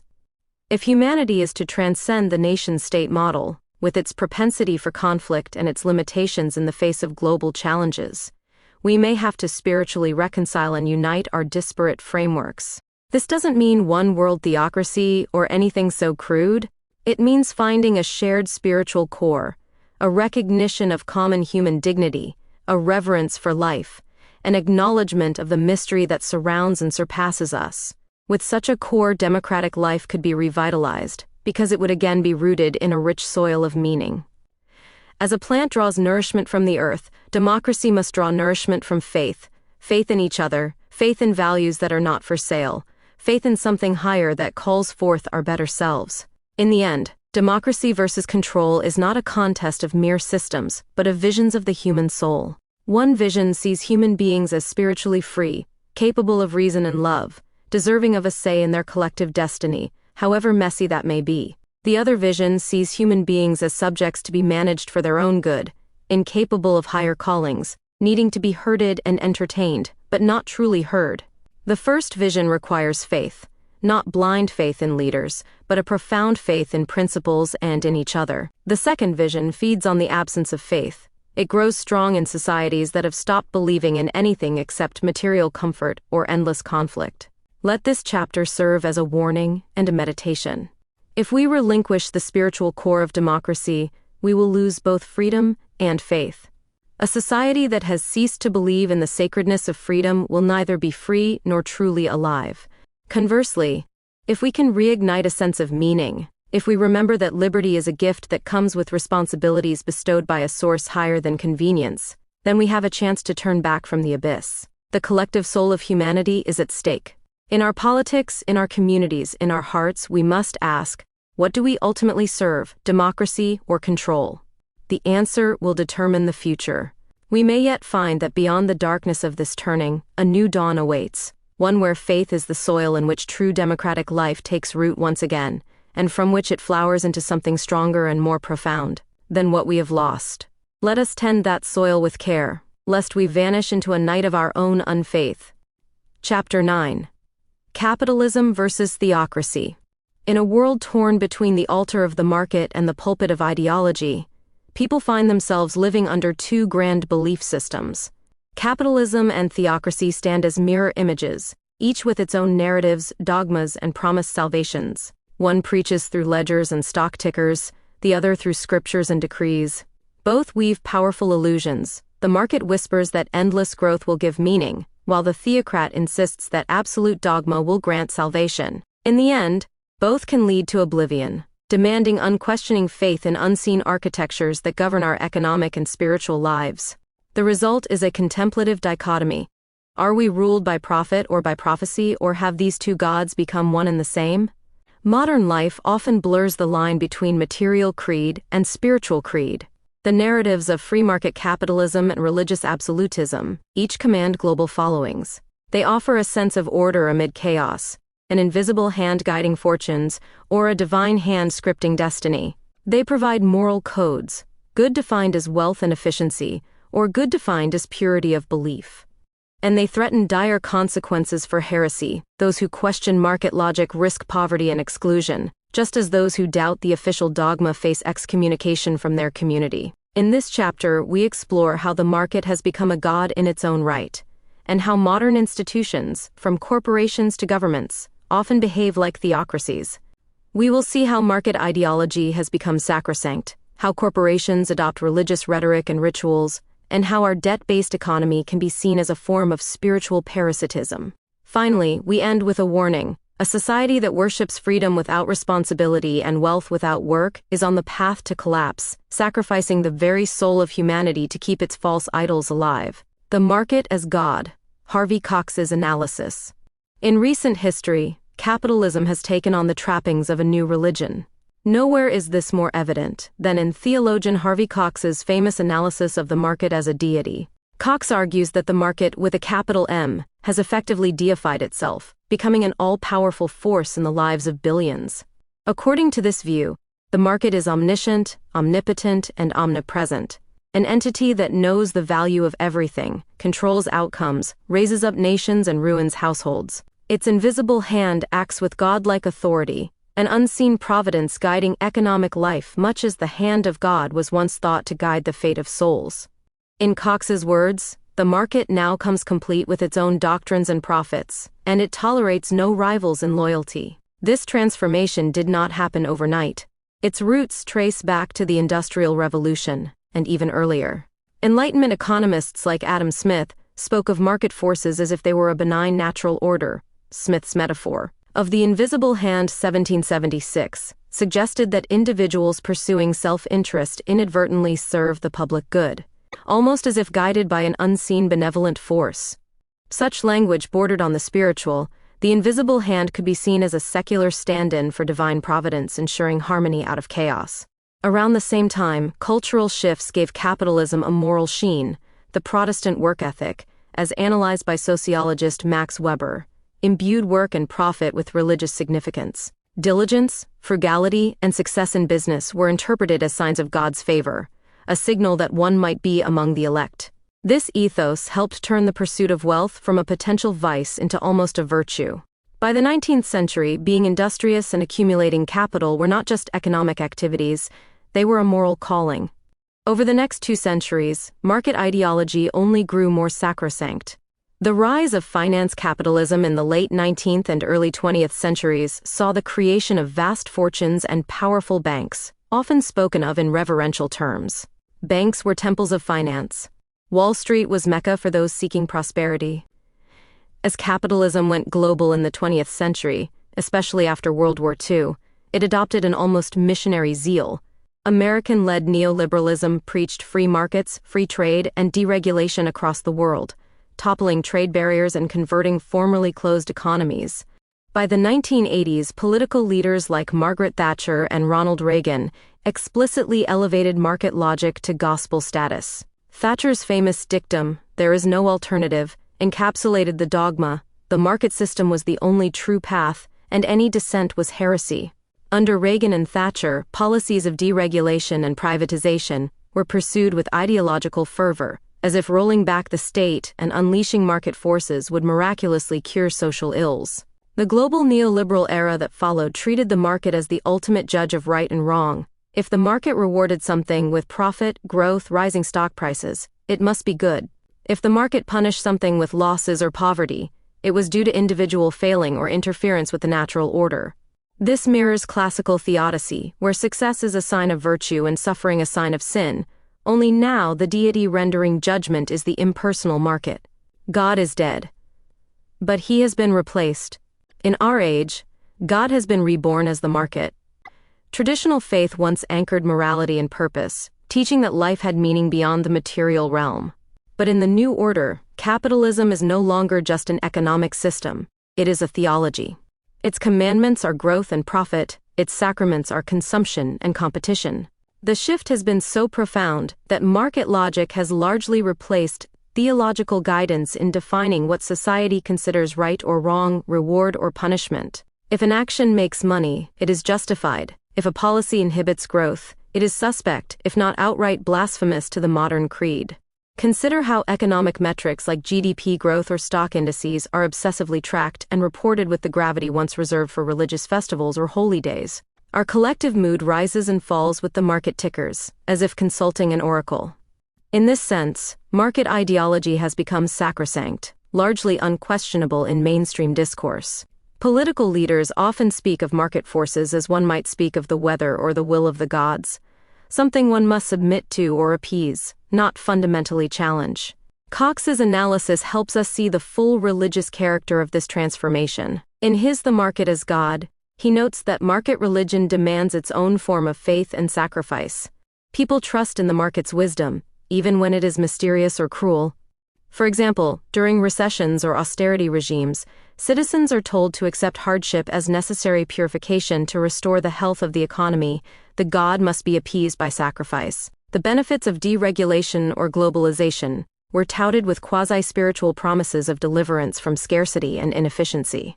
And when those promises falter, when inequality widens or jobs vanish, believers are often told to redouble their faith, work harder, innovate more, further loosen the restraints, and eventually the market will provide salvation. This parallels how adherents of a faith might respond to unanswered prayers by praying even harder or rooting out alleged impurities in their practice. The market's priesthood, economists, central bankers, corporate financiers, assure the public that all will be well if we stay the course. Indeed, the logic of the market is undeniably religious in character. It has concepts of transcendence, the invisible hand guiding us, faith confidence, that the market will self-correct and reward virtue, and sacrifice, expecting people to suffer short-term pain for long-term economic gain.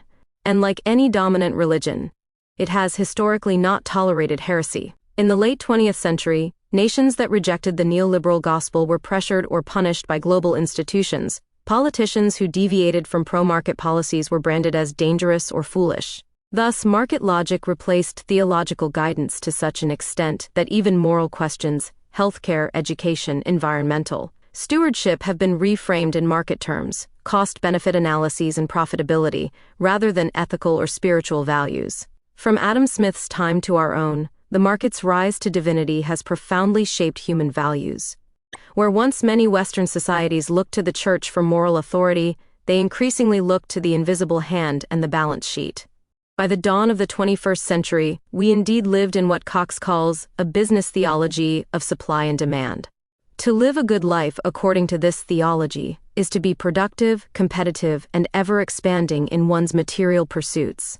We have, in effect, constructed a new church, one in which Wall Street and Silicon Valley skyscrapers stand in for cathedrals, and where each of us is both parishioner and offering, endlessly laboring and consuming to prove our worthiness in the eyes of the market. Religious rhetoric in corporate culture.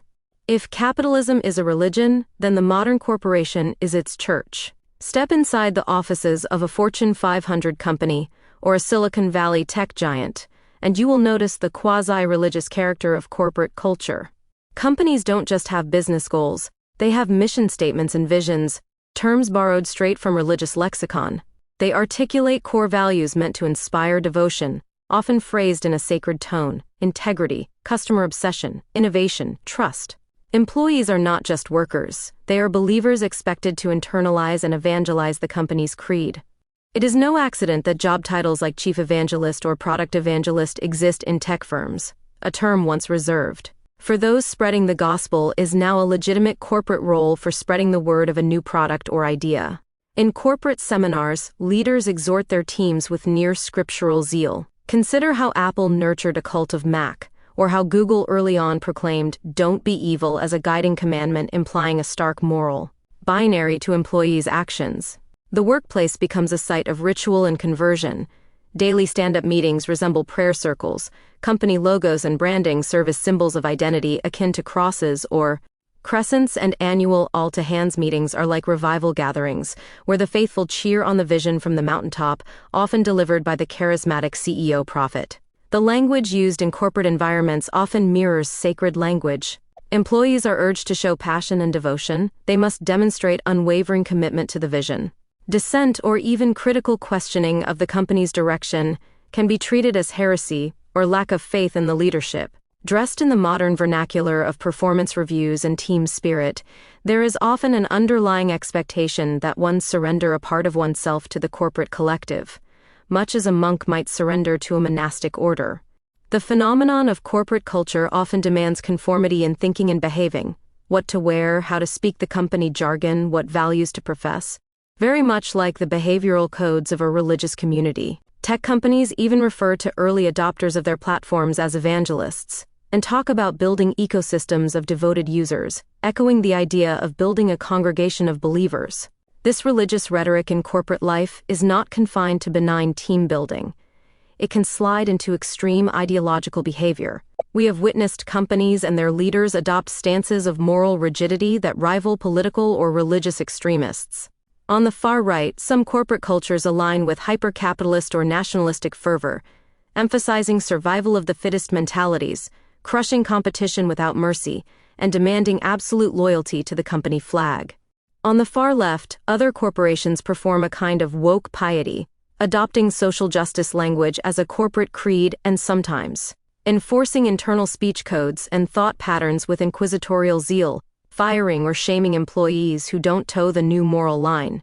In both cases, we see a drift toward ideological purity tests within corporate walls, behaviors that resemble the personality cults of extreme political regimes.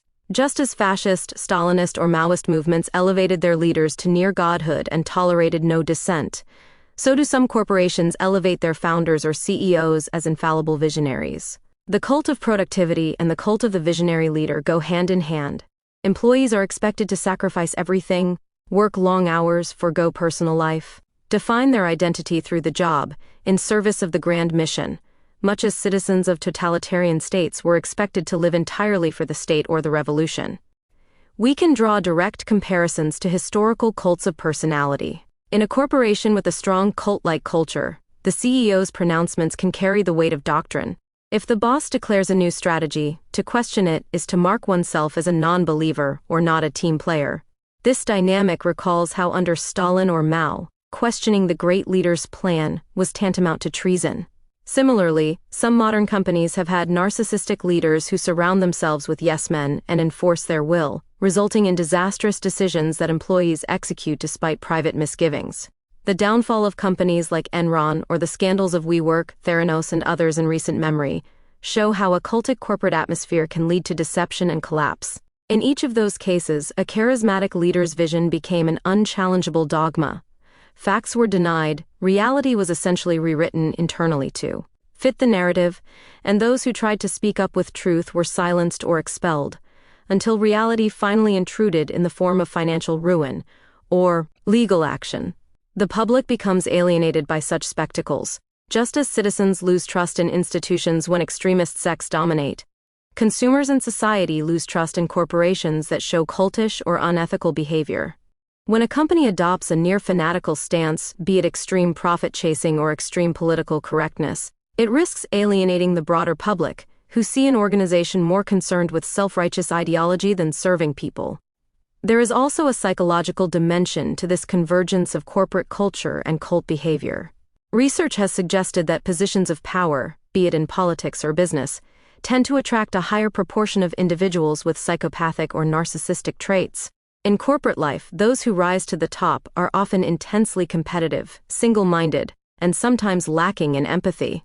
Studies by psychologists like Robert Hare have famously noted that while about 1% of the general population exhibits psychopathic traits, a much larger share of corporate executives do, with some estimates as high as 1 in 5 CEOs qualifying as psychopaths. Such individuals excel at masking their intentions, manipulating others, and appearing charismatic, which makes them effective at climbing hierarchical organizations. Once in power, their pathology shapes corporate culture. If the leader is a grandiose narcissist, the company may develop a grand mission and impatience for any nuance or critique. If the leader is a psychopath, the company may become ruthlessly exploitative, with a veneer of charm overlaying an interior of fear. This intersection of psychological pathology and power yields workplaces eerily similar to cults or authoritarian regimes. Internally, there might be an atmosphere of fear and forced enthusiasm. Employees smiling and clapping in town halls like citizens at a dictator's rally, all the while anxious about stepping out of line. Externally, the company projects an image of unity and righteousness, attempting to convert customers and public opinion to its vision of the world. Even language manipulation, a tool of every successful theocracy, finds a home in corporate life. Companies create their own jargon, often euphemistic. Layoffs become right-sizing or graduation of talent. Corporate scandals are recast as challenges or learning opportunities. This mirrors how political cults rename unpleasant realities to maintain an illusion, for example, propaganda as education, war as peacekeeping. In extreme cases, an employee may find themselves brainwashed into corporate thinking to such a degree that they defend indefensible practices. They will evangelize the company line, even against their own interests or the public good. Thus, modern corporate culture at its worst aligns uncomfortably well with theocratic and totalitarian patterns, belief over truth, loyalty over integrity, and the subjugation of the individual's conscience to the collective creed. The Faithfull Corporation and the extreme sect are two sides of the same coin. One might wear suits and another robes, but both demand the surrender of the self to a higher organizational ideology, the economy of the soul and the debt-based system. Beneath the surface of our market transactions and corporate structures lies a deeper metaphysical exchange, an economy of the soul. In this view, economic debt is not just a financial mechanism but also a metaphor, and perhaps a metaphysical truth, for how modern life drains the human spirit. We live in a system where virtually everything and everyone is assigned a price, a credit rating, a balance sheet. Lives are planned around mortgages, student loans, credit card bills. Whole nations stagger under trillions in debt. This debt-based system doesn't only lock people into financial obligations, it shapes their very psyche and soul. To be indebted is to exist in a state of servitude, a kind of spiritual bondage where one's future labor and thus future lifetime has already been pledged away. In many religious traditions, debt has long been entwined with moral guilt. Consider how some translations of the Lord's Prayer say, "Forgive us our debts, as we forgive our debtors," equating sins with debts. This isn't coincidental. The concept of owing and paying back has always carried an ethical weight.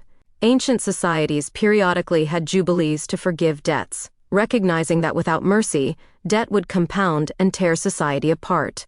In our modern age, however, we rarely forgive debts. Instead, we engineer ever more elaborate ways to extend credit and keep individuals tied to payment schedules that last a lifetime.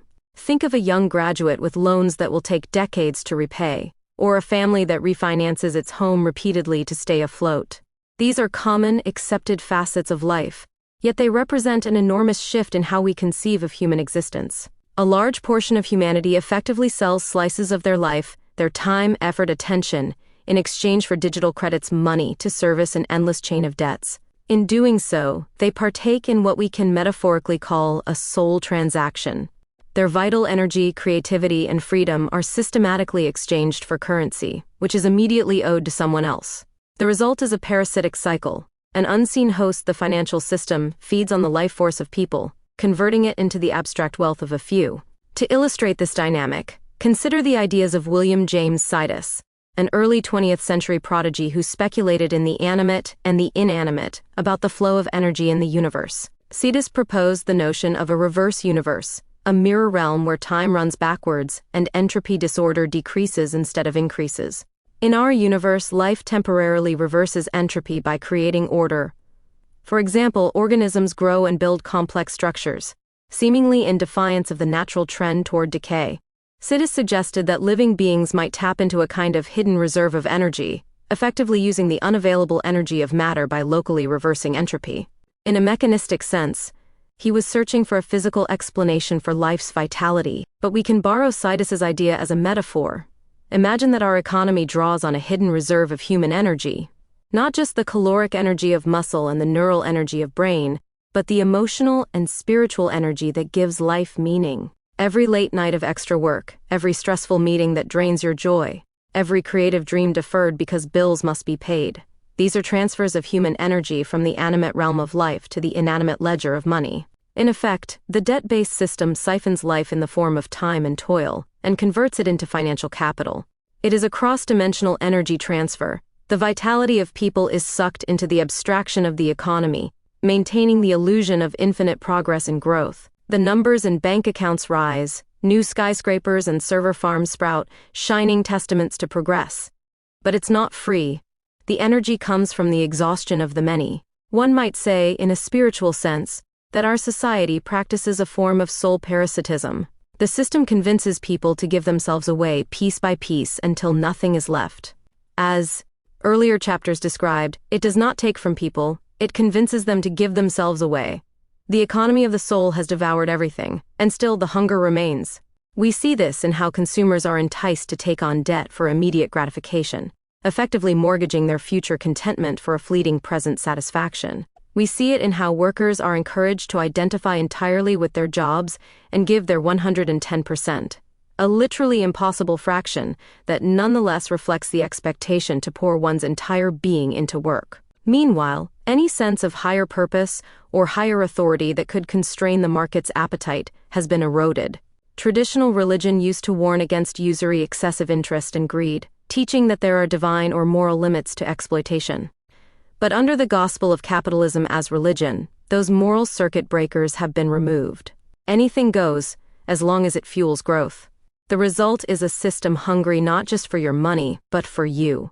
It wants all of you, your time on earth, your attention. Think of the attention economy locking eyes to screens, your relationships.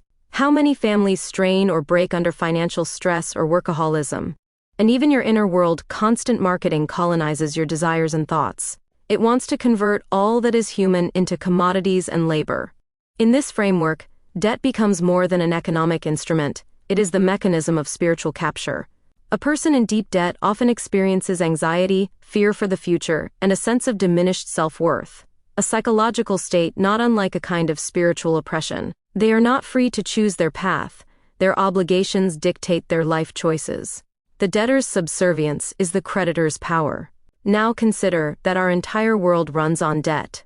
Governments owe massive sums, ensuring that policies always favor keeping the economy healthy enough to service those debts. Even at the cost of social welfare, corporations leverage themselves to the hilt in pursuit of expansion, making them slaves to quarterly earnings and stock prices, unable to consider human needs that don't show up on balance sheets, and individuals carry personal debt that keeps them tied to jobs they hate or multiple gig jobs with no rest. In a very real way, the debt-based economy turns human lives into fuel. People become a means to an end. Their purpose is to keep feeding the machine with payments and labor. This is a profound inversion of means and ends. Instead of the economy serving human flourishing, humans now exist to serve the ever-expanding economy.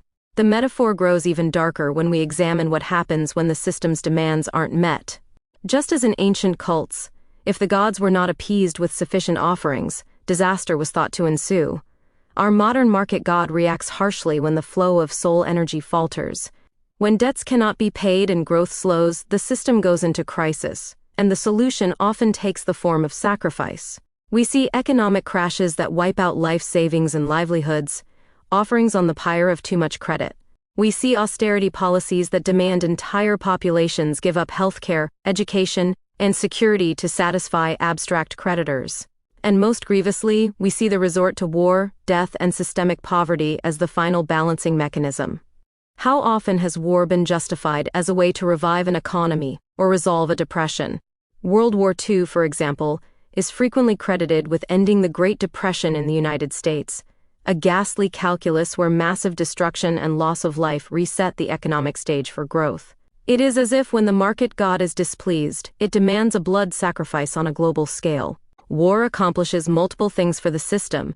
It consumes surplus labor soldiers, obliterates surplus inventory through destruction, paving way for new production, and forces massive new debts to fund the war effort, which then justify a new wave of growth and innovation, reconstruction, technological advancement. It's a horrific feedback loop in which death becomes economically useful, a notion that should send shivers down the spine of any moral human being. Even in peacetime, the system has its subtler sacrifices. Systemic poverty and inequality can be seen as permanent sacrifices of whole classes of people.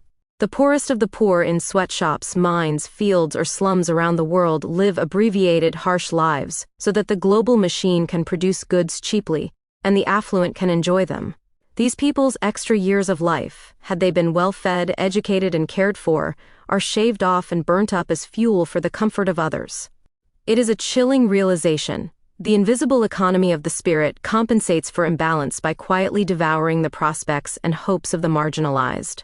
If one part of the world enjoys a high standard of living without working proportionally harder or being miraculously more virtuous, it usually means another part of the world, or another generation, the future, is paying the price. In effect, lives, energies, and spirits are traded across unseen dimensions of our system to maintain the illusion of progress for the fortunate. The developed world's consumer utopia is shadowed by sweatshop labor and environmental devastation in poorer regions, a transfer of vitality from one to another, as real as Sidus's energy flows but measured in human potential rather than joules. The current climate crisis is another manifestation. We borrowed luxuries from the future by burning ancient sunlight fossil fuels, and in doing so we may have shortened the collective future of our species.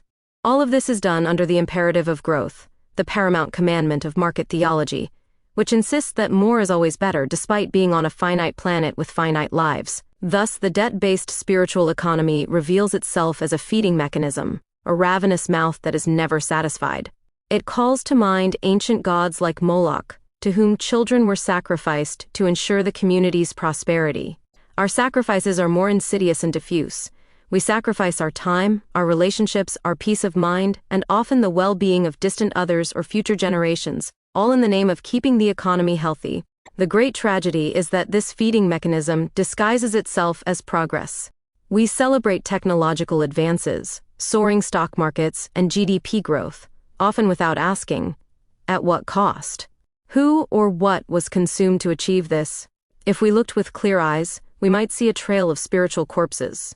Burned-out workers, alienated citizens, extinct species, and exhausted ecosystems. This is the dark metaphysical truth underpinning our shiny consumer world. For every credit in one ledger, there is a debit somewhere else, and often that debit is paid in flesh and spirit.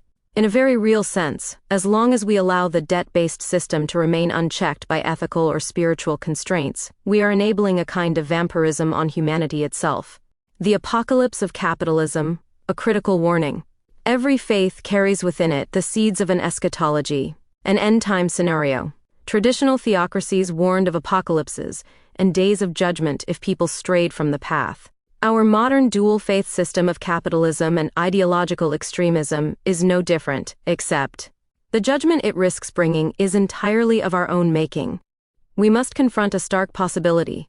A world where freedom exists without responsibility and wealth is pursued without work or honor is a world on the brink of collapse. Unfettered freedom, in the sense of individuals or corporations doing whatever they please in the market, can lead to anarchy and predation. When the powerful take freedom as a license to exploit, the result is not a stable order but a jungle where only might makes right. Similarly, wealth without work, riches gained by speculation, manipulation, inheritance or coercion rather than productive effort, hollows out the moral fabric of society. It creates an aristocracy of those who believe themselves above the rules that bind ordinary people. History shows that when elites live lavishly while contributing little and masses toil with no hope of advancement, the social order decays. Trust in institutions crumbles, laws lose legitimacy, and eventually anger sparks unrest or revolution. In our current world, we see signs of this everywhere. Billionaires rocket to space for sport, while essential workers struggle to pay rent. Tech tycoons preach efficiency while their former employees form breadlines. This is not sustainable. The collapse of order under such conditions is not a question of if, but when. As the old saying, often attributed to writers like Steinbeck or Orwell goes, if there is hope, it lies in the proles. If the common people see no hope, then the system has no future. Our economic system, to survive and truly serve humanity, must rediscover a spiritual foundation. This doesn't necessarily mean a return to old-time religion, but it does mean reasserting fundamental moral laws in our economy, laws of justice, of care for the vulnerable, of reverence for life and creation. Without some transcendent values or higher purpose, capitalism becomes predatory, a snake eating its own tail, a beast that devours the weak first and eventually devours itself. We already witness end-times language in environmental collapse and financial crises. Scientists warn of tipping points beyond which our planet's climate may spiral out of control, and analysts warn of debt bubbles that could burst with catastrophic effect. These are secular apocalypses, but they share a theme with religious ones. They are consequences of human hubris and moral failure. An unchecked capitalist system driven only by profit behaves eschatologically, in that it operates as if there is no tomorrow. Infinite growth today, damn the future. It will strip the earth of resources, impoverish the human spirit, and tear up social bonds for the sake of an extra percentage of GDP or an extra dollar on the stock price. This is a path towards an apocalypse of our own making. In mythical terms, it's as if we have summoned a demon of endless appetite. Initially, it granted boons of wealth, but now it threatens to consume the world if not brought to heel. Civilizations in the past have collapsed under the weight of material and spiritual debt. The fall of the Roman Empire, the implosion of Easter Island's ecosystem, the bloody revolutions in kingdoms and empires. In each case, the elites took too much, and the moral order broke. Once those in power had overdrawn their account with society and nature, the repayment came in the form of ruin. We in the modern world are not exempt from this historical pattern. Indeed, our stakes are even higher, because our system is global and intertwined. There is nowhere to escape when the reckoning comes. There is no new continent to flee to, no untouched hinterland to start over. If our global capitalist theocratic machine fails, it may fail everywhere in unison. The warning signs are there: increasing authoritarianism appealing to those left behind, increasing fanaticism appealing to those seeking meaning, and an environment groaning under the strain of ceaseless extraction. If we do not change course, we may soon see societies literally sacrificing the souls and lives of others to keep the engines running. This is not hyperbole. It's a grim extrapolation of current trends. As resources diminish and automation replaces jobs, leaders may find scapegoats to blame and to cast into the fire. War remains an ever-tempting outlet for leaders facing internal discord, a quick way to marshal unity and eliminate excess populations of restless young men, at the cost of immense suffering. We see the specter of war on the horizon in various tensions around the world. Consider also how automation and AI could become tools of sacrifice. Instead of uplifting humanity by freeing us from drudgery, in a predatory system they could be used to simply discard workers who are deemed unnecessary. What becomes of those millions whose skills are made obsolete overnight? In a compassionate moral system, we would find ways to integrate and support them. But in our current trajectory, they might be left to spiritual death, unemployment, purposelessness, and despair on a massive scale. That, too, is a sacrifice of human soul, through automation, as the system seeks to cut its last ties to needing people at all. And what of economic slavery? It is not a thing of the past. From sweatshop laborers to gig economy drivers with no security, many are only a step above outright slavery, bound by economic necessity to serve an engine that will never make them free. In times of crisis, this could regress to even worse forms. Perhaps not legally sanctioned slavery, but camps of disposable labor or debtors' prisons might reappear under new guises. When a system runs out of true solutions, the worst instincts can return. The final caution is this: an economic system without a soul will eat the souls of its people. We must refuse to be complicit in this cannibalistic cycle. The faithful, whether faithful to a religion or to humanistic principles, must assert that there are things more important than money and power, things like love, dignity, truth, and the sanctity of life. We must rebuild our world with those as non-negotiables. A market that serves humanity can be a tremendous force for good, just as a faith that uplifts and unites can be. But a market that rules as an idol, and a faith secular or religious that seeks to control rather than enlighten, will together form a dystopia. It is not too late to step back from this abyss. We can insist on responsibility alongside freedom, meaning rights for individuals and corporations balanced by accountability to the public and the planet. We can demand work with wealth, meaning those who profit must contribute, and those who labor must share in the gains. We can restore a sense that the economy is the servant, not the master of humanity. And we can rekindle the idea that our material pursuits must be grounded in spiritual ethics, compassion, stewardship, and humility. If we fail to do so, the collapse will come, and it will be total. A civilization that consumes the souls of its own people cannot survive. It will either implode from within or be torn apart from without. In the rubble that remains, the survivors will ask with sorrow how the high priests of the old order, the CEOs, the demagogues, the technocrats, led them so far astray. They will have to confront the truth that in worshipping false gods, we ourselves became false, estranged from our own humanity. Let this warning stand as a beacon. We must not let the church of the market and the temple of ideology demand any more human sacrifices. Instead, we must remember what truly matters and whom the economy should truly serve. Only by doing so can we avert the dark apocalypse of rampant capitalism and dogmatic theocracy, and instead build a future where both market and faith are put back in their rightful place as foundations for human well-being, guided by the light of the human soul, rather than as idols that seek to devour it. Part 4. Implementing Change into Society. Chapter 10. Restoring Truth in Public Discourse. In earlier chapters, we witnessed how truth became a casualty in the war of narratives, and how language itself was corrupted into a weapon. We saw how entire societies could be led astray when words lose meaning and misinformation fills the void. Now, in this chapter, we turn to hope. Restoring truth in public discourse is both a contemplative and a pragmatic endeavor. It requires rebuilding the foundations of fact-based dialogue, creating forums for genuine deliberation, and ensuring that political systems remain accountable to the people. The task is morally urgent. Liberal democracy's survival depends on our collective ability to reclaim truth from the chaos of propaganda and manufactured confusion. Below, we explore 3 pillars of renewal: fact-checking and media transparency, deliberative democracy and public forums, and the need for political accountability. Through historical lessons and real-world examples, we outline how free societies can inoculate themselves against the weaponization of lies. Freedom of speech must be upheld not as a license for chaos, but as a medium for shared truth, preserving clarity in the midst of a narrative war. Fact-checking and media transparency. A healthy liberal democracy cannot function without a baseline of shared facts. Informed individuals are the foundation of democratic debate and society. When citizens have access to verified information, they can engage in rational discourse, rather than fall prey to rumors. Strengthening the integrity of our information space is thus urgent for reinforcing the social fabric of open societies. This begins with robust fact-checking and media transparency. Independent journalism and fact-checking platforms play a crucial role in preserving democratic integrity. Around the world, hundreds of fact-checking organizations work to verify claims and debunk falsehoods. The International Fact-Checking Network now lists over 170 member organizations as of 2024. Their core principles include independence, transparency, fairness, and thorough reporting in pursuit of truth.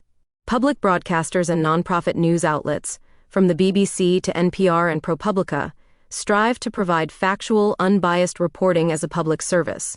These institutions act as bulwarks against the tide of disinformation by making credible information widely available.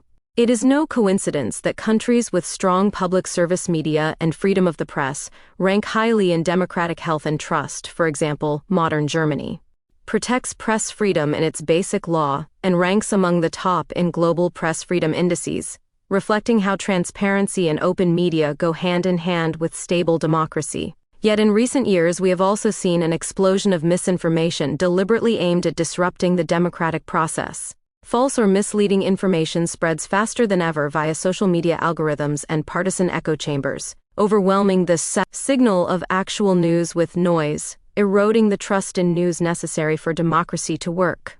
During the 2020 U.S. election, for example, Russian cyber operations and domestic actors propagated baseless claims of voter fraud that confused and polarized voters.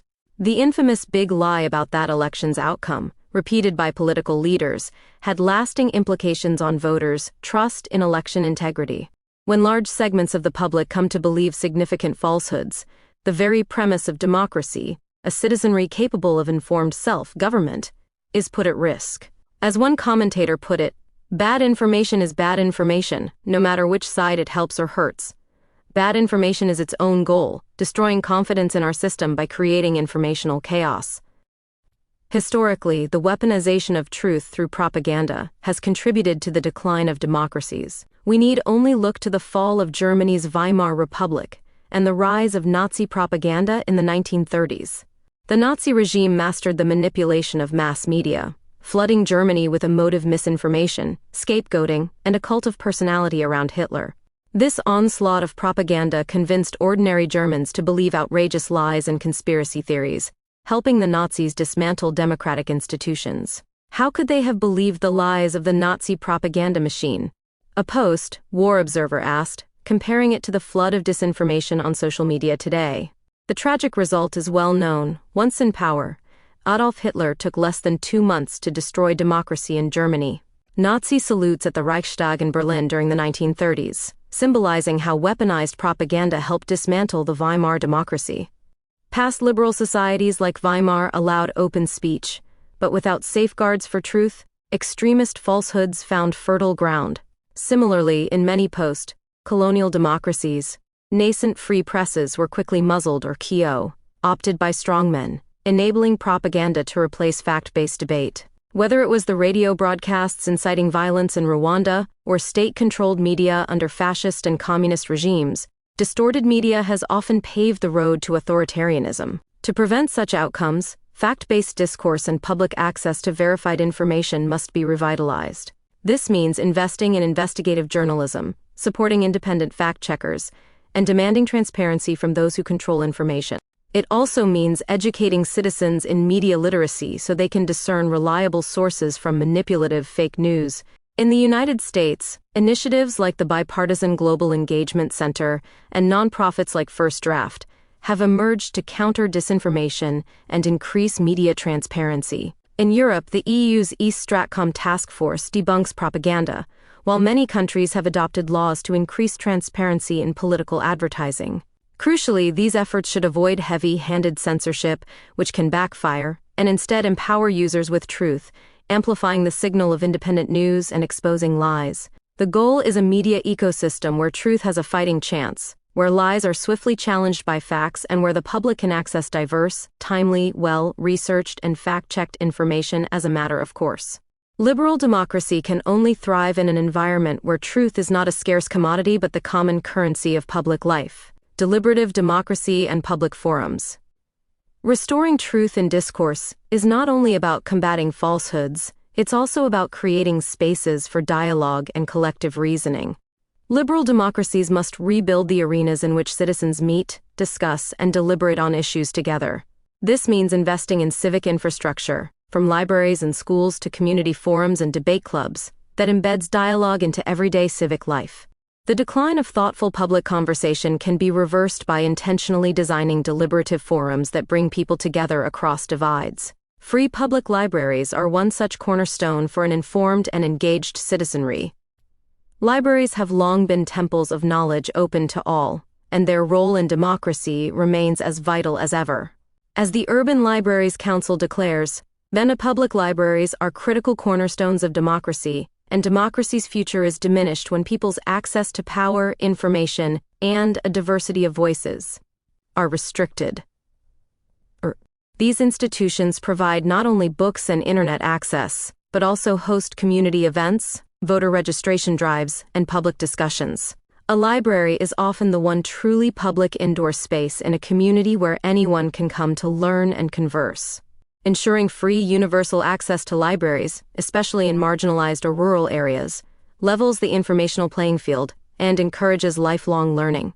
Many libraries now offer media literacy workshops and fact-checking resources, teaching citizens how to navigate the house of mirrors of online information. By bolstering libraries rather than banning books, as authoritarian-minded officials attempt, we invest in the public's capacity to discover truth. People need access to a broad range of information and ideas, as well as opportunities for open, uncensored discourse to hear, read, debate, and learn from each other's perspectives, affirm library leaders in a joint declaration. In short, libraries fortify the democratic ideal that an informed community can reason together. Subsidized debate clubs and civic education programs are another implementable idea. If our society lacks forums for civil debate, we must create and support them. Schools and community centers should host debate clubs, model parliaments, and civic workshops, and not just for elite students, but for everyone. Debate, when done in good faith, teaches how to argue rather than simply how to yell. It provides a foundation for civic engagement by fostering critical thinking and the ability to see multiple perspectives. Studies have shown that students who participate in structured debate become more informed about political systems and more adept at evaluating evidence. Debate clubs can thus counter the trend of virtual tribalism by training young people to engage with opposing views respectfully. Consider initiatives like the Urban Debate Leagues in many U.S. cities, which have brought rigorous debate training to thousands of high schoolers from underserved communities. These programs have been shown to improve academic skills and civic confidence. As one civic educator put it, fostering the ability to converse civilly, and in a manner that expands community capacity for deliberation and inclusive governance, should be a priority. By subsidizing and expanding such forums, From after-school debate teams to intergenerational discussion groups, democracies can cultivate citizens who are not only well-informed but also practiced in the art of reasoned discourse. On a larger scale, we should implement structured town hall-style assemblies and citizens' forums as regular features of governance. Unlike the performative town halls we sometimes see on TV, true deliberative assemblies engage ordinary people in face-to-face dialogue and problem-to-solving. A shining modern example comes from Ireland. The Irish government convened a citizens' assembly of 99 randomly selected citizens to debate the nation's once taboo issues of same-sex marriage and abortion. These citizens, diverse in age, gender, and background, weighed evidence from experts and issued policy recommendations that paved the way for historic referendums. Their thoughtful report gave elected leaders and voters the courage to make audacious leaps, resulting in Ireland legalizing same-sex marriage 2015 and reforming its abortion law 2018 with broad public support. The Irish Citizens' Assembly was hailed globally as a model for tackling divisive issues and a revival of deliberative democracy's spirit from ancient Athens. Similarly, in participatory budgeting processes first popularized in Porto Alegre, Brazil, ordinary residents meet in assemblies to decide how to allocate portions of the public budget. By turning government spending decisions over to local assemblies open to all, participatory budgeting enabled thousands of Brazilian citizens to make real decisions, demand accountability, and monitor results, becoming a sort of school of democracy and an entry into civic life. These forums had tangible outcomes: new roads paved, utilities installed, and trust in local government increased as people saw their voice matter. Deliberative forums can be integrated into our institutions in creative ways. Some municipalities now regularly convene mini-publics, small demographically representative groups, to discuss policy proposals before lawmakers vote. In the Belgian region of Ostbelgien, a permanent citizens' council was established by law, the first of its kind, to continuously involve randomly selected residents in agenda setting and oversight alongside the regional parliament. This innovation means that every year, new citizens are drawn by lot to deliberate on issues and even monitor the implementation of their recommendations. Early results show high legitimacy. All political parties supported the process, and citizens are eager to take part. Whether through periodic town hall meetings, citizen juries, or digital forums, the key is structuring dialogue so that it is inclusive, informed, and impactful. Town hall meetings, for instance, when run well, allow people to speak directly to their elected officials, ask questions, and get responses, a two-way interaction that makes government more responsive to its citizens. These gatherings also educate participants on government processes and strengthen community bonds by bringing diverse neighbors into the same conversation. In all these examples, public forums encourage collective reasoning and democratic renewal by shifting discourse from the outrage of the moment to the common ground of problem-to-solving. They embody Pericles' ancient wisdom that discussion is an indispensable preliminary to any wise action at all. By talking with one another in structured ways, citizens can rebuild trust and clarity, even in this polarized age. Deliberative democracy is not a panacea, but it creates the conditions for truth to emerge from dialogue rather than be imposed or ignored.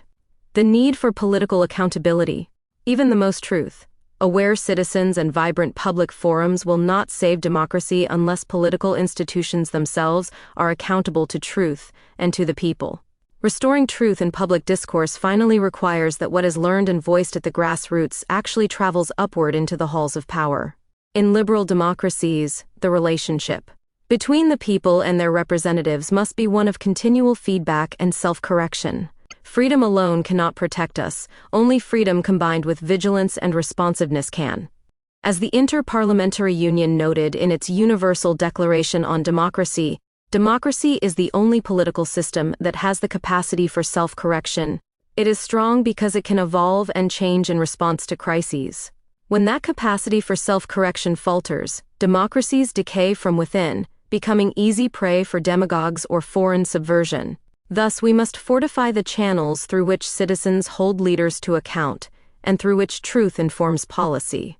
This includes bolstering transparency laws, creating participatory oversight mechanisms, and establishing routine citizen government dialogues that force leaders to confront facts and public concerns.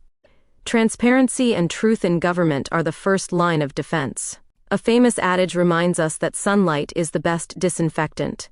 Indeed, many countries have recognized this by adopting Freedom of Information (FOI) or Right to Information laws. Over 120 countries now have RTI laws on the books, aiming to give citizens the right to obtain government documents and data. These laws have empowered journalists and activists to expose wrongdoing, from corruption scandals to environmental hazards, that would have festered in the dark. For example, India's Right to Information Act, 2005, has been used by rural villagers to uncover local officials' embezzlement of public funds, leading to reforms. In Brazil, transparency portals list all federal expenditures for anyone to inspect, enabling civil society to flag suspicious transactions. When governments are required to be transparent, truth has an avenue to travel from the people to politics, because an informed public can then press for change. However, transparency laws are only as good as their implementation. Many countries have FOI laws in theory, but still stonewall in practice.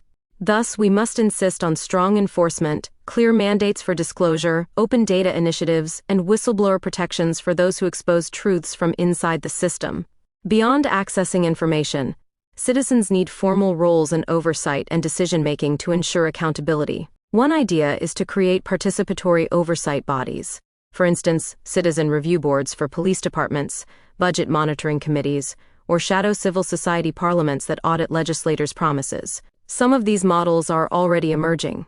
In South Korea, randomly selected citizens sit on indictment committees that review prosecutors' decisions in major cases, injecting a lay perspective on justice. In Kenya and Uganda, citizen scorecard projects allow residents to grade public services, with the results publicized to shame or encourage officials. And as mentioned, the Belgian Citizens Council in Belgium actively monitors the follow-up on its policy recommendations by meeting regularly with Parliament and tracking progress. This kind of institutionalized oversight means leaders cannot so easily sweep inconvenient truths under the rug. A panel of citizens is watching. Likewise, social audits have been used in India, where villagers publicly audit local government spending line by line, often uncovering ghost projects and forcing repayments. These participatory mechanisms make truth-telling a shared enterprise. Officials know that citizens will independently verify and hold them to account, reducing opportunities for deceit or cover-ups. In addition, democracies should mandate routine citizen-government dialogue as part of governance. This could take the form of regular town hall meetings as discussed, or perhaps more novel approaches like an annual State of the People hearing where citizens' groups testify in Parliament. Some countries have experimented with citizen question periods. For example, in the UK, Prime Minister's questions is a form of direct accountability, though dominated by politicians, not ordinary citizens. We can imagine complementing that with a periodic citizens' question session, where a panel of randomly selected citizens pose questions to the Prime Minister or Cabinet live on air. The point is to normalize direct communication of public concerns to decision-makers, not just at election time but continuously. When politicians are forced to respond to factual critiques and real stories from their constituents, it becomes harder for them to hide behind spin. Consider how much impact a simple televised question from an unhoused citizen or a flood victim can have on officials.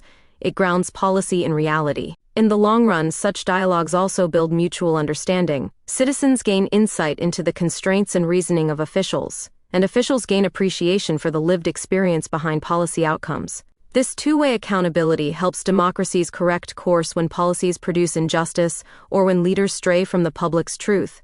As one scholar observed, a democracy that changes leaders but fails to change failed policies is a democracy in crisis. We must demand self-correction through honest dialogue at all levels.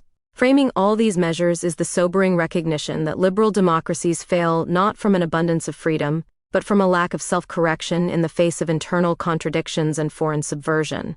History furnishes stark warnings. The interwar period showed how quickly democratic gains could be reversed, when governments did not address economic misery and internal division. In the early 1930s, as the Great Depression raged, fragile democracies across 3 continents gave way to authoritarian forces exploiting vulnerabilities in the democratic system. Extremist parties in Germany and Italy capitalized on public discontent and the paralysis of elected coalitions. Military coups toppled elected governments in Spain, Portugal, Brazil, Argentina, all amid crises their democracies failed to fix. Meanwhile, external actors actively subverted democratic institutions. Fascist Italy and Germany sent support to Franco's rebellion in Spain, and later, during the Cold War, the Soviet Union and the United States each interfered in numerous developing democracies from Iran and Guatemala to Congo and Chile when it suited their geopolitical aims. In many post-colonial nations, domestic contradictions like ethnic tension or elite corruption went unaddressed by fragile democratic regimes, creating openings for coups and one-party takeovers often abetted by foreign powers. These failures underline that democracy cannot be complacent. It is not enough to proclaim freedom at the outset. A society must continuously solve its contradictions, inequality, injustice, misinformation, through feedback and reform. Otherwise, cynicism and division deepen, and anti-democratic forces, internal or external, will exploit the weaknesses. Conversely, when democracies confront their contradictions openly, they prove remarkably resilient. The Nordic countries, for instance, responded to early 20th century labor unrest and inequality by incorporating labor voices into governance and building welfare systems, thus undercutting extremist appeals. The United States, after the turmoil of McCarthyism, established stronger checks on executive power and a norm of investigative journalism. That later helped bring down Watergate, a case where truth and accountability saved the republic from a budding autocracy. More recently, countries like Taiwan and Finland have built robust defenses against disinformation, including government transparency dashboards and public media literacy campaigns, to blunt the impact of hostile foreign propaganda. These examples show that liberal democracy can survive almost any external attack if it remains self-correcting and accountable. It is when democracies stop correcting themselves that they slide toward collapse.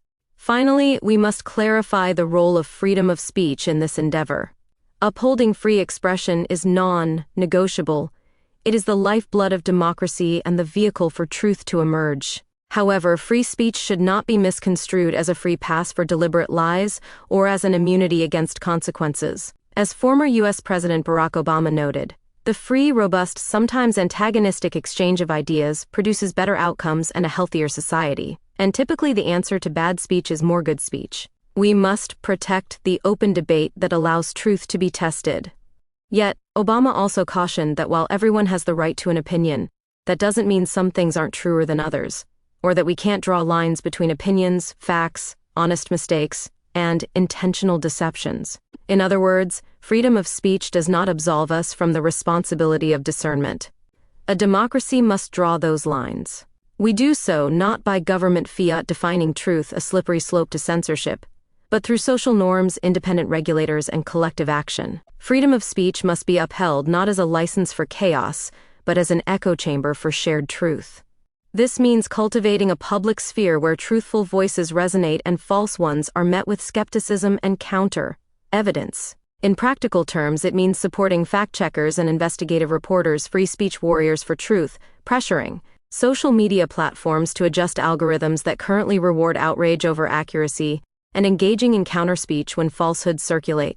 It also means reforming education to teach critical thinking and civic online reasoning, so that citizens can exercise free thought without being easily manipulated by bad actors.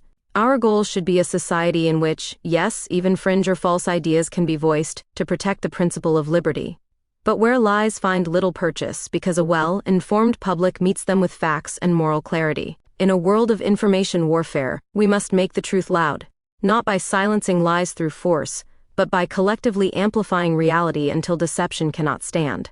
Moral and civic call to action. The threads of truth in our public discourse are the fibers that hold our liberal democracy together. To restore truth, we must all accept a share of the responsibility. This chapter has outlined reforms: fact-checking networks, transparent media, deliberative forums, accountability systems, but they will amount to nothing without public will and engagement. Each citizen is a steward of the truth in their own community. We must reward honesty and punish deceit at the ballot box, demand integrity from our media and leaders, and participate in the hard work of dialogue even when it is uncomfortable. The public truth must be owned collectively, or else our society will indeed collapse under the weight of unmoored freedom and rampant misinformation. History shows that democracies do not die in a day, they erode when their citizens stop defending the truth. Let us heed the lessons of the past and answer the imperative of the present. Now is the time to shine sunlight on lies, to rebuild the institutions that facilitate understanding, and to renew our commitment to a common truth. In doing so, we affirm that liberal democracy, for all its flaws, carries within it the antidote to its failures, the capacity to listen, learn, and correct itself. If we seize that capacity, with humility and determination, we can preserve clarity in the midst of the narrative war. We can ensure that our freedom is anchored in truth, and thereby secure the future of government by and for the people. In the end, the fight for truth in public discourse is the fight for democracy itself. It is a fight we cannot afford to lose, and a cause we are all called faithfully to serve. Chapter 11. Reclaiming Democracy from Manipulation. Introduction. Democracy's very soul rests on truth, trust, and the genuine consent of the governed, yet manipulation gnaws at these foundations. In recent years, disinformation has exploded into a global threat. A World Economic Forum report ranked the spread of misinformation among the greatest dangers to society, especially with half the world's population heading to polls. When outright lies and propaganda distort public discourse, citizens can no longer make informed choices. The democratic process becomes a ritual of submission rather than real participation. Similarly, rampant political corruption perverts democracy from within. If elections become merely another currency to be bought or rigged by the powerful, the consent of the governed collapses, and autocrats entrench themselves behind a facade of legality. Indeed, modern authoritarians often rise through elections only to slowly strangle democracy using its own institutions. By weaponizing disinformation, buying influence, and bending laws, they threaten the very soul of democracy, that sacred promise that government derives from the people's will. This chapter explores how we can reclaim democracy from such manipulation. It balances reflection and action, examining reforms to restore fair elections and transparency, ways to resist creeping authoritarianism, and the vital role of civil society and independent journalism in safeguarding truth. The struggle is urgent and morally serious, yet as we'll see, citizens armed with conviction and reforms can rekindle democratic renewal even in dark times. Electoral reforms and campaign finance. Transparency. Free and fair elections are the lifeblood of democracy, and transparent campaign financing is its immune system against corruption. When votes are bought with illicit money or flooded by opaque dark funding, democracy's integrity is in peril. Clean, fair elections and honest funding rules are essential safeguards against manipulation. They ensure that leaders are chosen by the people's genuine will, not by disinformation campaigns or the highest bidder. As the International Foundation for Electoral Systems warns, illicit and opaque money in politics wreaks havoc on our democracies, opening the gates to deeper political corruption. If we allow elections to become merely a currency to manipulate at will, the very foundation of democracy crumbles. In short, robust electoral rules and transparency are not just technical issues, they are the front lines of defending government by the people. Historical reform efforts offer both lessons and inspiration. During America's progressive era over a century ago, citizens confronted a gilded age of political machines and robber barons that had corrupted elections. Fears of the influence of big business on elections prompted some of the world's first campaign finance reforms. Laws in 1907 and 1910 that banned corporate contributions to U.S. federal campaigns and required parties to disclose donations. These groundbreaking reforms, passed after scandals of wealthy magnates buying politicians, were early attempts to safeguard the fairness of elections. Progressive reformers also championed primary elections to weaken party bosses, the direct election of senators, and stricter anti-bribery rules, all to ensure voters had a real voice. Similarly, many democracies in Europe began instituting campaign finance regulations in the 20th century, learning from eras of unchecked influence. For example, France enacted sweeping campaign finance laws in the 1990s after corruption scandals, including banning corporate political donations and imposing strict spending caps to level the playing field. Britain too moved toward transparency with the Political Parties, Elections and Referendums Act 2000, creating an electoral commission, and requiring that any donor giving over a modest threshold, about £7,500, be publicly disclosed. The logic was simple. Sunlight is the best disinfectant. Voters have a right to know who funds those seeking power, to expose any undue influence. These reforms, past and present, show a recognition that democracy must continually purify itself of corrupting influences. Of course, the battle for fair elections is ongoing. In recent years, countries have updated laws to tackle new threats, from foreign interference to super PAC-style dark money. Following revelations of covert foreign funding in democracies, many European states tightened campaign finance transparency. The European Parliament itself has debated new norms to block foreign money from seeping into domestic politics, recognizing that today's authoritarians may funnel cash to extremist parties abroad as a means of sabotage. Across Europe, donation limits and disclosure requirements are generally far stricter than, say, in the United States. Most European democracies ban corporate or union donations, prohibit anonymous contributions, and cap election spending, combined with public funding for parties or airtime to ensure a fair contest. These measures seek to prevent deep-pocketed interests from drowning out the public's voice. Even so, watchdogs note that simply having transparency laws is an umbrella in the face of a hurricane if enforcement is weak. Regulations must have teeth, independent electoral commissions, audits, and penalties for violators, or else corrupt money will find cracks to slip through. Strengthening these institutions remains vital to reclaiming democratic trust. Equally heartening is the wave of citizen-led initiatives pushing for electoral reforms at the grassroots level. In democracies around the world, ordinary people have organized and demanded changes when politicians were reluctant.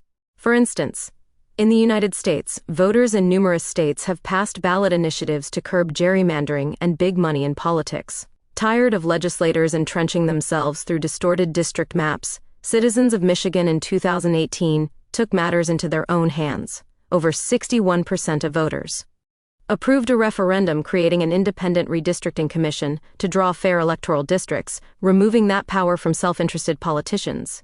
And in Maine, activists led a successful referendum establishing ranked-choice voting to ensure winners have broad support and campaigns stay civil. Other states and cities have pioneered public campaign financing, such as matching funds or democracy vouchers, through popular initiatives, proving that voters will choose integrity if given the chance. Internationally, a powerful example comes from Brazil, where a grassroots anti-corruption movement gathered over 1 million citizen signatures to force the passage of the 2010 One Clean Record Law. This law, Ficha Limpa, bars politicians convicted of serious crimes from running for office, a direct blow against entrenched corruption, born from citizens' demand for accountability. In Europe, citizen movements and referendums have likewise pressed for cleaner politics, from Italy's referenda in the 1990s abolishing corrupt political slush funds, to local citizen assemblies in Ireland and elsewhere debating electoral reforms. Each of these initiatives underscores a hopeful truth. When the political system is hijacked by manipulation, the people themselves can step in to recalibrate democracy. Fair rules and transparency in elections are not utopian ideals, but practical safeguards that citizens have repeatedly fought for and won throughout history. Continuing this fight is essential to reclaiming democracy from those who would corrupt it, resisting authoritarian encroachments. Caption: Citizens rally in Warsaw, Poland 2017 to protest court reforms that threaten judicial independence, chanting "We will defend democracy." Such mass mobilizations reflect how public pressure can resist authoritarian encroachments. Modern authoritarianism rarely arrives with tanks in the streets or a sudden coup. More often, it creeps in through legal means, cloaked in the language of democracy even as it hollows out democratic institutions from within. In our era, would-be authoritarians have learned to exploit the letter of the law to subvert its spirit. They get elected, sometimes legitimately, and then gradually rewrite the rules to entrench their power, weaken any checks and balances, and silence dissent, all while maintaining a veneer of popular legitimacy. Nowhere has this pattern been more evident than in countries like Hungary. Over the past decade, Hungary's ruling party under Viktor Orbán used its parliamentary majorities to amend the constitution, gerrymander electoral districts, pack courts with loyalists and muzzle independent media, systematically tilting the playing field so that the ruling clique can hardly lose. Orbán openly touted the model of an illiberal democracy, asserting that winning an election gave him a mandate to override pluralism. Freedom House describes this as a toxic combination of unfair elections and majoritarianism. Populist leaders who claim outright that a mere electoral majority entitles them to dominate all facets of government and society. In such regimes, Institutions that undergird democracy, a neutral judiciary, a free press, autonomous civic groups, are methodically captured. The result is a Frankenstein polity. It has the form of a democracy, elections, parliaments, courts, but the substance of an authoritarian state where checks and oppositions are neutered. As Freedom House notes, once the media, courts, and civil society are under ruling party control, genuine change through fair and honest elections become all but impossible. This playbook has been employed, with local variations, in multiple countries. In Poland, a nation once hailed as a post-communist success, the ruling Law and Justice Party PiS after 2015 began undermining the independent judiciary and civil service. Under the guise of reform, they passed laws to purge and politicize the courts, a direct assault on the separation of powers. The government also turned public media into a partisan mouthpiece. All of this was pursued while PiS leaders claimed they were fulfilling the majority's will from their election victory. Venezuela offers another cautionary tale. Hugo Chavez was elected president in 1998 on a wave of popular anger at the old corrupt elite. But once in power, Chavez moved to dismantle democratic checks step by step. He pushed through a new constitution, extended his term limits, packed the Supreme Court, and via legal maneuvers sidelined opposition governors and mayors. Over a decade, Venezuela, once a democracy, morphed into an authoritarian state with a democratic shell. Chavez held frequent elections and referenda, no fewer than 17 nationwide votes during his tenure, to manufacture a sense of legitimacy, winning all but one of them, even as he skewed the playing field. His government leveraged its control over media regulation to shut down critical press, notably revoking the license of RCTV, a major independent TV station, and harassing other outlets with lawsuits and advertising boycotts until they fell in line. The opposition in Venezuela found itself operating in an atmosphere where the rule of law had been twisted. Laws were tools to punish regime critics, and institutions existed to rubber stamp executive power. These examples, from Hungary to Venezuela to Poland, illustrate the new face of authoritarian encroachment. It wears a suit and tie, proclaims devotion to the nation's true people, and often keeps holding elections and referendums, but it is steadily killing democracy by 1,000 legal cuts. How can such slow-motion coups be resisted? The task is formidable, but experience shows that resistance is possible, and it must be multi-pronged, combining legal challenges, mass civic action, and cultural vigilance.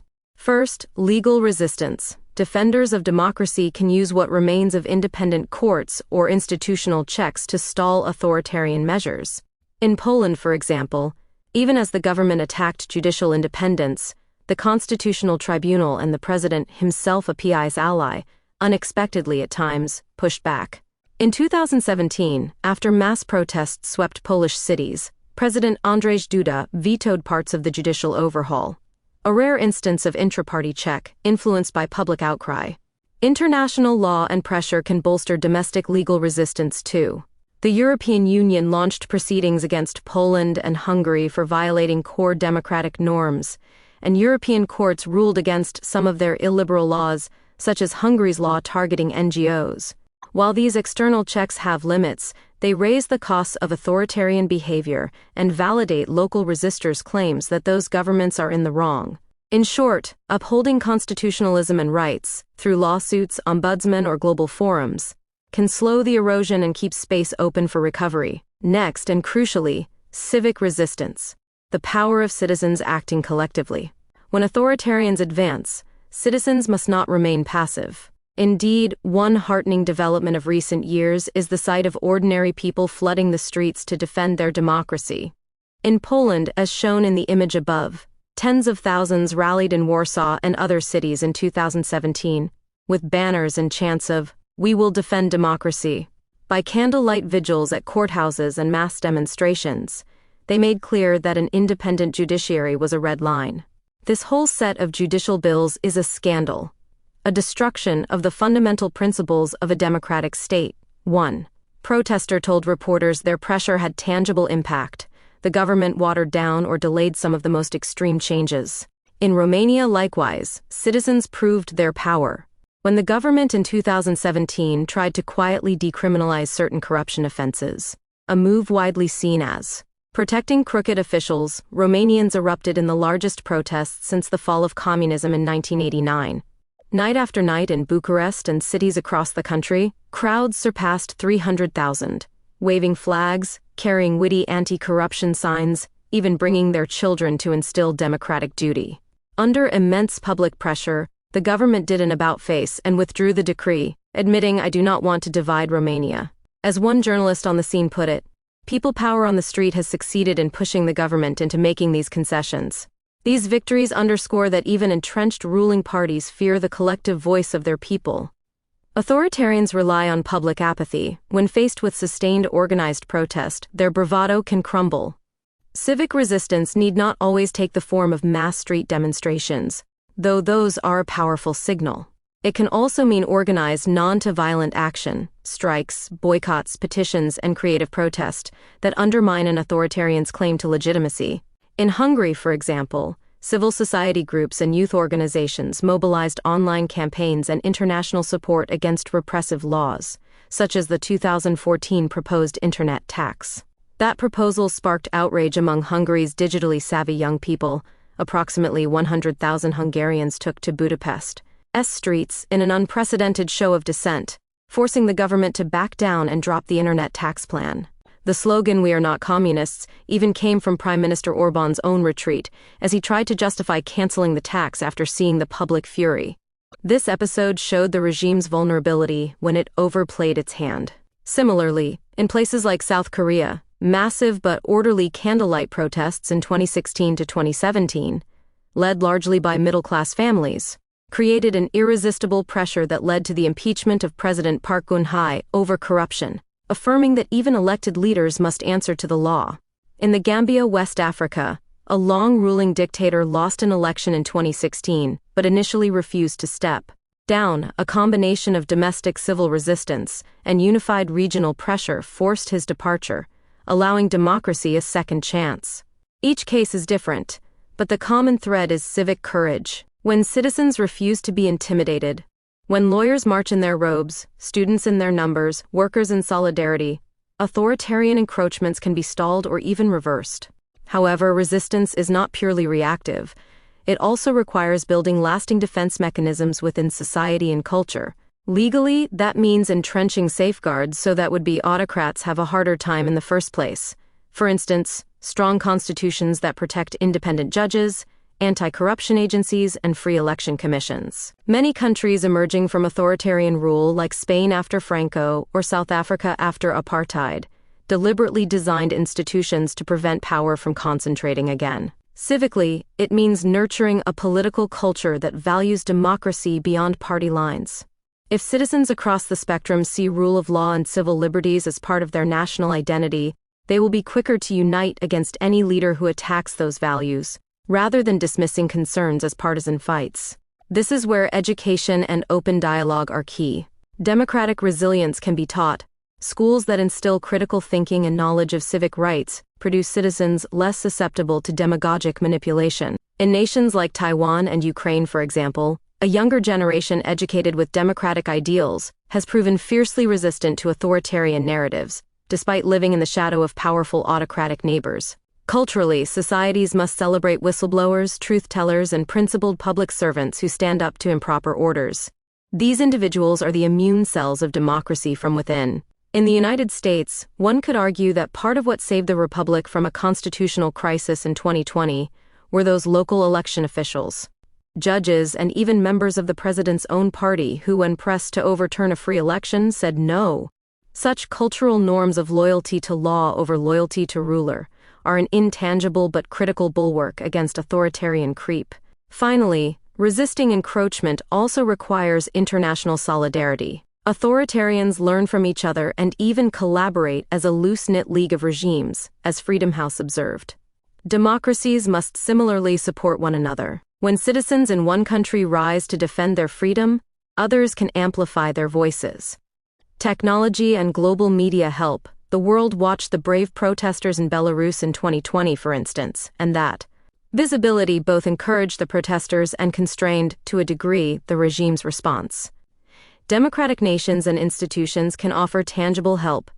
Sanctions on officials who violate rights, like the Magnitsky Act sanctions on human rights. Abusers. Funding and safe haven for activists and independent media in exile. Election monitors to deter fraud, and so on. While external support cannot create domestic democratic will, it can strengthen and protect those fighting for their rights on the ground. It sends the message that the struggle of any people against authoritarianism is not fought alone. In sum, resisting authoritarian encroachments is an all-hands effort, legal, civic, cultural, international. It calls on citizens' deepest reserves of courage and commitment to self-rule. The victories are never final and losses can be painful, but the examples of successful resistance show that determined people can indeed reclaim space, even from the tight grip of creeping autocracy.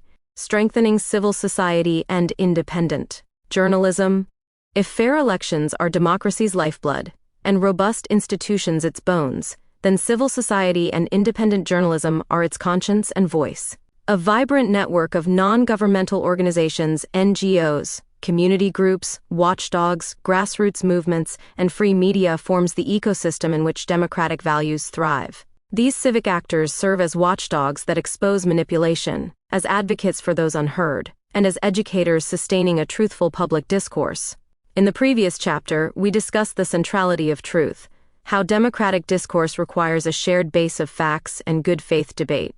Independent journalism and civil society are the guardians of that truth in the public square. They shine light on disinformation and corruption, and they mobilize citizens to demand better from their government. Strengthening these sectors is therefore not a secondary concern, but a core strategy for reclaiming democracy from manipulation. Without them, even the best laws or reforms can falter in practice, because who will hold leaders accountable day to day and keep citizens informed? As the Norwegian Ministry of Foreign Affairs succinctly stated, freedom of expression is a prerequisite for a functioning democracy where all members of society have access to information and can participate in social and political life. In short, democracy needs independent voices. It needs its free press and its faithful civic organizations to keep its soul alive. History provides powerful evidence of the importance of these democratic pillars. In post-communist Eastern Europe, when the Iron Curtain fell in 1989, it wasn't just new elections that birthed democracy. It was also the flourishing of independent media outlets and civic associations after decades of censorship and forced conformity. Brave journalists, many of them former dissidents, started newspapers and radio stations that investigated the old regime's abuses and scrutinized the new governments.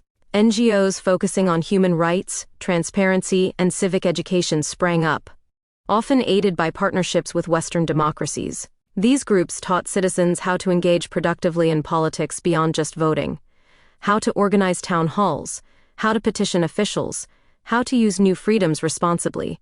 For example, Poland saw the rise of watchdog groups like the Committee for the Defense of Democracy (KOD), and independent newspapers like Gazeta Wyborcza, founded by former Solidarity activists, became an outspoken forum holding leaders to account.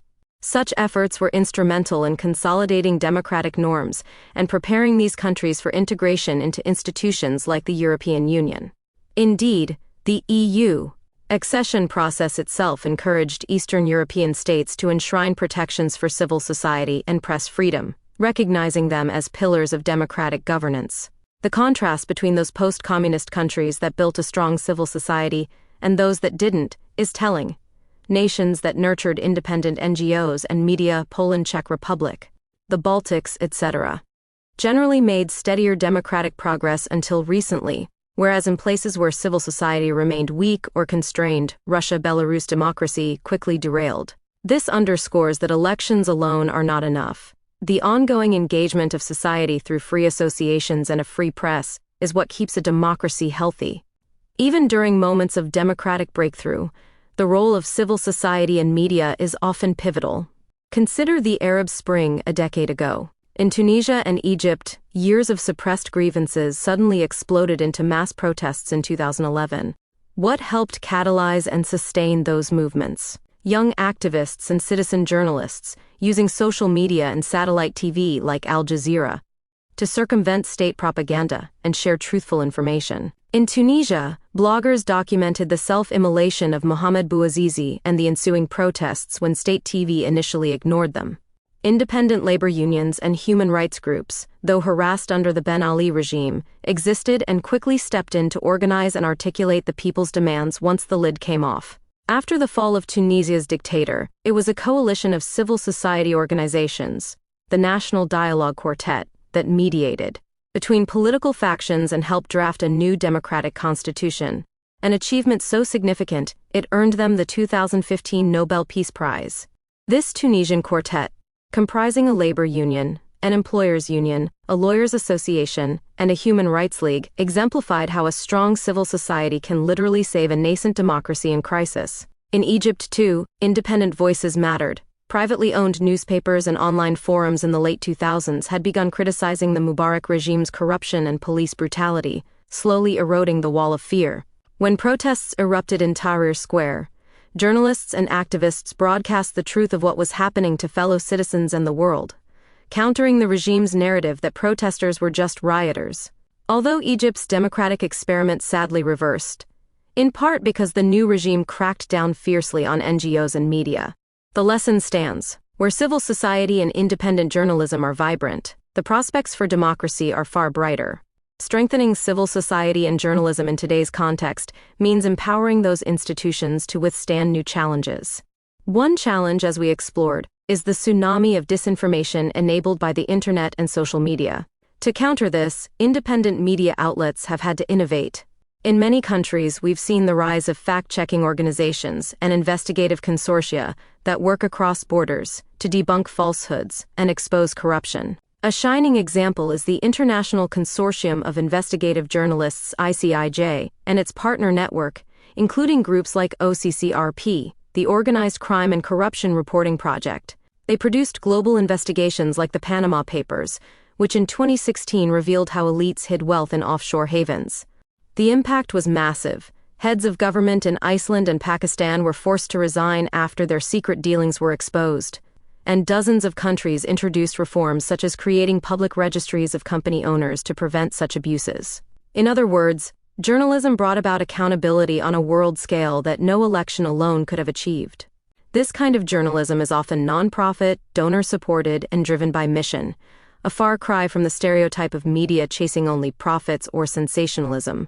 Strengthening independent journalism may thus require financial support mechanisms, be it through foundations, crowdfunding by citizen readers, or public funding models, to ensure that truth-telling isn't outcompeted by clickbait and propaganda. Encouraging trends include the proliferation of investigative nonprofits, like ProPublica in the US, or numerous digital outlets in Europe and the Global South, and collaborative journalism projects that pool resources to tackle powerful interests. Democracies have started proactive initiatives to bolster these truth guardians.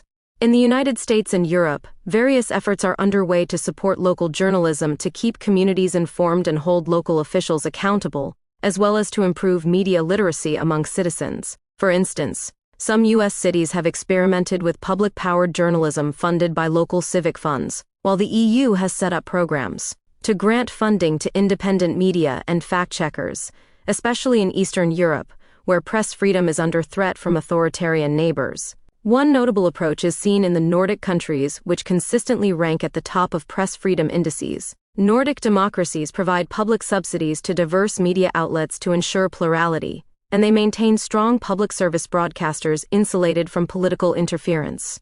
This model recognizes news coverage as a public good essential for democracy, akin to education or infrastructure. The result is high public trust in news, and a citizenry generally well-informed and resilient to disinformation. Finland, for example, has been lauded for its national program of teaching media literacy and critical thinking in schools, a strategy that has helped make Finnish society one of the most resistant to fake news in Europe.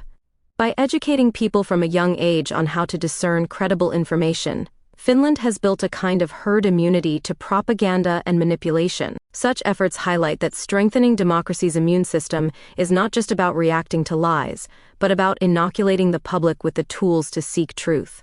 Civil society, too, benefits from conscious support and legal protection. Several democracies have adopted laws or policies to make it easier for NGOs and grassroots groups to form and operate, from simple registration processes to tax incentives for civic donations. In some cases, governments partner with NGOs as legitimate stakeholders in policymaking through public consultations, for instance, which both validates their role and improves governance by incorporating citizen input. Unfortunately, in many countries, the trend has been opposite. Authoritarian-leaning regimes label independent NGOs as foreign agents or troublemakers, imposing onerous rules or smear campaigns on them. Resisting that trend means democracies should vocally defend the legitimacy of civil society. One positive development on this front is the emergence of international networks of NGOs that support each other. Just as autocrats collaborate, activists and civic leaders worldwide increasingly share strategies and solidarity. For example, organizations that defend press freedom, like Reporters Without Borders, or human rights like Civicus's monitor crackdowns and rally global attention, making it harder for regimes to silence local groups in darkness. When one country's government moves to shut down an anti-corruption NGO, others can apply diplomatic pressure or provide refuge to the activists. Moreover, technology has given civil society new tools, from online petitions that gather millions of signatures overnight, to crowdfunding platforms that enable small donors to sustain an independent newspaper or an opposition movement. By embracing these tools and fostering a culture of volunteerism and civic duty, democracies can reinvigorate civil society participation, especially among youth. It's often observed that younger generations today are less interested in joining traditional political parties, but many are enthusiastic about single-issue causes or community initiatives. That energy can be channeled into a renewed civic sphere that keeps democracy dynamic and responsive. In strengthening civil society and media, we also circle back to the core concept of truth in public discourse. A democracy without independent journalism is like a body without an immune system. It cannot distinguish healthy tissue from infections of falsehood, and soon the whole organism falls ill. Likewise, a democracy without civic institutions is like a town with no schools or meeting halls. People have no place to learn, organize, or understand each other, and soon suspicion and apathy reign. Thus, the fight against manipulation is inseparable from the fight to empower honest media and active civil society. Every fake news campaign we counter with fact-based reporting, every corrupt deal we expose through an NGO investigation, every community dialogue we hold to bridge divides, these are acts of democratic renewal. They keep the public sphere rooted in reality and open to all voices, rather than captive to the loudest demagogue or richest spender. As we conclude this chapter, it's worth remembering that the struggle to maintain free societies is eternal. Democracy is not a one-time achievement, but an ongoing collective work. A living faith in the ability of free people to govern themselves, constantly tested by those who seek to manipulate or dominate. History shows that democratic decay begins when citizens take their freedoms for granted, when transparency and accountability are eroded bit by bit. But history also shows that determined citizens can revive ailing democracies. We've seen eras of democratic backsliding met with renewed reform movements. The Progressive Era answered the Gilded Age, the Civil Rights Movement answered Jim Crow, people power toppled dictatorships from Manila to Berlin. Each generation faces its own temptations of cynicism and its own breed of would-be tyrants. Our generation faces sophisticated disinformation, transnational corruption, and illiberal authoritarians who subvert democracy from within. Yet the tools to overcome these challenges are at hand: fair electoral processes that reflect the people's real will, steadfast resistance to anti-democratic incursions, and vibrant civic and media institutions that speak truth to power. By reclaiming these tools, we can push back against the manipulation that corrodes our democracies. In doing so, we must strike a balance of vigilance and hope. Vigilance, because democratic decay can be insidious. We must notice the early warning signs of manipulation, whether it's a subtle propaganda narrative or a gradual chipping away of judicial independence, and respond quickly. Hope, because despair is the ally of tyranny. If citizens lose faith that they can change things, they cede the field to the corrupt and the unscrupulous. The examples in this chapter, from progressive-era reformers to modern protesters and journalists, show that democratic renewal is possible even after grave corruption. A captured state can be reclaimed. A misinformed public can find clarity. The soul of democracy, though often threatened, is resilient when free people refuse to abandon it. Let this be a warning and a promise: if we allow manipulation to fester, if we do not demand honest elections, stand up to authoritarian creep, and invest in the independent voices of truth, then democracy will wither into a mere illusion, a ritual devoid of spirit. But if we confront the manipulators head-on, armed with transparency, integrity, and solidarity, we can revive democracy's essence. The eternal struggle to maintain free societies is just that, eternal. There is no final victory where we can declare the work over. Rather, each generation must recommit to the principles of liberty, equality, and truth, and be prepared to fight anew against the forces of deception and domination. In that ongoing endeavor lies the true corruption of the faithful, not a decay into cynicism, but a transformation of resolve into action. By reclaiming democracy from manipulation today, we honor those who fought for our freedoms before, and we preserve those freedoms for those yet to come. It is a weighty responsibility, but also a profound privilege, the chance to ensure that government of the people, by the people, for the people shall not perish, but instead flourish anew in our time. Chapter 12, Humanizing the Market and Redefining Prosperity. Introduction. For too long, market success has been reduced to the bottom line in dollars. Today, thinkers urge a triple bottom line approach, balancing profit, people, and planet, to correct this narrow vision. As business scholar Will Oliver notes, companies should manage profit, people, and planet together. In practice, this means designing a market that is humanized by higher purpose. Ancient wisdom reminds us that humans were created in God's image and given stewardship over creation. This biblical idea of stewardship implies that economic activity must honor moral and spiritual dimensions, not just material gain. Even secular historians acknowledge that Western progress, longer lives, abundant technology, and education rested on a Christian worldview and ethic of service to God and neighbor. In other words, profit-making without a moral logos, divine rational principle, is incomplete. Many modern experiments try to embody these ideals. For example, Bhutan famously declared that gross national happiness is more important than gross domestic product, because GDP as a sole metric places too much emphasis on material gain over personal, mental, and physical well-being, biodiversity, poverty eradication, and sustainability. Bhutan's GNH index explicitly balances physical and mental health with spiritual and cultural values. Its 4 pillars, including good governance, cultural preservation, and environmental conservation, show how a society might measure progress in meaning and human dignity as much as money. Corporations are also under pressure to show they care about more than profits. Many now tout ESG, environmental, social governance scores, as proof of responsibility. But here, too, caution is needed. Critics warn that ESG reporting can be only window dressing, stuffed into glossy reports, rarely tied to core operations, or even serve hidden agendas.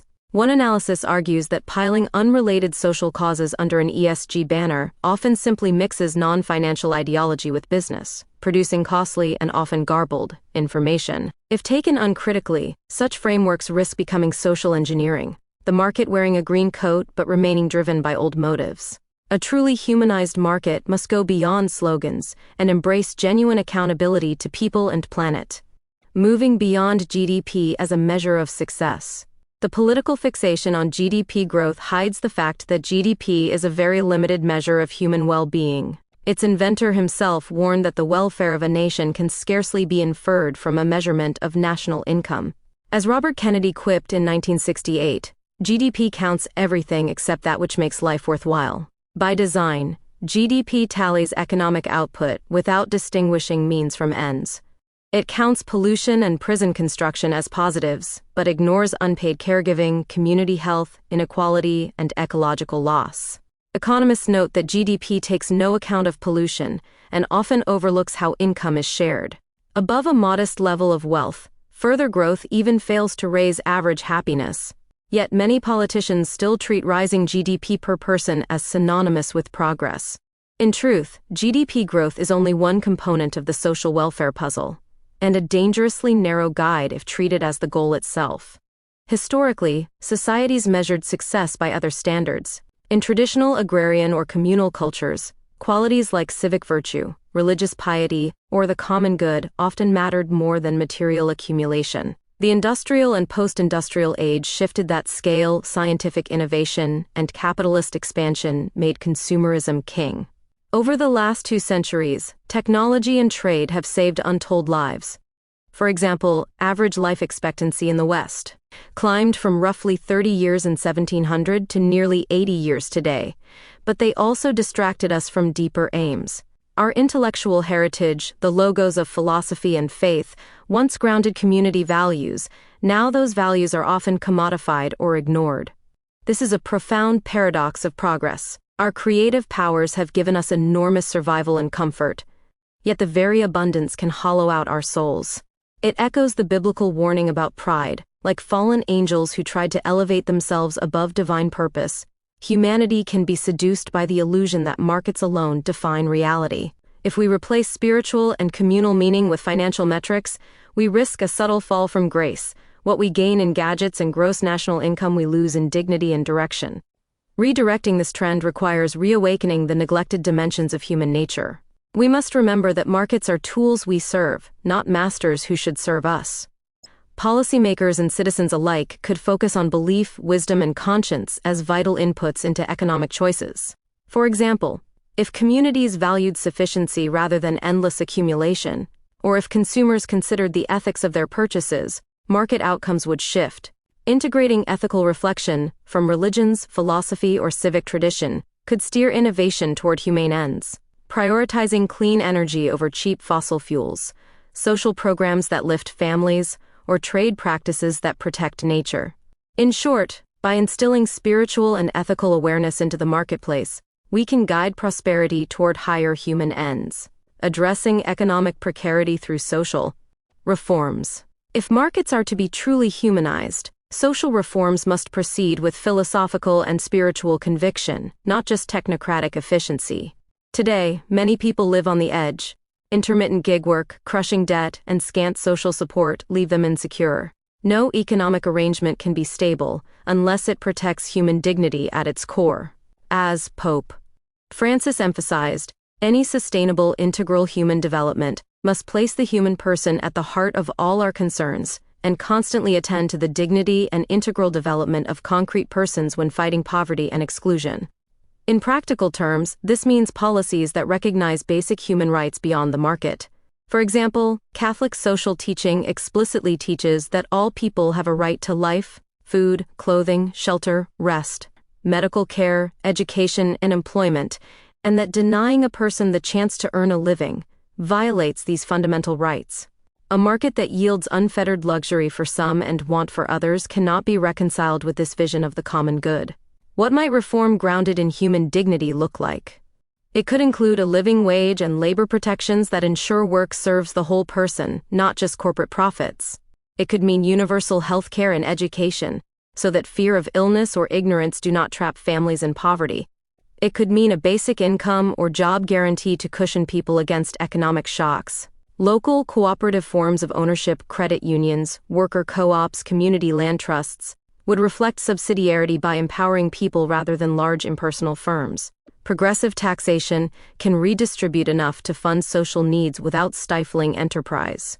In short, society must arrange economic rules so that doing good, caring for one another, stewarding nature, uplifting the marginalized, is also rewarded and counted as true wealth. History teaches that ignoring these dimensions leads to tragedy. Economies built only on short-term profit or abstract ideology have collapsed into chaos when people felt used and abandoned. By contrast, reforms underpinned by respect for each human life tend to foster trust and resilience. Even from a purely historical perspective, visions of society aligned with transcendent principles can help us weather crises.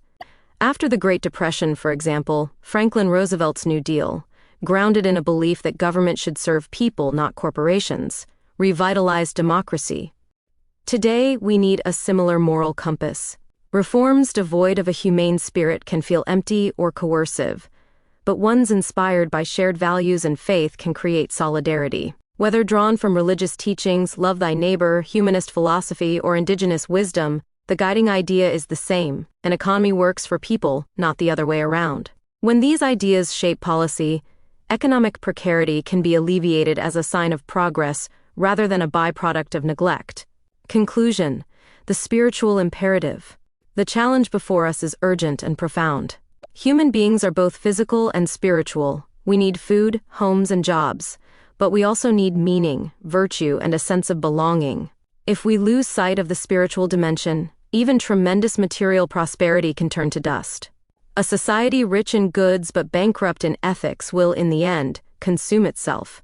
We must therefore guard against allowing markets to become idols. As one proverb reminds us, man shall not live by bread alone, by which we mean that no amount of economic output can fulfill a person's deepest longings. Redefining prosperity means designing our economy to nurture the whole person. This will look different in every culture and generation, but it always requires the same core principle. Economic life must serve human and ecological flourishing, not undermine them. On this threshold of history, we must ask ourselves whether we will awaken the higher virtues of charity, prudence, and reverence, or sleepwalk toward decay. The choice is ours, and the stakes could not be higher. Only by reminding ourselves that true wealth includes spiritual health can we hope to turn our markets from forces of alienation into instruments of justice and compassion. Chapter 13: Education and the Revival of Critical Thought. Humanity's quest for logos, reason, truth, the sacred word, has always been entwined with education. From ancient times, teachers and philosophers insisted that learning is not a luxury but a fundamental human right and duty. In recent years, UNESCO has reaffirmed this, stating that states should support the provision of and access to information and education for all people as essential to human development and dignity. In other words, education is a civic and even spiritual obligation. It is how we honor each individual's capacity for reason, and how we safeguard the very freedom of society. Media literacy and the fight against disinformation. In our digital age, information flows like water, but it can carry poison. Combating fake news, propaganda, and algorithmic filter bubbles demands a revival of logos in every classroom and living room. Citizens must learn to question sources and think critically, much as Socrates taught Athenians to question the assumptions of their city. As Plato recorded, Socrates believed that the disciplined practice of thoughtful questioning enables the student to examine ideas and determine the validity of those ideas. Today's media literacy is the modern heir of that Socratic method. It teaches people to spot bias, check facts, and distinguish opinion from evidence. UNESCO has described media and information literacy (MIL) as the first line of defense against disinformation, empowering individuals to become critical users and even creators of content. At the same time, Logos demands humility and pluralism. Education for critical thought is not about silencing dissent, but illuminating it with evidence and reason. UNESCO experts caution that heavy-handed censorship should be a last resort. Instead, our schools and communities should foster open debate and responsible media. For example, news organizations and platforms could agree on ethical codes of conduct, rather than letting algorithms alone decide truth. Likewise, curricula should include lessons in critical thinking and online literacy, so that people of every background can push back against half-truths. In a healthy democracy, media literacy empowers the many, not the few. It equips everyone, from college students to grandparents, to engage in honest public discourse. By blending rational analysis with respect for different perspectives, media literacy preserves the free exchange of ideas. The role of humanities in fostering reflection. The humanities, philosophy, history, literature, art, are the heartland of Logos. This fresco Raphael's School of Athens shows philosophers in dialogue, symbolizing education as a spiritual journey toward truth. In ancient Athens, Socrates and his successors embodied this ideal. They did not give lectures, they asked questions. Socratic dialogues treated every citizen as a worthy interlocutor. Education was not indoctrination but a joint search. It ennobled the human spirit by cultivating wonder and doubt.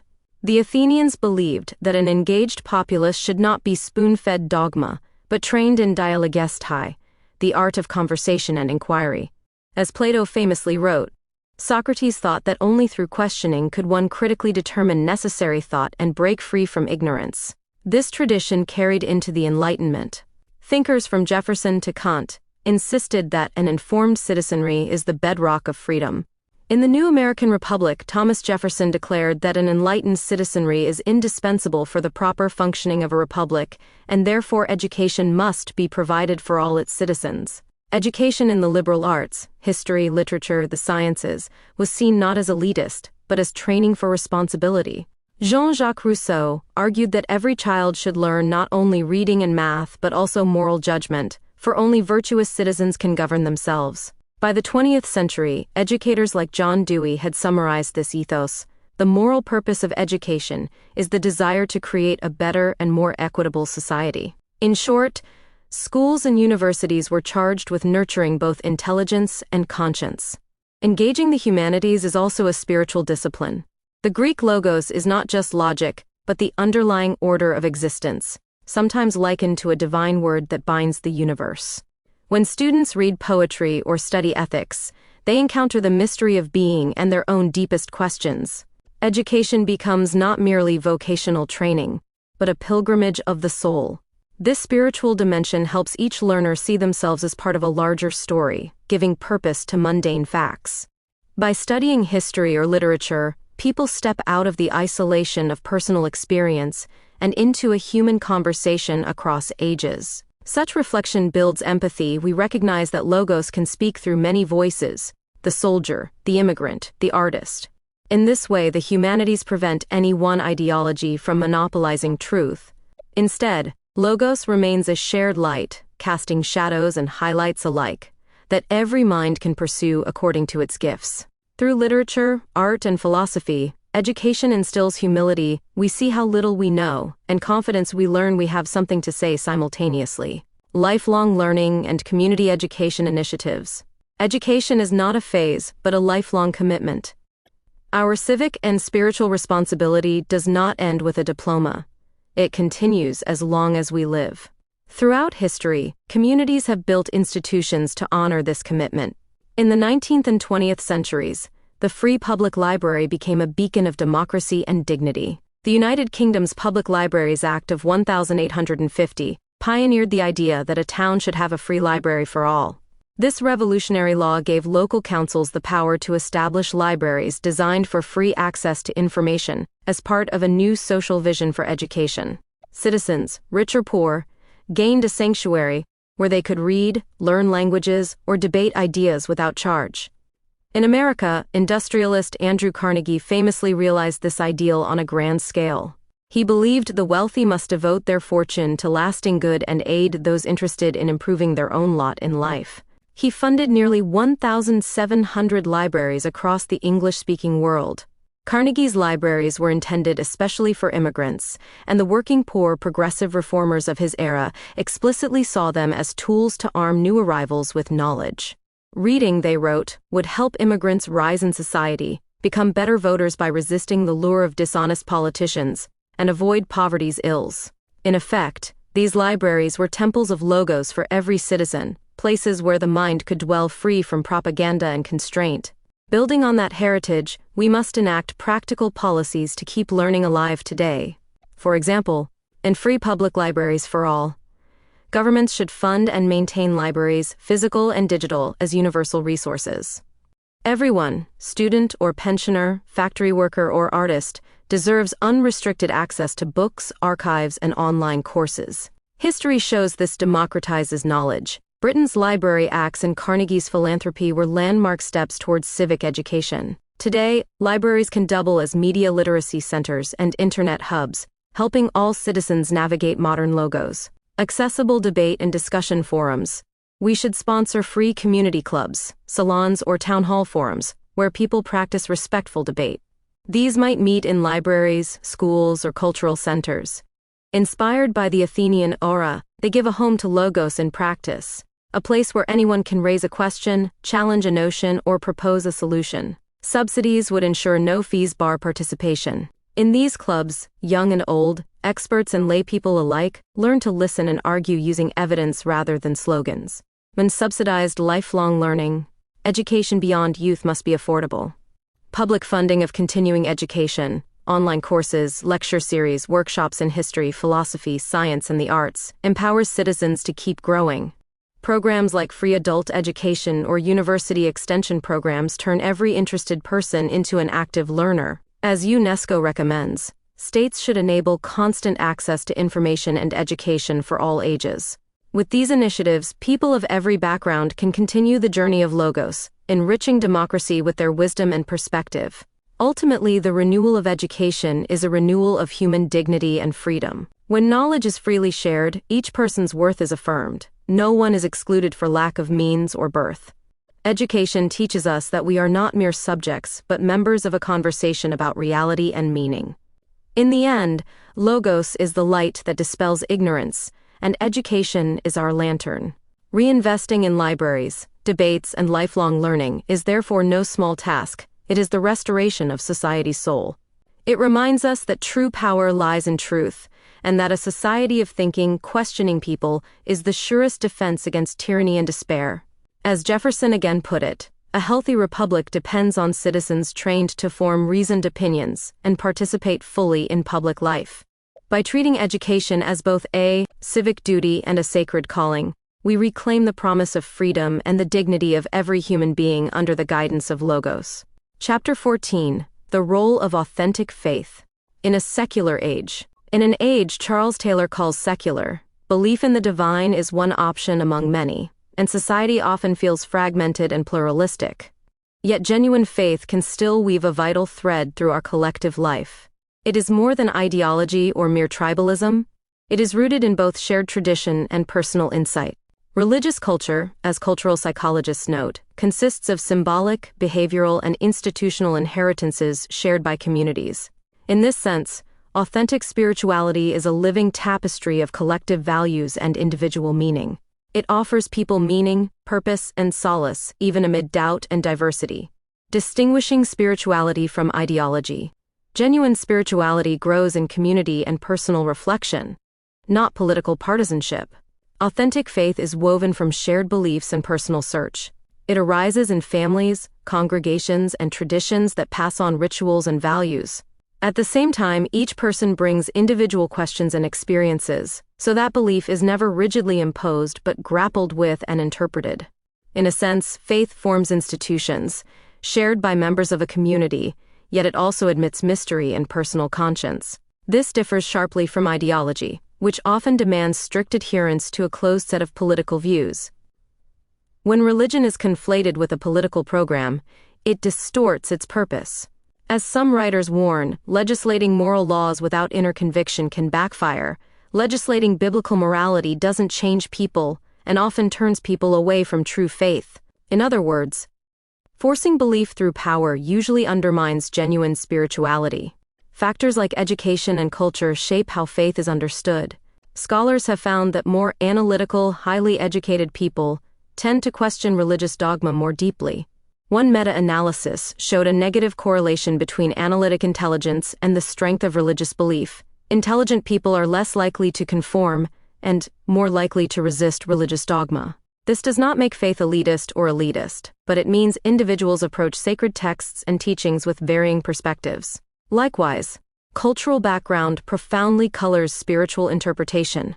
Anthropological studies show that even children raised in different faith traditions imagine God very differently. For example, Hindu children often describe a many-sided God and feel close to the divine even as an abstract energy, whereas children in some Western traditions draw God with human features. In another study, evangelical Protestants tended to view God primarily in terms of power and judgment, while mainline Protestants used more abstract language about God's nature. These findings illustrate that our upbringing, the stories, symbols, and values around us, shapes how we picture the spiritual realm. Education and outlook. Studies find that a more analytical, questioning mindset correlates with weaker literal adherence to dogma. Cultural tradition. Children and adults from different religions develop distinct images of God and the divine, reflecting their community's narratives.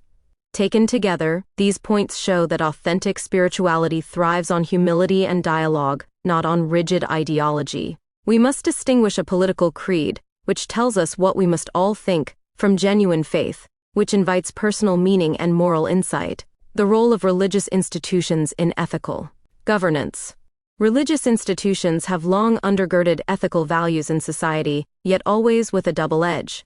Historically, faith communities helped birth ideas of liberty and justice. For example, the original 1215 Magna Carta, drafted by Archbishop Stephen Langton and other church leaders, explicitly protected the church's freedom and barred arbitrary rule. It promised the protection of church rights, protection for the barons from illegal imprisonment, and access to swift and impartial justice. In doing so, the Church helped embed principles of rights and due process into law. These medieval ideals did not stay in the past, they reverberated through history. As one scholar notes, Magna Carta influenced the early American colonists in the 13 colonies and the formation of the United States Constitution. In this way, a faith-rooted demand for justice became woven into modern constitutions and human rights ideals. Faith has also inspired social justice movements. In the 20th century American civil rights movement, for instance, Black churches were its nerve center. As one historian records, religious faith and leaders played a central role in the American civil rights movement. Churches provided meeting space, training ground, and spiritual inspiration. Ministers and seminary students, including Martin Luther King Jr. and John Lewis, drew on religious values of equality, love, and forgiveness to challenge segregation. They envisioned a beloved community where all people's dignity is honored. In short, religious frameworks offered moral fuel and organizational support to advance freedom and equality. Yet religious dogma can also become rigid and dangerous when unchecked. Throughout history, sacred beliefs have sometimes been twisted to oppress. Religious persecution, the oppression of individuals for their faith, is sadly a recurrent theme in human history. When a church or state insists on one true creed and punishes dissent, faith becomes an instrument of control. The same scriptures that teach compassion have, at other times, been used to justify violence, witch hunts, and intolerance. The Inquisition, colonial-era forced conversions, and modern theocracies all show how dogma can harden into injustice. Thus, the double nature of dogma must be acknowledged. On one hand, belief in transcendent truth can sustain moral culture, giving people shared narratives or necessary societal myths that bind them together. On the other hand, if those myths are enforced without mercy, they become chains. Faith communities must hold doctrines with both conviction and humility, ensuring that love and reason temper any claim to authority. Interfaith dialogue and shared moral principles. In pluralistic societies, dialogue across faiths builds bridges of understanding. Interfaith engagement is crucial in our diverse world. When people of different religions meet sincerely, they often discover common ground.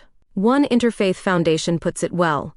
Interfaith dialogue is the art of understanding, collaboration, and learning from the boundless wellspring of faiths, aiming to foster unity, mutual respect, and harmony among individuals, cultures, and societies. In other words, dialogue is not a superficial courtesy, but a deep exchange that can dissolve prejudice. It recognizes that beneath different rituals and doctrines lie shared human longings. Yet, interfaith work has both promise and challenges. On the hopeful side, communities around the world have shown that justice and compassion can unite even very different traditions. For example, in one initiative, the Ahmadiyya Muslim community invited people of all faiths to interfaith dinners, and centered those gatherings on the theme of justice through compassion. Leaders explained that they were talking about compassion, not as an emotion, but more compassion that can result in action to help instill justice, and brought people together to celebrate that idea. These meetings underscored that a Muslim, a Jew, and a Christian can all agree on caring for the poor, defending the oppressed, and speaking truth to power. Their different scriptures may say it with different words, but the moral imperative is the same. On the other hand, dialogue also faces obstacles. People often worry they must water down their identity to talk to others, or they may fear relativism. Organizers note that successful dialogue requires clarity of purpose. Participants should know whether they are sharing spiritual experiences, discussing social issues, or debating theology. When sincere, however, interfaith conversation need not demand doctrinal compromise. Rather, it thrives on agreeing to disagree over unresolvable differences while building on shared values. Despite the difficulties, shared moral principles offer a strong bridge. Across religions, we find the ideals of justice, compassion, and truth. Every great tradition teaches that we must help the vulnerable, be honest, and respect others. As one pastor involved in interfaith dinners remarked, the goal was nothing less than ensuring justice through compassion, turning empathy into action.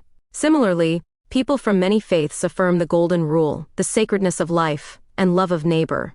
Those aren't accidents, they reflect a common human longing to be treated fairly and kindly. When communities treat these principles not as partisan slogans but as genuine commitments, the words of their wisdom can transcend any one church or ideology. Reflection. In a fractured world, authentic faith can serve as an anchor.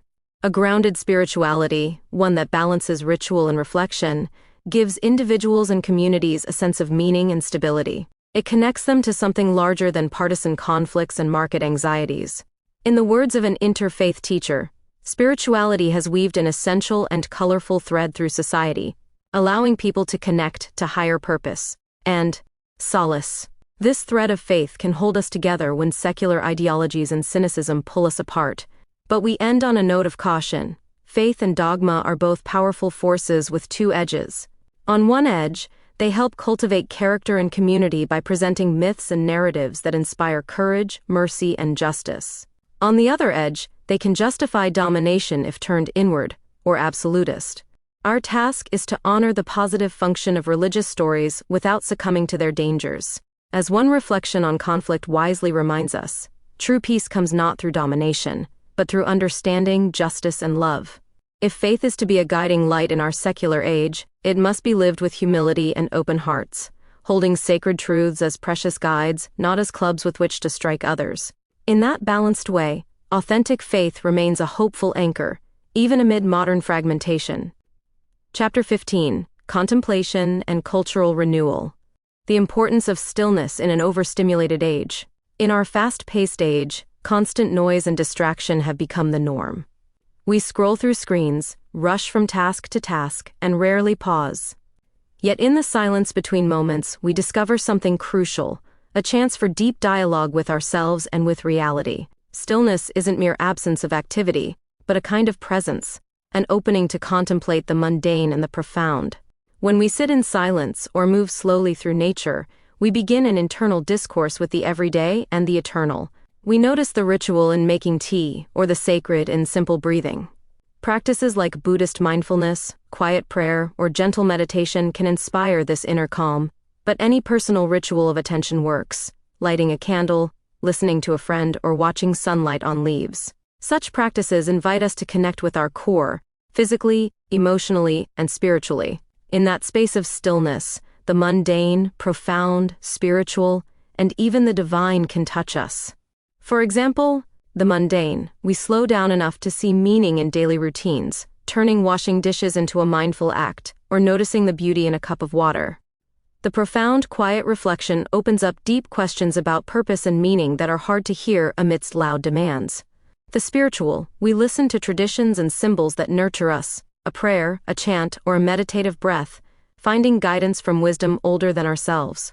And the divine, even if not articulated in words, stillness can tune us to a sense of wonder or oneness, as if touching something greater than our individual self. This inner work of contemplation has tangible benefits. When individuals nourish their inner life, stress tends to fade and empathy grows. Modern research often finds that regular moments of calm or meditation improve our health, reducing anxiety and lowering blood pressure. More importantly, our emotional well-being deepens. We become more patient, creative, and connected to what truly matters. A society of individuals who practice stillness would not be retreating from the world, but engaging it more fully, calmer parents, kinder leaders, more attentive neighbors. True individual health, physical, mental, and emotional, thrives when our inner spirit is cultivated. In that sense, spiritual flourishing becomes as necessary to society as clean air or good schools. Strengthening local communities and social bonds. People are built for connection. No one thrives in isolation, and modern life often frays our social ties. Yet each of us has an intellect that loves ideas and an emotional heart that yearns for warmth. A strong local community respects both sides. It encourages learning and conversation, but also shared laughter and care. Imagine neighborhoods where people gather outdoors to eat and play, where libraries double as cozy meeting spots, and where each neighbor feels valued. In such communities, discussions over a fence or on a bench are as common as reading news headlines online. Healthy communities often ensure balanced lives. Individuals are encouraged to grow intellectually and emotionally.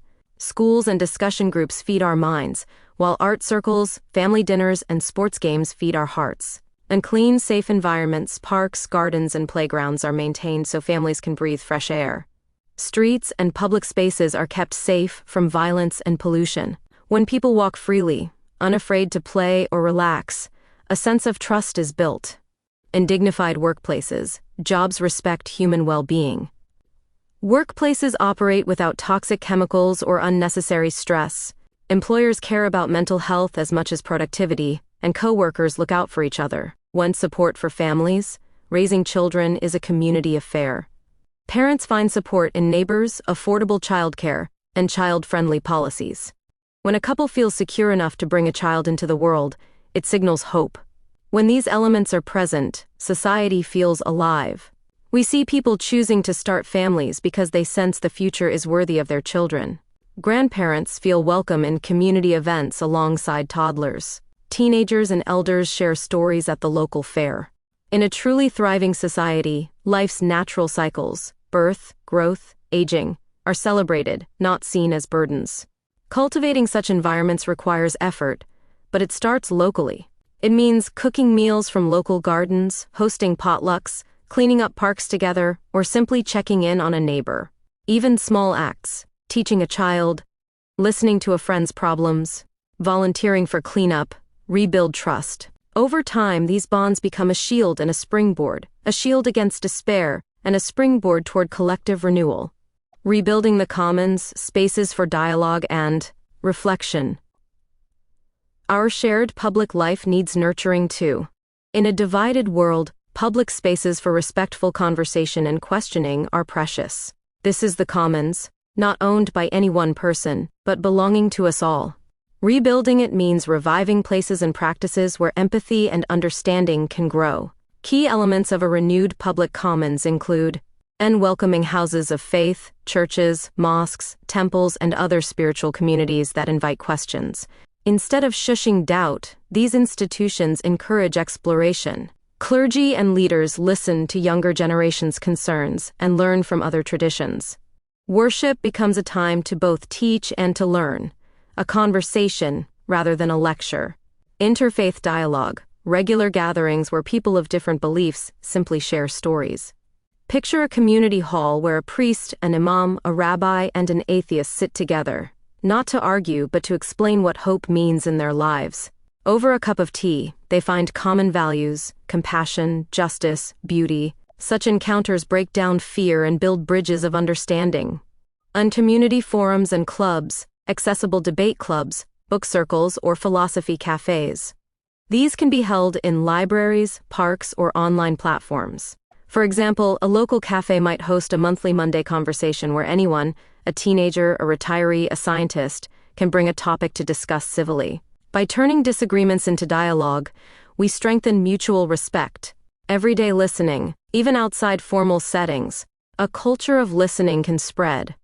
In the grocery store line, taking a moment to ask the person ahead about their day. In the office or school, valuing quieter voices.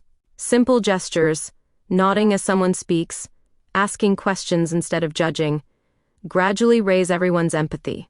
Growing this culture doesn't happen overnight. We must be patient. First timid talks will lead to deeper understanding years later. Children who see adults from different backgrounds sharing worries will learn to do the same. Older folks will feel hope as they see neighbors of all ages gathering. The key is small steps. One open meeting becomes two. One person's curiosity kindles curiosity in others. Throughout, we remember that every person, regardless of age or education, has something to teach us about life's meaning. A hopeful vision of renewal. When we weave these threads together, a hopeful picture emerges. A society of contemplation, care, and conversation can indeed bloom after the long drought of cynicism. Imagine waking up each day in this culture. We might first practice a few moments of silence or gratitude. Then we go about work and play, knowing our community supports us. Parks are clean, CO workers smile, family life thrives. In this world, faith is not a blind echo, but a questioned and growing trust, nurtured by friends and neighbors. Every step toward stillness, every neighborly act, every conversation across divides, nourishes a larger renewal. It's a gradual transformation, like a garden that comes to life after neglect. Each seed of empathy and each drop of care builds, until one day a forest of understanding stands where once was asphalt.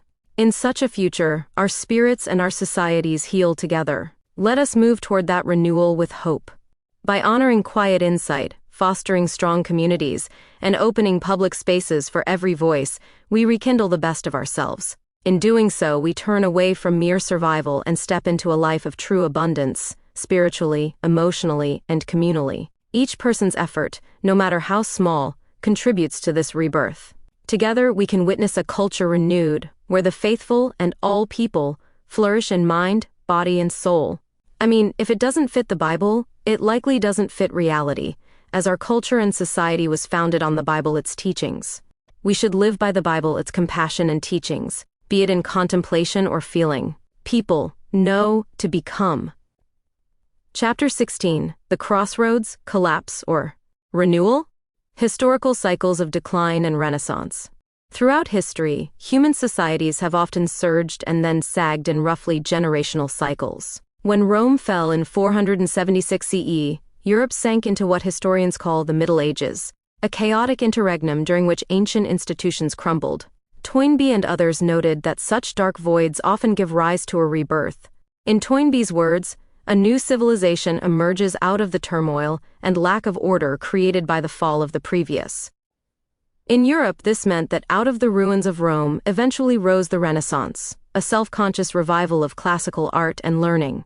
Conversely, scholars like Strauss and Howe see history unfolding in secular cycles of crisis and renewal. Their fourth turning model holds that roughly every 80 to 90 years, a full cyclum society goes through 4 generational turnings, ending in a great crisis and subsequent high renewal. In this view, each cycle culminates in a crucible that compels transformation, as happened around 1945 with World War II and the founding of new international orders. Many argue we are now in our own fourth turning, a decisive epoch whose outcome is not guaranteed. Indeed, global leaders increasingly warn that the world is at a crossroads. One path, they say, leads to environmental catastrophe, widening inequality, global conflict, and the rise of dangerous technology that threatens security and civil liberties.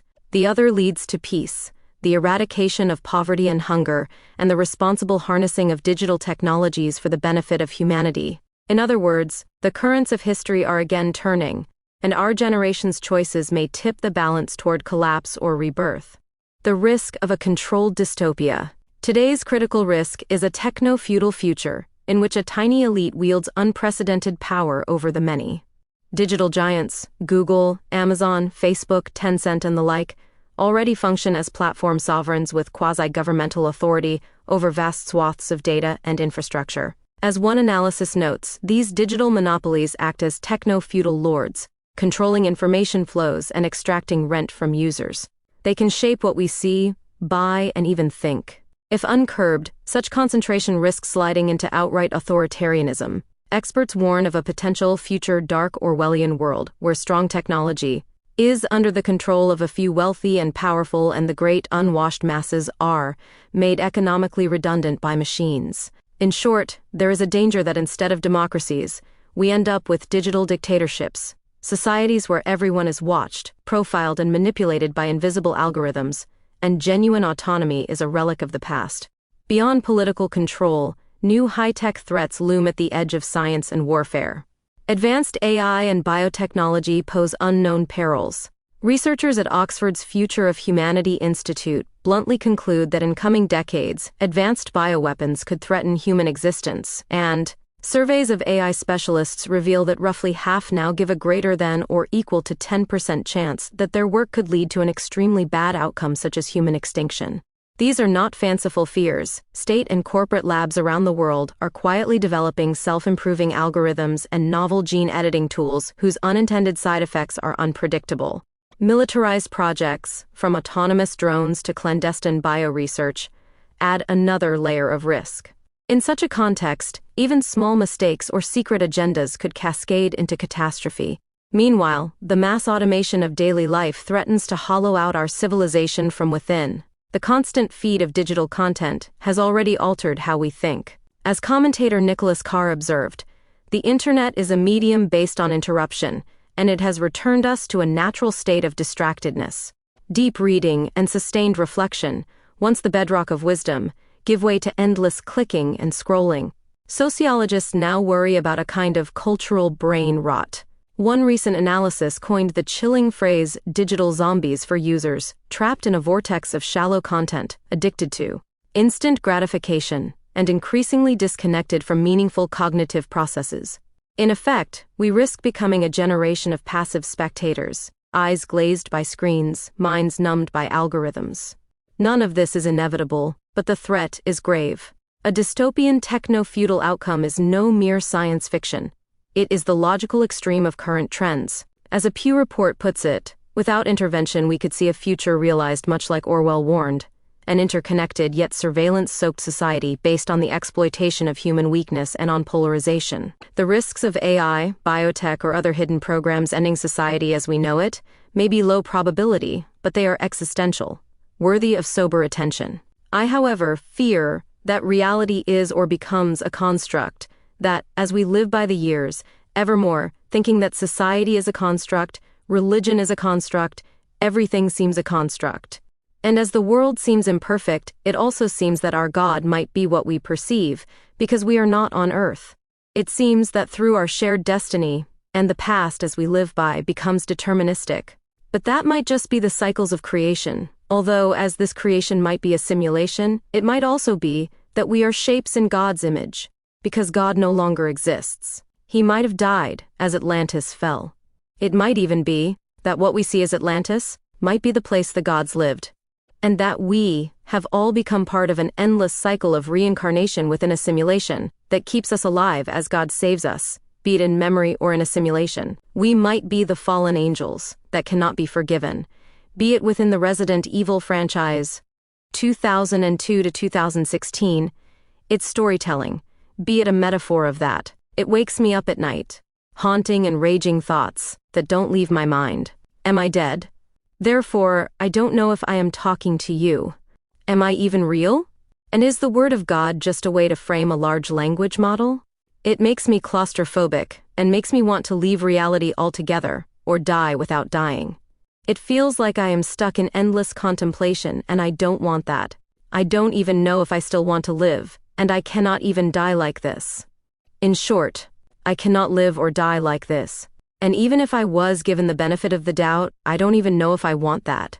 The possibility of a neo to humanist revival. Yet, history suggests that dark valleys can give way to new dawns.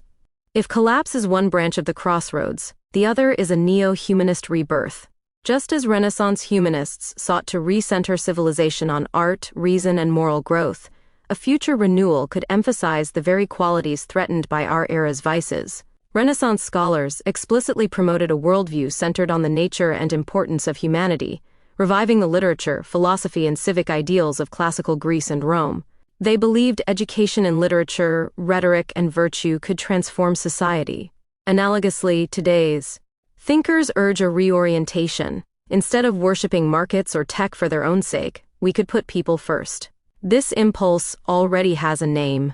A recent sociological study calls for neo-humanism, a cultural movement grounded in long-term well-being and cooperation. In this vision, the well-being of people comes before the well-being of markets, and fostering social bonds is the starting point for a better life. Technological progress would be harnessed not for its own sake, but as a tool in service of human dignity and the planet.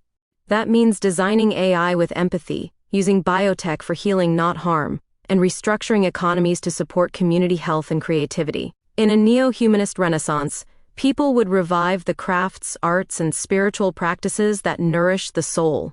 Even in dark times, humanity's drive to tell stories, create music, and care for one another has proved remarkably resilient.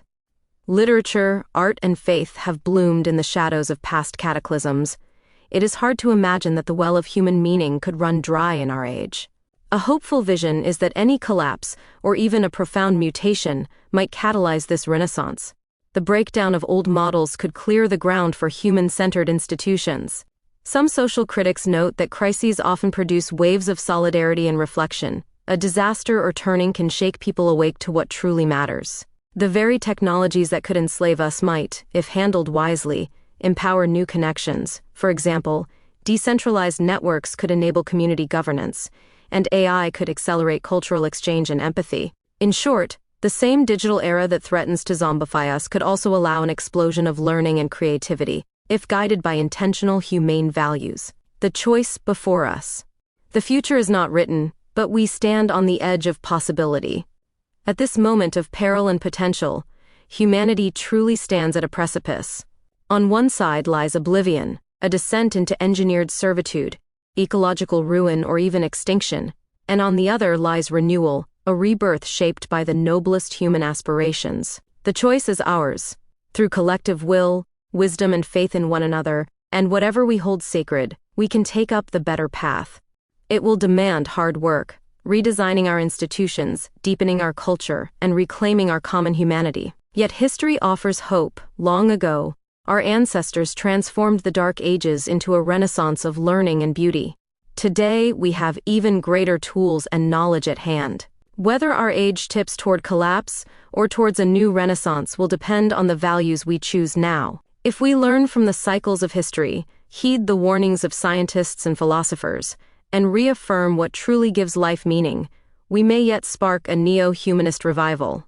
In that scenario, technology becomes servant, not master, diversity of beliefs becomes strength, not division, and the spiritual and creative sides of life flourish instead of withering. The road ahead is uncertain, but not predetermined. By choice, through mindful action, compassionate institutions, and a shared vision, humanity can rise. In the words of modern sages, our future can be defined not by the disasters we fear, but by the ideals we pursue. Chapter 17. A Call to Action. Reclaiming the individual's power. In the face of injustice and apathy, each person holds a spark of agency and moral strength. Reclaiming the individual's power means daring to believe that your voice, your choices, and your everyday actions matter. When citizens stand up with integrity, speaking truth, showing compassion, and acting on principle, they reignite hope in community and society. This is practical courage, not grandiose heroism. It looks like holding our leaders accountable, volunteering to help neighbors, or simply refusing to be bystanders. By cultivating inner strength and moral character, we protect ourselves from cynicism and begin to rebuild trust and dignity in the world around us. And speak and act with integrity. Let honesty be your guide, even when it's difficult. Refuse to gossip, cheat, or lie for personal gain. These small choices accumulate and shape a culture of respect. Engage with your community. Vote thoughtfully. Join local groups or service projects, and listen to people different from yourself. Every conversation and small act of kindness contributes to the larger moral fabric of society. When stand up for justice, show compassion for the vulnerable, and speak out against cruelty or corruption where you can. Even a quiet refusal to go along with wrongdoing is a step toward reclaiming power and dignity. Build inner resilience. Cultivate faith or conviction in something greater than daily troubles, whether a moral ideal, a religious belief, or the basic goodness of humanity. When you nourish hope and courage within, you grow capable of facing challenges without despair. Each day presents simple ways to exercise agency. By choosing truth over convenience and service over selfishness, individuals strengthen their character and inspire others. This is the essence of personal empowerment, realizing that even ordinary people have the ability to brighten dark corners of society. Over time, our collective small acts of integrity and empathy light the way toward genuine renewal. Ethical leadership and institutional integrity. To transform a corrupt system, we need leaders who embody the very virtues they ask of others. History offers inspiring examples. Abraham Lincoln emerged during a bitter civil war determined to preserve unity and human dignity. Nelson Mandela endured decades of hardship yet returned to build a reconciled South Africa rather than seek vengeance. These leaders shared qualities we must rediscover: humility before the great challenges of the day, wisdom born of experience, and a deep commitment to serving all people, especially the powerless. They did not see leadership as a privilege, but as a moral duty. True leaders listen patiently, admit their mistakes, and welcome collaboration. They understand that power is not an end in itself, but a responsibility to protect freedoms and uplift communities. In practice, this means establishing transparent systems in government and business, insisting on honest accounting, and prioritizing public good over personal gain. It means teaching young people that leadership is not about fame, but about justice and love for neighbors. Humility and service. Ethical leaders serve others without seeking glory. They take blame when things go wrong and share credit when things go right. Wisdom and courage, they make hard decisions guided by principles, even if those choices are unpopular. Like Lincoln signing landmark emancipation measures, or Mandela forgiving past enemies, their courage comes from a higher moral vision. Accountability and transparency, they open institutions to scrutiny, freeing information to the public, facing questions honestly, and operating with clear rules. This builds trust and integrity throughout society. Compassion and empathy, such leaders champion the weak and marginalized, using power to protect the vulnerable. They model the idea that every life has value and deserves respect. We must encourage and elect leaders who reflect these ideals. By actively supporting people of conscience, holding all officials to high standards, and calling out abuses, citizens contribute to a culture of integrity. Each ethical leader we raise up, no matter how humbly they serve, becomes a beacon that slowly transforms institutions from within. Faith in truth, justice, and a more humane world. Even when corruption feels overwhelming, a spirit of faith can light the way forward. This faith is not naive optimism, but a firm conviction that truth and justice ultimately endure, and that our collective resilience can rebuild what was broken.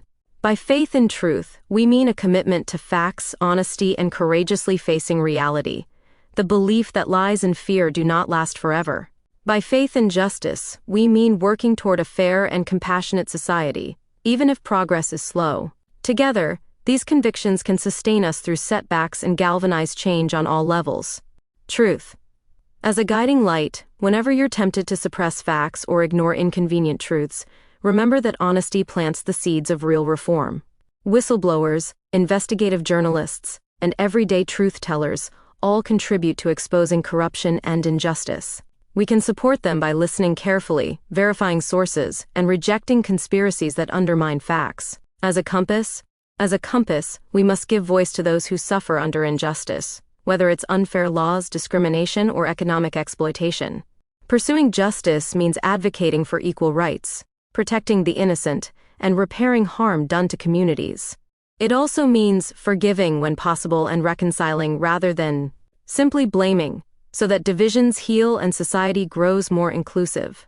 Then it's in collective resilience. Around the world, people of faith and conscience have shown that community solidarity can withstand oppression.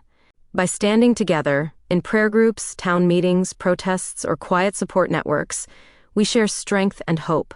Small acts of kindness, like caring for a neighbor or supporting honest journalism, ripple outwards. When each generation teaches the next to value compassion over cynicism, we pass on a spirit of resilience. A more humane future, envisioning a better world, fuels our determination. This vision includes leaders who sacrifice for peace, laws that protect the weak, and communities bound by mutual respect. It includes education systems that teach ethics alongside facts, and cultural norms that prize kindness. When we act with belief in this vision, we invite others to join us in creating it. Having faith in truth and justice means refusing despair. It means working steadily and patiently to correct wrongs, whether through writing, teaching, legal reform, community service, or simply living kindly in your corner of the world. As more people commit to these values, a tipping point can come. A society where corruption is exposed rather than hidden, where institutions grow accountable, and where hope is a realistic expectation. Conclusion. The challenges before us are indeed immense. The forces of corruption and fear are powerful. Yet this chapter is both an exhortation and a promise. Each of us has a role to play in renewal as honest individuals, conscientious citizens, and compassionate neighbors.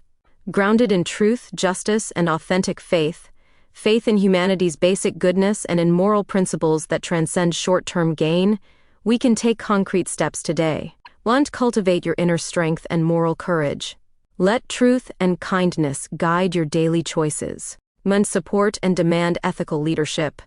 Vote for humility and integrity, and hold your representatives accountable. Nurture hope and resilience. Build community ties, help those in need, and refuse to give in to cynicism. No single action will fix everything, but together our efforts are transformative. As we rise to the task, individually and together, we begin to light candles in the darkness. The journey is long and requires sacrifice, but history shows that ordinary people can turn the tide when they act in concert. Let this be our open but determined call, to keep faith in truth, justice, and a more humane world, and to give ourselves fully to the work of renewal. In so doing, we affirm that a brighter future is possible, and we become its builders. Appendices. Key philosophical concepts discussed. Plato's sophistry, forms, truth. Plato's philosophy emphasizes that true knowledge lies in the realm of timeless forms or ideas, not in the shifting appearances of the physical world. In his view, ordinary reality is a kind of shadow of a higher truth. Consequently, sophistry, persuasive speech unmoored from truth, is morally dangerous. Plato himself warns that false words are not only evil in themselves, but they infect the soul with evil, suggesting that deceit corrupts the character of speakers and listeners alike. In short, Plato teaches that clinging to unchanging truth is essential for virtue, whereas persuading people with flattering lies damages the soul. Carl Jung. Archetypes, shadow, individuation. Jungian psychology posits a collective unconscious shared by all people. Embedded in this unconscious are universal inborn archetypes, deep patterns of image and myth that shape our beliefs and behaviors.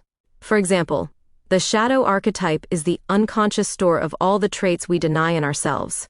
Jung describes the shadow as composed of repressed ideas, weaknesses, desires, instincts, and shortcomings. When individuals or societies refuse to acknowledge their shadow, they risk projecting these unwanted qualities onto others, fueling prejudice or zealotry. Jung's solution is individuation, a lifelong process of integrating these hidden parts into consciousness. In individuation, the various aspects of personality are integrated, leading to a whole self. In our context, Jung's ideas help explain how embracing inner truths, even dark ones, is necessary for integrity, whereas repression can lead to fanaticism or moral blindness. Other thinkers. Aristotle, etc. Aristotle critiqued Plato by noting that in practice, even those pursuing truth must learn the art of persuasion. He observes that public audiences, even those who are simply trying to establish what is just and true, need the help of rhetoric when they are faced with a public audience. In other words, truth itself must be communicated effectively if it is to guide society. Similarly, later thinkers grappled with the religion-power dynamic. Niccolò Machiavelli, in works like The Prince, though not directly cited here, vividly illustrates what happens when political power is divorced from moral constraints, a cautionary example of corruption of leadership. Augustine of Hippo, in his City of God, set out a different perspective. History is a conflict between the secular city of man and the divine city of God. He argued that empires rise and fall according to their faithfulness to higher principles. Together, these ideas from antiquity through the Middle Ages remind us that philosophy has long concerned itself with the tension between truth and power, and with how leaders should use reason and ethics rather than mere rhetoric or force. Historical case studies on faith, power, and ideology. World War II, 1939 to 1945.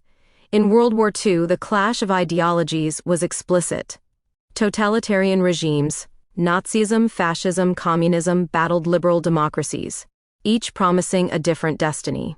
Religious communities were ambivalent. Many clergy, recalling that they had been duped by propaganda during World War I, initially resisted another conflict. Once war was inevitable, most churches and synagogues did support the Allied cause, convinced it was a just struggle. As one account notes, they rallied to support the Allied cause while still holding to their transcendent ideals. Meanwhile, Nazi Germany tried to exploit Christianity for its own ends. The Nazi Party's platform even demanded a so-called positive Christianity aligned with German nationalism. Many Christians at first welcomed the regime's promise of national renewal, but a minority eventually resisted. The confessing church explicitly declared its loyalty to God and Scripture, not to a worldly furor. These examples show how easily faith can be co-opted by power, and how some believers fought to preserve spiritual truth against totalitarian propaganda. Collapse of the Roman Empire, 5th century AD. The fall of Rome is often cited as a classic case of intertwined faith and decline. As Christianity became state religion after Constantine's Edict of Milan in 313 AD, the old Roman civic religion, which had glorified the emperor and the state, gave way to loyalty to one transcendent God. Some historians, beginning with Edward Gibbon, have argued that this shift eroded the traditional Roman value system by displacing polytheism, which had made the emperor divine with Christianity, citizens' ultimate allegiance moved from Rome to heaven. At the same time, bishops and popes increasingly took on political roles, blurring the line between church and state. Modern scholarship tends to say that economic troubles and military pressures were the main causes of Rome's fall, but the Roman example still teaches us about how radical religious change can disrupt social cohesion, and how the corruption or politicization of faith can reflect a civilization's deeper crisis. Broader historical patterns. The book also draws on many other episodes to illustrate recurring themes. Medieval Europe saw armies fighting in the name of God during the Crusades, while the Reformation and the 30 Years' War showed how Catholic and Protestant causes could fuel political and dynastic strife. The Enlightenment and French Revolution then flipped the script. Secular ideology, reason and nationalism sought to overthrow clerical power, even founding a cult of reason in place of Christian worship. In the 20th century, communist revolutions in Russia, China, and elsewhere attempted to eradicate religion entirely, treating atheism as the new creed. More recently, demographic and cultural clashes, for example, conflicts involving political Islam in the Middle East or immigration controversies in Europe, echo the old pattern. When identity and belief systems are mobilized, societies often fracture. Across time, a common lesson emerges. Whenever faith is forced into service of power, or power claims the mantle of sacred destiny, the result is often zeal and conflict. These cases reinforce the book's central insight that history moves in turning points, where familiar orders crumble under the weight of false ideals or moral compromises. Recommended readings for further exploration. Anil Howe, The Fourth Turning. This influential work of social theory proposes that history unfolds in recurring generational cycles, each ending in a great fourth turning crisis. In this crisis phase, the old order is destroyed and rebuilt for the next era. Howe's framework complements our themes by suggesting that seemingly chaotic upheavals are part of a larger historical rhythm. Readers are encouraged to consider how current events might fit this pattern. Are we in such a turning, and what kind of world might emerge if old institutions are swept away? The Bible, Christianity, as the foundational scriptures of Western civilization. The Bible, especially the New Testament for Christian readers, is recommended not as a study in politics, but as the moral and spiritual bedrock for the faithful. It contains the narratives, parables, and commandments that have shaped the ethics and identity of believers for millennia. Returning to the Bible can ground the reader in the original ideals of mercy, justice, and truth that underlie our arguments. Even for those who approach it as literature or history rather than divine revelation, it provides indispensable context for understanding references and motivations discussed throughout the book. Arno Wellens, Eurobijbel. This book, written in Dutch, traces the straight line from the Maastricht Treaty of 1992 through to current plans for European digital currency (CBDCs).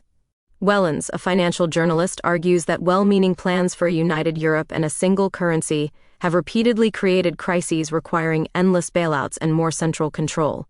In our terms, Eurobijbel shows how an economic ideology, European federalism and central banking, can demand near-religious faith in bureaucracy and technocrats.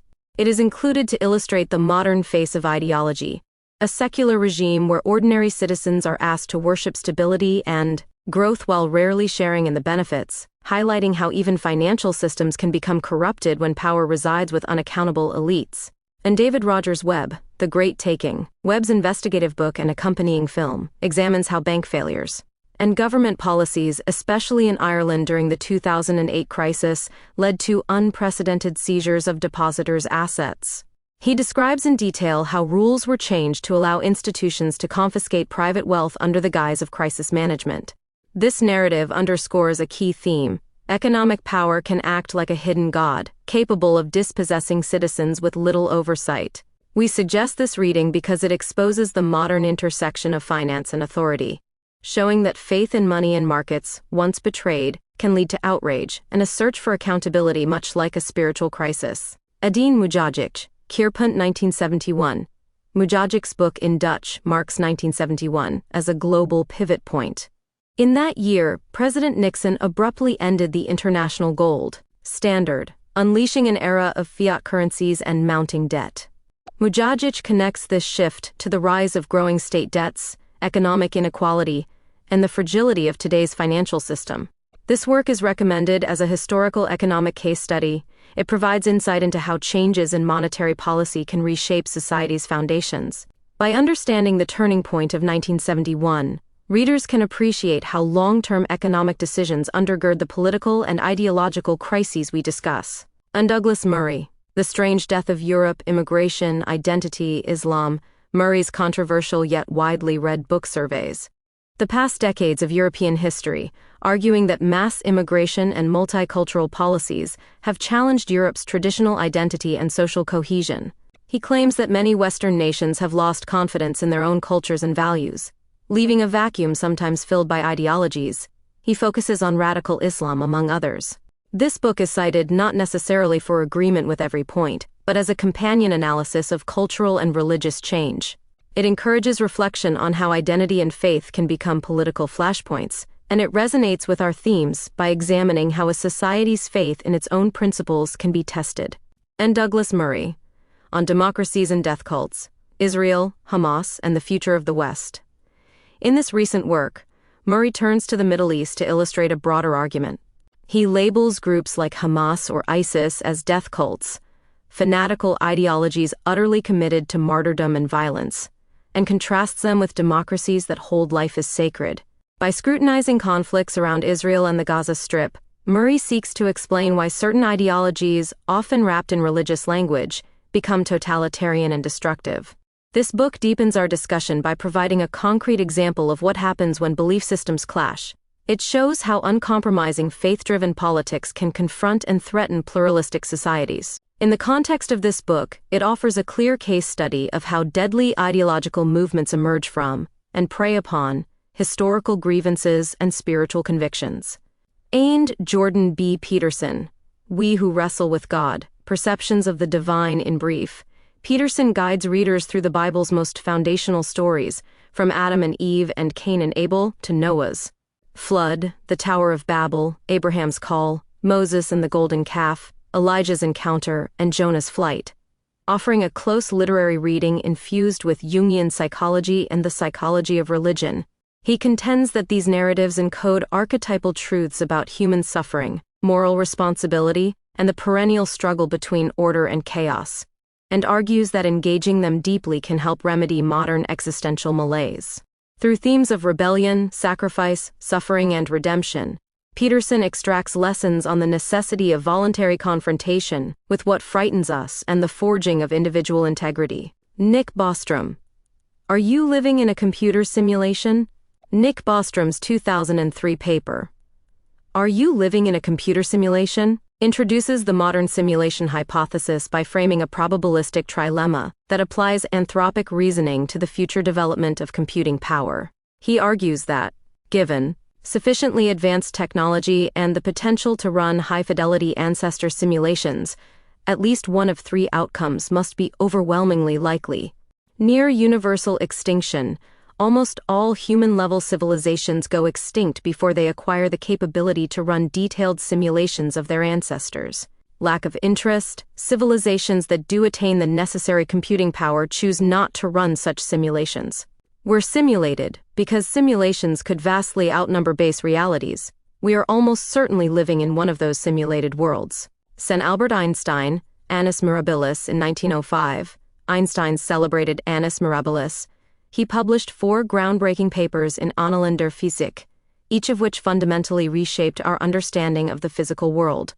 These papers introduced the concept of light quanta and explained the photoelectric effect, provided a theoretical basis for Brownian motion, formulated the special theory of relativity, and demonstrated the mass-energy equivalence expressed in E equal to mc2. Collectively, they propelled Einstein to the forefront of modern physics. These papers were photoelectric effect, Brownian motion, special relativity, and mass-energy equivalence. Michio Kaku, Hyperspace, a scientific odyssey through parallel universes. Time Warps and the 10th Dimension 1994. Theoretical physicist Michio Kaku's 1994 bestseller Hyperspace presents higher dimensions as a unifying framework for the 4 fundamental forces and for speculative ideas such as wormholes and time machines. Written for a general audience, it reviews the history of multidimensional thought, including Flatland and Hinton, then moves through quantum mechanics, superstring theory, and the frontiers of cosmology. Egyptian Book of the Dead. Book of the Dead is a modern label coined by 19th century scholars for the ancient title RWN. PRTM-HRW spells for going forth by day, which stresses the goal of re-emerging into the daylight world after death. Unlike prescriptive scriptures, every manuscript is a bespoke toolkit. Owners chose spells they could afford or considered necessary, and scribes left blank cartouches to insert the client's name. The Tibetan Book of the Death. The Tibetan Book of the Dead, Bardo Thodol in Tibetan, is a 14th century funerary manual, ritually read aloud for 49 days after death to guide consciousness through a series of highly choreographed in-between states. It explains how clear awareness, recognition of dream-like visions, and hearing liberating instructions can lead either to immediate enlightenment or to a more auspicious rebirth. And Resident Evil franchise. In 6 films released between 2002 and 2016, Mila Jovovich as Alice fights ever larger zombie outbreaks and ever madder umbrella experiments, while writer-director Paul W.S. Anderson keeps escalating the scale. The stylistic flourishes from bullet time to native 3D, and the global box office turning a critically maligned game adaptation into a $1.2 billion juggernaut that finally closes the Hive's blast doors in the final chapter. Each of these works is offered to enrich the reader's understanding of the book's themes. They range from classical texts, the Bible, and broad social theories, the Fourth Turning, to focused studies of contemporary issues, Eurobijbel, the strange death of Europe. Together, they invite deeper reflection on the intricate links between belief, power, and the course of history. Classical and modern thinkers. Referenced, Plato. The Republic, c. 380 BC.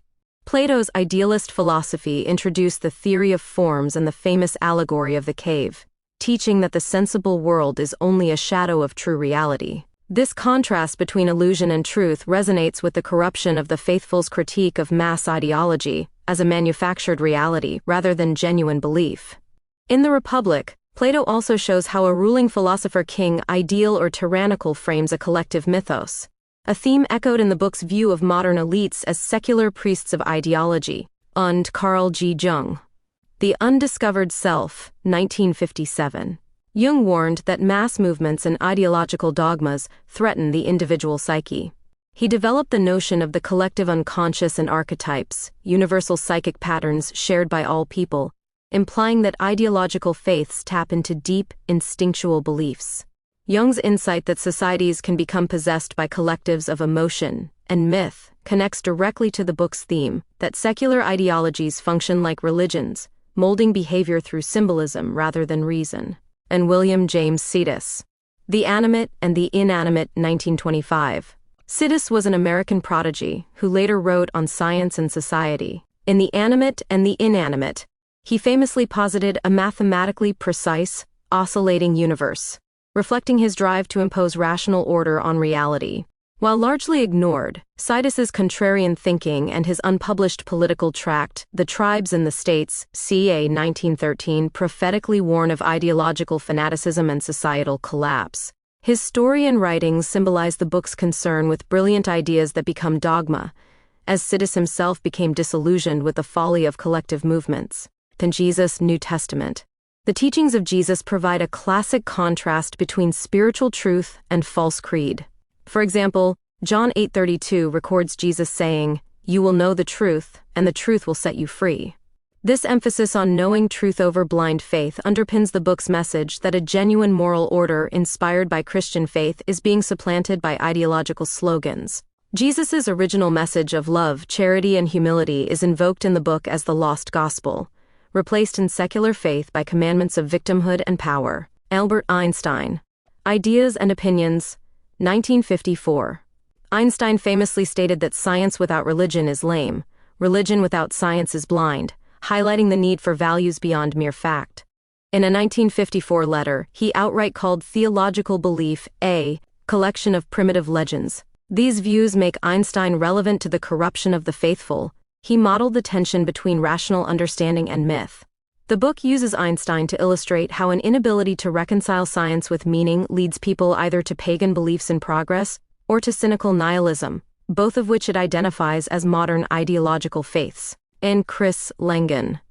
The Art of Knowing 2002. Known as America's smartest man, Langan developed the cognitive theoretic model of the universe, CTMU, a metaphysical theory claiming that mind and reality share a common logical structure. Langan's work explicitly asserts that his framework provides an absolute truth, and even proves the existence of God. His blend of high IQ speculation and quasi-religious theorizing exemplifies the book's theme that intellectualism can itself become a new religion. In Langan's case, portraying reality as a self-processing mind parallels the ideological idea that society is guided by hidden, rational laws.